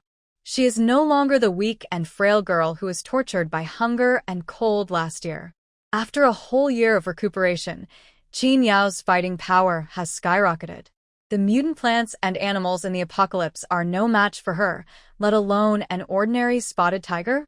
With that punch, she knocked the tiger that was pouncing on Dalong away. The tiger rolled heavily to the ground and got up in a somewhat embarrassed manner, with a human-like surprise in its eyes. He seemed to have not figured out how a human being who was much smaller than him could possibly knock him away. The tiger had no rivals in the forest and was naturally arrogant. Qin Yao's powerful punch not only failed to repel it, but instead made it mistakenly think that she was an enemy coming to compete for its prey, and launched a fierce attack on Qin Yao. After it flipped over from the ground, it immediately sprinted forward 2 steps and stretched out its front paws to test Qin Yao. It was very fast, and its tiger paws swept over frequently, but Qin Yao avoided them one by one. But when she pulled out the big knife from her waist, a bloody mark deep enough to see the bone immediately appeared on the tiger's paw that came to test it. The tiger was in pain and angry, and its roars became louder and louder. Qin Yao's eardrums swelled, and she felt pain. "Shut up!" Qin Yao yelled. She was still hesitating whether to do it or not, but now she decisively picked up her sword and attacked. As for the ferocious beasts left for the older son to practice with, there are still others if the tiger is gone, so there is no need to rush. The reason why the tiger can become the king of the forest is because of its innate strong power. It can crush your skull with just 1 slap. But Qin Yao was stronger than it, and she had a weapon in her hand. The man and the tiger had fought for less than 3 moves when the tiger felt her terrifying power, and without any hesitation or pride, it turned around and ran away. If you run now, all you will lose is a sick deer. If it was any later, it would lose its life. Qin Yao chased after it, grinning wildly. "Wanna run?" Too late. Last year, he wanted to meet a tiger but failed. This year, a tiger jumped out before he even started looking for it. How could he bear to let it go? So, under Dalong's shocked eyes, he saw his stepmother running parallel to the tiger and chasing it. Then, she swung her knife horizontally, and the tiger's head fell off its strong body with a click. The whole head fell off. With a loud bang, the tiger's torso lost control and fell to the ground instantly. Blood spurted out like a pillar, spreading a blood mist in the forest. Qin Yao breathed a sigh of relief, walked forward with a smile, past the tiger head, and picked up her knife first. TSK, the blade is rolled. Qin Yao shook off the bloody flesh on the knife, came to the tiger's head, and kicked it in the front. The tiger's eyes had turned dim. There was a sound of jogging behind her. Qin Yao turned around and saw it was Dalong. He looked at the tiger's body and head on the ground and said, "The tiger's skin is damaged." Seeing that he was not scared silly, Qin Yao couldn't help but laugh out loud with joy. Ha ha ha ha. The whole forest was filled with her laughter, and the sound echoed in the forest, scaring the birds and animals in the forest so much that they immediately fled in all directions and quickly got away from this dangerous place. Dalong looked up at the woman in front of him who was stepping on a tiger's head and laughing with tears in her eyes. The corners of his mouth curled up. His stepmother was the most powerful person he had ever seen. Qin Yao threw the tiger head at her feet in front of Dalong and said, "This is for you. Since I can't get the whole skin together, I might as well keep the tiger head as a souvenir." The smell of blood hit him in the face, and the tiger's head was covered in blood. Dalong held his breath and put it into a sackcloth bag in surprise. Looking at the tiger and sick deer on the ground, Qin Yao rubbed his brows with a headache. "I wanted to take you with me for a few more days, but now I have to leave the mountain early." Dalong didn't feel bad. He said seriously, "Annie, what I have learned in the past few days is enough for me to learn for a long time. After coming down the mountain, he will definitely organize what he has learned this time and understand it thoroughly." Qin Yao looked at him with interest. He knew his own limitations and was not greedy. He took steady steps, which was not bad. The mother and son cut branches together to make a trailer. While Dalong was working, he would look at the sick deer and the tiger's body from time to time. His fear inexplicably disappeared, and all that came to his mind were the movements of a tiger pouncing on its prey. As for the scene where his stepmother swung a knife to chop off the tiger's head, he would remember it for the rest of his life, but he would not be confident enough to think that he could learn it. Dalong was recalling how he was chasing a sick deer but forgot to observe his surroundings and nearly got killed by a tiger. As the two of them dragged their prey to find a campsite for tonight, Dalong couldn't help but nervously ask Qin Yao if she blamed him for being disobedient today. Qin Yao smiled lightly. "Without my permission, how could you have a chance to make a mistake? I know you young people won't listen to advice. Only when you experience it yourself will you know the pros and cons," Dalong said, embarrassedly, and looked up at the person next to him. Night had already arrived, and only a little bit of moonlight was shining, illuminating a blurry figure. "Auntie, I want to be someone like you in the future," Dalong said admiringly. Qin Yao pushed aside the branches in front of him, reminded him to pay attention to his feet, and asked with a faint smile, "What kind of person am I?" Dalong answered seriously, "Be calm, composed, and fearless of all difficulties, and you will always be invincible." Qin Yao shook her head. "No one can be invincible forever, and I have a cheat." "What is a plug-in?" Dalong scratched his forehead suspiciously. There was a bug on his neck which was a bit itchy, so he just brushed it away through his sleeve. He no longer screamed over a small bug or a small snake, and he was used to the jungle now. "The cheat is my natural supernatural power." Qin Yao suddenly stopped, and Dalong also stopped unconsciously. He followed her gaze and saw a ball of orange fire appear in the dark forest. Two figures walked out against the light. "Who?" one of them asked in a low voice. Qin Yao smiled. She was familiar with the voice. "Brother Yang, it's me, Qin Yao." "Ah?" Yangda was genuinely surprised, thinking what a coincidence. He hurriedly called his son Yang Su to go forward together. It was dark, and he could not see clearly what the mother and son were dragging behind them. He only smelled a mixture of leaves and blood. The father and son wanted to take the trailer of the mother and son, but Qin Yao quickly said, "No, it's too heavy for you to carry." Yangda and his son were both stunned. Their outstretched hands froze for a moment before they were retracted 2 seconds later. Qin Yao pushed Dalong, who was there to accompany her, out of the way and said, "Sewer, help me take care of this kid." Dalong took off the vines on his shoulders, knowing that he was hindering his stepmother, and followed Yang Su to walk ahead. Yangda stayed behind and brought the two children to the fire.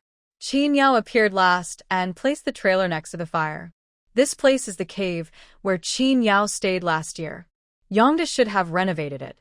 He cleared out the weeds at the entrance of the cave and the messy branches inside the cave, and built a low wall with stones at the entrance of the cave, which just blocks the entrance of the cave and can provide a certain concealment. It is also convenient for making fire and cooking. With the light, the prey on Qin Yao's drag revealed its true form. The golden-brown tiger body scared Yongda so much that he almost jumped up. "You have encountered a tiger," Yongda exclaimed. Qin Yao nodded and smiled modestly. "Not bad luck." "Yongda, am I asking you that?" He looked at the mother and son. Their clothes were dirty and messy, but there was no sign of injury at all. It was incredible. Looking at the tiger's body that had already cooled down on the trailer, Yongda had a clearer understanding of Qin Yao's specific strength. Dalong took off the sack he had been carrying all the way and put it on the trailer. His heavy shoulders finally relaxed, and he breathed a sigh of relief. "Isn't this a tiger's head?" Yang Su asked tentatively in shock, pointing at the sack with the outline of a tiger's head on it. Dalong hummed, "My aunt killed him." As he said this, he made a beheading gesture with his hand, with pride all over his little face. Yang and his son looked at each other, with the same expression of horror on their faces. Just as he was surprised, Qin Yao had already found a good spot and asked Dalong to sit down. She took out the pots, bowls, and bamboo tubes and used their fire to cook porridge. "You also brought rice?" Yang Su asked in surprise. Dalong looked at him in confusion. "What will we eat without rice?" "Here." Yang Su took out a dry cake from the small bag on the ground. "It's convenient to bring dry food with you when you go into the mountains. If we hadn't found this cave today, we wouldn't dare to make such a big fire. The firelight will easily attract wild animals." When Dalong heard this, he thought to himself, so this is how normal people go into the mountains to hunt. Unlike them, they started a fire from the first night they entered the mountains. Every time the stepmother started a fire, her expression looked as if she was hoping that a ferocious beast would come and find her, with green light in her eyes. However, they never encountered any ferocious beasts attracted by the fire. Yang Su sat down opposite the mother and son and asked Dalong curiously, "What's her name?" "Who is Madam Qin to you?" Dalong glanced at Qin Yao, not knowing how to answer. He had no name and had been called Dalong since he was a child.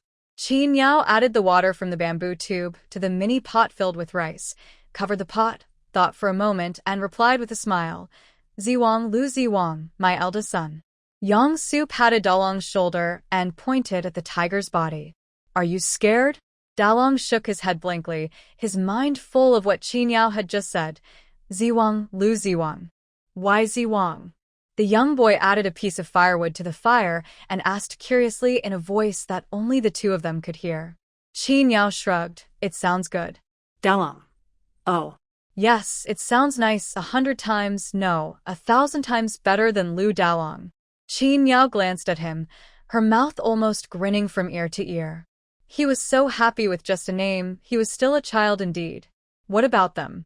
Dalong asked again in a low voice. Qin Yao thought for a while and said, "Zishu, Ziming, Pingling, I will enroll you in the academy next year." Dalong nodded happily. Erlang, Sanlang, and Xinyang would definitely be very happy if they knew that their stepmother had given them all nice names. Qin Yao saw him humming a tune while cooking porridge and asked with amusement, "Are you so happy?" "Yeah."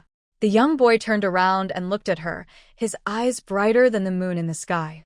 Yongda and Yang Su had already cleared half of the space in the cave. Yongda came out of the cave and said to Qin Yao, "You guys sleep inside at night. Brother Su and I will take turns to keep watch." "It's okay." Qin Yao blew on the rice and bacon porridge that Dalong handed over. "I'll just keep watch, you guys can sleep in the cave, it's more convenient this way." Seeing that Yongda wanted to refuse, Qin Yao pointed to the low wall and said, "If I feel sleepy, I can take a nap here. I won't get cold by the fire." Seeing her persistence and knowing that she did have the ability, Yongda stopped persuading her. He stopped his son, who wanted to have a bite of hot porridge, and went to pick up some firewood nearby for Qin Yao to burn at night. The little squirrel wanted to run away, but couldn't. It squeaked anxiously and fiercely. Yang Su was so envious when he saw such a beautiful live squirrel. If his father had this ability, he would have been sitting at home like a master. Lu Ziwang, your mother is so kind to you. She even caught you a squirrel as a pet. No, it's for sale. Dalong explained. Qin Yao told Dalong to keep an eye on the rope and not let the squirrel bite it, then turned to Yangda and asked curiously, "Why did you two come into the mountains?" Yangda glanced at Dalong and said, "I am just like you, thinking of bringing them out to gain some experience. Otherwise, who would bring these children whose hair hasn't even fully grown when hunting? But you dare to bring such a small child into the mountains. What if something goes wrong?" Having said this, Yangda caught a glimpse of the tiger's body on the trailer, coughed twice uncomfortably, and quickly waved his hand to say that it was okay. "Madam Qin, how about we go together tomorrow?" Yangda invited enthusiastically. "It's a good opportunity for me to learn a few moves from you." No. Qin Yao refused. They brought prey and needed to deal with it first. As soon as Yang Su heard his father invite Qin Yao and her son, he looked over expectantly. When he heard Qin Yao decisively refuse, he sighed with regret and said to Dalong enviously again, "Ziwang, I really envy you. What's the matter?" Yang Dia was no thief. "Your father has also killed tigers. How can you choose a master like this?" Yang Su complained, "Dad, I didn't say anything. Why are you so excited?" Yangda glared at his son and said, "You little rascal." After resting in the cave for a night, Qin Yao and her son separated from Yangda and his son the next morning. The father and son had to stay in the mountains to continue hunting and would not go down the mountain until Yang Shuzhen caught prey. Before leaving, Qin Yao told Yangda what she had discovered in this area last year. There were basically no ferocious beasts, and the cave was quite safe. They could use it as a temporary base without any worries. Then be careful when you go down the mountain. The road is slippery. Yangda warned. The mother and son nodded to show that they understood, and then went down the mountain with the prey. Qin Yao walked in front dragging the prey, while Dalong followed behind Qin Yao carrying his sack and holding the squirrel that was full of energy and ready to bite people. The two did not return along the same route, but instead walked along the foot of the mountain towards Kaiyang County. It's an old routine. The second time is familiar. Plus, this time my physical condition is very good, so I don't feel tired even after dragging more than 600 kilograms of prey. But I always have to worry about Dalong, who is following behind me, which makes me feel tired. The child walks slowly, so she can't walk too fast. When we encounter a road with cliffs on both sides, we have to tie a rope to him to prevent the child from getting lost while walking. As a result of this delay, Qin Yao, who could have reached the county town alone in the evening, had to wait a whole night to reach it.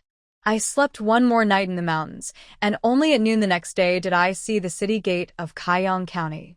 Fortunately, the temperature in the mountains is relatively low, and Qin Yao preserved them relatively well, so the headless tiger and sika deer are still relatively fresh. But the price of the meat will definitely not be high, but there is still some room for negotiation on the tiger skin. This time, Qin Yao learned from last year's experience and covered the prey with branches so that no one could tell what kind of beast she had killed. After paying the entrance fee for both, the mother and son entered the city in a low-key manner. There was no market today, so there were not many people on the street. Qin Yao thought of Manager Fan and led Dalong directly to the back door of the restaurant. "Annie, why do we go through the back door?" Dalong asked puzzledly. Qin Yao, "Going through the front door will affect other people's business." Dalong nodded. He learned something new. The little squirrel was so upset that it fell listlessly into his arms. It might also be hungry after all. It hadn't eaten for 2 days. Dalong wanted to feed it some fruit picked from the tree, but it refused to eat any and only drank water. How could it have the energy to make a fuss? Qin Yao put the prey on the ground, patted her messy clothes, and smoothed her tangled hair. Then she stepped forward and rang the copper ring on the door. I waited for a long time before someone came to open the door. It was the apprentice of the chef in the kitchen. "Madam Qin?" The young apprentice was shocked. If he hadn't recognized Qin Yao, he would have thought that 2 beggars had come to beg for food. Qin Yao waved helplessly, asking him to come out. "I'll show you something good." When the branches covering the prey were lifted, the golden fur was revealed. The apprentice's eyes widened instantly, and he took 2 breaths of excitement. He was speechless and could only gesture to Qin Yao to wait while he went to get the shopkeeper over. After a while, both Manager Fan and the chef came. When they saw the tiger's body on the dragline, they were so shocked that they took 2 steps back. They all looked at Qin Yao, and when they saw her waving her hand to indicate that she was dead, they dared to move closer and carefully examine the fur and the bloody tiger neck to see if the meat was still fresh. Since they were all acquaintances, Qin Yao did not hide the death dates of the sika deer and the tiger, and said truthfully, "They died at dusk the day before yesterday, less than 24 hours ago. I applied a layer of salt to the wounds. If it is well preserved, the meat will be delicious when cooked before noon tomorrow." The chef in the kitchen asked curiously, "Madam Qin, where is the tiger head?" Dalong, carrying a sack on his back, took a step back behind Qin Yao nervously, fearing that they would know that the tiger head was from him and wanted to buy it. Unfortunately, as soon as he moved, he was discovered. When we just entered the city gate, the 2 guards also found the bloody sack, so naturally we had to check it out. Then there was a burst of gasps. Fearing that they would stop him, Qin Yao gave each of them an extra 10 cents and was then able to enter the city smoothly. When Qin Yao saw that they had found the tiger head, she said bluntly, "I want to take this head home. I won't sell it. Anyway, it doesn't affect the tiger skin. But the price must be lowered," and Manager Fan asked for 90 taels of silver. Excluding the tiger's head, it only weighed about 480 kilograms, and the sika deer weighed about 110 to 120 kilograms. Manager Fan was too lazy to weigh them, as they were just extra parts for the tiger. Seeing that Qin Yao was not very satisfied with the price, Manager Fan explained with a wry smile, "If you had delivered it yesterday evening, I could have raised the price of the meat a little, but yours is a headless corpse, and it's hard to find a buyer for this skin." Qin Yao didn't want to say anything more. If it weren't for Dalong, she might not have encountered this tiger. "Okay, that's it. I'll help you move in." Shopkeeper Fan happily instructed, "Remember to help me peel the skin off." The chef in the kitchen also said excitedly, "I will make braised pork noodles for you too after I'm done. I just happen to have some leftover marinade from this morning. This one is made with lots of spices. It's expensive." Qin Yao responded in the courtyard, "Okay, remember to make 5 servings for me, and I won't charge you for killing the tiger." The chef looked annoyed. "I almost forgot you have such a big appetite." Turning around, she saw Dalong still standing at the door. She waved to him to come in and closed the back door to prevent the restaurant opposite from hearing the noise. Today, they're going to catch the other side off guard. This is tiger meat, which is something that people in their small county may not be able to eat for decades. Qin Yao spread out the prey, dragged the rack and asked the apprentice to take it out and throw it away, then walked into the kitchen, picked out a handy knife, and peeled off the tiger's skin completely.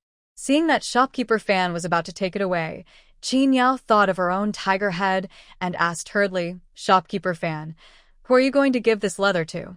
Knowing what she wanted to do, Shopkeeper Fan waved to Dalong, who was squatting by the door, and said, "Bring the tiger head here. I'll ask someone to get it for you. Next time you go to the city, come and get it from me." Qin Yao asked, "How much?" 500 coins. "I'll deduct it directly from the silver I gave you." After saying that, he took the tiger skin and head and hurried away. After finishing the skin in his hands, he still has to hang up today's tiger meat sign. While Qin Yao was dealing with the prey, Dalong sat obediently in the yard holding the little squirrel. When Qin Yao was done, the stewed pork noodles made by the chef were served in a large bowl, and he said, "Eat it while it's hot." The aroma of braised meat filled the backyard, covering up the bloody smell. The diced pork belly was cooked in the brine until it was crystal clear. It was spread on the white noodles and garnished with a handful of green onions. It was delicious and fragrant. Dalong, whose stomach was rumbling with hunger, stared with his eyes wide open. Qin Yao looked calm, but her hands moved quickly. She asked the kitchen for a ceramic bowl and gave a full bowl to Dalong. "Eat quickly." He picked up the basin and enjoyed it. The small backyard was filled with the aroma of braised pork noodles and the happy sounds of mother and son slurping noodles. It was still early when we left the restaurant. Qin Yao led Dalong to the West Market where stalls were set up to sell white-haired squirrels. Ordinary people would not even give a second glance at this kind of distracting stuff. Qin Yao could only hope that she was lucky enough to meet a manager who was out shopping and take a liking to her and bring her back to please the young master or young lady in the mansion. The little squirrel didn't eat because what Dalong fed it yesterday was not to its taste. Qin Yao and the lady selling peanuts nearby spent 2 cents to catch a handful of peanuts. Dalong put it down, took the peanuts handed to it by Qin Yao, and fed it. The little squirrel picked it up and ate it. The way it chewed the food looked particularly cute. Dalong looked at it and felt a little reluctant.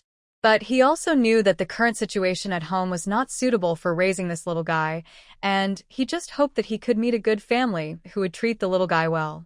The lively little squirrel was still quite attractive. Seeing those people dressed as housekeepers appearing at the corner of the street, Qin Yao immediately started shouting. She didn't feel embarrassed at all. The whole street was filled with her hawking voice, and it was hard not to attract attention. A housekeeper and a man who looked like a shopping boy came forward curiously to ask for the price. Qin Yao held up 6 fingers and said, 600 coins. The 2 of them gasped when they heard this. What the Hades? This is too expensive. Looking at the clothes the mother and son were wearing, like beggars, the shopping boy shook his head in disdain and walked away. After walking a few steps, he turned back and sneered, "There's not even 2 tails of meat, but you're still selling it for 600 coins. You're crazy for money." After saying this, I thought the mother and son would look embarrassed. Unexpectedly, neither of them even glanced at him. The younger one was concentrating on feeding the squirrels, while the older one started chatting with the housekeeper. I vaguely heard a few words. White-haired animal is a rare breed, only seen once in a century, and it has a good temper. Boys and girls will definitely like it when they see it. This kind of squirrel with dyed white fur and a cute face shape can only be found in the deep mountains. It only costs 600 coins. You will make a lot of money if you buy it. Qin Yao said seriously. The housekeeper thought about it and said happily, "Then let's do it." The shopping boy, who had not walked far, was startled and hurried back, wanting it too. "Sorry, there's only one. Whoever buys it first gets it." Qin Yao gave him a contemptuous look as if he didn't know the value of the item, and smiled as she handed the little squirrel to the housekeeper and put it in the basket on her wrist. "It won't run away, will it?" No. Qin Yao pulled the housekeeper aside and taught her some techniques on how to train small animals. There is also after-sales service when buying things. The housekeeper looked at the white-haired squirrel chewing peanuts in the basket and loved it more and more. After receiving the 600 coins, Dalong's reluctance instantly disappeared, and he only thought about buying something to take home.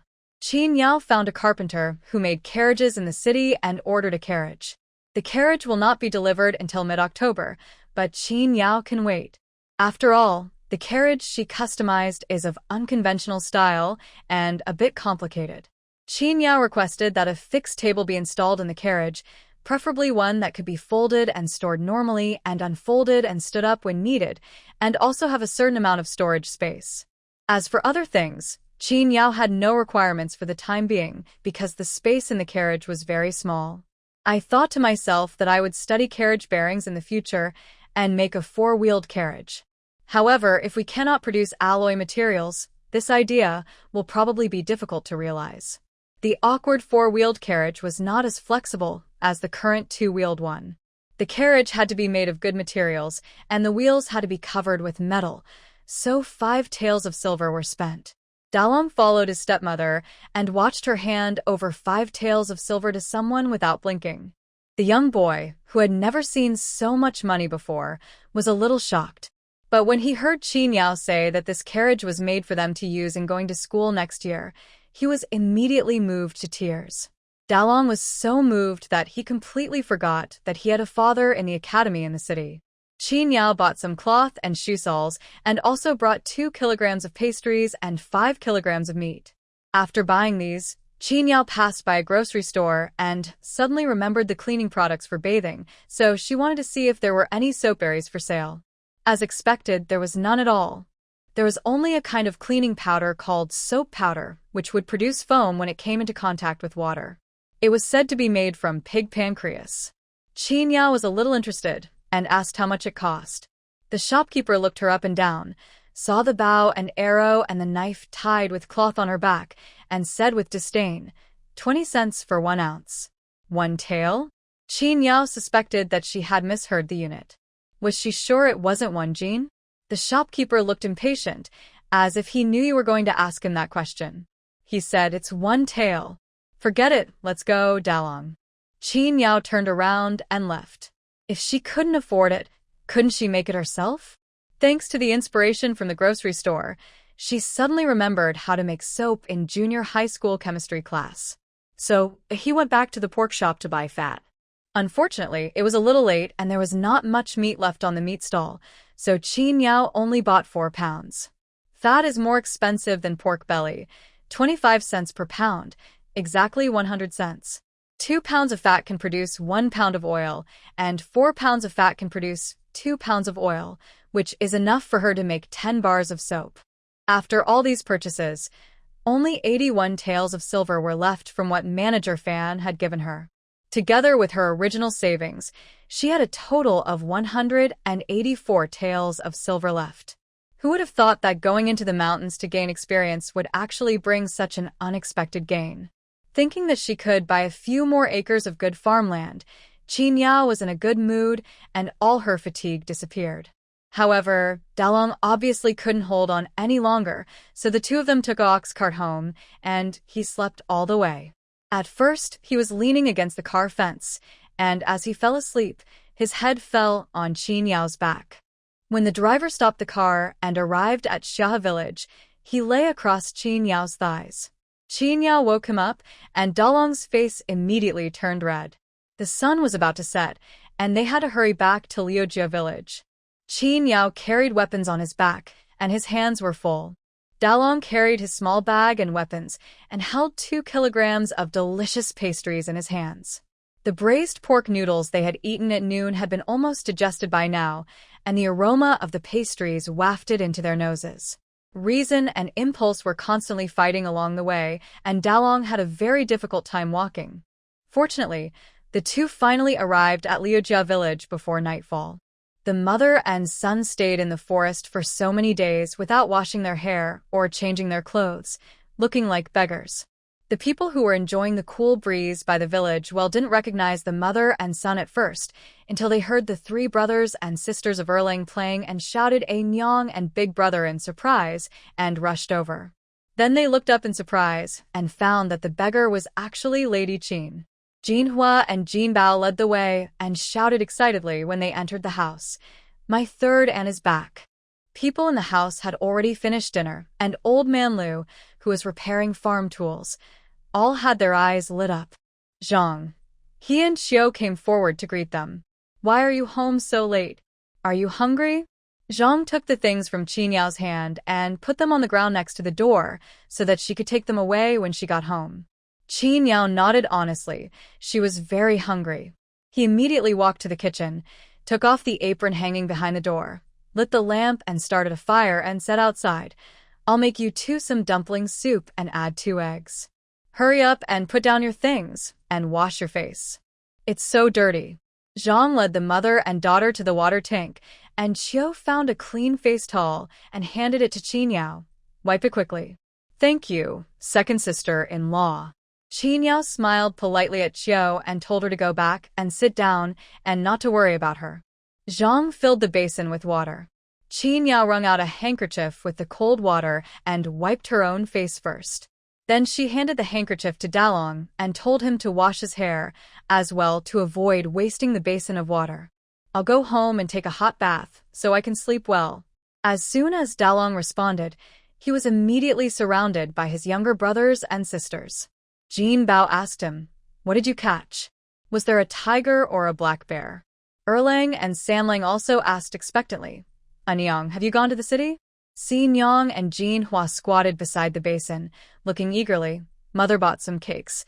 I can smell them.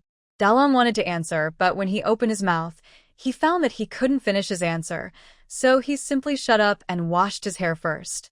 In the main room, Zhang lit an oil lamp to make it brighter. Qin Yao was sitting at the table. Opposite her were Old Man Lu and his two sons, and next to her was Mrs. Chiu. They were all very excited when they heard Qin Yao talk about encountering a tiger in the mountains. Zhang walked into the room silently, and after a moment, she took out 4 letters and handed them to Qin Yao. This is from the city. You were not here, so I kept it and haven't opened it yet. It was sent the next day. Maybe something happened, and he's looking for you urgently. Please take a look. Qin Yao took the letter, glanced at the words "to my beloved wife" on the envelope, sneered, and put the envelope aside. Don't worry, I'll take a look when I get back.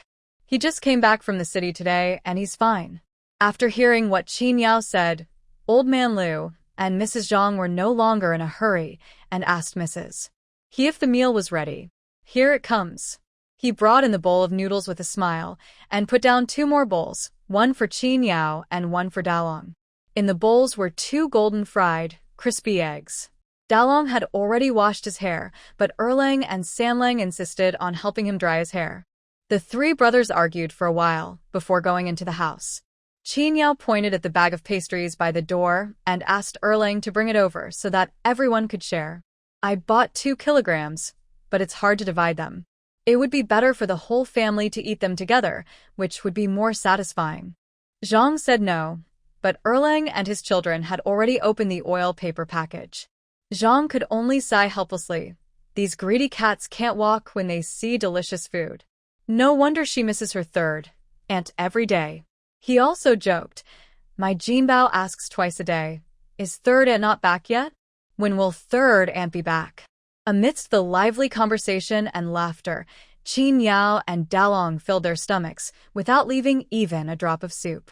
Qin Yao got up and walked to the door, took out the pork belly and cloth, put the cloth on the table in the main room, took the meat to the kitchen, cut off 2 pounds and put them directly in the cupboard, then found the cover and covered it with it as if she was familiar with the place. He and the others were already familiar with Qin Yao's ways, so without saying anything polite, they went into the house to get a ruler and called the 4 brothers and sisters of Dalong to come over to measure their sizes. The weather is getting colder. Everyone needs a pair of thick-soled shoes. Qin Yao put the remaining 3 pounds of meat back into her bag and turned back to give instructions. Your second sister-in-law will be free these days, so ask her to make it for you.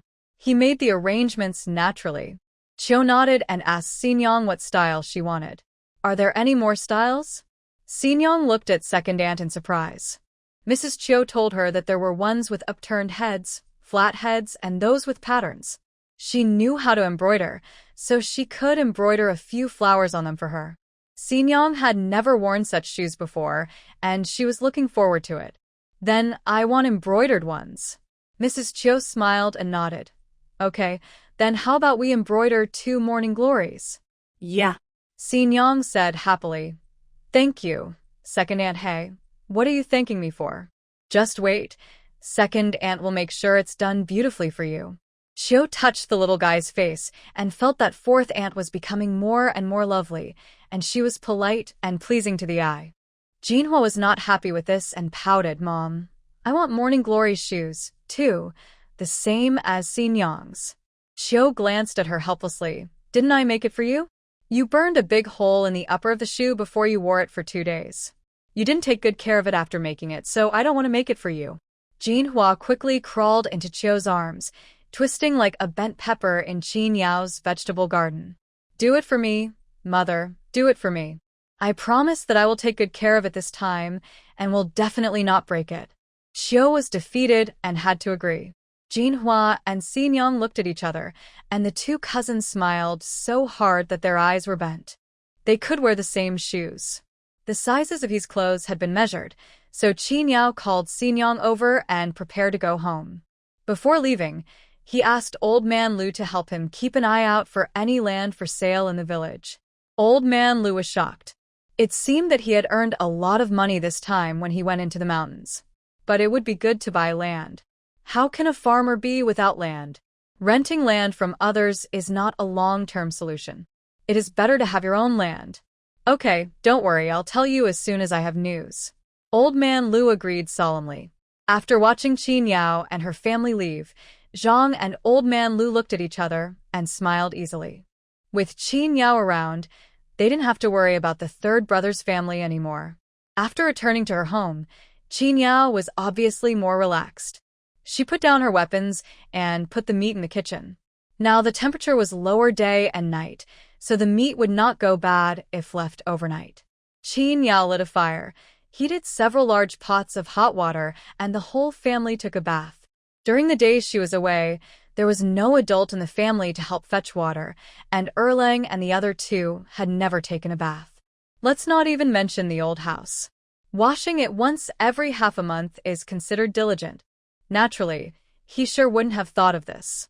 When they finished taking a bath, it was already late at night, but the children were not sleepy at all. They lay on the bed and listened to Dalong's story about what happened in the mountains with great interest. Qin Yao went to check on the horse and gave it a handful of night grass. She checked the doors and windows again, asked people to turn off the lights in the children's room, and then returned to her own room, lying on the bed with her hair loose, reading a letter in a relaxed manner.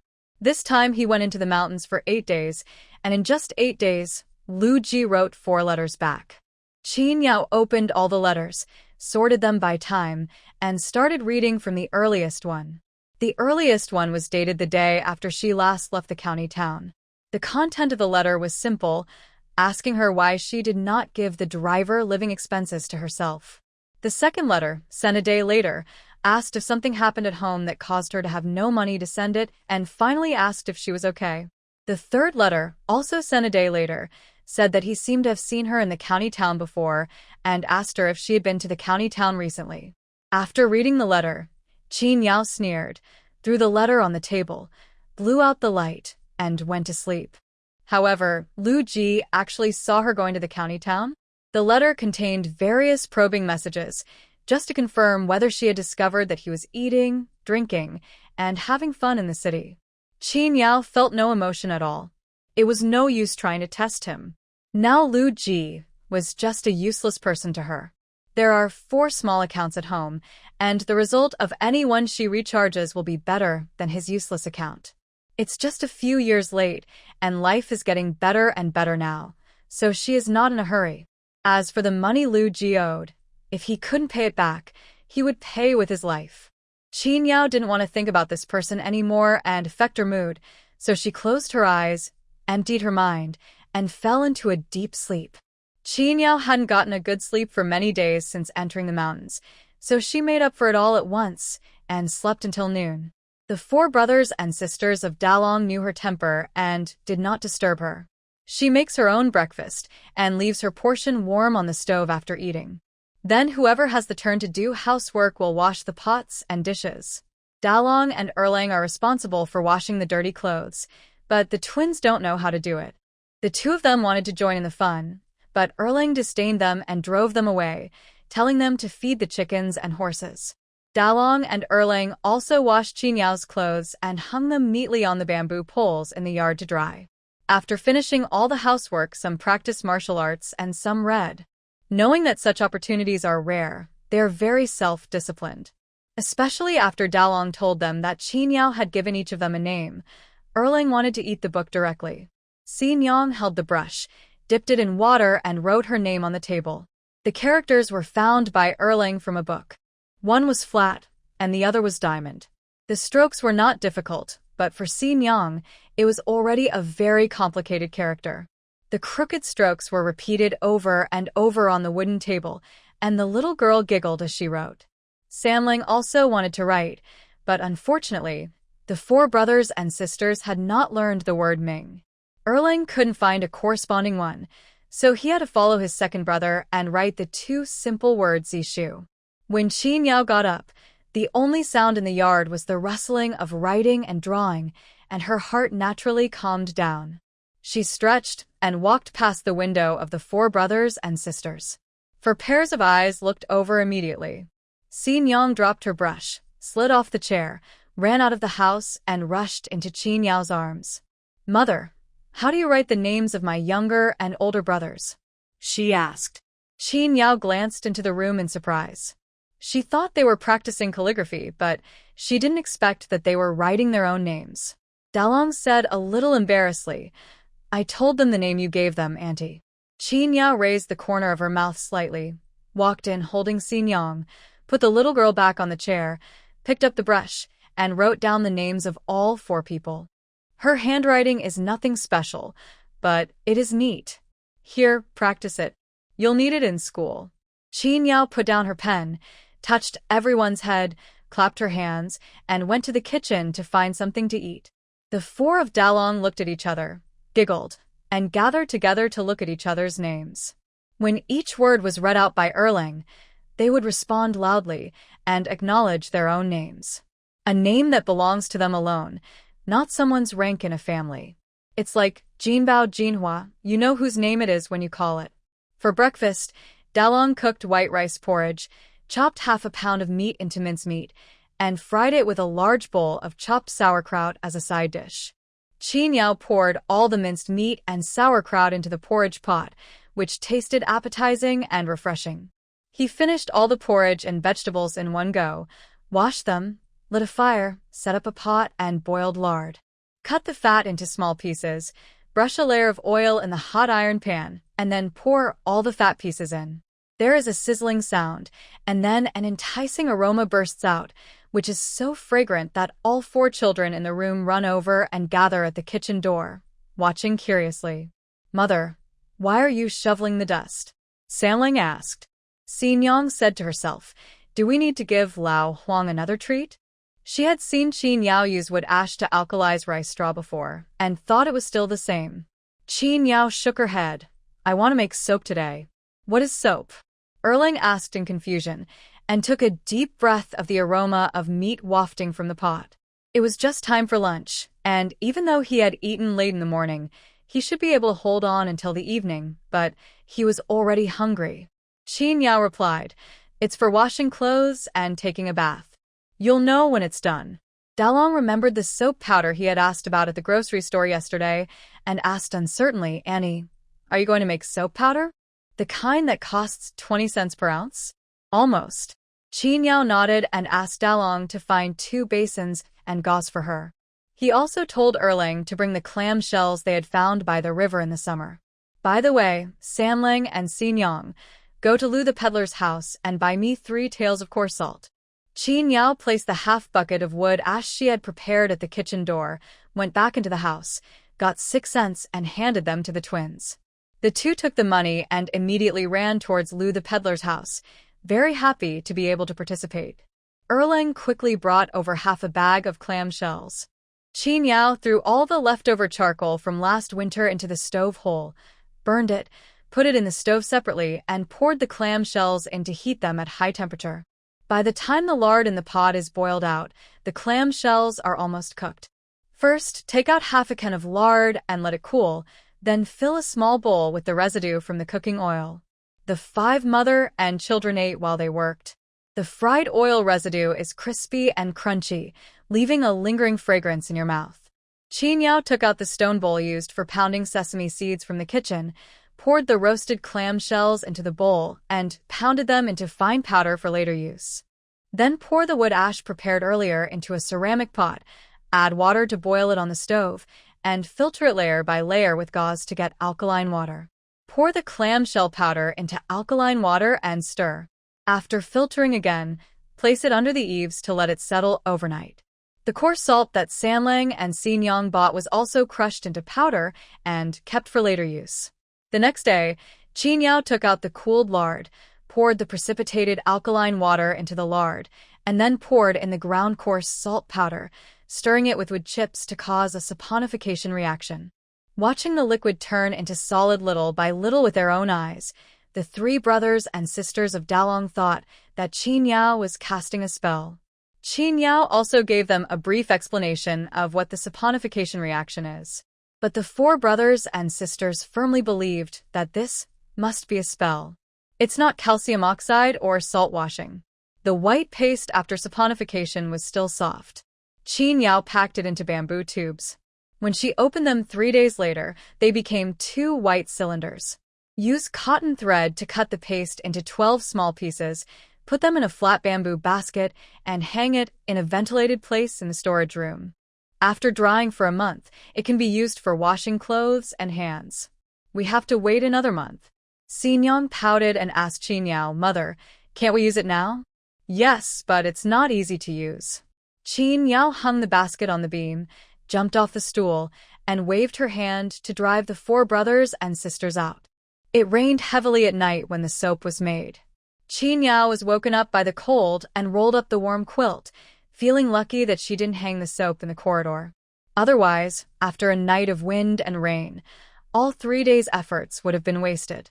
It rained heavily all night and only gradually subsided at dawn, turning from a drizzle, with no sign of clearing up. Every autumn rain brings a chill. When Chinyao opened the door early in the morning, she immediately felt the chill of this sentence. September is already halfway over.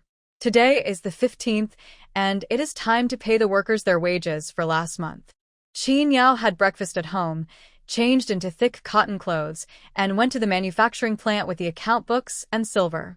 She hasn't been here for nearly half a month, but with Carpenter Lou around, everything in the factory is still running in an orderly manner. When the workers saw the account book tucked under Chinyao's armpit, the drowsiness brought by the rainy day disappeared, and they could not hide their excitement. Chinyao first found Carpenter Lou, checked the accounts for the past half month, and then took out a piece of draft paper to calculate the workers' wages.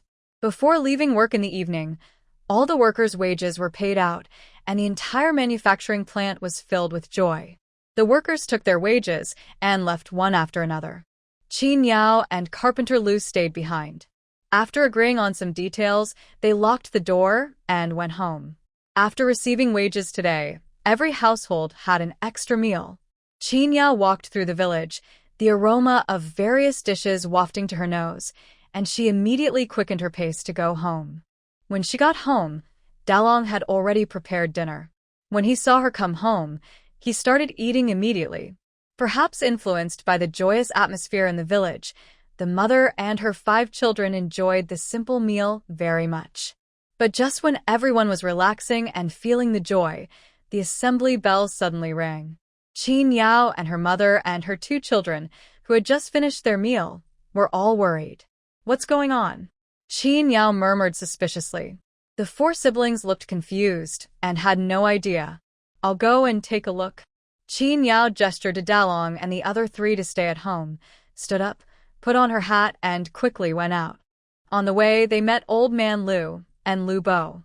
The 3 of them looked at each other, all suspicious and uneasy, and rushed to the village ancestral hall together. The assembly bell in the village rarely rings. If there is any important announcement, the village chief will usually have someone ring a gong to call people in the village. The last time the assembly bell rang was when the horse bandits attacked. In the past, when the bell rang, it meant a new round of conscription and corvée labor was about to begin. The villagers who had just felt a little peace in Shung State then remembered that Shung State had only reduced corvée and taxes, not exempted them. A moment ago, everyone was happily eating extra meals because of the monthly salary they received. The next second, they all gathered in the ancestral hall with solemn expressions, in the drizzle, looking at the village chief holding the household registration book. Looking at the representatives coming from every household in the courtyard, the village chief sighed and had to announce the news he had just received. The barbarians in the northern desert are invading, and the border war has started again. Every household, from 12 to 50 years old, must provide 2 out of 4 males and 1 out of 3 males. Only sons are exempted. Time is urgent. Each household should go back and discuss overnight, report at noon tomorrow, and set out in 3 days. After saying that, the village chief immediately opened the household register and began to call out the names of each family, counting the number of male adults and how many should be sent out. When it comes to the Liu family's old house, there are 4 men who meet the age requirements, and 2 of them need to come forward. Before Chinyao had time to look at the expressions of Old Man Liu and Liu Bo, it was her family's turn. Liu Ji's family is eligible for 1 male heir, so 1 should be sent out. Lu Dafu's family is qualified to have 4 male offspring, and 2 of them should be born. Everyone whose name was called could not help but lower their head. There was a continuous drizzle in the sky, and a gloomy feeling weighed on everyone's hearts. The atmosphere was so depressing that it was hard to breathe. Among the corvée laborers, those who transported grain were the type that the common people were most reluctant to encounter. It is only slightly better than being drafted into the army. It is a logistical job and does not require direct confrontation with the enemy. But that doesn't mean there is no danger. The most fatal of these is the time limit of the military order. If the food cannot be delivered to the designated location in full and on time, the consequences may be death at the very least, and the entire family may be implicated at the worst. After the village chief finished reading the long list, he sighed repeatedly and looked worried. His family has 5 eligible people, and 2 of them should be sent. As long as they have no merit, ordinary people cannot avoid performing labor service. However, he also managed to secure certain exemptions for everyone.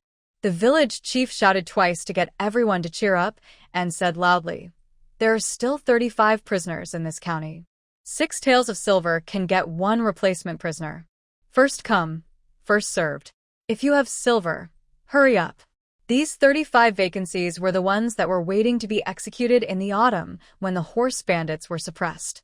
If the decree comes later, you won't be able to buy a place even if you have money. The villagers, who had still held out hope, gasped when they heard the number 6 taels.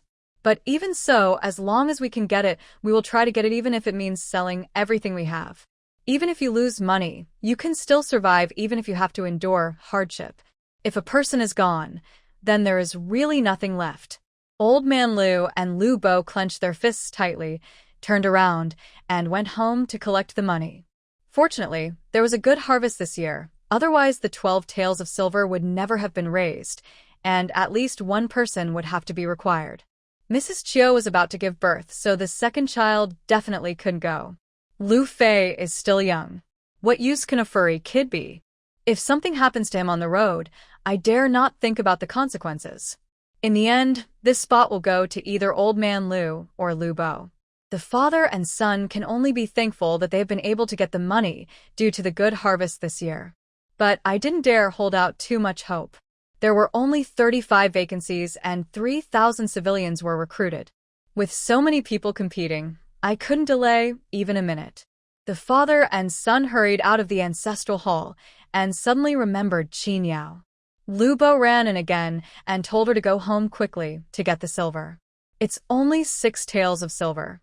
Don't be reluctant, sister-in-law. Hurry up and give it to the village chief. Otherwise, the third brother will have to transport grain, which is a life-threatening job. After quickly explaining everything, Lu Bo followed Old Man Lu into the house. The father and son thought that Qin Yao knew the seriousness of the matter and would definitely go home to give Lu Ji money to buy a substitute service spot. Little did he know that Qin Yao was not in a hurry, but instead had a slight sneer on her face.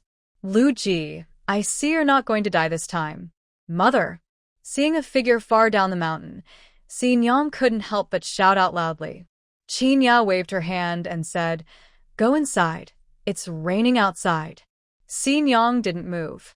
She waited until Qin Yao came, then she took her clothes and led her into the house. The little girl looked up at her with worried eyes. "Mother, did something bad happen?" The 3 Dalong brothers also looked over, looking worried. Qin Yao put away her bamboo hat, brushed off the moisture on her body, and smiled. "It's nothing. The government is just looking for civilians to help transport military rations to the border to give food to our soldiers who are fighting the barbarians at the border." Dalong and Erling frowned slightly. The 2 were older and had experienced the panic brought about by the turbulent times of the previous few years. Various conscription decrees, corvée labor for building bridges and roads, and taxes of various strange names. Every time the bell rang, the village was filled with sorrow. Therefore, being a grain transporter is definitely not as easy as your aunt said. Dalong asked tentatively, "Does our family also need someone to help?" Qin Yao calmly poured herself a glass of water and nodded. "Yes, your father will go." She spoke in a relaxed tone, as if it was a normal thing and there was no need to worry too much. Dalong's heart sank suddenly. He looked at Qin Yao hesitantly for a few times. Erling pulled the corner of his clothes hard. Finally, he took a deep breath, said nothing, and picked up the kettle to fill her cup with water. Once the food is transported, can Dad come back? Xin Yang asked curiously. Qin Yao touched her chubby little face and said, "Yes, I can come back after completing the mission. Maybe I can even come back for the new year. The premise is to complete the task." Xin Yang nodded. She understood, but not completely. She looked at her eldest brother, and then at her mother, and always felt that something was strange, something was wrong. But seeing that Anyang was still testing my brother's homework with a smile on her face, I felt completely relieved. If Anyang said it was okay, then it must be okay. We washed our faces and feet with hot water and went back to our rooms to sleep. It was still raining at night. The sound of the rain was sometimes loud and sometimes soft, and a chill came over me. Fortunately, I had replaced the bed with new soft straw and the quilt with thicker ones. In the middle of the night, I was sleeping soundly, listening to the rain falling outside, when suddenly the gate of the yard was slammed bang bang bang. Qin Yao and the 4 children in the next room were all awakened. Qin Yao stood up and shouted outside the courtyard. "Who is it?" "It's me, my lady, I'm home." It turned out to be Lu Ji. As Qin Yao was getting dressed, she thought to herself, is it a day off today? But it was just in time, so she wouldn't have to go to the city to bring him back for corvée labor. Qin Yao opened the door and immediately retreated under the eaves of the main room to shelter from the rain. Dalong and Erling also opened the door and poked their heads out. Seeing the man in a dishevel on the rainy night, they hesitantly called out, "Dad?" Lu Ji closed the courtyard gate, let out a sigh, and quickly ran into the main room. He took off the useless hat on his head, revealing a miserable face that was drenched by the rain. His wet hair was all stuck to his face, his gown was covered in mud, and his cloth shoes were even worse, having been soaked in the mud and water into a different color, and his original shape was unrecognizable. When he arrived, it was dark and raining, and the road was muddy and slippery. He almost made it to the village entrance, but in the end he fell at the door of his own house and got covered in mud. After the father and son finished cleaning up, Qin Yao stood in the corridor with her arms folded, watching the figures moving back and forth in the kitchen and bathroom with an unpredictable look on her face. After washing his hair and taking a shower, Lu Ji changed into clean linen clothes and walked out of the bathroom. As soon as I raised my eyes, I met those indifferent eyes, and my heart suddenly tightened. "My wife, I'm fine. You can go back to your room and rest." Lu Ji said gently, "I'll wash my clothes and go to bed." Qin Yao nodded and waved to Dalang, who was still busy cooking porridge for Lu Ji in the kitchen. "Let him do it himself. You go back to sleep. It is not good for children's health to stay up late." Dalong groaned, but was still a little concerned and gave his father instructions for a long time before going back to his room to sleep. Lu Ji was facing the stove alone. The porridge in the pot was steaming under the roasting fire. He looked back at the bedroom opposite and subconsciously moved closer to the stove. The coldness on his body was dispelled, but the chill in his heart grew deeper. He is now certain that the figure that hurriedly walked past the restaurant entrance that evening was Qin Yao. She saw it, but didn't react at all. This was even more terrifying than her rushing up and beating him up. Feeling uneasy, and with no one delivering his living expenses and no response to his 4 letters, Lu Ji borrowed a bamboo hat from a classmate and rushed back overnight as soon as the evening class was over. It was already late and there were no ox carts or horse carts on the road, so I walked all the way home. He walked for 3 full hours, from dusk to nightfall, and from nightfall to late at night, when he finally reached home.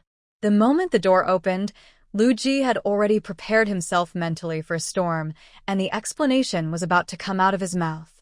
Unexpectedly, as soon as the door opened, the people retreated out of the main room, without giving him a chance to speak. After that, she kept watching his every move with an indifferent look.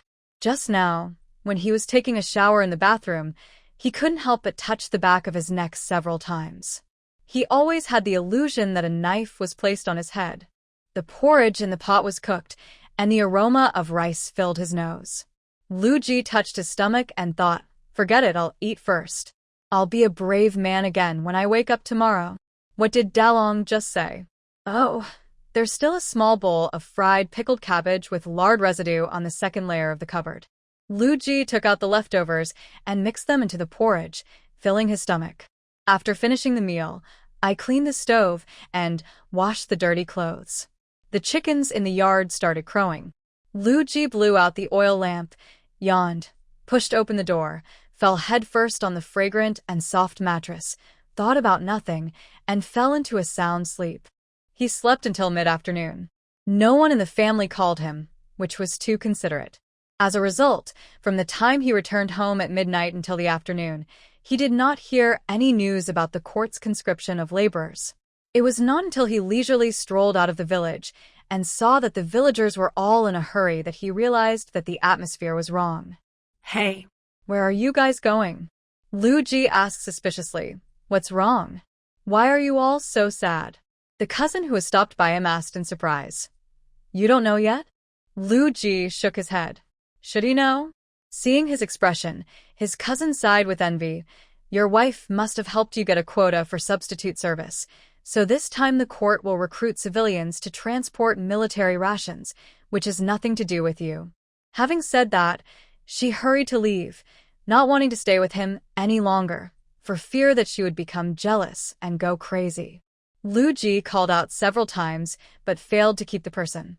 He stopped where he was and repeatedly savored what his cousin had just said. His eyes suddenly widened. The imperial court conscripted civilians? Another corvée? Somehow, the uneasiness that he had suppressed suddenly surged up. Thinking of Qin Yao's indifferent attitude towards him yesterday, Lu Ji's face changed drastically, and he hurried towards the village chief's house. He flipped through the conscription list and saw the two big words Lu Ji on it. It's over, it's over. A basin of ice water poured over his head, and Lu Ji trembled all over. Under the surprised gaze of the village chief, he turned around and ran towards the old house. Dad, please save my son. Lu Ji rushed into the Lu family's old house, but unexpectedly, he found nothing. Old man Lu has not been home for a long time. Everyone who could collect money last night gave the silver to the village chief. Early this morning, the village chief took the silver to the county town. Unexpectedly, the competition was so fierce that Liujia village only got 5 places for substitute labor service. After further distribution, the Lu family's old house only got 1, leaving 1 place for labor service. When old man Lu heard the news, he was devastated. He was holding the 6 taels of silver returned by the village chief and didn't know what to do. Qin Yao happened to report Lu Ji's name, and when she passed by the Lu family's old house, she pointed out a way for the old man Lu. Go find Lu Dafu. Their family wanted to send 2 people, but in the end there was only 1 vacancy for labor service. He couldn't bear to give up the remaining 1, no matter which son he had. This kind of thing is a life-threatening matter for ordinary people, but in the eyes of other poor people, it is a business opportunity. As long as you are willing to spend money, there will be people who value money more than their lives to take over. As soon as Lu Dafu received the news from the village chief, he immediately harnessed his carriage and took the silver to go into the city. So, with Qin Yao's guidance, old man Lu took all the remaining cash in the house, caught up with Lu Dafu, and went into the city with him. When they arrived in the city, they found that there were people waiting for them with signs. For 10 taels of silver, they could find someone to perform labor service on their behalf. Anyone who can afford the money will do so without any hesitation. Because once you hesitate, you'll be taken away by others. At this moment, old man Lu and the man who was doing the corvée labor were handing over the necessary procedures. The government turned a blind eye to this matter and just appointed a cousin, brother, or adopted son as a replacement. Therefore, it would be strange if Lu Ji could find his father. Lu Ji felt half dead in his heart when he couldn't find his father. Regret welled up in his head, and he punched himself on the head in anger. You are allowed to covet Mr. Fan's wine and meat, and you were lucky enough to be seen by that evil woman. But what's the use of regretting now? His name was already on the list of conscription orders. Who else could he find to erase his name? Or spend money to find someone to perform labor service in his place? Lu Ji sadly discovered that he could only look for Qin Yao. She has money, so it's not too late as long as we can coax her into calming down. Wife. A figure rushed in, bent his knees, and was about to kneel in front of her. Qin Yao was checking the recent learning progress of Dalong and the other three in their room. When she saw Lu Ji rushing and howling like a ghost, she frowned and her expression instantly turned cold. The children were obviously frightened by his sudden action. Fortunately, Qin Yao reacted quickly and grabbed his arm and pushed him out before he knelt down. Turning to face the four children, he smiled faintly. Okay, you all passed the examination today, go play. As he spoke, he turned around and glanced at Lu Ji with a warning look in his eyes. You'd better not scare the children. Lu Ji was extremely anxious, but he had to hold it in. He grinned at the four children and said, I was walking too fast just now, and my foot slipped. Ha ha ha. Sanlang and Xingyang laughed out loud immediately, pointed at him and made embarrassing gestures, causing Lu Ji to raise his hand as if to punish them. The twins were so happy that they ran away with their heads in their hands. Brother, let's go play kuju. Dalong agreed and turned to get the kuju on the wooden box beside the bed and caught up with the twins with Erling. The room suddenly became quiet. Qin Yao sat down on the chair in front of the table and glanced coldly at the door. Lu Ji could no longer maintain the smile on his face. He slid to his knees and rushed to her feet, crying, My wife, you must have misunderstood something. Please listen to my explanation. Qin Yao raised her hand to interrupt him. No, I don't want to listen. Lu Ji knelt down and took 2 steps, hugged her legs, and said earnestly, My wife, it was really a misunderstanding. What you saw when you entered the city that day was not all. I swear, Didn't I give you a chance? Qin Yao interrupted his crying again, exerted a little force on her legs, and threw Lu Ji, who was in her arms, 3 meters away. Lu Ji took a deep breath. His ace was burning this time, and he really shed tears. He shook his head frantically. Madam, don't use these 2 words. Let him call out in a tortuous and gentle way. Qin Yao stood up and walked in front of him, looked down at his face and grabbed his chin.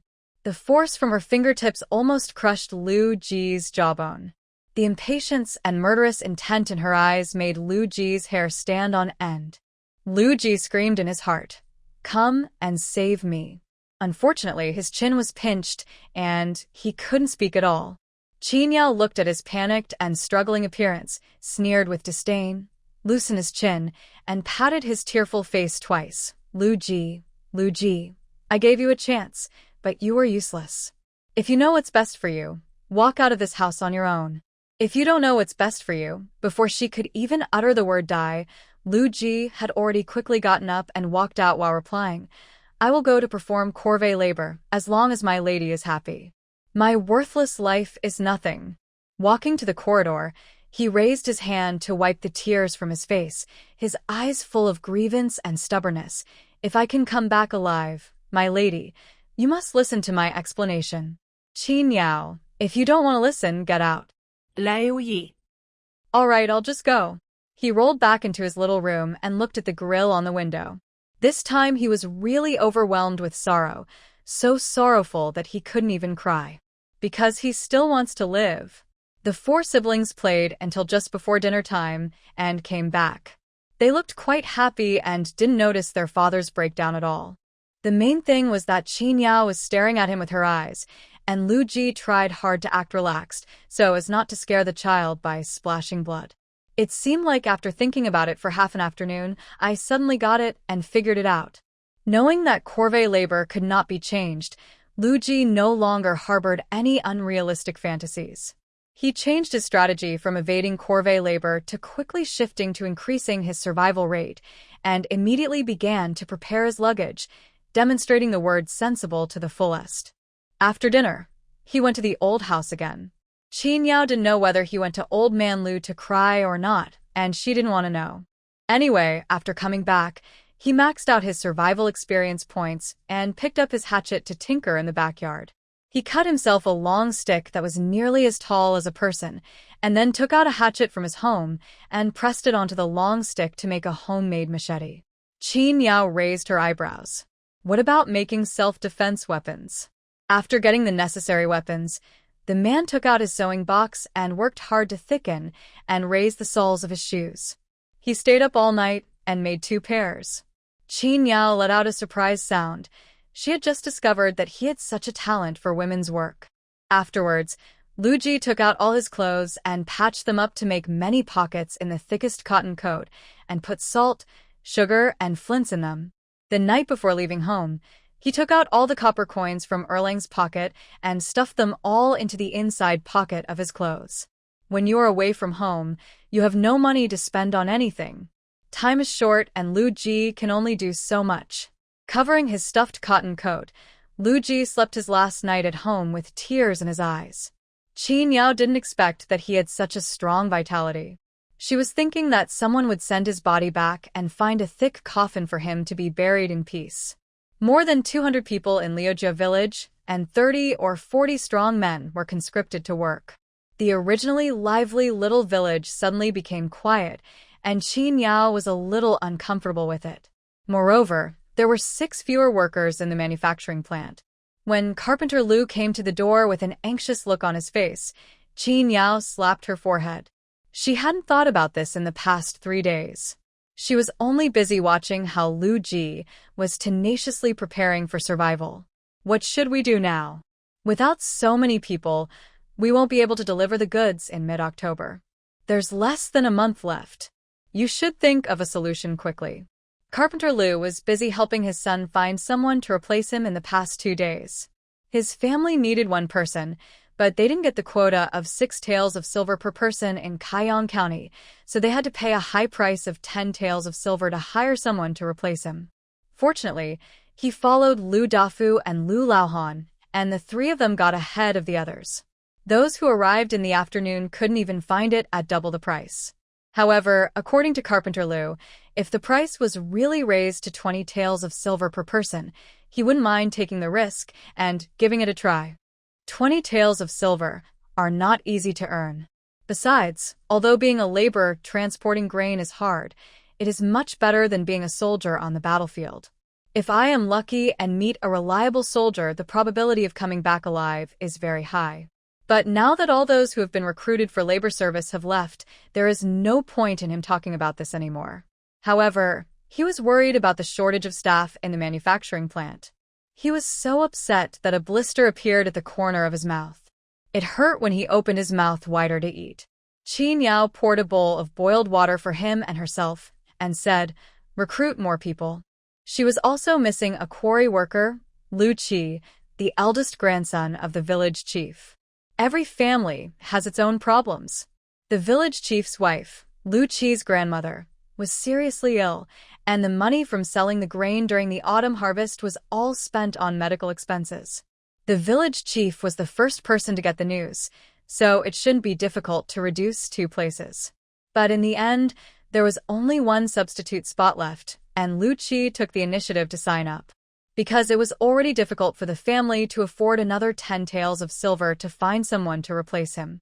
Fortunately, he is tall and strong with a steady temperament. The village chief has asked someone to take care of him, so he should be able to get some care in the future. Carpenter Lu was in a much worse situation. He lost 5 workers all of a sudden. Fortunately, Yunyang was a woman and didn't have to do corvée labor. He had this experienced worker in the team.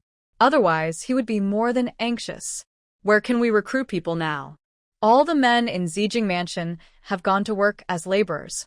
There is still a wave of wheat to be planted before winter comes. How can we recruit people with a bunch of old and young women and children? Carpenter Lu spoke in a hurry and accidentally pulled the corner of his mouth, causing him to hiss and breathe in cold air. Qin Yao asked him to drink a few sips of water, thought for a while, and said, "If we can't recruit men, then we can recruit women. Making water wheels is not a heavy job, and women can do it too." As for the lack of quarry workers on her side, she had to do it herself. This work is too strenuous for women, and the team is made up of men. They also have to go into the mountains, making them uncomfortable working. Qin Yao is now thankful that the few people who are doing the polishing are still there. At least a complete production line can be preserved. Then let's give it a try. Carpenter Lu no longer insisted on his previous idea. As long as the goods can be delivered on time, male and female workers are the same. So, the two of them borrowed a gong, rang it all over the village, and shouted that they were recruiting workers. There were no restrictions, as long as anyone was willing to work hard. Mrs. Zhou jumped out and asked, "Can I do that too?" Qin Yao hurriedly pulled her over and said, "Okay, of course, sister-in-law. You are so capable. Carpentry is nothing to you." When Mrs. Zhou heard this, she smiled and said, "You are talking nonsense. How can you be so good? You can only do some embroidery. I have never touched carpentry before." It's okay. Carpenter Lu explained hastily, "We've already prepared the wood for you. Just follow them and piece the pieces together." Having said that, Carpenter Lu was once again thankful in his heart that the assembly line Qin Yao had set up was great. Everyone only needed to learn one process to get started. I am not afraid of suddenly replacing people, as I can become familiar with it after 2 days of practice. Then let's try it? Mrs. Zhou asked with a smile to the women in front of her, who seemed embarrassed. No matter how busy you are at home, if you want to make money, you have to find a way to take time out. Previously, everyone envied the workers who were selected by the manufacturing factory, especially Yunyang, who took home more than 3 cents of monthly salary last month, which made her parents-in-law very happy, and they told everyone that their family had married a treasure. Now the opportunity is right in front of them, and Madame Qin and Carpenter Lu are encouraging them to join, so why not give it a try? There is no loss anyway. He had said before that they would have a meat meal every 10 days, and occasionally, when Madame Qin came into the city, she would bring back large bones to make soup for everyone's meal. If nothing else, it's worth going just for a meal. Seeing that the young girls and wives in the village were interested, Qin Yao immediately brought her sisters-in-law He and Yunyang over and asked them to promote the business to everyone. So, with the encouragement of the two, the 5 vacancies for carpenters in the manufacturing plant were quickly recruited. The original male workers adjusted their positions and took charge of the first process, and then left the remaining assembly, painting, and other tasks to the female workers to complete, and the assembly line finally ran smoothly. Seeing that the problem had been solved and the goods could be delivered as scheduled in mid-October, Qin Yao finally breathed a sigh of relief. However, her own work increased. Winter wheat needs to be planted. Even if she doesn't want to take care of it, she has to plant the seeds first. At least there will be some harvest. After the conscription of laborers, the Lu family had little money left from selling grain this year. The stored food at home cannot be moved unless it is absolutely necessary, so no matter how hard it is, we have to plant the winter wheat and dare not stop. I am afraid that next year there will be some tax to be levied, or there will be corvée labor to build water conservancy projects, and I will have no money to buy someone to replace me, so I will have to abandon farming for a few months to perform the corvée labor. Farmers who depend on the weather for their livelihood cannot afford any hardship, so they can only take good care of their fields and cultivate them carefully. While Qin Yao was busy planting wheat with the villagers, the laborers who were setting out to transport grain had already left Zijing Mansion. There are 2 main reasons why Zijing Mansion was chosen. First, Zijing Prefecture had a bumper harvest this year and had sufficient grain reserves. Secondly, Zijing Prefecture is very close to the border, and food and fodder can be transported to the border with the lowest loss and at the fastest speed. I can only say, this is fate. The laborers recruited from Liujia village were dispersed as soon as they arrived in Kaiyang County. When Lu Ji saw the situation, he felt it was not good. In a hurry, he only had time to slip a few copper coins into the hands of the officer in charge of escorting them. But maybe because the money was not enough, or because the other party felt that a mere 5 cents was extremely provocative, he was assigned to work for a very ferocious soldier. Transporting grain is not an easy task. This is a large-scale mobilization, which requires the mobilization of tens of thousands of human and material resources. If you want to transport 100 dan of grain to the border, you have to first take into account the consumption of oxen, horses, laborers, etc. during transportation. In total, for every 100 dan of grain sent to the border, at least 500 dan need to be prepared in advance. If you want to transport 10,000 dan of grain to the border, you need to prepare at least 50,000 dan of grain. The grain transport team consisted of 20 carts in a team, led by an officer and 10 soldiers responsible for escorting and maintaining order. Each carriage was equipped with 6 laborers, a groom, a rear guard, and 2 guards on each side. 6 people were responsible for 1 cart. Apart from the food they consumed themselves, the rest of the food on the cart was military rations that had to be delivered to the military camp on schedule. If the military rations are damaged in the slightest, 6 people will be punished by military law. Therefore, the 6 people must unite and guard their own cart of food to ensure their own safety. With such a solidarity, the 6 people in the same group will naturally form a small group, work together, and supervise each other. Lu Ji was despised because he was thin and delicate and could not carry anything with his shoulders or hands. He wanted to ride in the carriage occasionally, so he actively applied to be the coachman. The leading soldier raised his eyebrows and directly arranged for him to be the last one to ride. So, Lu Ji began his days of following behind a horse-drawn carriage and eating dust to transport grain. Sometimes the road was difficult to travel on, and the grain bags would fall down due to the bumps in the carriage. He would immediately bend down to pick up the fallen grain bags. It would be bad enough to have his nose filled with dust, but a bubble of fresh horse manure would spray down, which would be the end of his life. If you move a little slower, the soldiers on horseback will immediately come over with whips waving. If Lu Ji had not reacted extremely quickly, his back would have been beaten to pieces just like the second-to-last civilian behind him. Sadly, this quick reaction was all learned from the evil woman at home. His reaction was so quick that even the leading soldier couldn't help but look at him again. Whenever he thought of this, Lu Ji couldn't help but look up at the sky at a 45-degree angle, which was bright and sad. The sun was too glaring. After staring at it for 2 seconds, his eyes couldn't stand it and felt sore. Lu Ji felt sad for less than 2 seconds.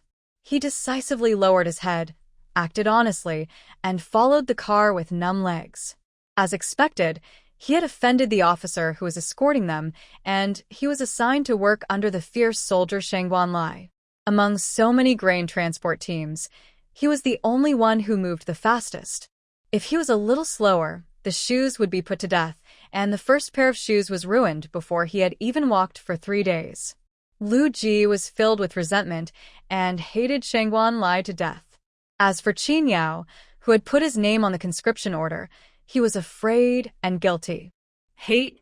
He didn't dare at all. Licking his lips, which were dry and chapped, Lu Ji took off the bamboo tube from his waist to drink some water, but was shocked to find that the bamboo tube was empty. He had finished drinking the water long ago.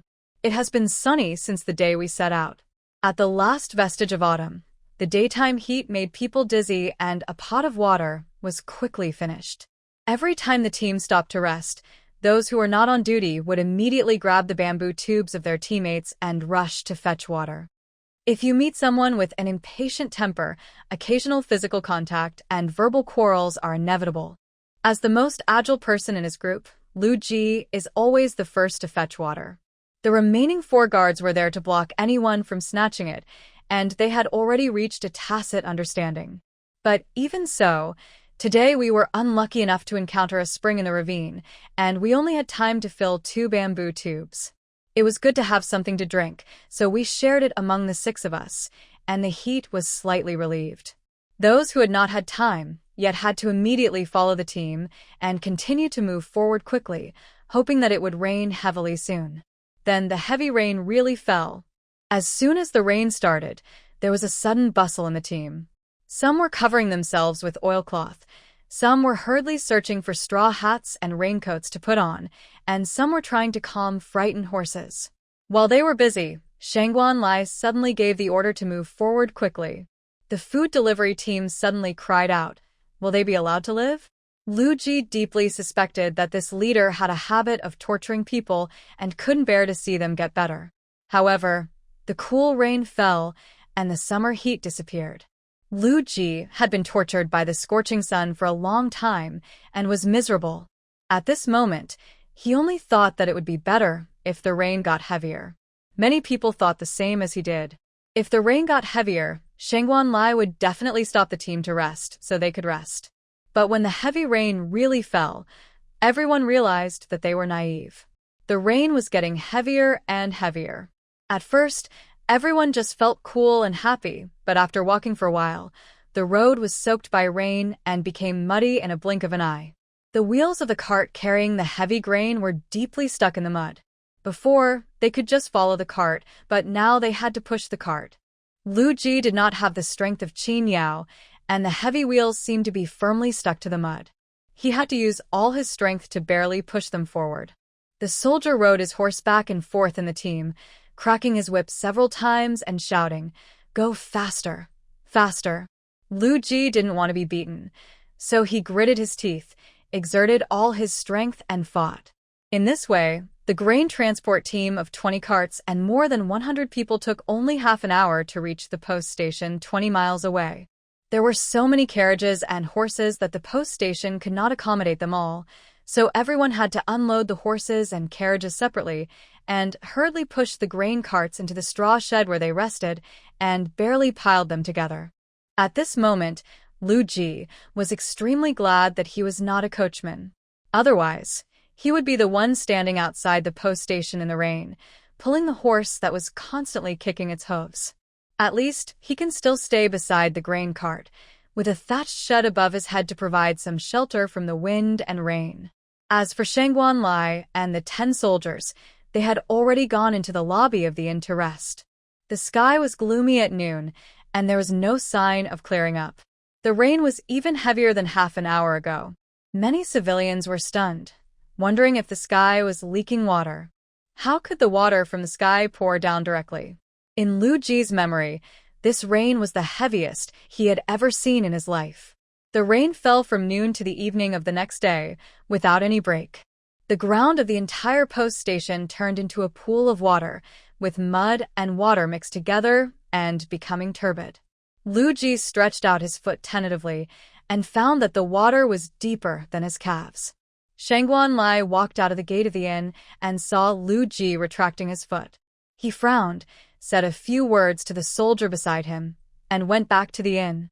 After a while, the soldier gave the order to rest for another day and set off as soon as the water receded tomorrow morning.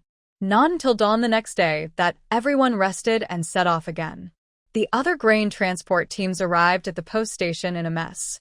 When the two sides passed each other, Lu Ji couldn't help but ask the civilians in the team behind why they were in such a mess. The civilians said that their leader was a kind man.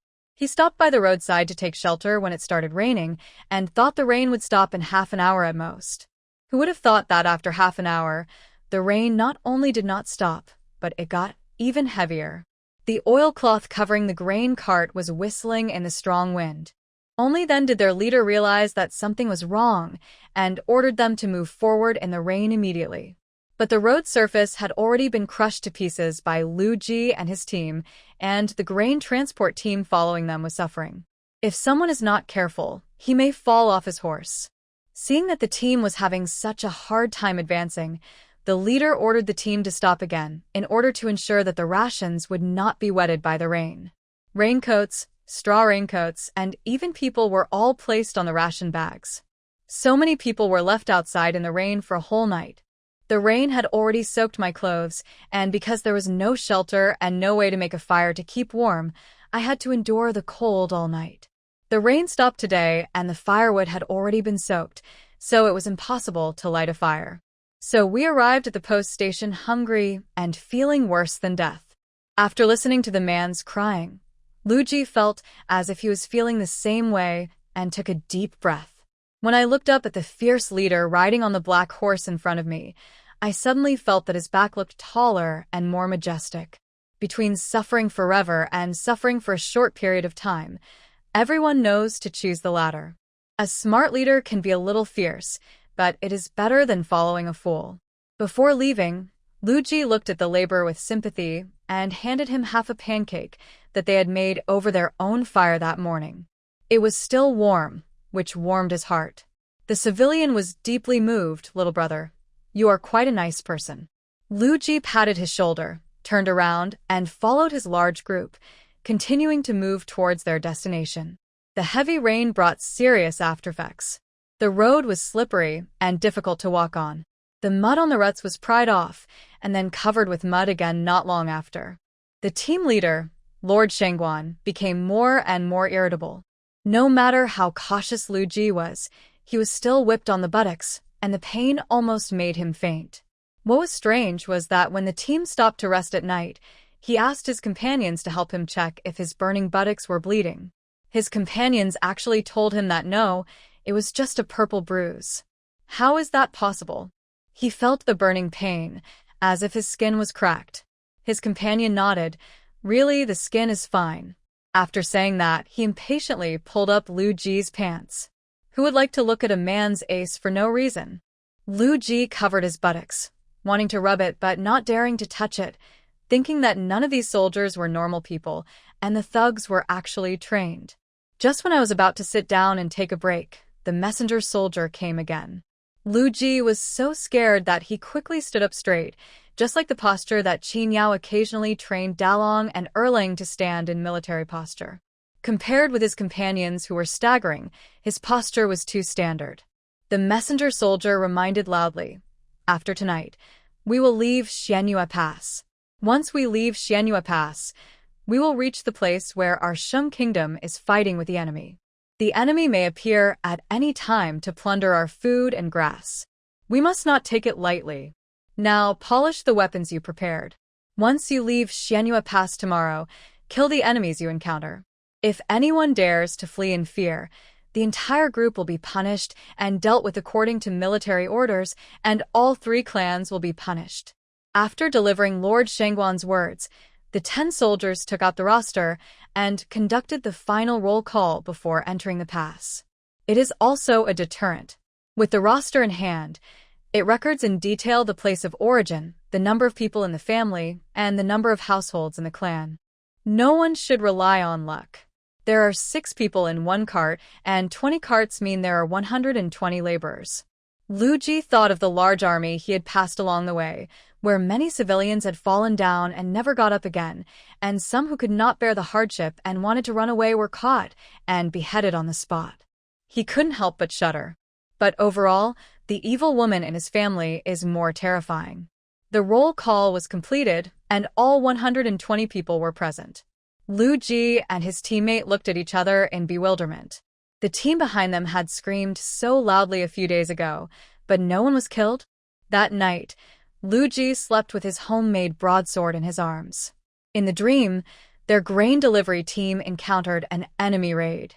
Seeing that the barbarian was about to chop him to death with his bloody sword, he woke up with a startled shock. It turned out to be a dream. Dalong, Erlang, Sanlang, and Xinyang were all standing in front of the bed, looking at him worriedly. Behind the 4 siblings, Qin Yao folded her arms and sneered. Having a nightmare again? Lu Ji nodded hurriedly, looking at the warm candlelight in the house. Although he knew that the grain transport trip was over, he was still afraid and said hurriedly, "My dear, I was wrong. I really know I was wrong. I will study hard in the future. My dear, please don't be angry." A sudden shout came. The warm home and family members before my eyes instantly turned into smoke and disappeared. Lu Ji shouted, "My wife, I was so wrong," and woke up with a start, only to see a dark face in front of him. It turned out that he had a dream within a dream. "Get up quickly, we're about to leave Xianyue Pass," the companion reminded. After saying that, she looked him up and down again. "Did you dream about your wife?" Lu Ji wiped the cold sweat from his forehead, hummed, and looked up again. The fortress of Xianyue Pass was not far away. He really didn't want to wake up. Everything in the dream was over, but who would have thought that it had just begun in reality? Lu Ji was in low spirits and didn't want to talk. He just did what he was supposed to do. After finishing his dry food, the grain transport team set off again. This time, Lord Shangguan asked them to slow down for once and did not beat them all the way as if to urge them to death. As soon as the group passed through Xianyue Pass, the situation became a little bad. Less than half an hour after they started walking, the master asked everyone to stop and sent 2 soldiers to investigate. An hour later, the soldier came back and whispered something in the adult's ear. The others couldn't hear clearly, as they were too far away. They only knew that the adult didn't look very well. Afterwards, they were allowed to rest for another hour before the team set off again. This series of strange behaviors left Lu Ji and his fellow civilians baffled. 2 hours later, they met a grain transport team that had come out of the customs first. The carts and food were still there, but most of the people were dead, and more than a dozen horses had fallen. The ground was in a mess, showing signs of a fierce battle. Lu Ji and his men finally realized what was happening and avoided a surprise attack launched by the enemy. When the leader of the other team saw Lord Shangguan, he immediately rushed over. He was hit by an arrow in the arm and just hastily cut off the tail of the arrow. He couldn't take care of himself at all. When he saw Shangguan lie, he asked him to assign some people to help complete the grain transportation task. It is unknown what conditions the two discussed in private, but Shangguan Lai agreed to help. When the team was resting, the laborers and soldiers from another team came over to ask Lu Ji and his team for help. Thinking that everyone was a poor person doing corvée labor and that they were from the same hometown, when fellow villagers met, their eyes were filled with tears, and they basically agreed. Seeing that his teammates also wanted to go over because of their soft-heartedness, Lu Ji hurriedly stopped the 5 of them and told them not to meddle in other people's business. He always had a bad feeling, and the grain cart in front of him was their life-saving talisman, so he just wanted to guard it closely. Otherwise, if there is a problem with military rations, people will die even if they survive. So, how can we have so much time to care about others? Because they could always drink water mixed with sugar by Lu Ji from time to time in the past few days, and he was the one who prepared the group's meals at night and secretly added a lot of salt to them. Although the 5 people felt a little resentful of him for being unkind, they finally listened to him and quietly retreated to their own grain carts. Others immediately looked at them differently and occasionally made a tisk-tsk sound, despising them for their inhumanity. Seeing his companions unable to bear it and hesitated to speak, Lu Ji decisively took off his water bottle and handed it to them. "Are you thirsty? Come on, have a drink." That natural enthusiasm, if you don't know, you might think it's some good wine. Although it's not a good wine, it's still a very good thing. The mixture of sugar water and salt water may taste strange at first, but after drinking it, you will feel much better and have more energy to travel. This is also the secret recipe for their group to always stay ahead and avoid being beaten. To be precise, it was the secret recipe given by Lu Ji. When Lu Ji handed over the salt and sugar water, the 5 people in his group could not refuse and were forced to go along with him. When they went out, they only knew that the government would provide meals for those who were doing corvée labor, so they did not prepare any food. They only had time to take a machete for self-defense and a few copper coins in case of emergency. Some families were so poor that they didn't even have a pair of sturdy shoes. Their straw sandals were worn out, so they had to follow the main force barefoot. Who is like Lu Ji, who not only brought a broadsword and copper coins, but also a lot of sugar and salt. I prepared 2 pairs of shoes with thick soles and brought thick clothes, a raincoat, and a hat, so I was quite complete. But I didn't know where he hid those things. It was so hot and unbearable when we first set out. If I hadn't suddenly drunk that little bit of sweet water from him, I would have collapsed long ago. Then, when it was time to cook dinner, Lu Ji suddenly took out a small pot and placed it on the stone stove. If Dalong were here at this moment, he would be able to find out at a glance that this small pot was the one Qin Yao specially asked the blacksmith in Xia village to customize for him, so that it would be easier to cook when taking him into the mountains for training. The pot is not big, with a diameter of only about 16 centimeters, but it is quite deep, so its capacity is very large. Moreover, it is made of thin iron and is very light. There is a groove buckle between the handle and the pot. You can splice them together when in use, and remove the handle and put it into the pot when not in use. There is also free space inside to put some soft stuffable objects, which is very convenient to use. At night, in order to save trouble, others ate the dry food prepared in the previous few days, so Lu Ji cooked vegetable cakes for them. Adding salt into it makes it flavorful and much more delicious than the bland soup. Especially in the days after the rain. The weather becomes colder day by day, and it is so refreshing to have a warm drink at night. So, Lu Ji relied on this little bit of sugar and salt to become the invisible team leader in his own group, which allowed him to avoid being lazy for a while. For example, if a person is really tired and stands close to the car, lifts his feet slightly, and hangs on the rear of the car to rub against the car, the team members will not only condone it, but will also cover for him. The last time he was whipped, it was because he failed to provide adequate cover, so he was discovered by the patrolling soldier and was whipped. But by this point, Lu Ji had also restrained himself a lot, because as he walked, he actually got used to it. Could this be the masochistic physique that Qin Yao always talked about? The 5 people in the same group drank all the salt and sugar water in the bamboo tube, returned an empty bamboo tube to Lu Ji, and sat beside the carriage to take a rest in the shadow cast by the carriage. The main point is that as long as I can't see them, those strange looks don't exist. Lu Ji opened his mouth wide and shook the bamboo tube vigorously, leaving not a drop of salt and sugar water. He glared at the 5 men unhappily, put away his empty bamboo tube, held up his long sword and stick, stood there lazily for a while, and took the opportunity to watch the excitement of the other team. Outside Xianyue Pass, all you can see are undulating hills covered with grass, with no obstructions on all sides. Lu Ji was puzzled as to why they could not discover the enemy troops in advance when they appeared. Just as he was imagining wildly, Shangguanlai gave an order, and all the civilians immediately returned to the team and set off at full speed.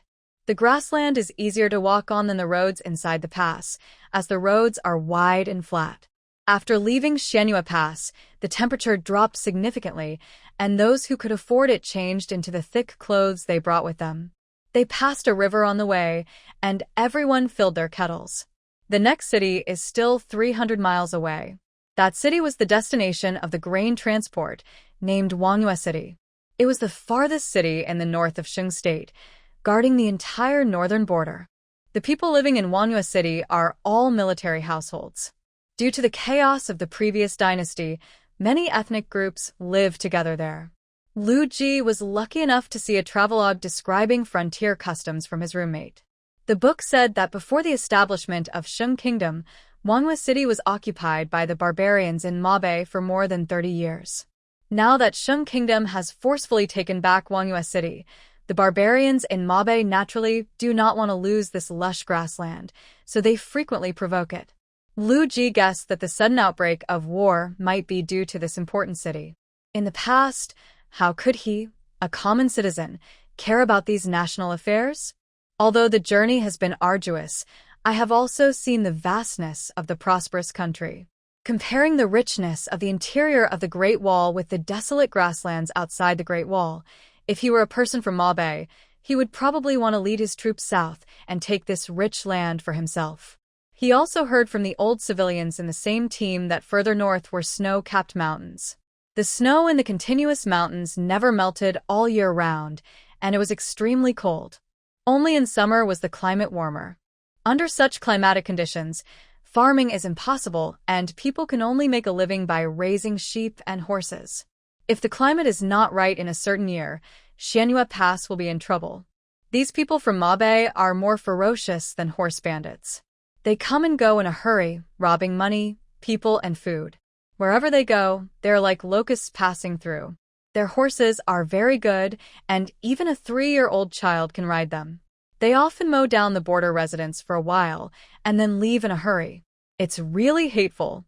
After knowing this news, and looking at the full grain trucks in front and behind him, Lu Ji always had a sense of uneasiness that the people from Mabe might rush out to steal the grain at any time. But after all, they are now 2 teams with more than 200 people. It is expected that the people from Mabe should not dare to be so arrogant. As it was getting dark, the scouts sent out by Shangguanlai reported that there was a small lake ahead where the 2 grain transport teams could camp. The laborers tried their best to speed up, just wanting to get to the destination quickly, and stop to rest early. Besides, it was so late, and the enemy had come once before, so they would have come earlier, and everyone relaxed. The enemy is coming, a soldier shouted, and Lu Ji felt his head buzzing. He stared blankly at the black shadows that were getting closer and closer, not knowing how to react. The neighing of horses was heard. Another grain transport team at the end had just encountered an enemy attack in the morning and again in the evening. The psychological defenses of the civilians who had just escaped from death collapsed directly, and they ran away almost instinctively. The whole group was in chaos as they ran away. The sounds of shouting and screaming mixed together. Even the leader, whose arm was injured, pointed the long knife in his hand at the civilians under him. Anyone who tried to escape was pursued on horseback and killed with swords. There were about 30 or 40 enemies rushing out. Each of them was very tall, and their dress and hairstyle were completely different from those of the Shang people. They rode tall horses, rushed over in a wave, and then turned around and continued to rush forward. Lu Ji only felt his eyes suddenly reflected by a silver light, and he subconsciously raised his hand to block it. With a puff sound of a knife rolling on flesh, his companion beside him fell to the ground with a roar, and blood splattered on his face, smelling like hot rust. In the midst of the shock, Shangguan Lai's roar came over. "Draw your weapons, guard the grain carts. No one is allowed to move. They are just 30 or 40 barbarians. There are hundreds of you, 6 against 1. Do you still need to be afraid of such villains?" After hearing this, the fear brought by the first wave of enemy attacks suddenly faded a little. Among them, there were young and strong civilians who immediately responded loudly, "Let's fight these barbarians." The masculine spirit was aroused, and they raised their machetes one by one, shouting loudly, "Let's fight." Lu Ji couldn't shout slogans because he found that the enemy's shock cavalry had come back again, and this time they were no longer targeting the other grain transport team at the end, but were rushing straight towards them. The other party was riding a horse at a very fast speed. Lu Ji didn't think twice. He raised his machete and squatted under the carriage. All I heard was the rumbling sound of horse hooves whizzing past my head, followed by the sound of angry curses and cries of pain from people and horses falling off their horses. It turned out that the charging enemy was wounded by a machete that suddenly shot out from the grain cart, and they were caught off guard and fell. Before the enemy soldier could stand up, Shangguan Lai stabbed him with the spear, killing him. Lu Ji wiped the blood off his face, and when he looked up, he was met with a pair of sneering eyes. The mocking expression of this team leader was exactly the same as that of his wife at home. Even a clay man still has some temper. Lu Ji was so stimulated by that look that he quickly crawled out from under the carriage and grabbed a handful of his companion who had just fallen beside him. He thought he was killed by the enemy with a knife, but he didn't expect that he was so lucky and only had a cut on his arm. There was just too much blood flying out, and it got all over his face. Lu Ji didn't have time to think about it. He observed the enemy's movements and took advantage of the gap when the group launched the third wave of attack to quickly tear off a piece of his clothes and bandage the wound on the man's arm. Wang Wu gasped in pain, but the pain made him forget his fear. He spat a mouthful of blood foam on the ground, immediately pulled out the machete from the car, handed it to Lu Ji, and gave him an angry look that said, "Brother, let's fight them. Who hasn't fought with others when they were a child? Who is afraid of who?" Lu Ji took a moment to glance at the other party's shining sword and reminded him with a dark face, "Xiao Wu, let's take it easy and just protect the grain cart." Wang Wu frowned. No one knew if there would be another wave after this one. It was not a good idea to keep going like this, right? Lu Ji saw his worry, and his heart was beating fast. If the enemy uses arrows, these ordinary people, without armor, will be doomed. But what's the use of him thinking about these things? He is not Qin Yao. He can't beat these tall and strong barbarians. Wait, if Qin Yao encounters this group of enemies, what will she do? Lu Ji smiled bitterly. If it were her, she would not need to think about this problem at all. She could just rush forward and be done with it. Those enemy troops were not enough to whet her appetite. Wait a minute. Being reckless has its own rules. She is not a mindless, reckless person. When horse bandits attacked on New Year's Eve last year, how did she drive them away? Catch the leader first. Lu Ji suddenly shouted, then excitedly looked for Shangguan Lai and shouted to him, "Sir, catch the leader first." Everyone was on high alert. nervously defending against the Mabe cavalry who were about to charge again. Shangguan Lai heard Lu Ji's sudden roar, frowned slightly, but did not look back at him. So Lu Ji didn't know whether he heard it or not, and could only shout again and again, "Catch the leader first to catch the thief," which attracted the attention of his companions such as Wang Wu. "Brother, can you please stop being crazy? What if you anger the master? He is a centurion, and he still needs your reminder for such a small matter?" Lu Ji didn't care. He just wanted to stay alive. If he didn't quickly repel the Mabe cavalry, sooner or later they, the civilians, would be used as cannon fodder and die on this vast grassland. It was already dark, and neither side could see each other clearly. Only vague silhouettes could be seen. This situation was not advantageous to anyone. But if the other party's goal was to burn their food supplies, that could be accomplished without any light. Lu Ji hated himself for having such a sharp brain that he could predict what the other party was going to do in advance. Sure enough, just as he finished thinking about this, clusters of orange flames suddenly appeared in the night, making Lu Ji's scalp numb. Oh, God. Are you going to let us live? Once the food and grass are burned, these civilians will have no choice but to die. So, the voices of Sir, capture the leader first echoed in the night sky for a long time. Do I need you to teach me? If he could tell who the leader was, he would have taken action long ago. Another point is that he didn't have a bow and arrow in his hand, so how could it be easy to kill the enemy leader? All we can do now is put out the fire. Seeing that the flames were about to shoot out, Shangguan Lai immediately ordered everyone to take off their outer clothes, wet them with water, and cover the grain carts with them. Lu Ji silently followed everyone to complete the instructions, lamenting in his heart, "Shangguan Lai, you are not good enough." He couldn't even kill the enemy's leader, let alone the evil woman in his family. A melee broke out. Shangguan Lai led his soldiers to charge forward, but there were only 11 of them. No one knew what the leader of the other team was doing. He just refused to come out, which was very infuriating. While Lu Ji was cursing in his heart, a man from Mabe raised a long knife and swept towards them like cutting leeks. The unextinguished flames became illumination, allowing the other party to see them clearly, but they could not see each other. The bloody knife whizzed towards him. Under the shocked gazes of Wang Wu and others, Lu Ji dodged left and right 5 times, but was not hit by the opponent's long knife. Ah! The barbarians from Mabe were so angry at Lu Ji that they screamed and swung their swords at him again. Lu Ji dodged quickly. "Hey, you can't hit me," just when he was being arrogant. He was suddenly stabbed from behind. Wang Wu and others saw it, but because of the distance, they could not reach him. I only had time to shout, "Watch out behind you." Lu Ji only felt the wind sweeping from behind him, and there was a long sword in front of him, and he couldn't move forward or backward. He thought to himself, this is the end. When life and death are at stake, a strong sense of unwillingness suddenly rises in his heart. Is this the end of such a charming, handsome man? He has accomplished nothing in his life, and is hated by everyone.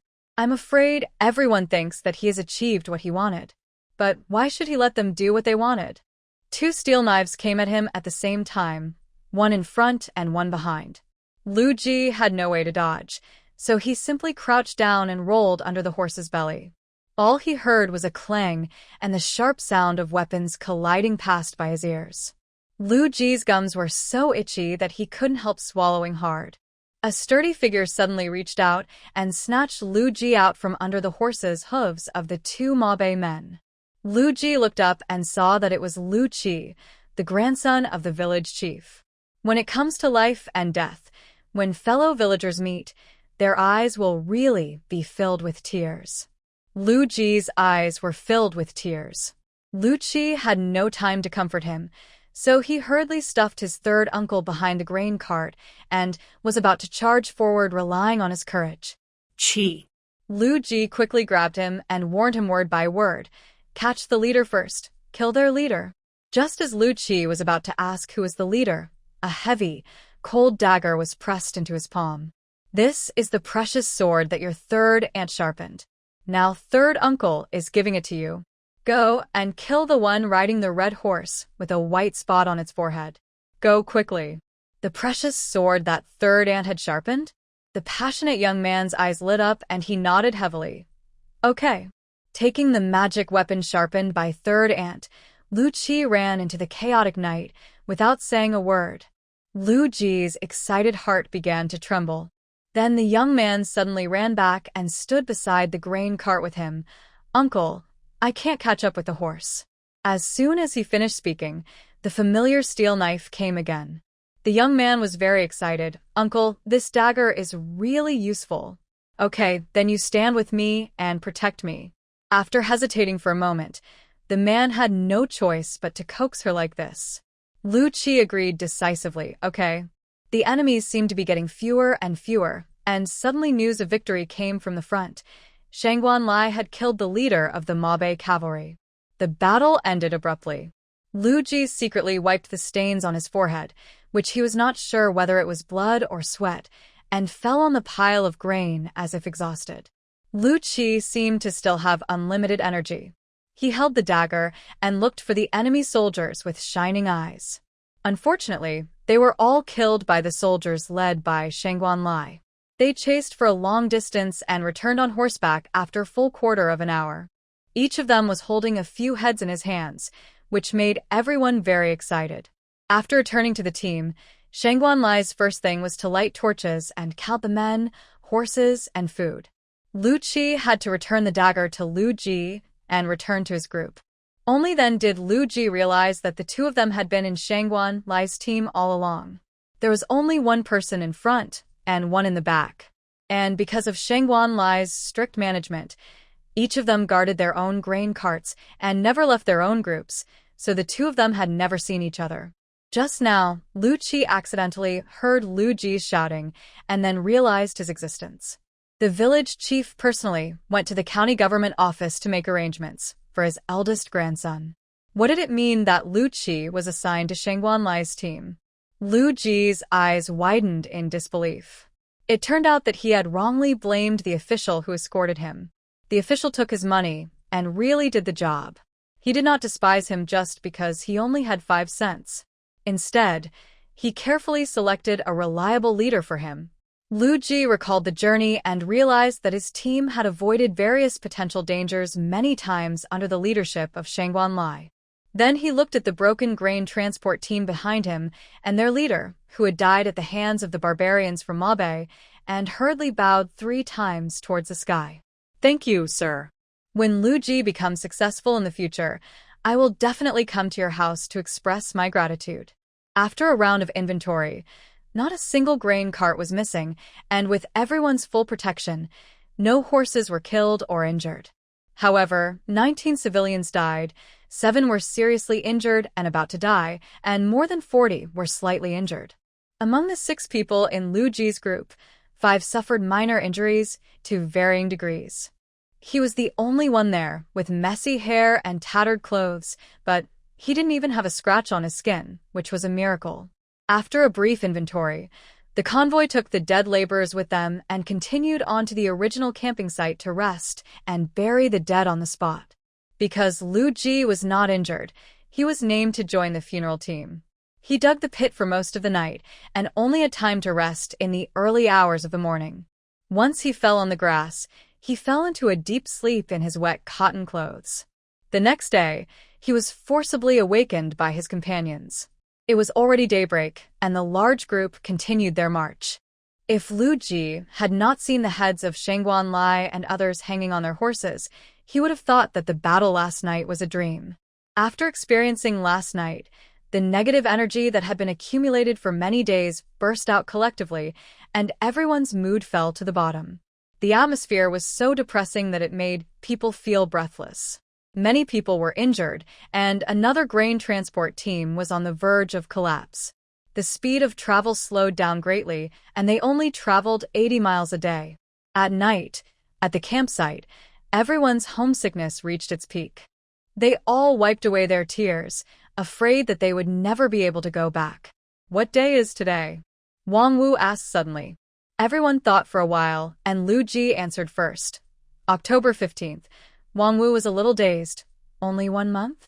Why did it feel like they had been walking for a year?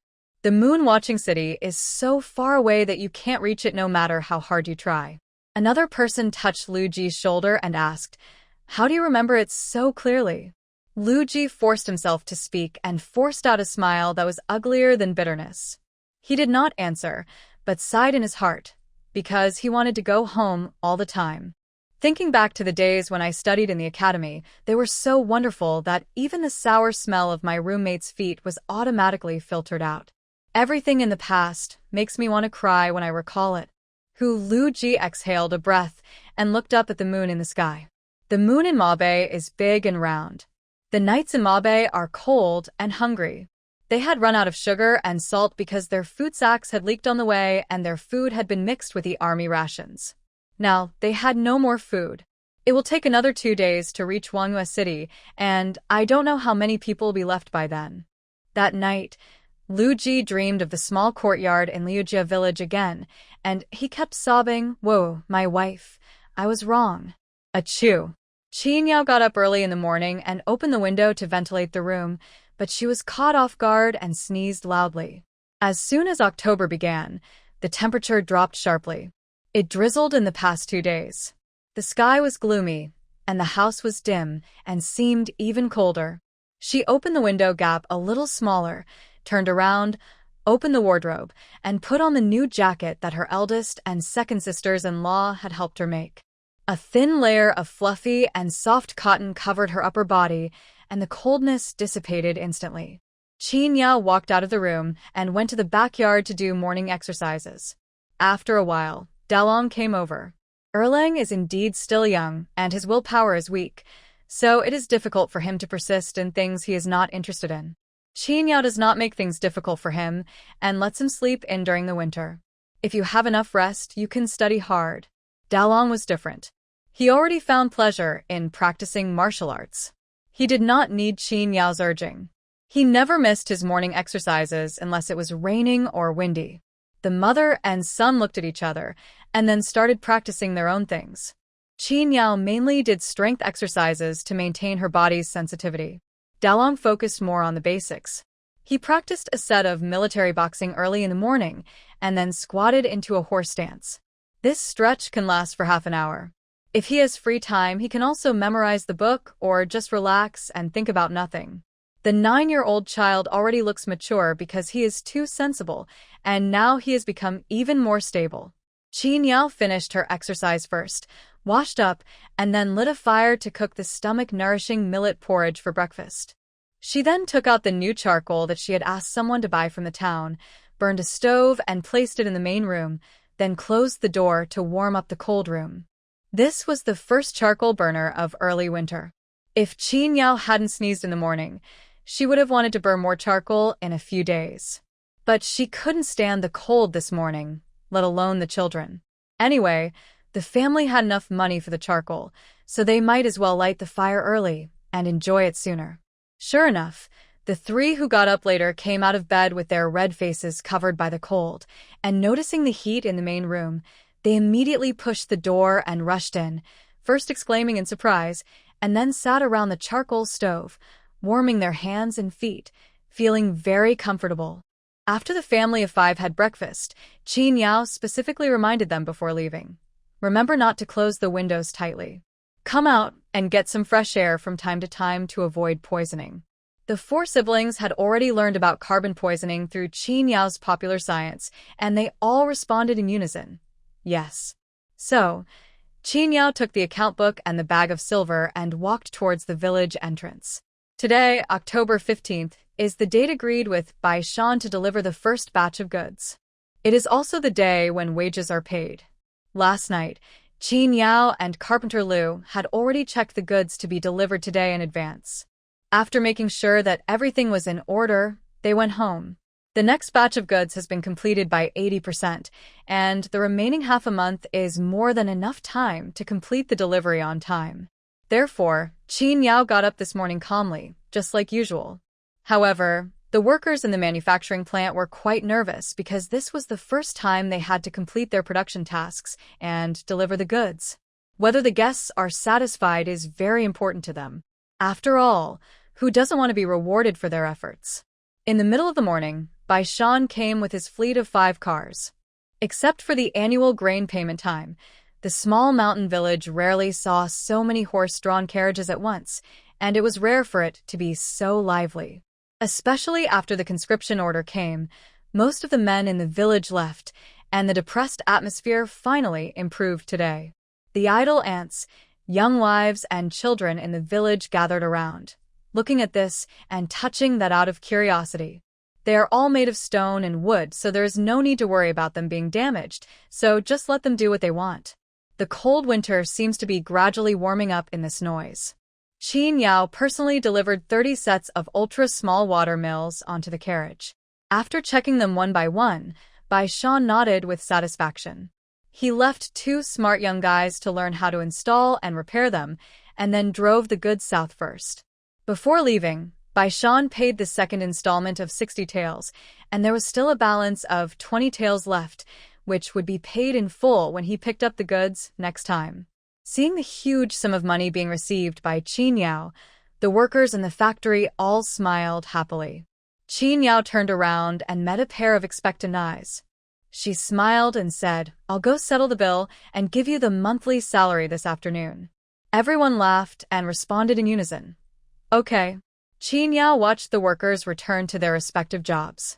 She and Carpenter Lu personally took the 2 young men left behind by Bai Shan and taught them how to install the equipment, how to prevent problems from occurring, and how to repair them if problems occurred. Qin Yao had already prepared for these things, and she and Carpenter Lu made a hand-drawn after-sales book when they had free time. For big customers like Bai Shan, we can give 1 set as a gift. The after-sales book has pictures and words. In addition to the installation steps, common and uncommon problems are also written. Qin Yao first took the 2 boys to her own water mill to observe for half a day before giving them the after-sales hand-drawn book, so that they could learn by looking at the pictures. If you don't know how to do it, come and find her or Carpenter Lu.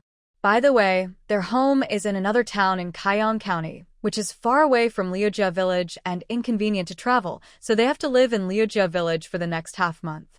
The rooms in Carpenter Lu's house were full, and there was no room for them, so Qin Yao had to take the 2 back to her own home. When I opened the small room next to the main room that had been locked for a month, a smell of dust that had been uninhabited for a long time hit me in the face. Qin Yao took 2 steps back, raised her hand to fan herself, and waited for a while before going in. The window opened, and light came into the dim little bedroom. It was a small room with a bed, a set of tables and chairs, and a wardrobe made of 2 wooden boxes. It was simple and tidy. Come in. Qin Yao waved to the 2 guys outside and asked them to come in and take a look at the new dormitory. The 2 guys were about 18 or 19 years old, tall and thin. There was a small bed about 1 meter and 3 meters wide in the room, so they could squeeze into it without any problem. The 2 of them took a look around and were very satisfied. They said to Qin Yao with gratitude that any work like fetching water or chopping wood at home could be done by them. Qin Yao was not polite and immediately called Dalong and Erling over and asked them to lead the 2 older brothers to chop firewood. The weather is getting colder day by day, and there is no firewood in winter, so the more firewood the better, and it is never too much. The firewood shed in the yard is already 2/3 full. If we fill it up with a few more days of firewood, it will be enough to burn until next spring. With the addition of the 2 older brothers, the firewood shed was filled up ahead of time. Erling and Dalong were secretly happy because they finally had time to pick chestnuts. Early in the morning, Qin Yao was still doing morning exercises in the backyard, and Dalong and Erling picked up the bamboo baskets and ran out. Sanling and Xin Yang were howling in the room. Their brothers thought they were in the way and ran away with them on their backs. Xin Yang was so angry that her face was puffy all day long and her mouth was pouting. Qin Yao raised her hand and scratched it. "You can hang an oil bottle on it, right?" The little girl screamed and opened her mouth to bite her hand, but she missed and stuck to it again, telling Qin Yao not to pay attention to Dalong and Erling at night. Why? Qin Yao asked deliberately. Xin Yang snorted. "They won't play with me and my brother." Qin Yao looked at her angry expression, and then looked at Sanling sitting on the doorstep, facing the cold wind and looking at the east end of the village, and nodded seriously. "Okay, then we won't play with them. We can go to the county town to play by ourselves, okay?" Samlang looked over immediately, his eyes shining like the blazing flames in the stove.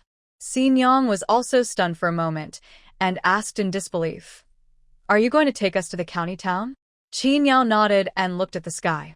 It was still early. Jia had just finished breakfast. There was still most of the day left. She could go on horseback and be back in the evening. The carriage that she ordered last time and the stuffed tiger head that she asked shopkeeper Fan to prepare were both ready, and she had to go get them. By the way, I'll go into the city to buy some daily necessities to stock up on, as the temperature will drop further, so I'll stay at home if possible. How can you spend the winter without staying in bed? The surprise came too suddenly. At Qin Yao's urging, Samlang and Xin Yang went into the house to put on more clothes to avoid being frozen on the way. Qin Yao also prepared a thin blanket, which the two younger ones could cover to keep warm. There would be a carriage on the return trip, so it would be more comfortable to sit in the carriage with the blanket spread out. The two after-sales guys who were staying at home had gone to the water mill early. Qin Yao put on the saddle, locked the door, put the twins on the horse's back, led the horse to the watermill first to inform the two, and left the key for them.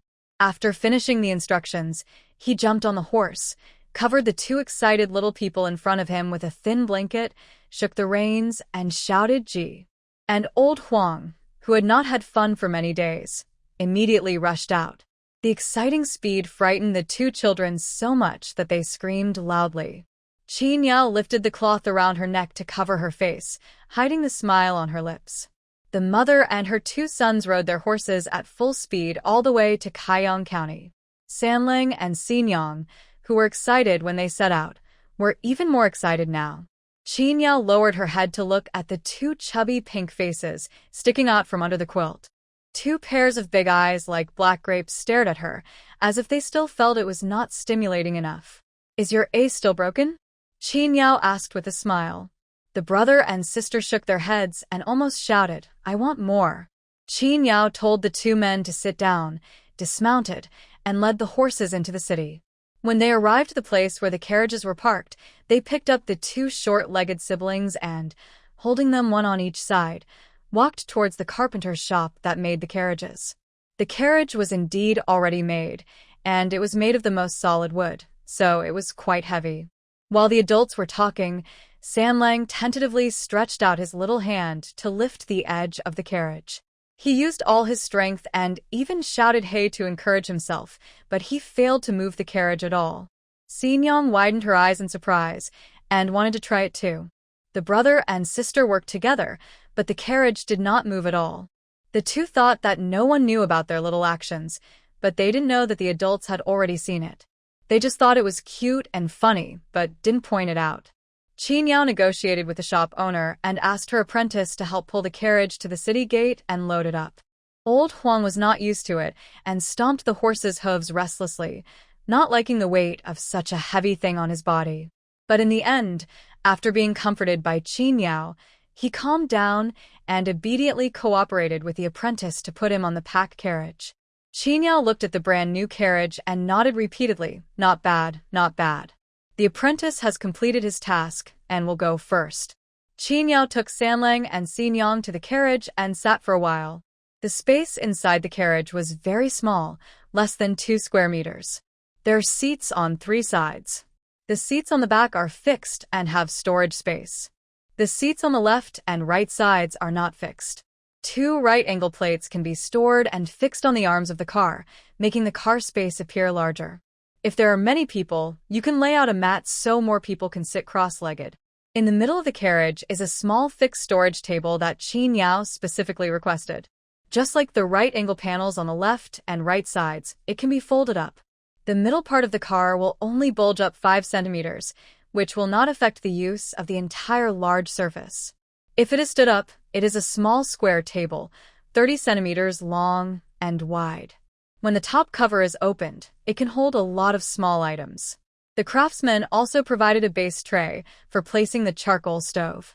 The 4 vertical panels are hollow carved to facilitate heat dissipation and ensure a certain degree of fire safety. The more Qin Yao looked at it, the more she loved it. She put away the small hollow table in the middle and the seats on both sides and lay down. If the length of the shaft was taken into account, It was just enough space for her to lie down flat. Samling, Xin Yang, how is it? Do you like it? Qin Yao asked with a smile. The two of them followed her example and rolled twice on the carriage floor covered with a thin blanket, nodding excitedly. They loved it. When she heard Qin Yao say that she would use this car to send her brothers to school next year, Xin Yang was filled with envy. She hugged In Yang's arm, pouted her lips, and sighed like a little adult. Why can't Xin Yang go to school? Qin Yao's smile froze. Yes, why couldn't women take the imperial examinations? Ahem. Qin Yao coughed twice to divert the little girl's attention.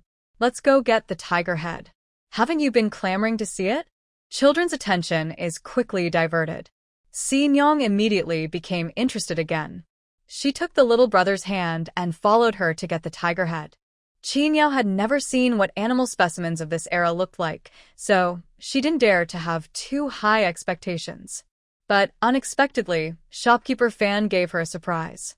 The tiger head that manager Fan returned to her looked exactly like the one she handed to him. It didn't look like a specimen at all, but rather like a tiger head that had just been chopped off, so lifelike.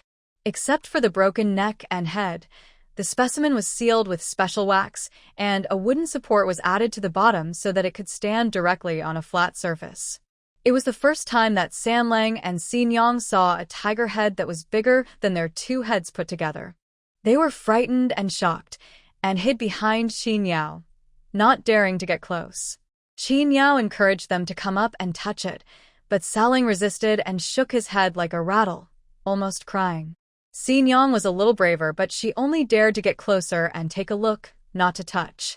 Shopkeeper Fan, who had bad intentions, made a deliberate noise, which frightened the little girl so much that she shuddered all over and retreated behind In Yang, resting her face on her buttocks, trembling. Qin Yao immediately glanced at Shopkeeper Fan in annoyance. Shopkeeper Fan touched his nose awkwardly and said, I'll find a bag for you to put on so that you don't scare passers-by on the road. But before turning around, he couldn't help but ask again, Are you really not going to sell this tiger head? Someone has offered a high price. Why don't you let it go? Qin Yao said firmly, Not for sale. Qin Yao took the tiger head and packed 2 dishes from the restaurant, intending to take them home to satisfy her craving. Sanlang and Xin Yang were drooling with anticipation. After all, the family hadn't had a delicious meal for a long time since their father left. Occasionally, Qin Yao couldn't bear the greed anymore and would just buy some meat. The 5 of them, mother and son, would shamelessly go to the old house to eat. Thinking of this, Sanlang and Xin Yang suddenly thought of their father. They followed Qin Yao and asked her, Mother, when will father come back? Qin Yao was stunned. What father? Whose father? Looking back at the 2 children, oh, Lu Ji, is he still alive? He should be back when the food is delivered to the border. Qin Yao thought, should she prepare a funeral mat for him in advance? Sanlang and Xin Yang looked at each other and stopped talking, feeling a little depressed. Qin Yao took the 2 of them to visit various shops in the city. They had to buy some pens, ink, paper, and inkstone, as well as a jar of soy sauce and vinegar for daily seasoning. A salt smuggler passing by would secretly buy 5 pounds of salt at a lower price than the market price and keep it for his own use. I heard that this year in December the villagers plan to pool their money to buy a pig and kill it to celebrate the harvest. Fresh meat is not easy to preserve, so Qin Yao thinks it is better to marinate some meat in advance. If it is well preserved, it can be eaten for a whole year. However, pickling meat is not the strong point of he and Zhang. Qin Yao plans to go to find Mrs. Zhou, whose pickled bacon is simply amazing. When the time comes, you can cut it and cook it in hot pot, or stir-fry it with other wild vegetables. It will be very delicious. Thinking of these delicious things and the fragrance of the vegetable buns in her hand, Qin Yao couldn't help swallowing her saliva several times. After buying all the things and putting them on the carriage, the mother and her 2 children drove the new carriage home happily. Sanlang and Xin Yang each held 2 candied haws in their hands and took a sniff from time to time, feeling both expectant and satisfied. Although she said that she would never talk to her 2 brothers again, she did not forget about them when buying snacks. Passing by Xiahe village, Qin Yao stopped at the door of the blacksmith's house.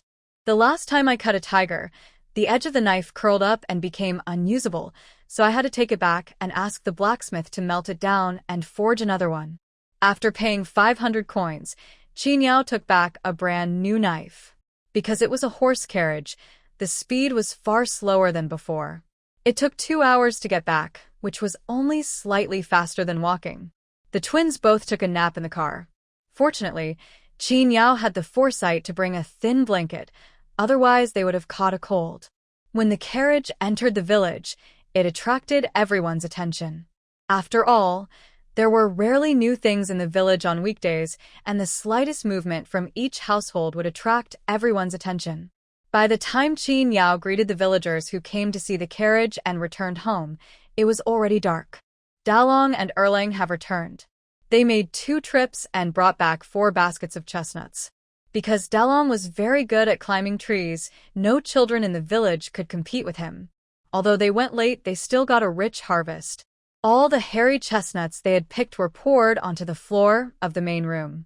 While they were roasting them over a fire, they used charcoal tongs to peel off the thorny shells of the chestnuts. Keep the shell. It is especially useful when making fire. 2 young men who were temporarily staying at Qin Yao's house were also helping. The 4 of them made a large basin of chestnuts and peeled the shells while eating. Raw chestnuts are very sweet and crunchy when you bite them. Erlang was greedy and buried a few chestnuts in the charcoal stove. However, because he forgot to open the mouth of the chestnuts exploded due to the heat, making bang bang bang sounds and sending out a lot of ash, making him look embarrassed. Fearing that Qin Yao would scold him, Erlang hurriedly cleaned up the main room and his own home. When they heard the noise of carriages and horses outside the house, the 2 brothers stood up excitedly and ran out. Sanlang and Xin Yang poked their heads out of the carriage.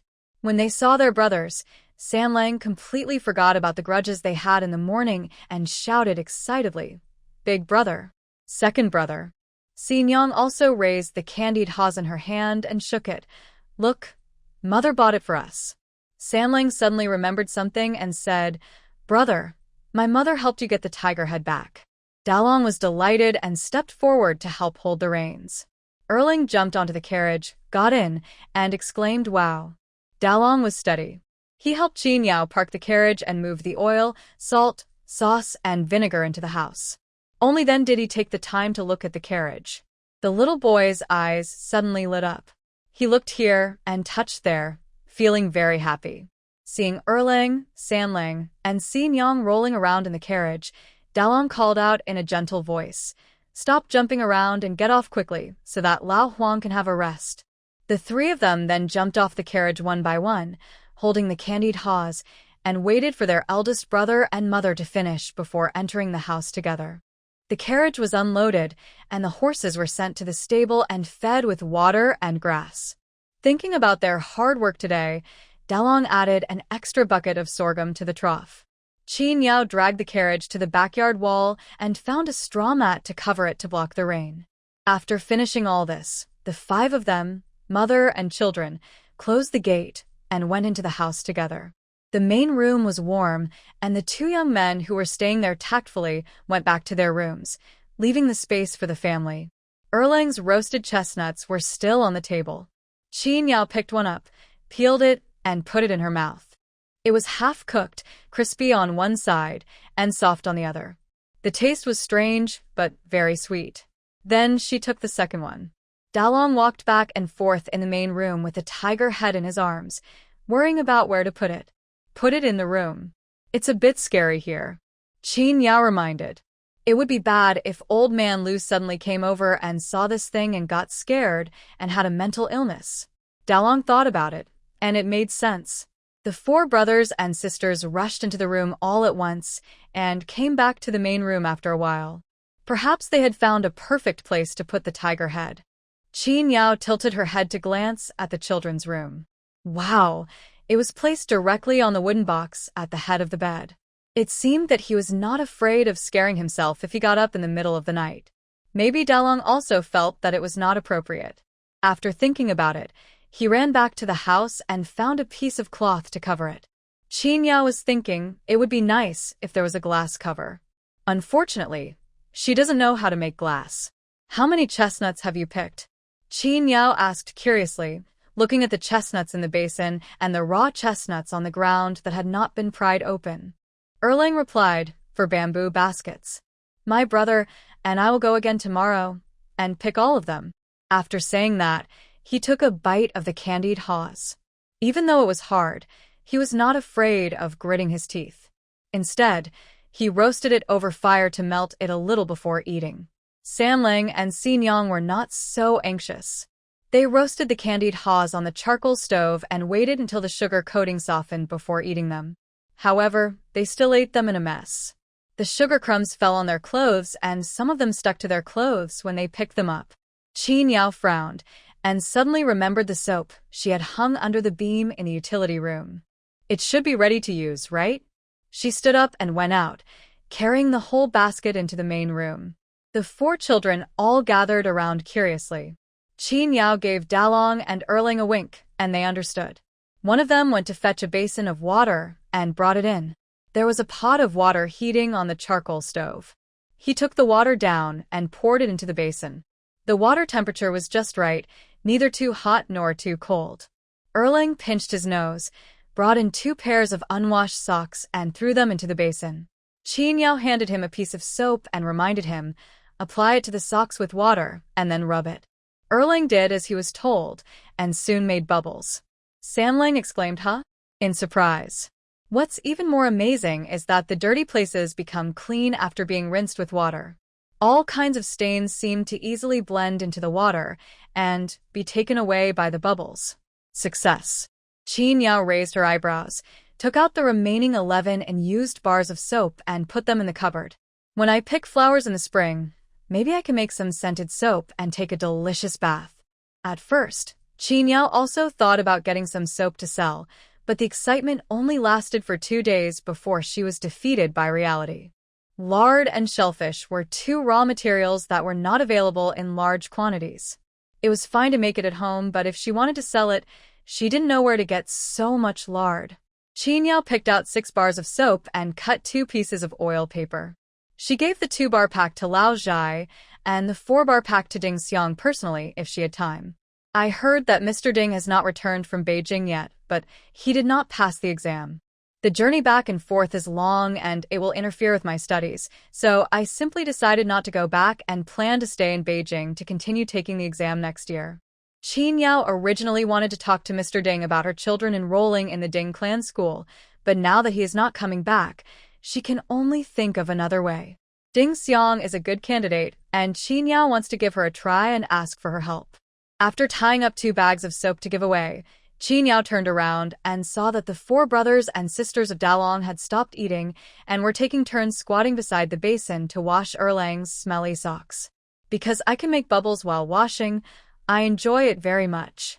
Erlang, a clever guy, put his work aside and sat by the stove to roast chestnuts. This time he learned his lesson and used his teeth to bite a hole in the chestnut before putting it into roast so that it would not explode. Qin Yao shook her head helplessly, left the main room, went to the kitchen, lit a fire and cooked. She doesn't have many opportunities to cook, but she will still cook when she has time. The children at home also give her face and never complain about the food she cooks. Every time she cooks, everything is eaten up. Today there were delicious dishes brought by the restaurant, so Qin Yao just cooked a pot of rice and stewed a pot of pumpkin soup. She grew these pumpkins herself. She harvested 17 or 18 of them a while ago and piled them in the corner of the kitchen. They're very durable and there are still 3 or 4 left after eating them now. After dinner, Old Man Lu sent Lu Fei over to urge Qin Yao to plant wheat and not to delay. Knowing that her farming skills were poor, Old Man Lu only informed her after he had finished planting his own crops. With their help, the planting could be completed in 2 days. This year there was a good harvest and all the sons in the family were working at the water wheel factory, so only half of the fields near the old house were planted, and the rest were left empty for cultivation, so he only had time to help Qin Yao now. Qin Yao appreciated the old man's kindness. But as soon as Lu Fei left, he felt bad because he remembered that he had to go to the fields again the next day. When I fell asleep at night, I had a beautiful dream. I dreamed that I had thousands of acres of fertile land and hundreds of slaves, and I could just lie down and enjoy myself. Unfortunately, as soon as the sun rose, we instantly returned to reality. Qin Yao sighed at the gloomy sky and passed by the children's room next door. She saw that the light was on in the room and heard the sound of Erlang, the book king, reading aloud. She walked in, patted his shoulder with satisfaction, and encouraged him. Lu Erlang, study hard and get a good degree. Whether my mother can become a landlady in the future depends on you. Erlang was so frightened that he felt like crying but had no tears. Anyang was like a ghost, and she walked in without even making any sound. He was reading seriously when a cold hand suddenly fell on his shoulder. Fortunately, he didn't scream. November arrived in the busyness. Baishan took away the last batch of ultra-small watermills and settled the balance. The water wheel factory received 120 taels of silver. After deducting the cost and workers' fees, Qin Yao and Carpenter Lu each received 22 taels and 8 cents of silver. Although he had expected this, Carpenter Lu was so excited that he almost cried when he actually got more than 20 taels of silver in his hands. He had never received so much silver in his entire life, more than 20 taels. He could use it to renovate his house, and he wouldn't have to worry about corvée labor next year. If he was a little bolder, he could send his youngest son and grandson to school. Maybe the child is lucky enough to have a scholar in his family in the future. Qin Yao didn't care how excited Carpenter Lu was. She calmly took her share, took the 1 or 2 taels of silver for the stone money that should be given to the clan, and went to the clan leader's house. Who wouldn't be happy to receive money? Even though the money was not for himself, the old clan leader was very happy and thought about it. Maybe he could repair the road out of the village. Qin Yao took the opportunity to ask about the land and asked the clan leader to keep an eye on it for her, expressing her intention to buy good farmland. The clan leader knew her family's situation. Originally, they had been allocated a lot of good land. After all, Lu Ji was a gangster. If you dared to deprive him of his benefits, your whole family would be in turmoil. But within 2 years of getting it, it was all gone. Sometimes they sold it to pay for labor service, sometimes they sold it to exchange for food. Because they were afraid of paying grain taxes, they simply sold all their land. It was really infuriating to see. After the clan leader finished his sentimental talk about the past, he tentatively asked Qin Yao, "Do you want to buy back your original land?" Qin Yao nodded. She really liked the 10 acres of fertile land she was renting, but unfortunately, she had sounded out Lu Dafu's attitude, and he had no intention of selling it. In fact, she understood. She would not be happy in her place either. Her family was healthy and well, and they were not short of money. The 10 acres could connect the scattered fertile fields around his family into one large piece.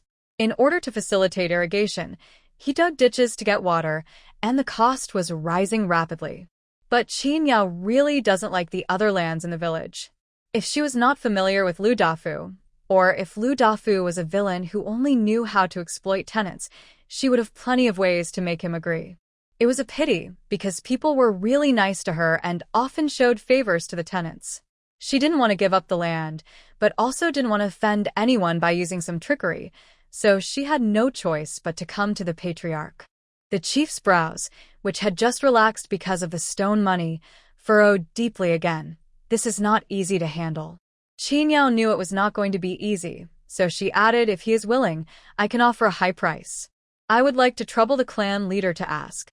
It is not convenient for me, so I came to you to be the middleman. If anything happens, the two families will not be unhappy."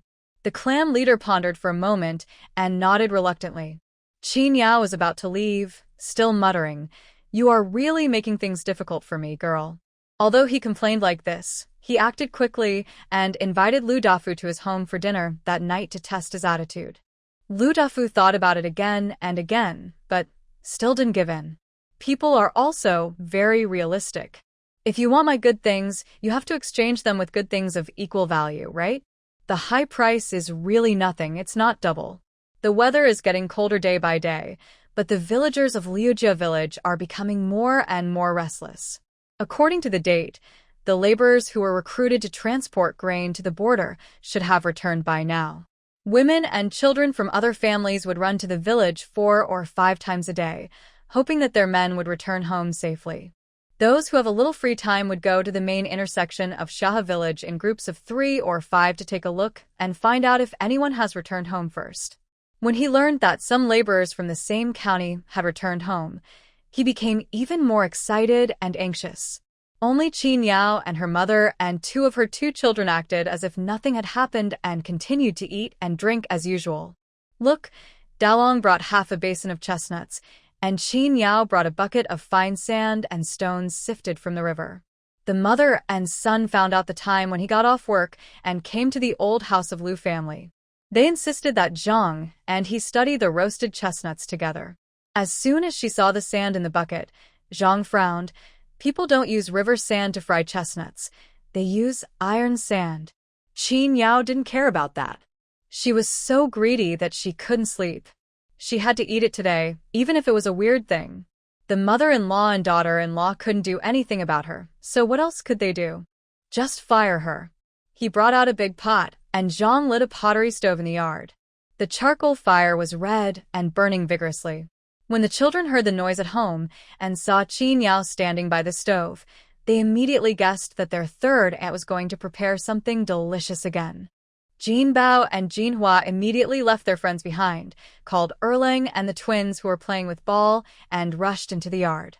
When he saw him, she quickly waved her hand to drive him away. Go away. Don't let the charcoal burn you. It's not hot, it's quite warm. Mom, my hands are cold. Let me warm them. Jin Bao squatted beside the stove and stretched out his hands as if he was warming himself by the fire, but in fact his neck was stretched very long. When he saw the pot was full of sand, his eyes widened. Grandma, why are you frying sand? Can humans eat this? Jin Bao exclaimed in his heart. Erlang rolled his eyes at him and said, Don't you know that you have to use sand to fry chestnuts? Jin Bao Jinhua shook her head and said she didn't know.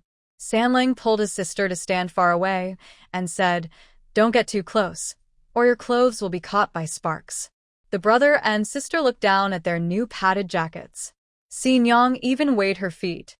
On her small feet were a pair of thick-soled embroidered shoes with morning glories embroidered on them, which looked delicate and lovely. Jinhua also had the same pair.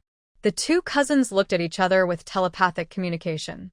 Jinhua immediately left her cousin Jin Bao and came to her sister's side. She rubbed her hands to warm them up and covered Xin Yang's frozen red little face. The 2 of them smiled with their foreheads against each other. After a while, Jin Bao's scream was heard in the yard. A hole was burned on his new jacket. He was so angry that she picked up the big spatula in her hand and was about to beat him. Jin Bao felt so aggrieved that he was chased all over the yard by his mother, but he just didn't want to go out, fearing that he would not be able to have the first bite of delicious food. In the end, Qin Yao thought he was being too noisy, so she grabbed him by the collar from behind, stretched out her hand to block his big spatula, and said something to persuade him. Only then did the mother and son stop fighting. Just as he had calmed down a little, a few minutes later, there was another noise in the kitchen. Turning around, she saw Jin Bao standing on tiptoe to get the soap on top of the cupboard to wash his hands, but the soap was too slippery and he dropped it on the ground. Lu Jin Bao, he roared, you want to spend all the good things at home. Your third and only gave you 2 pieces, and your grandmother and second aunt were reluctant to use them to wash their hands. You kid, try it again. Qin Yao and Dalong and Erlang, who were standing obediently beside her, looked at each other and gave the 2 brothers a wink. After a secret shove between Dalong and Erlang gave in, ran into the kitchen and dragged Jin Bao away. Brother Jin Bao, let's go play in the fields. There was mud and straw in the fields, and we could use the mud to make stoves, start fires, and play house. Children as young as 12 or 13, and as young as 3 or 4 loved to play this game. Jin Bao's eyes lit up, but before leaving, he reminded Jinhua, Call us when the chestnuts are ready. Jinhua said, Oh, and looked at Xin Yang. The 2 sisters thought to themselves, You're finally gone. The yard became quiet, and both adults and children breathed a sigh of relief. Zhang looked at the dry sand and asked he to bring some oil. He was shocked. More oil? This is a big pot. A little oil may not be enough, right? Qin Yao readily took out 10 copper coins from her pocket and asked Dalong to go to Lu the peddler's house to buy half a pound of oil. Young people have good legs and feet. In just a few minutes, Dalong bought the oil, and Zhang poured it all into the pot so that the sand could be stir-fried evenly. Then pour in the chestnuts that have been cut into cross shapes in advance. Stir-fry and heat until the chestnuts are cooked. Soon, a fragrance wafted out, so fragrant that the twins and Jinhua, who were watching, secretly swallowed their saliva. Qin Yao didn't show it on her face, but she was actually very excited. Finally, after Zhang and he took turns stir-frying, the chestnuts were cooked. Although they were not fried with iron sand, they looked very good. The sand ensures that the chestnuts are heated evenly and will not get burnt, but the chestnut meat inside is cooked. Zhang scooped a shovel of hot chestnuts into a bamboo basket. The weather was cold, and the chestnuts cooled down with a slight breeze. Under the expectant gazes of everyone, Qin Yao picked up the chestnuts, peeled them, and put them into her mouth. Take a bite. It's soft and sticky, with a slight caramel sweetness. Qin Yao raised her thumbs up. It's delicious. You should try it too. It's really no worse than the one sold in the county. Although she had never eaten the roasted chestnuts in the county town, the taste of this bite was the same as she remembered. Upon seeing this, everyone could no longer restrain themselves, and each picked up a chestnut to taste. The 3 younger ones were not very good at chewing the shells, so they bit the shells together and put them into their mouths. They ate the soft and glutinous flesh first, and then spit out the shells. He thought that anything would taste good as long as enough oil was added, not to mention that these were chestnuts that he had fried himself. He took a bite, and it was indeed fragrant and sweet, one after another. Zhang looked at everyone's happy faces with amusement. She scooped out all the chestnuts in the sand, sifted out the sand, put them in a bamboo basket, and asked everyone to take them into the house to eat. But eating in the house was not as good as eating in the yard. No one moved. They just gathered around the stove and ate one after another. After seeing this, Zhang had no choice but to follow them. She went into the house and found a straw mat to cover the bamboo basket to prevent the heat from dissipating. Jinhua ate 7 or 8 chestnuts in a row before she remembered to call Jinbao. She and the twins, each of them filled a bag with roasted chestnuts, and then went out. He's showing off again. Just wait and see. He'll be back with an empty bag in a little while. Qiu gave Qin Yao a helpless smile. Qin Yao looked indifferent. Children also have social needs. There are plenty. I still have half a pot at home. We can fry another pot after we finish eating. Qin Yao raised her eyebrows in amusement. Sister-in-law, I'm just teasing you. I'll cook it myself later and ask Dalong to bring some to you when it's done. He laughed angrily and raised her hand as if to hit her, but as soon as her hand was raised, Qin Yao easily dodged by turning her body to the side. Mrs. Qiu was eating chestnuts. It was rare for her to see Mrs. He being so embarrassed, so she couldn't help but raise the corners of her mouth. Alas, Zhang shook her head helplessly. She was already an adult, but she was still making a fuss like a child. The atmosphere in the yard was just right. A sound of hurried running was heard. Qin Yao's ears twitched, and she tilted her head to look outside the door. Erlang and Jinbao rushed in with anxious looks on their faces. Third aunt, they. Jinbao ran so fast that he couldn't say a word in one breath. Qin Yao's expression turned cold, and she looked at Erlang. Erlang took a deep breath to steady his breath, and said hurriedly, "They are back." And they pulled 3 mats. Who? Qin Yao was puzzled. Jinbao finally caught his breath and shouted, "All the men in the village are back." Hearing this, everyone in the courtyard was shocked. Erlang repeated the 3 mats again and called Qin Yao to go and have a look because he did not see his own Lu Ji among the people standing. Zhang's expression changed instantly. Seeing that Qin Yao was still in a daze, she hurriedly urged, "Yao Nyang, go and take a look." Qin Yao ate the peeled sugar-roasted chestnuts in her palm in one bite and rushed out like the wind. Dalong, who was closest to her, caught a glimpse of a smile that flashed across her face, and his heart suddenly tightened for no reason. Erlang hurriedly grabbed his eldest brother and chased after Qin Yao, but she ran too fast and rushed to the village entrance in the blink of an eye. Most of the villagers were on their way. Erlang and Jinbao happened to be playing in the wasteland near the water wheel factory, and they were the first to notice the men returning. All the people in the water wheel factory followed over and gathered around the 3 rolled-up straw mats, reluctant to move forward. There were 45 laborers when they left, and only 35 laborers and 3 straw mats when they returned. They first went from the border to Zijing Prefecture, and then met each other on the road and returned home together. Among them, some people were grouped together with people from the same village and carried the other party's bodies back. The female workers in the water wheel factory were busy looking for their husbands, sons, and brothers, and those who found them cried with joy. Those who didn't find it stood in front of the 3 straw mats. The corpse had been dead for a long time, and even though the weather was extremely cold, it had already changed and was emitting a strange smell. No one dared to lift the straw mat. They were all waiting for the village chief and others to come.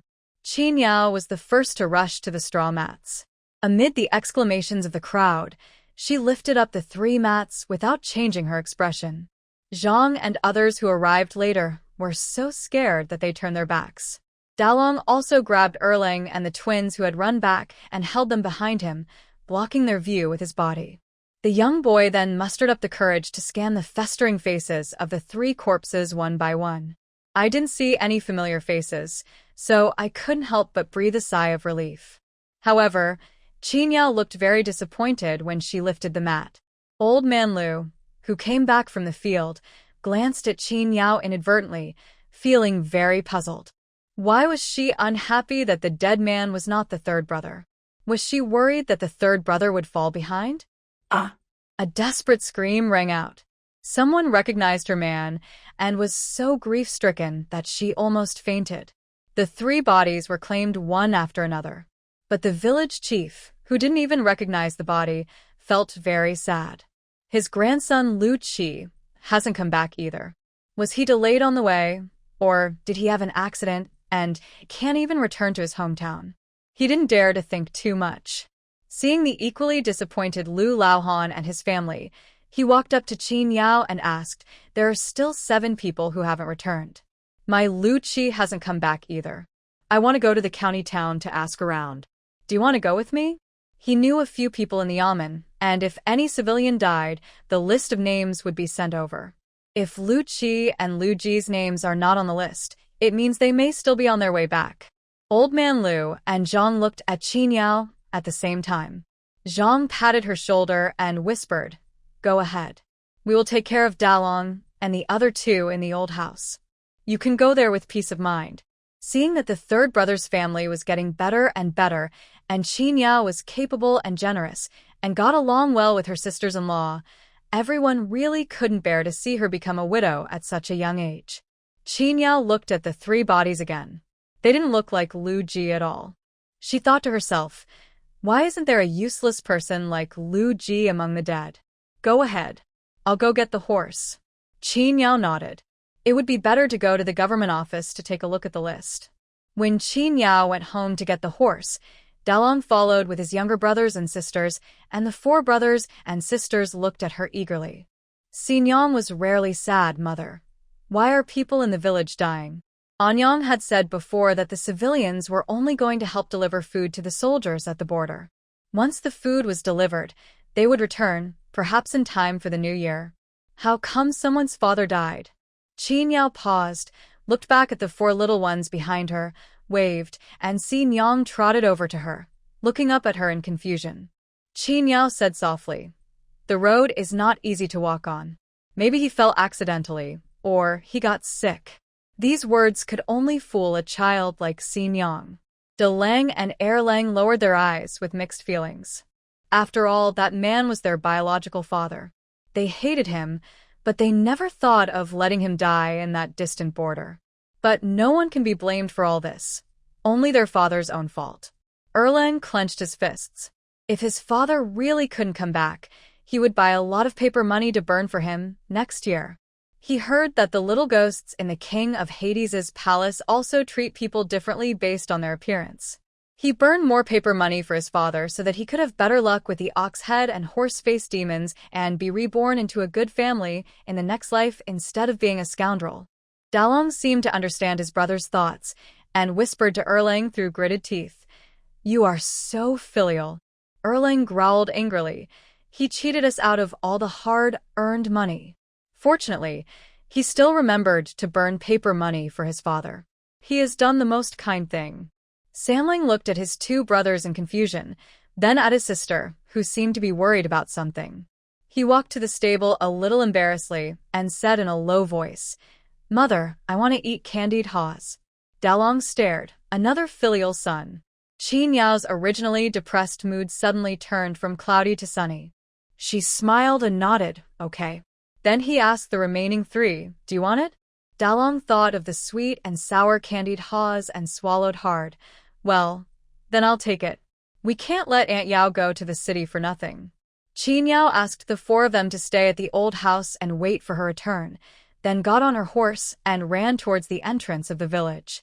Oh, Qin Yao doesn't count. Her mood was not heavy at all because she had just thought about it.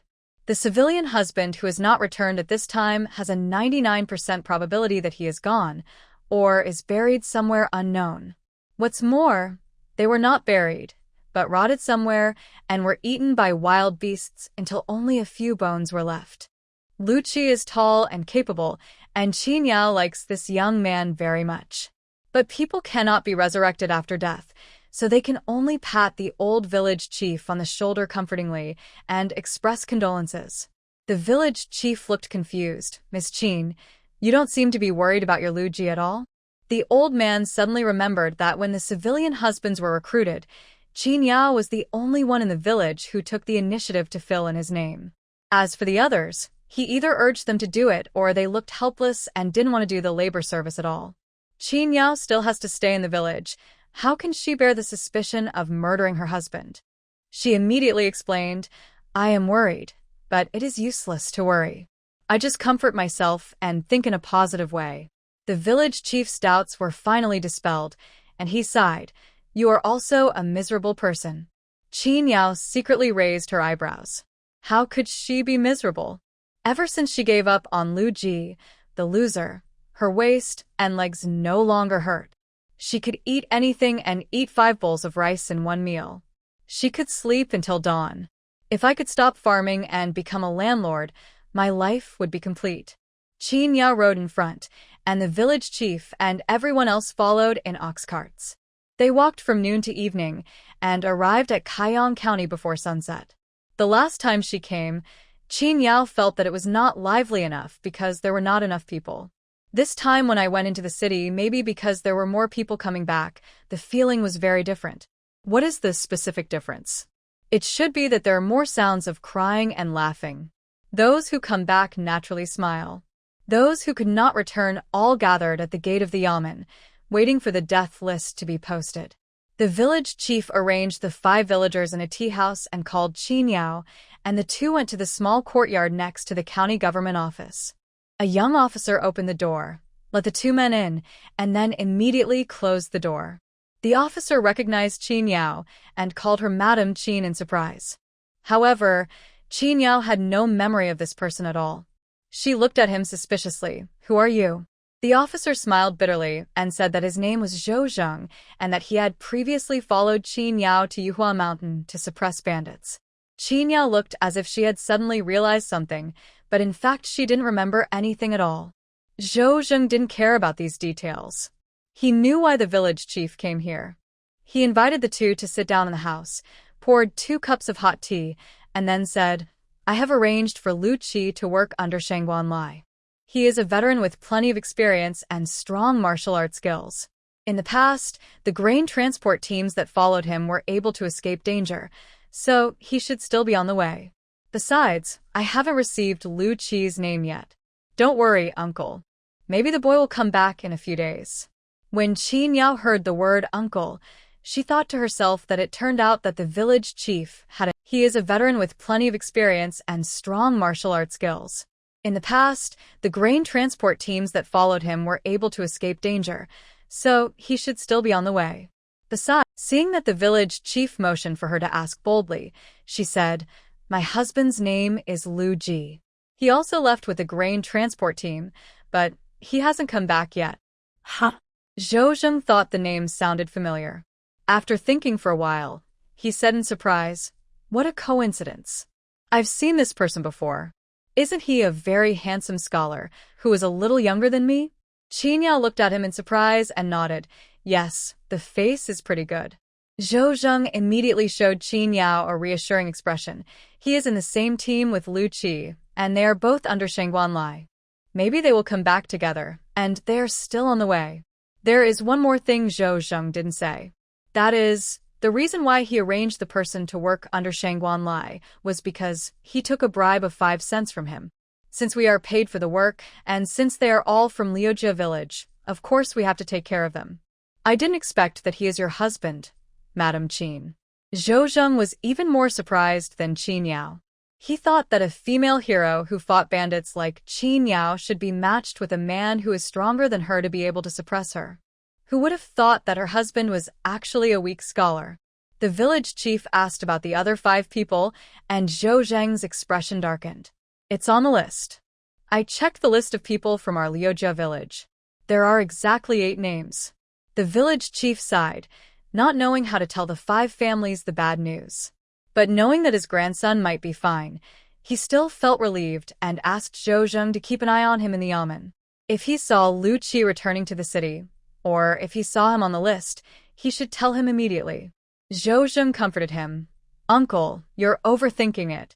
Lu Qi is a tall and strong guy. He will be fine. Just go back and wait. They will be back in a few days." He smiled faintly at Qin Yao, signaling her not to worry.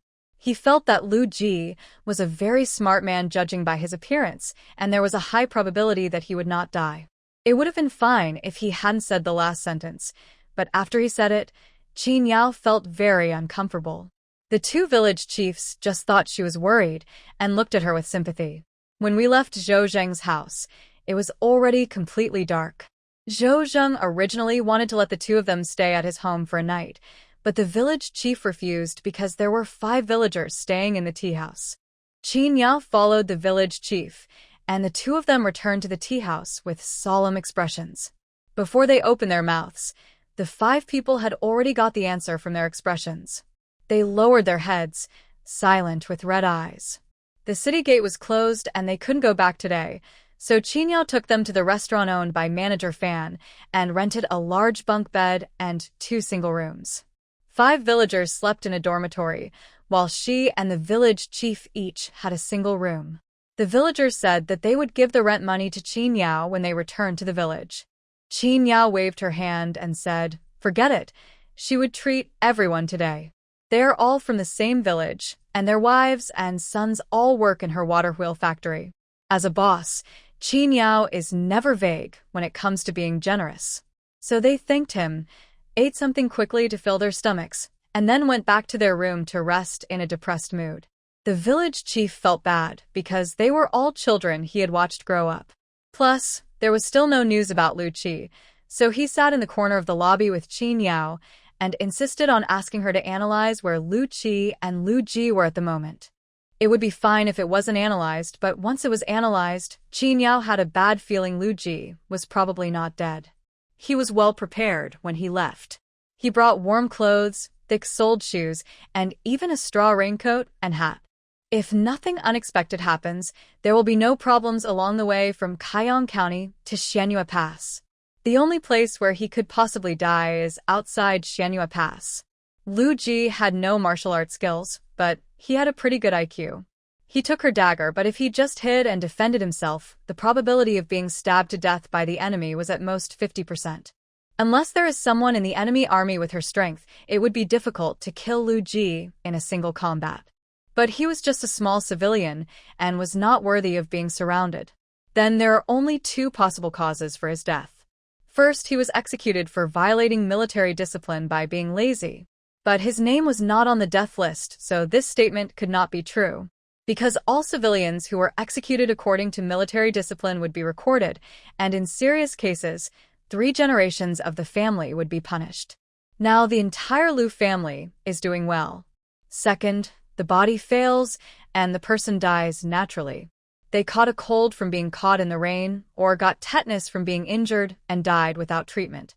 But Lu Ji swindled Erlang's small treasury, which contained 398 coins, enough for him to pay for the medicine for ordinary typhoid fever. As for tetanus, if you calculate carefully, the probability is not 100%. His Qin Yao rubbed her eyebrows. She didn't want to continue analyzing with the village chief, so she stood up and said goodbye. The village chief watched her leave, and he visibly relaxed. Because of Qin Yao's analysis, she knew that Lu Ji was fully prepared, so she was certain that Lu Qi must be with Lu Ji, and she felt very relieved. Qin Yao lay on the narrow bed in the single room, looking at the dark night outside the window, frowning in confusion. If Lu Ji was not dead yet, then where was he now? Achoo! On the vast grassland, Lu Ji sat up in shock from his dying illness and sneezed violently. 2 strands of snot flew out and landed squarely on the faces of Wang Wu and Lu Qi, who were lying in front of him. Wang Wu. Lu Qi. Lu Ji raised the back of his hand to wipe the tip of his nose, then rubbed it on his clothes very naturally, wrapped his thick cotton coat tightly around him, and looked up, only to find that the fire had gone out. He stood up again and rekindled the fire. Looking at the dancing flames, several phantoms appeared before his eyes. He took a deep breath. His nose was blocked, so he could only inhale a large breath of cold air through his mouth and coughed twice. Seeing that he was fine, Wang Wu and Lu Qi calmly wiped the snot from their faces, wrapped themselves tightly in a straw mat, and went back to sleep. Now they don't have to worry about enemy raids, because Mabe and Xinghua have negotiated peace, and the eldest princess's daughter, Princess Huiyang, has taken the initiative to agree to the marriage, and the war between the two sides has stopped. On the vast grassland, they were the only light. It was pitch black all around and looked creepy, but the 3 of them had gotten used to it. Because they had been lost in the grass for a whole month and only arrived at the gate of Xianyue Pass today. Speaking of which, for this trip as a civilian worker, the 3 of them didn't know whether they were lucky or unlucky. No one died, and the mission was successfully completed under the leadership of Shangguan Lai. Moreover, just after the mission was completed, Mabe and Xinghua entered into a truce and peace talks, and the subsequent grain transportation mission was directly cancelled. But because the mission was cancelled early, these civilians lost all the money they were supposed to get for returning home. After each person received a bag of food, they returned home in groups. At the beginning, Lu Ji and his 2 companions left with the main group. However, they encountered a pack of wolves on the way. They scattered and fled for their lives. As they ran, they actually got separated. The 3 unlucky people spent a whole month wandering around in the unfamiliar grassland. Finally, under the guidance of Lu Ji, a half-scholar, they walked in the opposite direction of the North Star and finally arrived at Xianyue Pass in the south. My good luck disappeared after the mission was over. I finally walked out of the grassland and arrived at Xianyue Pass, but I missed the time to enter the city. I could only spend the night under the city and wait until dawn the next day. What was even more unexpected was that Lu Ji, who had been trapped in the grassland for a month and was fine, suddenly developed a high fever. He had been unconscious for the entire afternoon, relying entirely on Lu Qi and Wang Wu for care. Now he was woken up by the cold in the middle of the night. The high temperature on his forehead had not dropped at all, and his nose was still blocked by mud. He was cold, hungry, and dizzy, and it was worse than death. Before, Lu Ji would occasionally have sweet dreams of going home. Now his expectations had been shattered by reality, and there was only one thought in his mind: to leave the grassland. In Mabe in October, the night temperature was cold enough to freeze people into popsicles. Lu Ji kept the fire burning brightly and wrapped himself tightly in his cotton-padded jacket, but he was still shivering from the cold and almost fainted.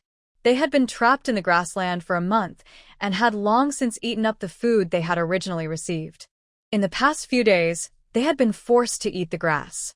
Lu Ji had money in his pocket, 393 coins. He wanted to spend it, but where could he buy food on the grass? He stared at the wall of Xianyue Pass, hoping that the sky would light up soon and the gate would open quickly so that he could go in and buy medicine to treat his illness. Holding on to this breath, Lu Ji did not sleep in the second half of the night and stayed by the fire until dawn. The moment soldiers appeared on the wall of Xianyue Pass, he immediately woke up Wang Wu and Lu Qi, and the three of them ran towards the city gate like wandering beggars. Fortunately, the documents were still there, proving their identities and allowing them to enter the country smoothly. After walking another 3 miles from Xianyue Pass, we finally saw some people. Lu Ji's body had reached its limit. He stuffed the bunch of copper coins that he had hidden in his underwear into Lu Qi's hand and fell down with a bang. Lu Qi cried out in shock. "Uncle Sand, please don't die. How can I explain to Aunt San if you die?" Wang Wu looked at the copper coin in Lu Qi's hand in surprise. He was very shocked. He didn't expect that Lu Ji actually had money. But now is not the time to be surprised. Seeing that the young man Lu Qi was in a panic and didn't know what to do, he hurriedly stopped him and asked him to carry Lu Ji on his back and go find a doctor. When Lu Ji woke up again, he saw a dilapidated Taoist temple in front of him. There was a fire next to him, and Wang Wu and Lu Qi were lying on a pile of straw to rest. A bitter smell of traditional Chinese medicine filled the air above the Taoist temple, and the medicinal juice boiled in the clay pot bubbled out. Lu Ji knew that he was alive again, but he was now completely powerless. He opened his mouth to call Lu Qi, but he was hoarse. After a long while of shouting, he still couldn't wake him up. He just grabbed a small stone and threw it at him. Ouch! Lu Qi sat up in pain. Seeing Lu Ji with his eyes open, he said in surprise, "Third uncle, you're alive." Lu Ji rolled his eyes speechlessly and turned to look at the surging pottery jar. Lu Qi followed his gaze and discovered that the medicine had spilled out, and he became flustered again. Wang Wu was awakened by the tossing and turning, and when he saw Lu Ji regain consciousness, he breathed a sigh of relief. However, after Lu Ji finished drinking the medicine, the three of them fell into an even bigger predicament. They had no money to go home. This place is at least half a month's walk from Kaiyang County, and food and drink for this half month will be a considerable expense. Wang Wu patted his pockets. They were empty.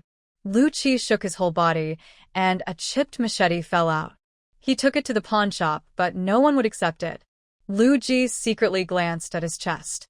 He still had 2 copper coins, which was enough to rent a car. So, on a dark and windy night, Lu Ji, who had almost recovered after taking several doses of medicine, secretly woke up Lu Qi, left Wang Wu, who was still sleeping, and ran away. Lu Qi felt a heavy psychological burden and wanted to return several times, but was suppressed and called back by Lu Ji, who used his status as an elder. Lu Ji quickly found a car to rent, and the two of them drove on an ox cart for 2 days. When they were sure that Wang Wu could not catch up, they had time to educate the young man. If a man does not work for himself, he will be punished by heaven and earth. I'll tell you the truth. I do have some money on me, but it's not enough for 3 people. Even for the 2 of us, it's barely enough. If you still want to go home for the new year, don't think about these things all the time. If you have the time, think seriously about how we can make money. Previously, it was because we were outside the border and it was safer to travel with a group, but now that we have all entered the border, we should all go our separate ways and not delay each other. Lu Qi still felt bad and whispered, "Uncle Wang doesn't have a penny on him, and it's so cold now. How can he go back?" "How do you know he doesn't have a penny?" Lu Ji asked back. Lu Qi was startled. "Does he have it?" Lu Ji sneered and gave him a look that said, "You are still too young." These days, everyone leaves something behind when they go out. Look at his shoes, they are tied so tightly, there must be something inside. Then why does he still say he has no money? Lu Qi asked in confusion. Lu Ji looked as if he had seen through everything and said, "You don't want to give it to us." Seeing that Lu Qi was about to ask more questions, Lu Ji became impatient and said, "The ox cart can only take us so far. Let's rest outside the post house tonight. Tomorrow we should think about how to make money to buy food and go home." Lu Qi glanced at his uncle's arms and said, "Uncle, don't you still have some?" Lu Ji slapped him with a slap on his face. "It's all gone in a flash. How are we going to get through this? Do you really want to beg for food all the way back? Lu Qi covered his forehead and dared not say anything more. In fact, after this incident, his impression of his uncle changed a lot, and he even admired him a little. Everyone in the village said that Uncle San was a rascal, but what he saw this time was a good elder who was observant, dared to fight the enemy, could identify the direction in the vast grassland, and led him out of the grassland. Lu Qi. Woohoo! I'm getting dirty. Lu Ji's so-called rest outside the post house for a night was actually a pretense of fortune-telling. He walked into the lobby of the post house to trick passing merchants, got some wine and meat, and even coaxed the owner of the post house to allow him to sleep on the floor in the lobby today. Lu Ji knew clearly that it was so cold in the north, and if they really slept outside at night, he and Lu Qi would definitely be freezing the next day. Lu Qi stood behind Lu Ji the whole time, acting as the little Taoist boy he mentioned. The 1.80-meter tall boy was startled. Wait, is he small? Lu Qi witnessed how Lu Ji was talking nonsense and was actually fortune-telling. I have to say that third aunt has good upbringing. Even when his uncle was in such a mess, he still remembered to tidy up his clothes. It was also because the two of them looked like decent people that some people actually believed his uncle when he claimed to be a wandering Taoist priest in a certain Taoist temple. What made Lu Qi even more jaw-dropping was that his uncle could actually tell fortunes. Lu Ji calmly fooled the old merchant in front of him, lifted Lu Qi's chin with his backhand to make him shut his mouth, touched his wildly growing stubble, squinted his eyes and pondered for a moment, then let out a hiss. The old man immediately became nervous. Do you think it's inappropriate, Taoist priest? What he asked was whether his business trip to Xianhua Pass in the north would be successful. Lu Ji shook his head and smiled. I just read a fortune, and the fortune shows that you will encounter evil stars blocking your way on your journey north this time, but as long as you avoid them, you can turn danger into safety and have a smooth journey. The old man's heart skipped a beat at first, then he felt relieved. He asked the servant to pour Lu Ji another cup of hot tea and asked the Taoist for advice. Lu Ji had a calm face, pointed at the tea, drew a route on the table, and instructed, don't take the small road when you take the main road, and stop at night when you walk during the day. What he said was relatively simple and Lu Qi could understand it, but it just sounded like nonsense to him. But the cautious reaction of the old merchant made the young man feel confused. Is this really a good idea worth getting excited about? At night, when the two of them were sleeping on a broken mat, Lu Qi couldn't help but whisper to the person next to him, Uncle San, when did you learn fortune-telling? Lu Ji closed his eyes and seemed to be asleep, but he was not actually asleep. He paused for a long time. Just when Lu Qi was about to fall asleep, he suddenly said, this is a secret of heaven, and it cannot be revealed. Lu Qi let out a cry, hugged his uncle to keep warm, rested his head on Lu Ji's back, and fell into a deep sleep. Liu sighed lightly. There is no such thing as divine secret in this world. It's just human nature. He just gives people whatever they ask for just to make himself feel at ease. He reached his cold hand into his arms and pulled out a greasy big chicken drumstick, which he ate with restraint, bite by bite, bubbling with delight. This merchant was really stingy. He helped to tell fortunes, but he only gave him a chicken leg.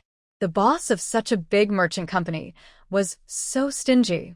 Lu Qi shrugged his nose and sat up in a daze. Uncle San, do you smell the smell of a chicken leg? Ah? What?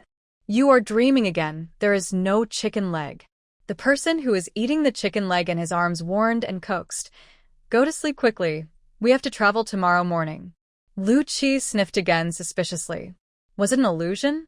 Why was there still the aroma of chicken legs? However, he felt sleepy and couldn't hold his eyelids open, so he fell asleep. Lu Ji waited for 3 full minutes, making sure that the person behind him was asleep. Then he stealthily took out the unfinished chicken leg, finished it in a few bites, threw the bone away, wiped the oil off his hands with his clothes, closed his eyes, and fell asleep. The fortune-telling trick worked. Throughout the rest of the journey, Lu Ji would brag about his abilities to every target customer he met. Because he looked like an immortal, no one doubted whether his identity as a Taoist priest was real or not. At most, I felt that he was too good at talking nonsense and showed a bit of annoyance. But most people would still treat him to a meal or give him half a pot of wine as a token of their gratitude. In this way, the two of them ate quite well along the way and had a meat and vegetable snack every now and then. When people fill their stomachs, they feel more energetic and look more like a Taoist priest who speaks of poverty but keeps silent about the secrets of heaven, full of Taoist spirit. Hearing the respectful calls of the Taoist priest, Lu Ji himself felt a little dazed and almost forgot that he was just a small gangster in Liujia village. In addition, Lu Ji had more than 2 copper coins in his pocket for hitchhiking, so the journey that would have taken more than half a month was completed in 11 days.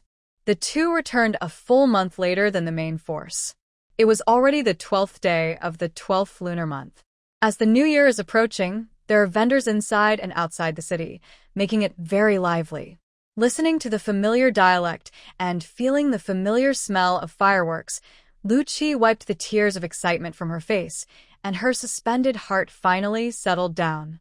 He thought that his third uncle should be the same as himself, so he turned his head to look, but found that his third uncle's eyes revealed a complex sadness that he could not understand. "You go back first." Lu Ji pushed Lu Chi aside and went into the city alone. Lu Chi hurriedly called out, "Uncle San, aren't you going home?" Lu Ji kept walking, turned back, and said sadly, "I still have some things to do. You go first. Then I'll help you tell third aunt that you're back. She'll definitely be very happy." Lu Chi wanted to do something to help him express his gratitude. If his uncle hadn't led him along the way, he probably wouldn't have been able to come back.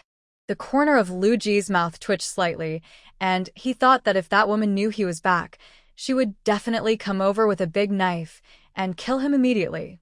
Thinking of this, Lu Ji felt that his heart was colder than the mood in December. No, he had to do something. He had finally come back alive. How could he just accept his fate? Isn't it just about asking him to study? It's okay if he studies himself to death. Thinking of reading, Lu Ji thought he would feel the same disgust as before, but the strange thing was that he was actually a little impatient to read. It's good to study. If you pass the imperial examination, you won't have to do corvée labor anymore. Whoever wants to go to the border can go, but he will never go there again, even if you kill him. The confidence for not doing corvée labor is to pass the imperial examination, even if it means becoming a scholar.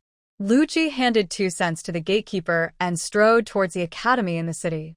He left in a hurry and left many things in the dormitory of the academy, including quilts, heaters, pens, ink, paper, and inkstone. Although they were not as good as those at home, he had slept on grass at the border before, so now even a tattered mat seemed great to him. Lu Ji felt as if he had gained enlightenment. A stream of fresh air flowed from the soles of his feet into his head. He wanted to live a serious life. "Brother Lu?" Suddenly, someone called him tentatively from behind. Lu Ji suddenly woke up from the wonderful feeling of enlightenment and shivered with cold. When I looked down, I found that there was a big hole in my shoe. The cold air rushed in and went straight to the top of my head. "It's really you, Lu Ji. You actually came back alive." Several scholars dressed in academy attire came forward in surprise and looked at Lu Ji in disbelief. "No, it's me." Now there was no need to pretend to be a Taoist priest. Lu Ji quickly changed back to his original identity, smiled faintly, and nodded to several classmates. Several scholars looked at him curiously and felt that there seemed to be something different about him, but they couldn't tell what the difference was. But coming back is always a happy event, and everyone said, "Congratulations, it's good to be back. We all thought you were gone." Realizing that what he said was not a good thing, he lowered his voice and smiled awkwardly at Lu Ji. Lu Ji waved his hand and said, "No problem, classmates. Are you going back to the academy?" A few people nodded, and Lu Ji invited them to go together. When someone asked him what happened along the way, Lu Ji replied casually, "This is an opportunity. Indescribable." After he finished speaking, he realized that he had fallen into the identity of a Taoist priest again. He coughed twice and said again, "It was a bit unexpected, but fortunately, God protected me and I was saved." "Brother Lu, why don't you go home?" everyone asked suspiciously. Lu Ji replied, I have neglected a lot of my studies during this trip, and I just want to catch up quickly. It won't be too late to return home during the holiday. Studying is important. When the classmates heard this, their scalps tingled, and they all took 2 steps back to look up and down at Lu Ji in front of them. They finally understood what was different about him. His tattered coat and worn-out shoes could not hide his lofty aspirations. He studied so hard, and after serving his labor service, he went to the academy instead of going home. Is this still the Lu Ji who used to spend his days drinking and partying with Fan Xiaotsai and others? Someone rubbed his eyes to see if he was dazzled, and he actually felt that Lu Ji was more handsome today than before. As a result, the man in front of him was still so dazzling that it was impossible to look at him directly. They had arrived at the academy. Lu Ji bowed to them and left first. When we arrived at the dormitory, there was some more greetings and explanations, and by the time we had sent away our roommates, it had already gotten dark.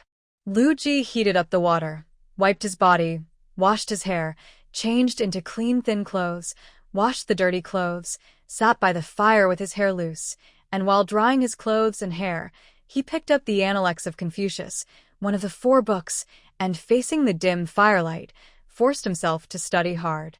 You could memorize the entire Analects before the Chinese New Year.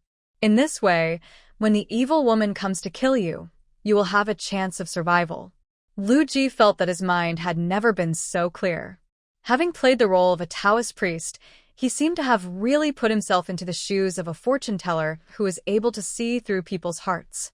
Qin Yao is a person who puts profit above all else. She will only tolerate and assist anyone who benefits her. Anything that does not benefit her is ignored. But if anyone brings harm to her, she will kill him in the cradle. Having suffered so much at the border, Lu Ji certainly knew that Qin Yao wanted to kill him. But this trip also made him understand why Qin Yao was so eager to force him to study. I think she had foresight and saw through the sufferings of all classes of people, including scholars, farmers, merchants, and artisans, which is why she wanted to climb up a step. This exactly what he has been trying to achieve for most of his life? It's just that he wanted to take a shortcut, but forgot a fundamental problem. He, a farmer, was of no use to those in power. Anyone can replace him in his flattery. That's why he always fails. But if there is someone who can write, draw, has talent, is handsome, and can flatter, he will become irreplaceable. The cotton-padded clothes were dried.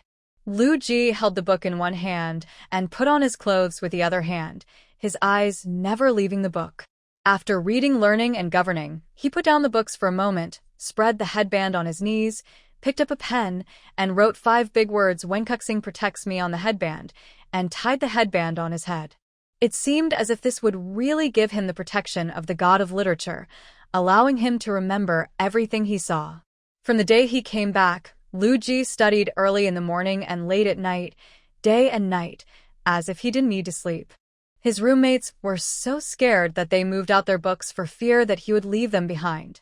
Less than 3 days after Lu Ji returned, all the scholars in Kaiyang County Academy were forced to pick up their books and join the ranks of studying hard.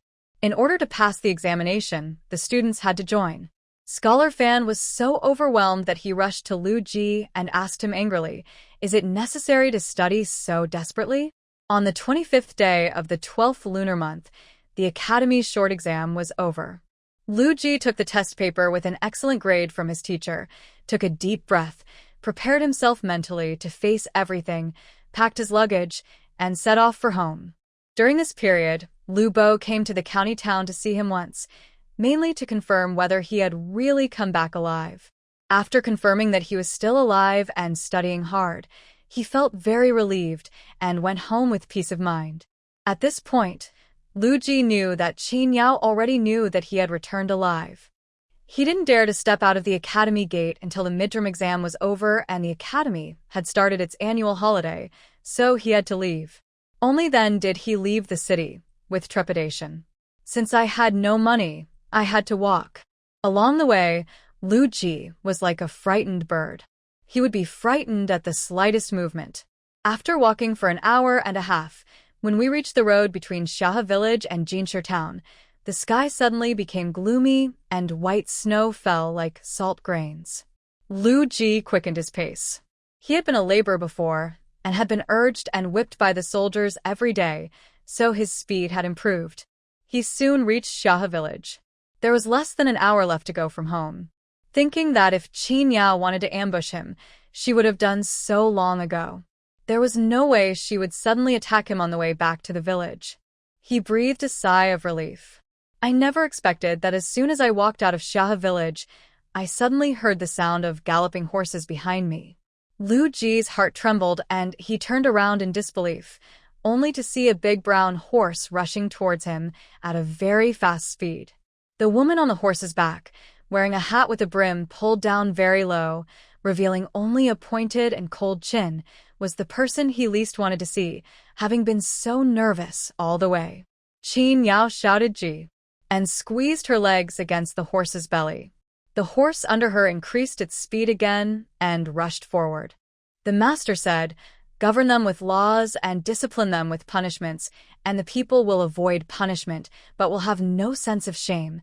Govern them with virtue and discipline them with rights, and they will have a sense of shame and will be upright." The master said, "When I was 15, I was determined to learn. When I was 30, I was established. When I was 40, I was not confused. When I was 50, I understood the destiny of heaven. When I was 60, my years were obedient. When I was 70, I followed my heart's desires without going beyond the rules." The horse's hooves had already reached the top of Lu Ji's head, but Qin Yao made a sharp turn and almost landed beside him. Lu Ji could feel the hot steam radiating from Lao Huang's strong horse legs. Although he seemed calm, cold sweat was already rolling down his forehead. The recitation did not stop, and he sped up his speech. The master said, "If you review the old and learn the new, you can become a teacher." Zizhong asked, "Can we know the 10 generations?" The master said, "The gain and loss of yin due to Xia Li can be known. It may be possible to follow the Zhou, even if it lasts for hundreds of generations." The master said, "Sacrificing someone who is not a ghost is flattery. Not doing what is right is a lack of courage." I memorized all 24 chapters of Wei Jing Pian in the Analects of Confucius in one breath, and then I dared to open my eyes and take a look at what was going on now. As soon as he raised his eyes, he met Qin Yao's condescending gaze. There was a hint of novelty in her eyes, as if she didn't expect that he could have such a skill. I clearly couldn't memorize the stuff even after being beaten to death, but now I can memorize it all of a sudden? She called him coldly, as if to confirm whether this man had been possessed by a soul. Lu Ji said weakly and smiled awkwardly, "Madam, I got an A in the test." As he said that, he quickly took out the test paper from his bag, spread it out, and held it high up so that she could see clearly the big excellent on it. Qin Yao took a deep breath and brushed off the snow on the paper. Sure enough, there was a word excellent written in a flamboyant style. She frowned and glanced at him suspiciously. Lu Ji quickly expressed his loyalty, "My lady, although my corvée service delayed me for 3 months, I have memorized one of the 4 books. I still have 2 months to memorize the remaining 3. As long as I work hard, it should not affect my first exam next year." This time, Qin Yao really had a new respect for the useless guy in front of her. She put away the half-drawn knife and motioned for him to stand up and talk. She rode ahead calmly. "Where's the dagger?" Lu Ji had always kept this treasure in his arms and did not dare to sell it even when he was the poorest. Now, he hurriedly took out the dagger wrapped in 3 layers of rags and returned it to Qin Yao. "Qin Yao, where's the pot?" Lu Ji patted the bundle and said, "It's well kept. It's not damaged at all. I'll take it first so as not to tire your hands." This flattering look was still exactly the same as before. Qin Yao dispelled his suspicion that he was possessed by someone else's soul and asked, "I didn't give you money to pay for the corvée labor. You must hate me in your heart, right?" It was a snowy day, and Lu Ji was sweating profusely. He quietly raised his sleeve to wipe the sweat off his forehead and said seriously, "At first I didn't understand why my wife was like this, but later I gradually understood that my wife was right to do this. It was because I couldn't control myself and neglected my studies. But now I know I was wrong. My wife, you hit me because you love me." Qin Yao immediately reminded, "Watch your wording." Lu Ji laughed dryly twice, skipped over the cheesy words, and continued. As the saying goes, a scholar is born under the stick. If it weren't for you, my lady, who always whips me, I wouldn't have the good life I have now. This time when I went to the border to deliver food, I finally understood that only by studying can we change the fate of lowly people like us. Oh, I mean me, not you, don't get me wrong. Realizing that he had said we, Lu Ji hurriedly made amends. Fortunately, Qin Yao did not take this trivial matter to heart. She was evaluating in her mind the benefits and troubles that Lu Ji could bring to her. Finally, we come to the conclusion that the advantages outweigh the disadvantages at the moment. After all, the payback period for training the 4 Dalong brothers and sisters is very long. Lu Ji was different. If he really calmed down and studied hard according to her method, he would be able to pass the examination and become a scholar in no time. Then she will also benefit from it. As for the troubles Lu Ji had brought her, after this incident and considering his current attitude, they were within her tolerance range. Because she believed that Lu Ji never wanted to perform corvée labor again. This time I was lucky enough to come back safe and sound. You may not be so lucky next time. Madam, are you still angry? Lu Ji asked nervously after not hearing Qin Yao's voice for a long time. Qin Yao lowered her eyes to look at him and smiled contemptuously. Why should I be angry? Are you worth my anger? Lu Ji. I'm sorry. I brought shame upon myself. Qin Yao nodded in agreement. You are lucky. You have survived this for now. The snow fell little by little, but there was no sign of heavy snow. The 2 men, one on horseback and one at a trot, chased after them and successfully returned to Liujia village. It's certainly not a coincidence. Qin Yao went to Jinshi town to install a water mill for Manager Wu. Now that the last big order has been completed, only some small orders are left. The manufacturing plant is idle, and it happens to be the Chinese New Year, so they simply give the workers a New Year holiday. However, whether there will be work after the New Year depends on the number of orders from the manufacturer. If there are not many orders, only a few experienced workers will be retained. The workers didn't have any objections. After all, spring plowing was important. They just hoped that the big guy wouldn't be forgotten when the water mill needed him. This year, we can earn 5 months' wages right at home, and everyone is very happy. In this way, both Qin Yao and Carpenter Lu had some free time. After the workers delivered all of Manager Wu's orders, they went on holiday, and Qin Yao went to complete the subsequent installation in person. There are only 2 sets left today, and she can finish them by herself in half a morning, so she spends the rest of the time waiting for Lu Ji. When Lu Ji passed by Jinshi town, Qin Yao happened to be entering the town to buy meat, so he didn't meet her. After listening to Qin Yao's description, Lu Ji felt a chill down his spine. No wonder, he always felt as if there was a pair of eyes staring at him sinisterly on his way back. He thought he was thinking too much, but he didn't expect that there was actually a pair of eyes staring at him. It was terrifying to think about it. Lu Ji shook his head, telling himself not to think about it anymore, and followed Qin Yao into the old house. Thinking that he hadn't seen his family for so long and didn't know if they were thinking about him, he felt a little excited. When I entered the yard, I realized something was wrong. The sound of a baby crying came from the side room.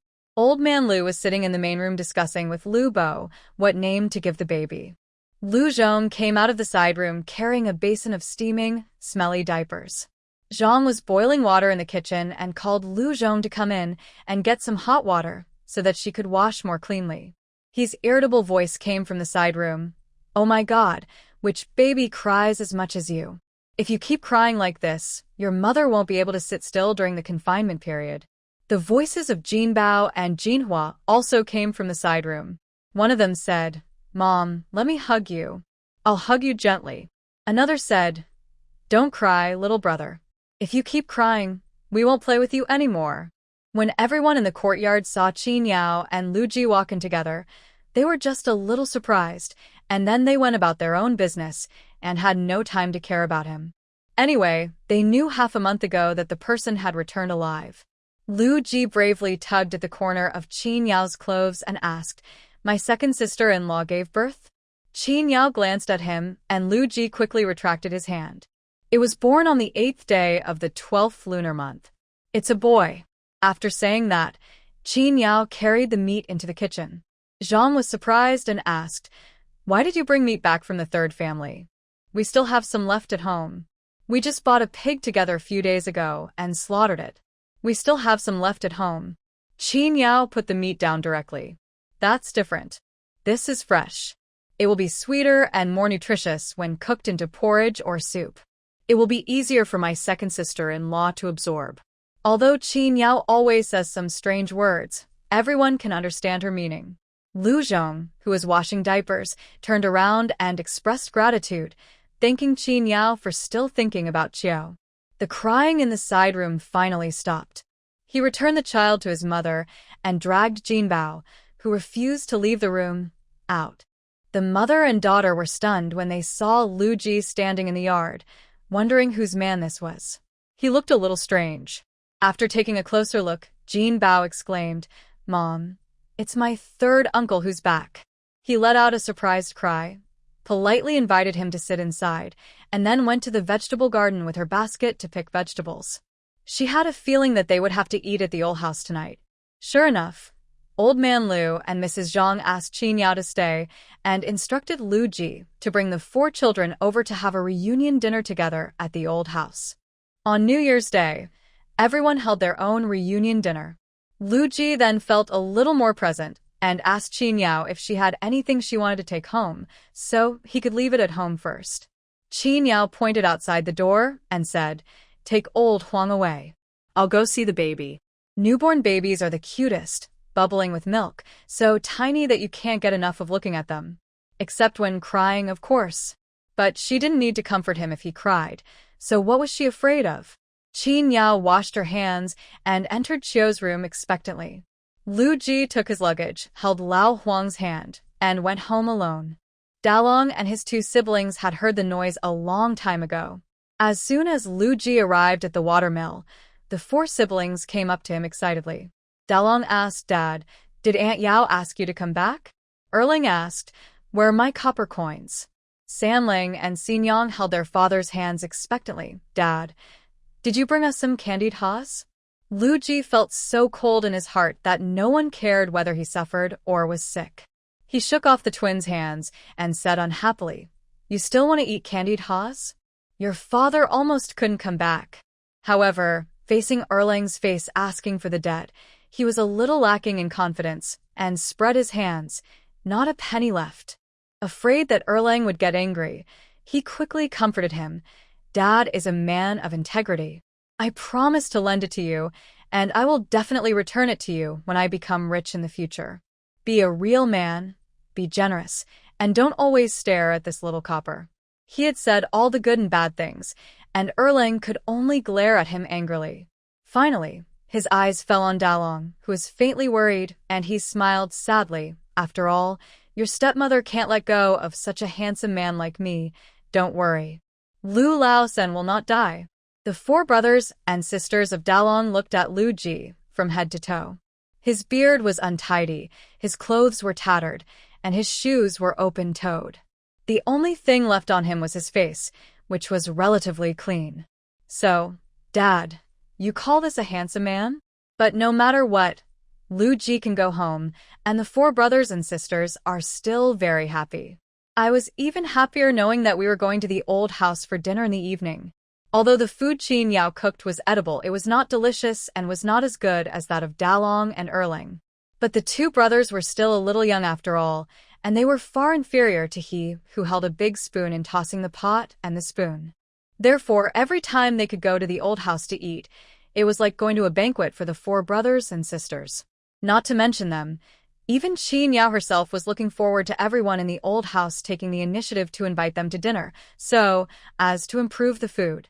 Thinking of this, Qin Yao suddenly felt that there was some benefit in Lu Ji's return. At least she didn't have to go to the old house for free meals anymore. After getting himself ready and feeding the horse that almost trampled him to death, Lu Ji led his 4 children to the old house in high spirits. The whole family sat together in the main hall of the old house, young and old. It was as lively as if it were New Year's Day. Lu Ji spoke less, but when he opened his mouth, he was still as mean as ever. He either made a sarcastic remark or tried to sow discord between couples. Of course, the fight didn't happen in the end. Qin Yao's cold glance was more effective than anything else. Lu Ji immediately calmed down and became much more obedient than before. Old man Lu looked at Qin Yao with admiration. Thanks to her ruthlessness, the third child had indeed become much more sensible after this trip to the border. Zhang saw old man Lu's expression, moved behind him, and said proudly in a low voice, "See, that's what I said before." How could Yao Nyang harm the third child? She didn't want to pay for the corvée. She just wanted to help the third child learn well. Old man Lu agreed with this and said repeatedly, "Yes, yes, yes, you are right." Zhang turned her head away proudly. That is, it gets dark early in winter, and by the time we finish our meal, it is already completely dark. Qin Yao's family of 6 left the old house with a torch and returned to their own home. When you pass by the watermill, take the cash box. The weather is cold, and it snowed for half the day today. Everyone is afraid of the cold, so not many people come to the watermill.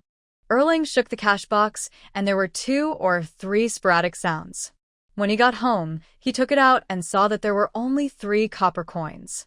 Qin Yao took out the family account book, and Erling already knew how to add today's income from the watermill, and then threw the copper coins into the pottery jar in the cupboard in the main room. Every day when he and Dalong needed money to go out to buy groceries or something, they would take money from here and record the accounts in the account book every day.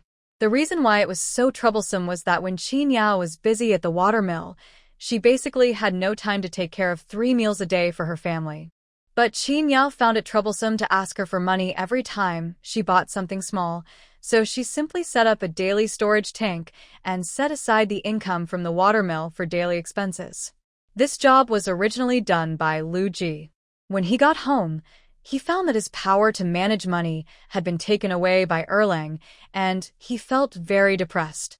Jilong locked the cupboard, put the keychain on a rope and hung it directly around his neck, only taking it off when taking a bath. The little fellow walked down the corridor seriously and said to Lu Ji, who was adding charcoal to the charcoal pot for smoking meat, "Dad, Mom said that you will be responsible for 3 meals a day during your stay at home, so if you need money, come to me." Lu Ji stared in astonishment, so shocked that his fingers were almost tickled by the charcoal fire. He gasped and asked in surprise, "I still have to ask my son for money?" Erling raised his hand and circled everyone in the room. "No, if anyone in my family wants to get money, they have to go through me." Qin Yao, who was eating fried peanuts in the room, also nodded in approval. Now, Erling is the housekeeper. Qin Yao felt that for a child, learning some simple accounting could help improve his financial intelligence. Since Erling didn't like martial arts, she might as well let him manage the money. Besides, the money was not much, so she didn't have to worry about losing it, and she felt relieved. A few days ago, Qin Yao bought a small piece of pork from the butcher in town and asked he and Zhang to help cut it into strips and marinate it, and then made 12 strips of bacon. Now, a few wooden boards are used to surround the corridor of the main hall. A pot of charcoal fire is lit, covered with ashes, and the smoke is slowly burning. Lu Ji closed the windproof board, stood up, and sent Erlang to fetch a basin of water for him to wash his hands. My hands were covered with charcoal, and they were as black as if they came from a coal mine. The charcoal stove in the main room was always burning, with boiling water on it. Erlang took into consideration that his father had just returned home, so he stepped forward, filled a basin with hot water for him, and handed him a piece of soap. Lu Ji took the soap in his hand and looked at Erlang suspiciously. "What is this?" "Soap can be used for washing your face, hands, bathing, or clothes. It will produce foam." "Dad, you try it," Erlang said with a bit of boasting in his heart, just wanting to see his father's ignorant look. Unfortunately, the other person was an adult after all. Although he was surprised, he did not show it on his face, which made Erlang very disappointed. After seeing Lu Ji rubbing bubbles, he snatched the soap and put it back on the stone table beside the kitchen door. Lu Ji washed his hands and smelled them. There was no strange smell. "This soap is very useful. Where did you buy it?" Lu Ji poured out the dirty water and asked Erlang quietly. Erlang also whispered back, "It was transformed by my mother. She is really amazing. She knows magic. Lu Ji's mouth twitched slightly. This woman was fooling the child again. There was no magic in this world. He wanted to ask in detail what it was made of, but Erling thought it was too cold outside and ran into the house. Lu Ji had no choice but to give up and took another look at the small piece of white jade-colored soap on the stone platform, as if he had heard of this thing somewhere. Oh, now I remember that Mr. Fan had mentioned before that his grandfather specially bought a pack of soap from Shuntian Prefecture in the south, which was specially used for washing hands and taking a bath. It would produce foam and had a fragrance, and was 100 times better than soap powder. However, this one of theirs has no fragrance, probably because no expensive spices are added. Ma'am, your soap is not cheap to make, is it? As soon as he entered the main room, Lu Ji asked tentatively. Qin Yao hummed, nothing on the pig is cheap, and motioned Dalong to put the candlestick higher, and was reading an account book in her hand. Lu Ji wanted to take a look, but Qin Yao immediately raised her head vigilantly. He could only sit down opposite her in a sullen manner, took out a book from his bag, and pretended to read it aloud in a low voice, acting like a diligent student. The 4 brothers and sisters of Dalong shared a footbath to wash their feet. After washing, they put on straw slippers, divided the charcoal in the charcoal stove into their small charcoal basins, and went back to their rooms to rest. This small charcoal basin is quite interesting. Qin Yao found it in a shop selling pottery bowls in the town. It is shaped like an open jar but is actually a very thick pottery bowl. She bought the bowl and asked Carpenter Lu to help her make a cover out of bamboo strips. She placed the ceramic bowl in the bamboo cover and put handles on both ends so that she could hold the small bowl in her hands without worrying about it getting burned. A total of 3 were made, 1 for herself, 4 for Dalong and her sister, 2 and 2 for a total of 1. On a cold winter night, first fill the charcoal pot with charcoal, then cover it with a bamboo cover. Put it under the quilt, iron it before getting into bed, and you won't feel cold at all. In the memories of the 4 Dalong brothers and sisters, winter was the most difficult thing to endure. How is it like now? In winter, there are charcoal fires and airtight rooms, as well as soft quilts and small charcoal basins. Huddled in the warm quilt, it is so comfortable that you don't want to get up. You can also put the small charcoal basin on your knees to warm your hands. If your hands are cold when writing, just touch them. This function is similar to the copper hand warmers used by rich people. It is not as exquisite, but it is cheap and practical. The only problem is that the quality of the ceramic bowl may not last long, so I'll have to replace it with a new one next year. Qin Yao's clever ideas were all thanks to the well-developed internet in her previous life. Specialties from all over the world can be found on the internet. It might have seemed fun at the time, but looking back now, it could have provided a lot of convenience to her life. Lu Ji looked at the small bamboo charcoal basin on Qin Yao's knees with envy and did not forget to ask about the soap. Mr. Fan said that it was something useful, so it must be valuable. If he could make more and sell them, wouldn't he be rich? Qin Yao couldn't ignore his burning gaze. Qin Yao raised her head unhappily and said in a deep voice, "Put away your thoughts. The raw material is lard. We can't afford this business. Besides, I have other uses for this recipe. Don't worry about it. It can't make our family rich." When Lu Ji heard that the raw material was to be lard, he exclaimed in his heart, "What a joke. No wonder it's so easy to use. It turns out it's made from lard." "But, madam, why do you want to keep this recipe?"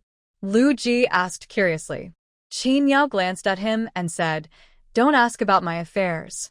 Lu Ji smiled and said, "Okay, I'll leave first." "Madam, you should go to bed early and don't look at the account books at night, so as not to damage your eyes." He retreated with a strong desire to survive. Before leaving, he went to the kitchen and found an old ceramic bowl, added a layer of ash into it, and then put a few pieces of charcoal in it to prevent himself from freezing to death at night. In fact, Qin Yao had never been harsh on him when it came to bedding, and there were thick quilts in the house. However, a house that has been uninhabited for too long becomes dark and damp, and at night the cold air creeps into the quilt. If you don't light a charcoal fire to warm the house, you will really get sick from the cold. Qin Yao plans to cover the dirt floor in the house with wooden floors when she has time next year to create a more comfortable resting space for herself. If there was more time, I would add another room, make the stable stronger, and build an extra shed for the carriages. By the way, teaching Dalong to ride a horse is urgent, and we have to have an emergency training after the new year. If conditions permit, the family will buy a pony for the children to take to school. Old Huang is too tall, which is not friendly to Dalong and Erlang's height. If he falls off the horse one day, his buttocks will be broken in two. At first, the purpose of customizing the carriage was to make it convenient for them to go to school, but it required an adult to drive the carriage. Qin Yao later realized that it was impossible for her to pick them up and drop them off at school every day. After all, she still had a lot of things to do, such as quarrying and installation at the water mill and farm work in the fields, all of which needed her to complete. However, in order to realize these ideas, you still need money. Qin Yao took a deep breath, and after all the people who were in the way had left, she finally had a moment of peace and quiet. She lowered her head and concentrated on checking the accounts. This time, she settled Manager Wu's order and received 50 taels of silver. After deducting the cost, there was a profit of 20 taels, which she and Carpenter Lu split in half, 10 taels each. These 10 taels of silver, plus the 206 taels and 8 qian already in the family, made a total of 216 taels and 8 qian. The family bought a lot of New Year's goods, including half a pig's leg, and the remaining balance was 214 taels. The money from the water mill is spent almost every month, and is not included in the calculation. Qin Yao had been trying to buy some land from October to the end of the year, but still failed to buy any. Either the land was too scattered, or it was not good farmland, but average farmland. The output from the medium-sized field would be worse than if she continued to rent the good farmland from Lu Dafu. But Lu Dafu refused to agree to the place she liked, so there was nothing she could do. She had to wait and see. Buying land was such a big thing that she couldn't be rushed. Old Man Lu also meant this. He asked many companies on Qin Yao's behalf, but none of them were particularly suitable, so he asked her to continue waiting, as it would be easy to lose money if she bought in a hurry. And who knows what the situation will be like next year. This year the snow was light, and there was only a thin layer of salt and snow on the ground, which melted quickly. Old Man Lu just finished his dinner and looked at the sparse snow outside, feeling a little worried. Auspicious snow can indicate a good harvest. If the snow is too light and fails to kill the pests in the ground, the harvest next year will definitely be affected. In serious cases, there will be locust plagues. Lu Bo and his companions felt that his father was worrying too early. This was only the first snow of the year. Maybe it would snow heavily in 2 days. Qin Yao took out all the silver and counted it again. Looking at the shining silver pieces, her heart felt hot. It's a pity that there is no place to spend money here, otherwise I would at least do some revenge spending to comfort myself for my hard work this year. She counted the silver 3 times and became more and more addicted. If she hadn't felt sleepy, Qin Yao would have wanted to look at it a few more times. Replan the assets, leaving 180 taels for buying the land, leaving 34 taels for buying a horse for the family, and the rest for tuition and money for house renovation and expansion. It's unknown how many orders the water mill will receive next year, but by selling spare parts here and there and taking a few orders occasionally, she and Carpenter Lu can earn enough to cover their daily expenses. Perhaps because the basic problem of food and clothing has been solved, coupled with the live-for-life character that Qin Yao has developed over the years in the apocalypse, she rarely worries about what will happen next. After putting away the account book, I looked at those lovely silver pieces again, went back to the room, turned off the lights, and had a good sleep. She finally got the annual leave and didn't have to get up early to work. She had also finished the work in the fields, so she wanted to sleep in and not be woken up by anyone. Qin Yao fell asleep peacefully, but Lu Ji couldn't fall asleep at all.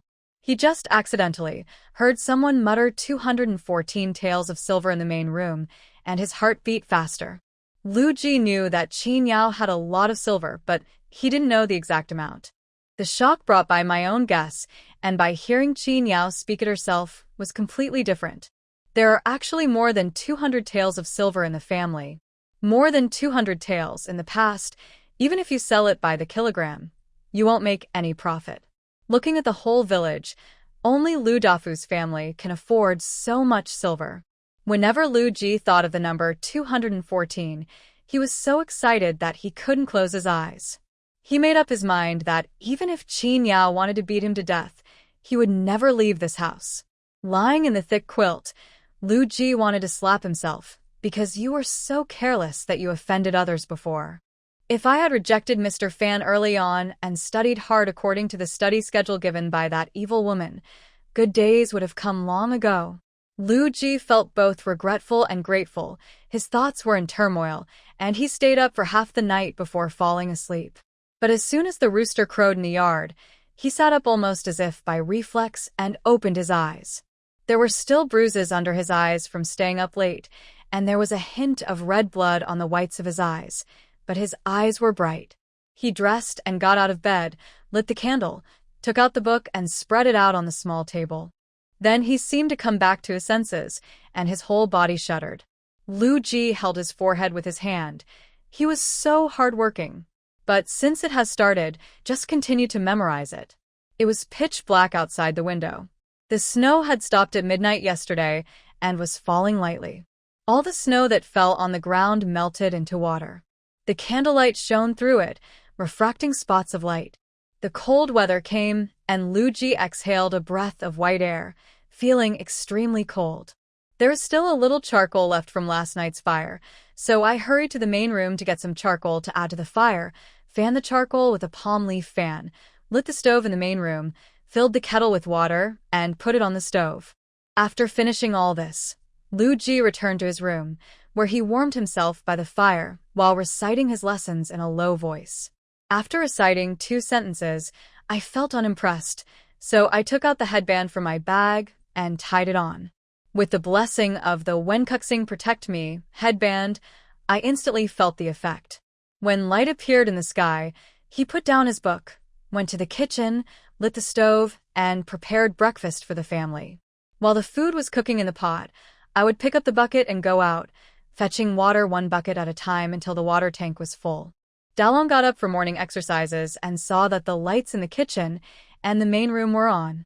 He walked into the main room curiously and saw the stove burning warmly and a cup of freshly boiled water on the table. Daleng, use the warm water on the table in the main hall to wash yourself so your teeth won't get frozen. Lu Ji whispered in the kitchen. Qin Yao was awakened by the aroma of food. When he got up and looked, he saw 3 dishes and a soup on the dining table in the main hall, and the sound of cooking coming from the kitchen. Was this an early New Year's celebration? My dear, you are awake.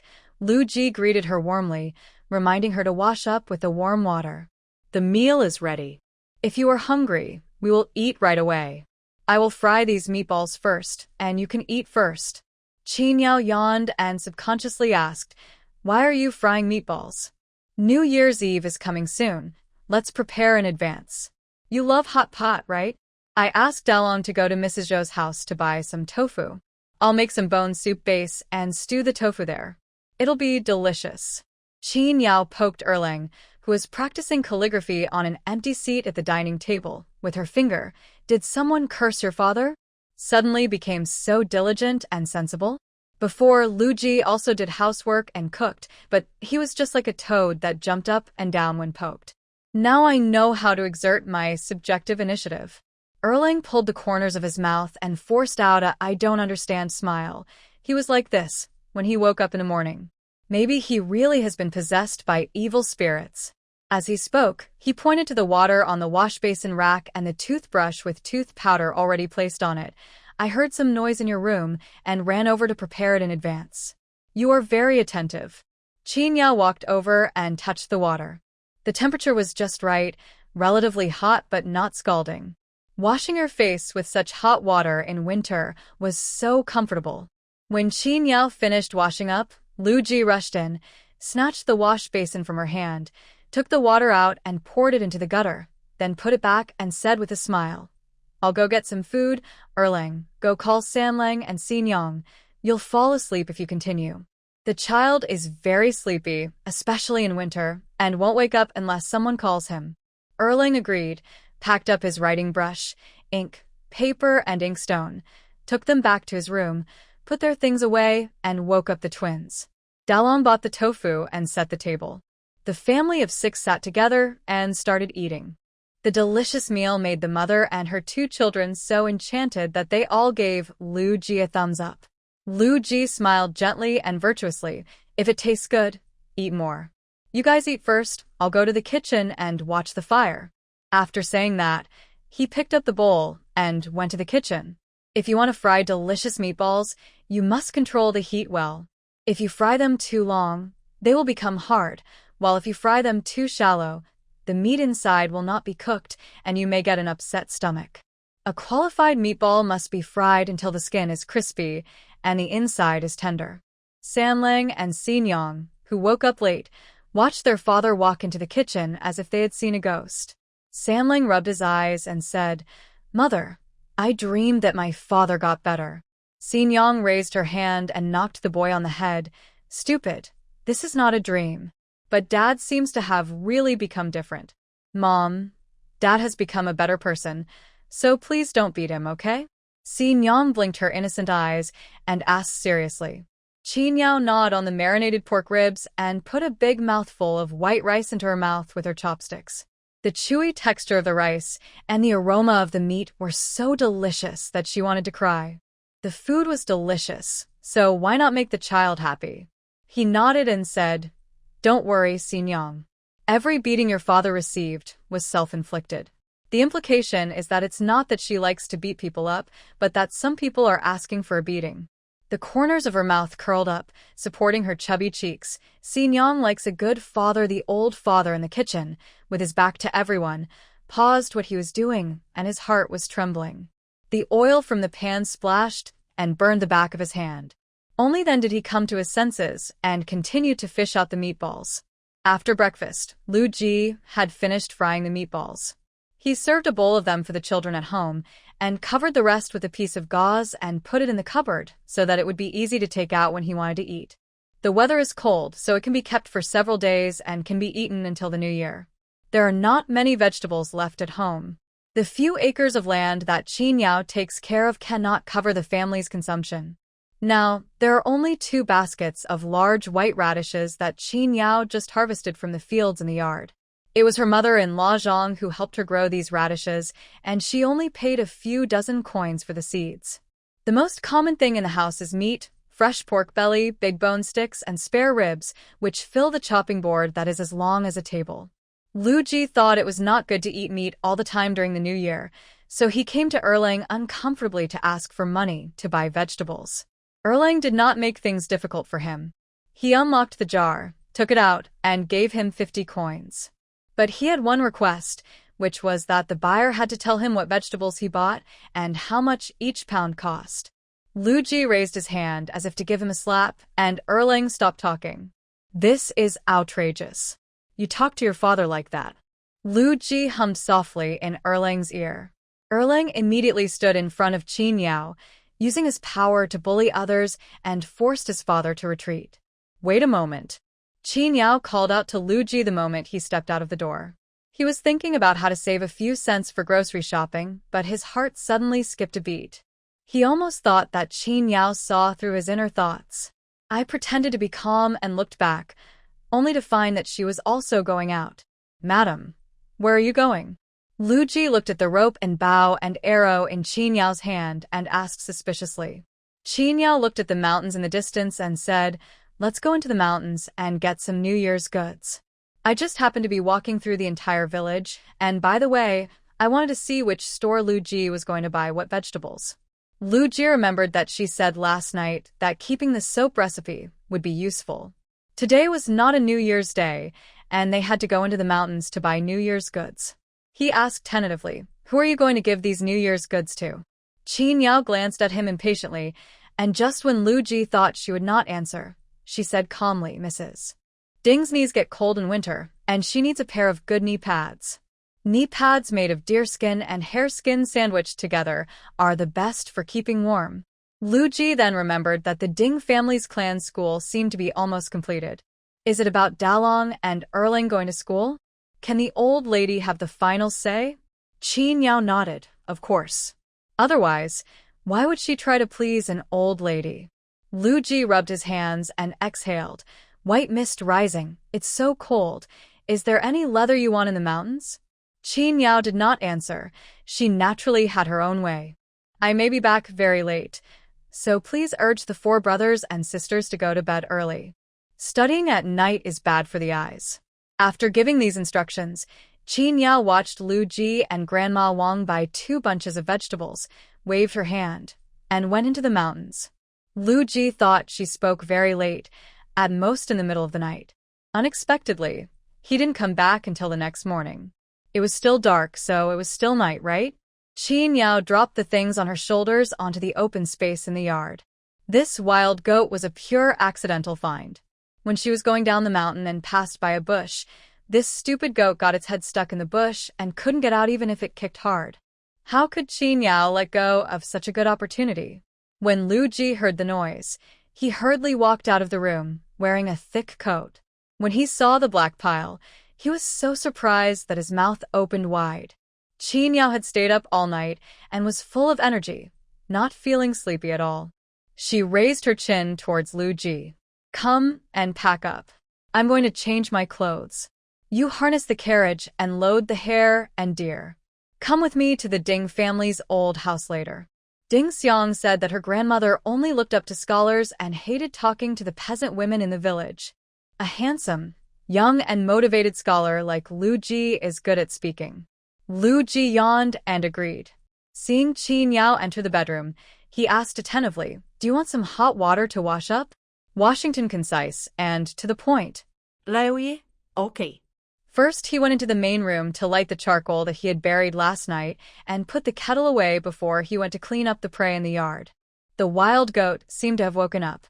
Lu Ji thought about eating fresh meat during the new year, so he tied it up to the stable, stuffed it with grass, and hoped that it could live one more day. Old Huang didn't like this new roommate and stuck out his hoof angrily. Lu Ji quickly let him out and dragged the carriage out from the backyard and harnessed it.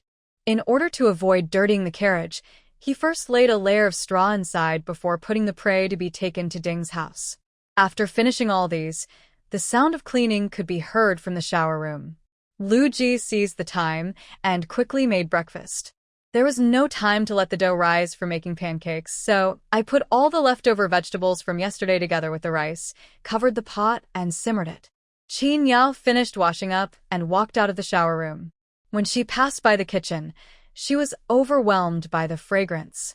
It had been a long time since I had eaten good food, and this pot of stewed rice in the morning made Qin Yao like Lu Ji again. Long Yi, so careless? But secretly, I was relieved. Living in fear and living upright are 2 completely different concepts. When he was clearing the dishes after breakfast, Lu Ji finally dared to straighten his back. Qin Yao told Dalong and his 4 siblings that she and Lu Ji were going out for a trip. Erling rolled his eyes and asked tentatively, "Are we going to town?" Samling licked the corner of his mouth. Every time A Nyong went to the town or the county, she would come back with a lot of delicious food. Qin Yao nodded, but did not say that she was going to the Ding family, for fear that if the discussion failed, the children's expectations would be dashed, so she just said that she was going to visit a friend. Dalong and Erlang immediately guessed something, and their eyes lit up. Si Nyong grabbed the corner of a Nyong's clothes and said coquettishly, "Si Nyong wants to go too." As soon as she called out, San Ling, the follower, also came over. Qin Yao tapped their heads in amusement and rejected them decisively. No.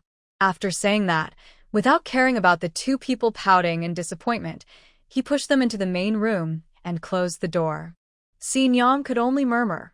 Okay, Sanlang also said okay. The door was closed. Qin Yao got on the carriage and sat down in the compartment. Lu Ji jumped onto the shaft and threw the reins. Old Huang started moving and pulled the 2 of them away. The road surface was soaked by melted snow, and the heavy wheelbarrows rolled over, leaving a deep rut.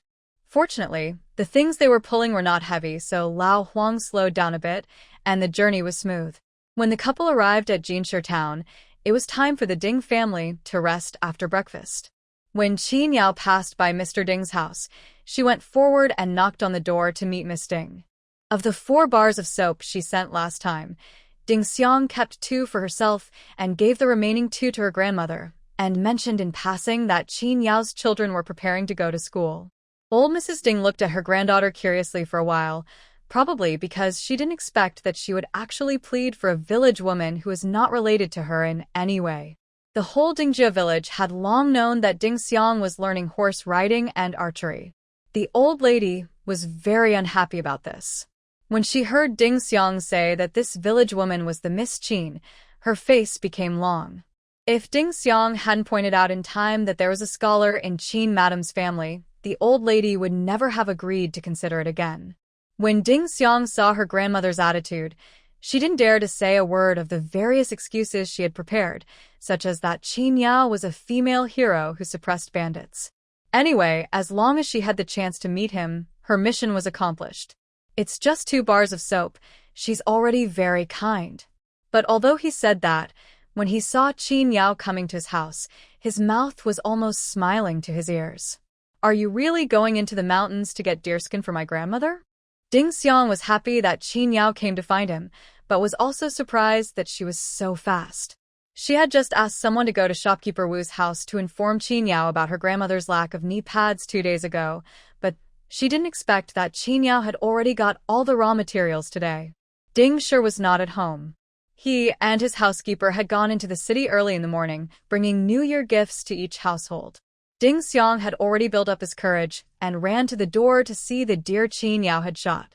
Seeing Lu Ji sitting on the shaft, Xiao Xiao was surprised and looked at Qin Yao, as if asking, "Is your husband back alive?"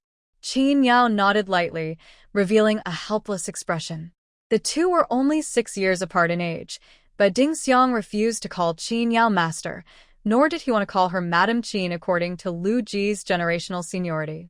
She classified Qin Yao as the older sister among the sisters and found out a lot about Lu Ji's situation in the academy. Ding sure said that Mr. Fan was not a good person, and Ding Xiang was secretly angry with Lu Ji for a long time on behalf of Qin Yao. At this moment, seeing Lu Ji smiling at him and clasping his fists, he forced a twitch of his lips as a response, and then asked Qin Yao to lift the curtain of the car to let her see the mountain deer. She would occasionally sneak into the mountains by herself, but could only wander around the periphery. If she saw people coming, she would retreat and dare not let anyone discover her. So they could only hunt some small animals.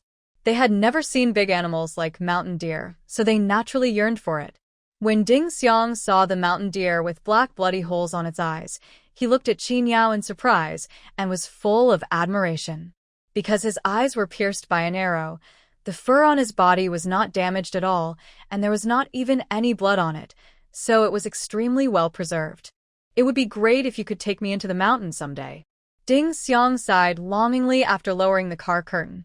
Qin Yao looked at her eyes, which were becoming brighter and brighter. In those eyes was a yearning for freedom so strong that it seemed as if they wanted to break free of their body and fly into the vast mountains to explore and adventure. Unfortunately, there was a rope called ritual outside of her body that bound her and pulled her soul back. But the seeds of rebellion had already been planted. Ding Xiang raised his eyebrows arrogantly at Qin Yao. "If Grandma doesn't agree to let your eldest and second sons go to the clan school, I will write a letter to Father and guarantee that they can go in and study. As for the time wasted on writing letters back and forth, that can be ignored for now." She first lied and said that her father agreed, so as to kill first and then beat him.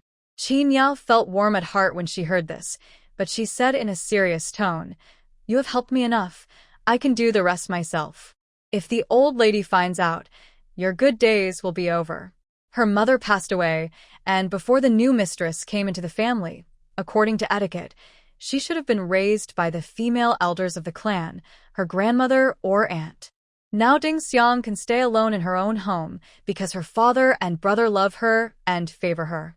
But Mr. Ding is in the capital now. If Ding Xiang is caught, Qin Yao feels that Ding Shi, as her brother, will not be able to stop the old lady at all.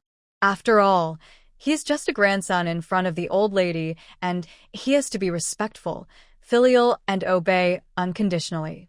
Qin Yao told Ding Xiang about the pros and cons, and the girl immediately sighed and said, "Then I wish you good luck." Qin Yao smiled confidently, and like a magic trick, she took out a bamboo dragonfly and handed it to Ding Xiang. It's cold outside. Come in, we're leaving.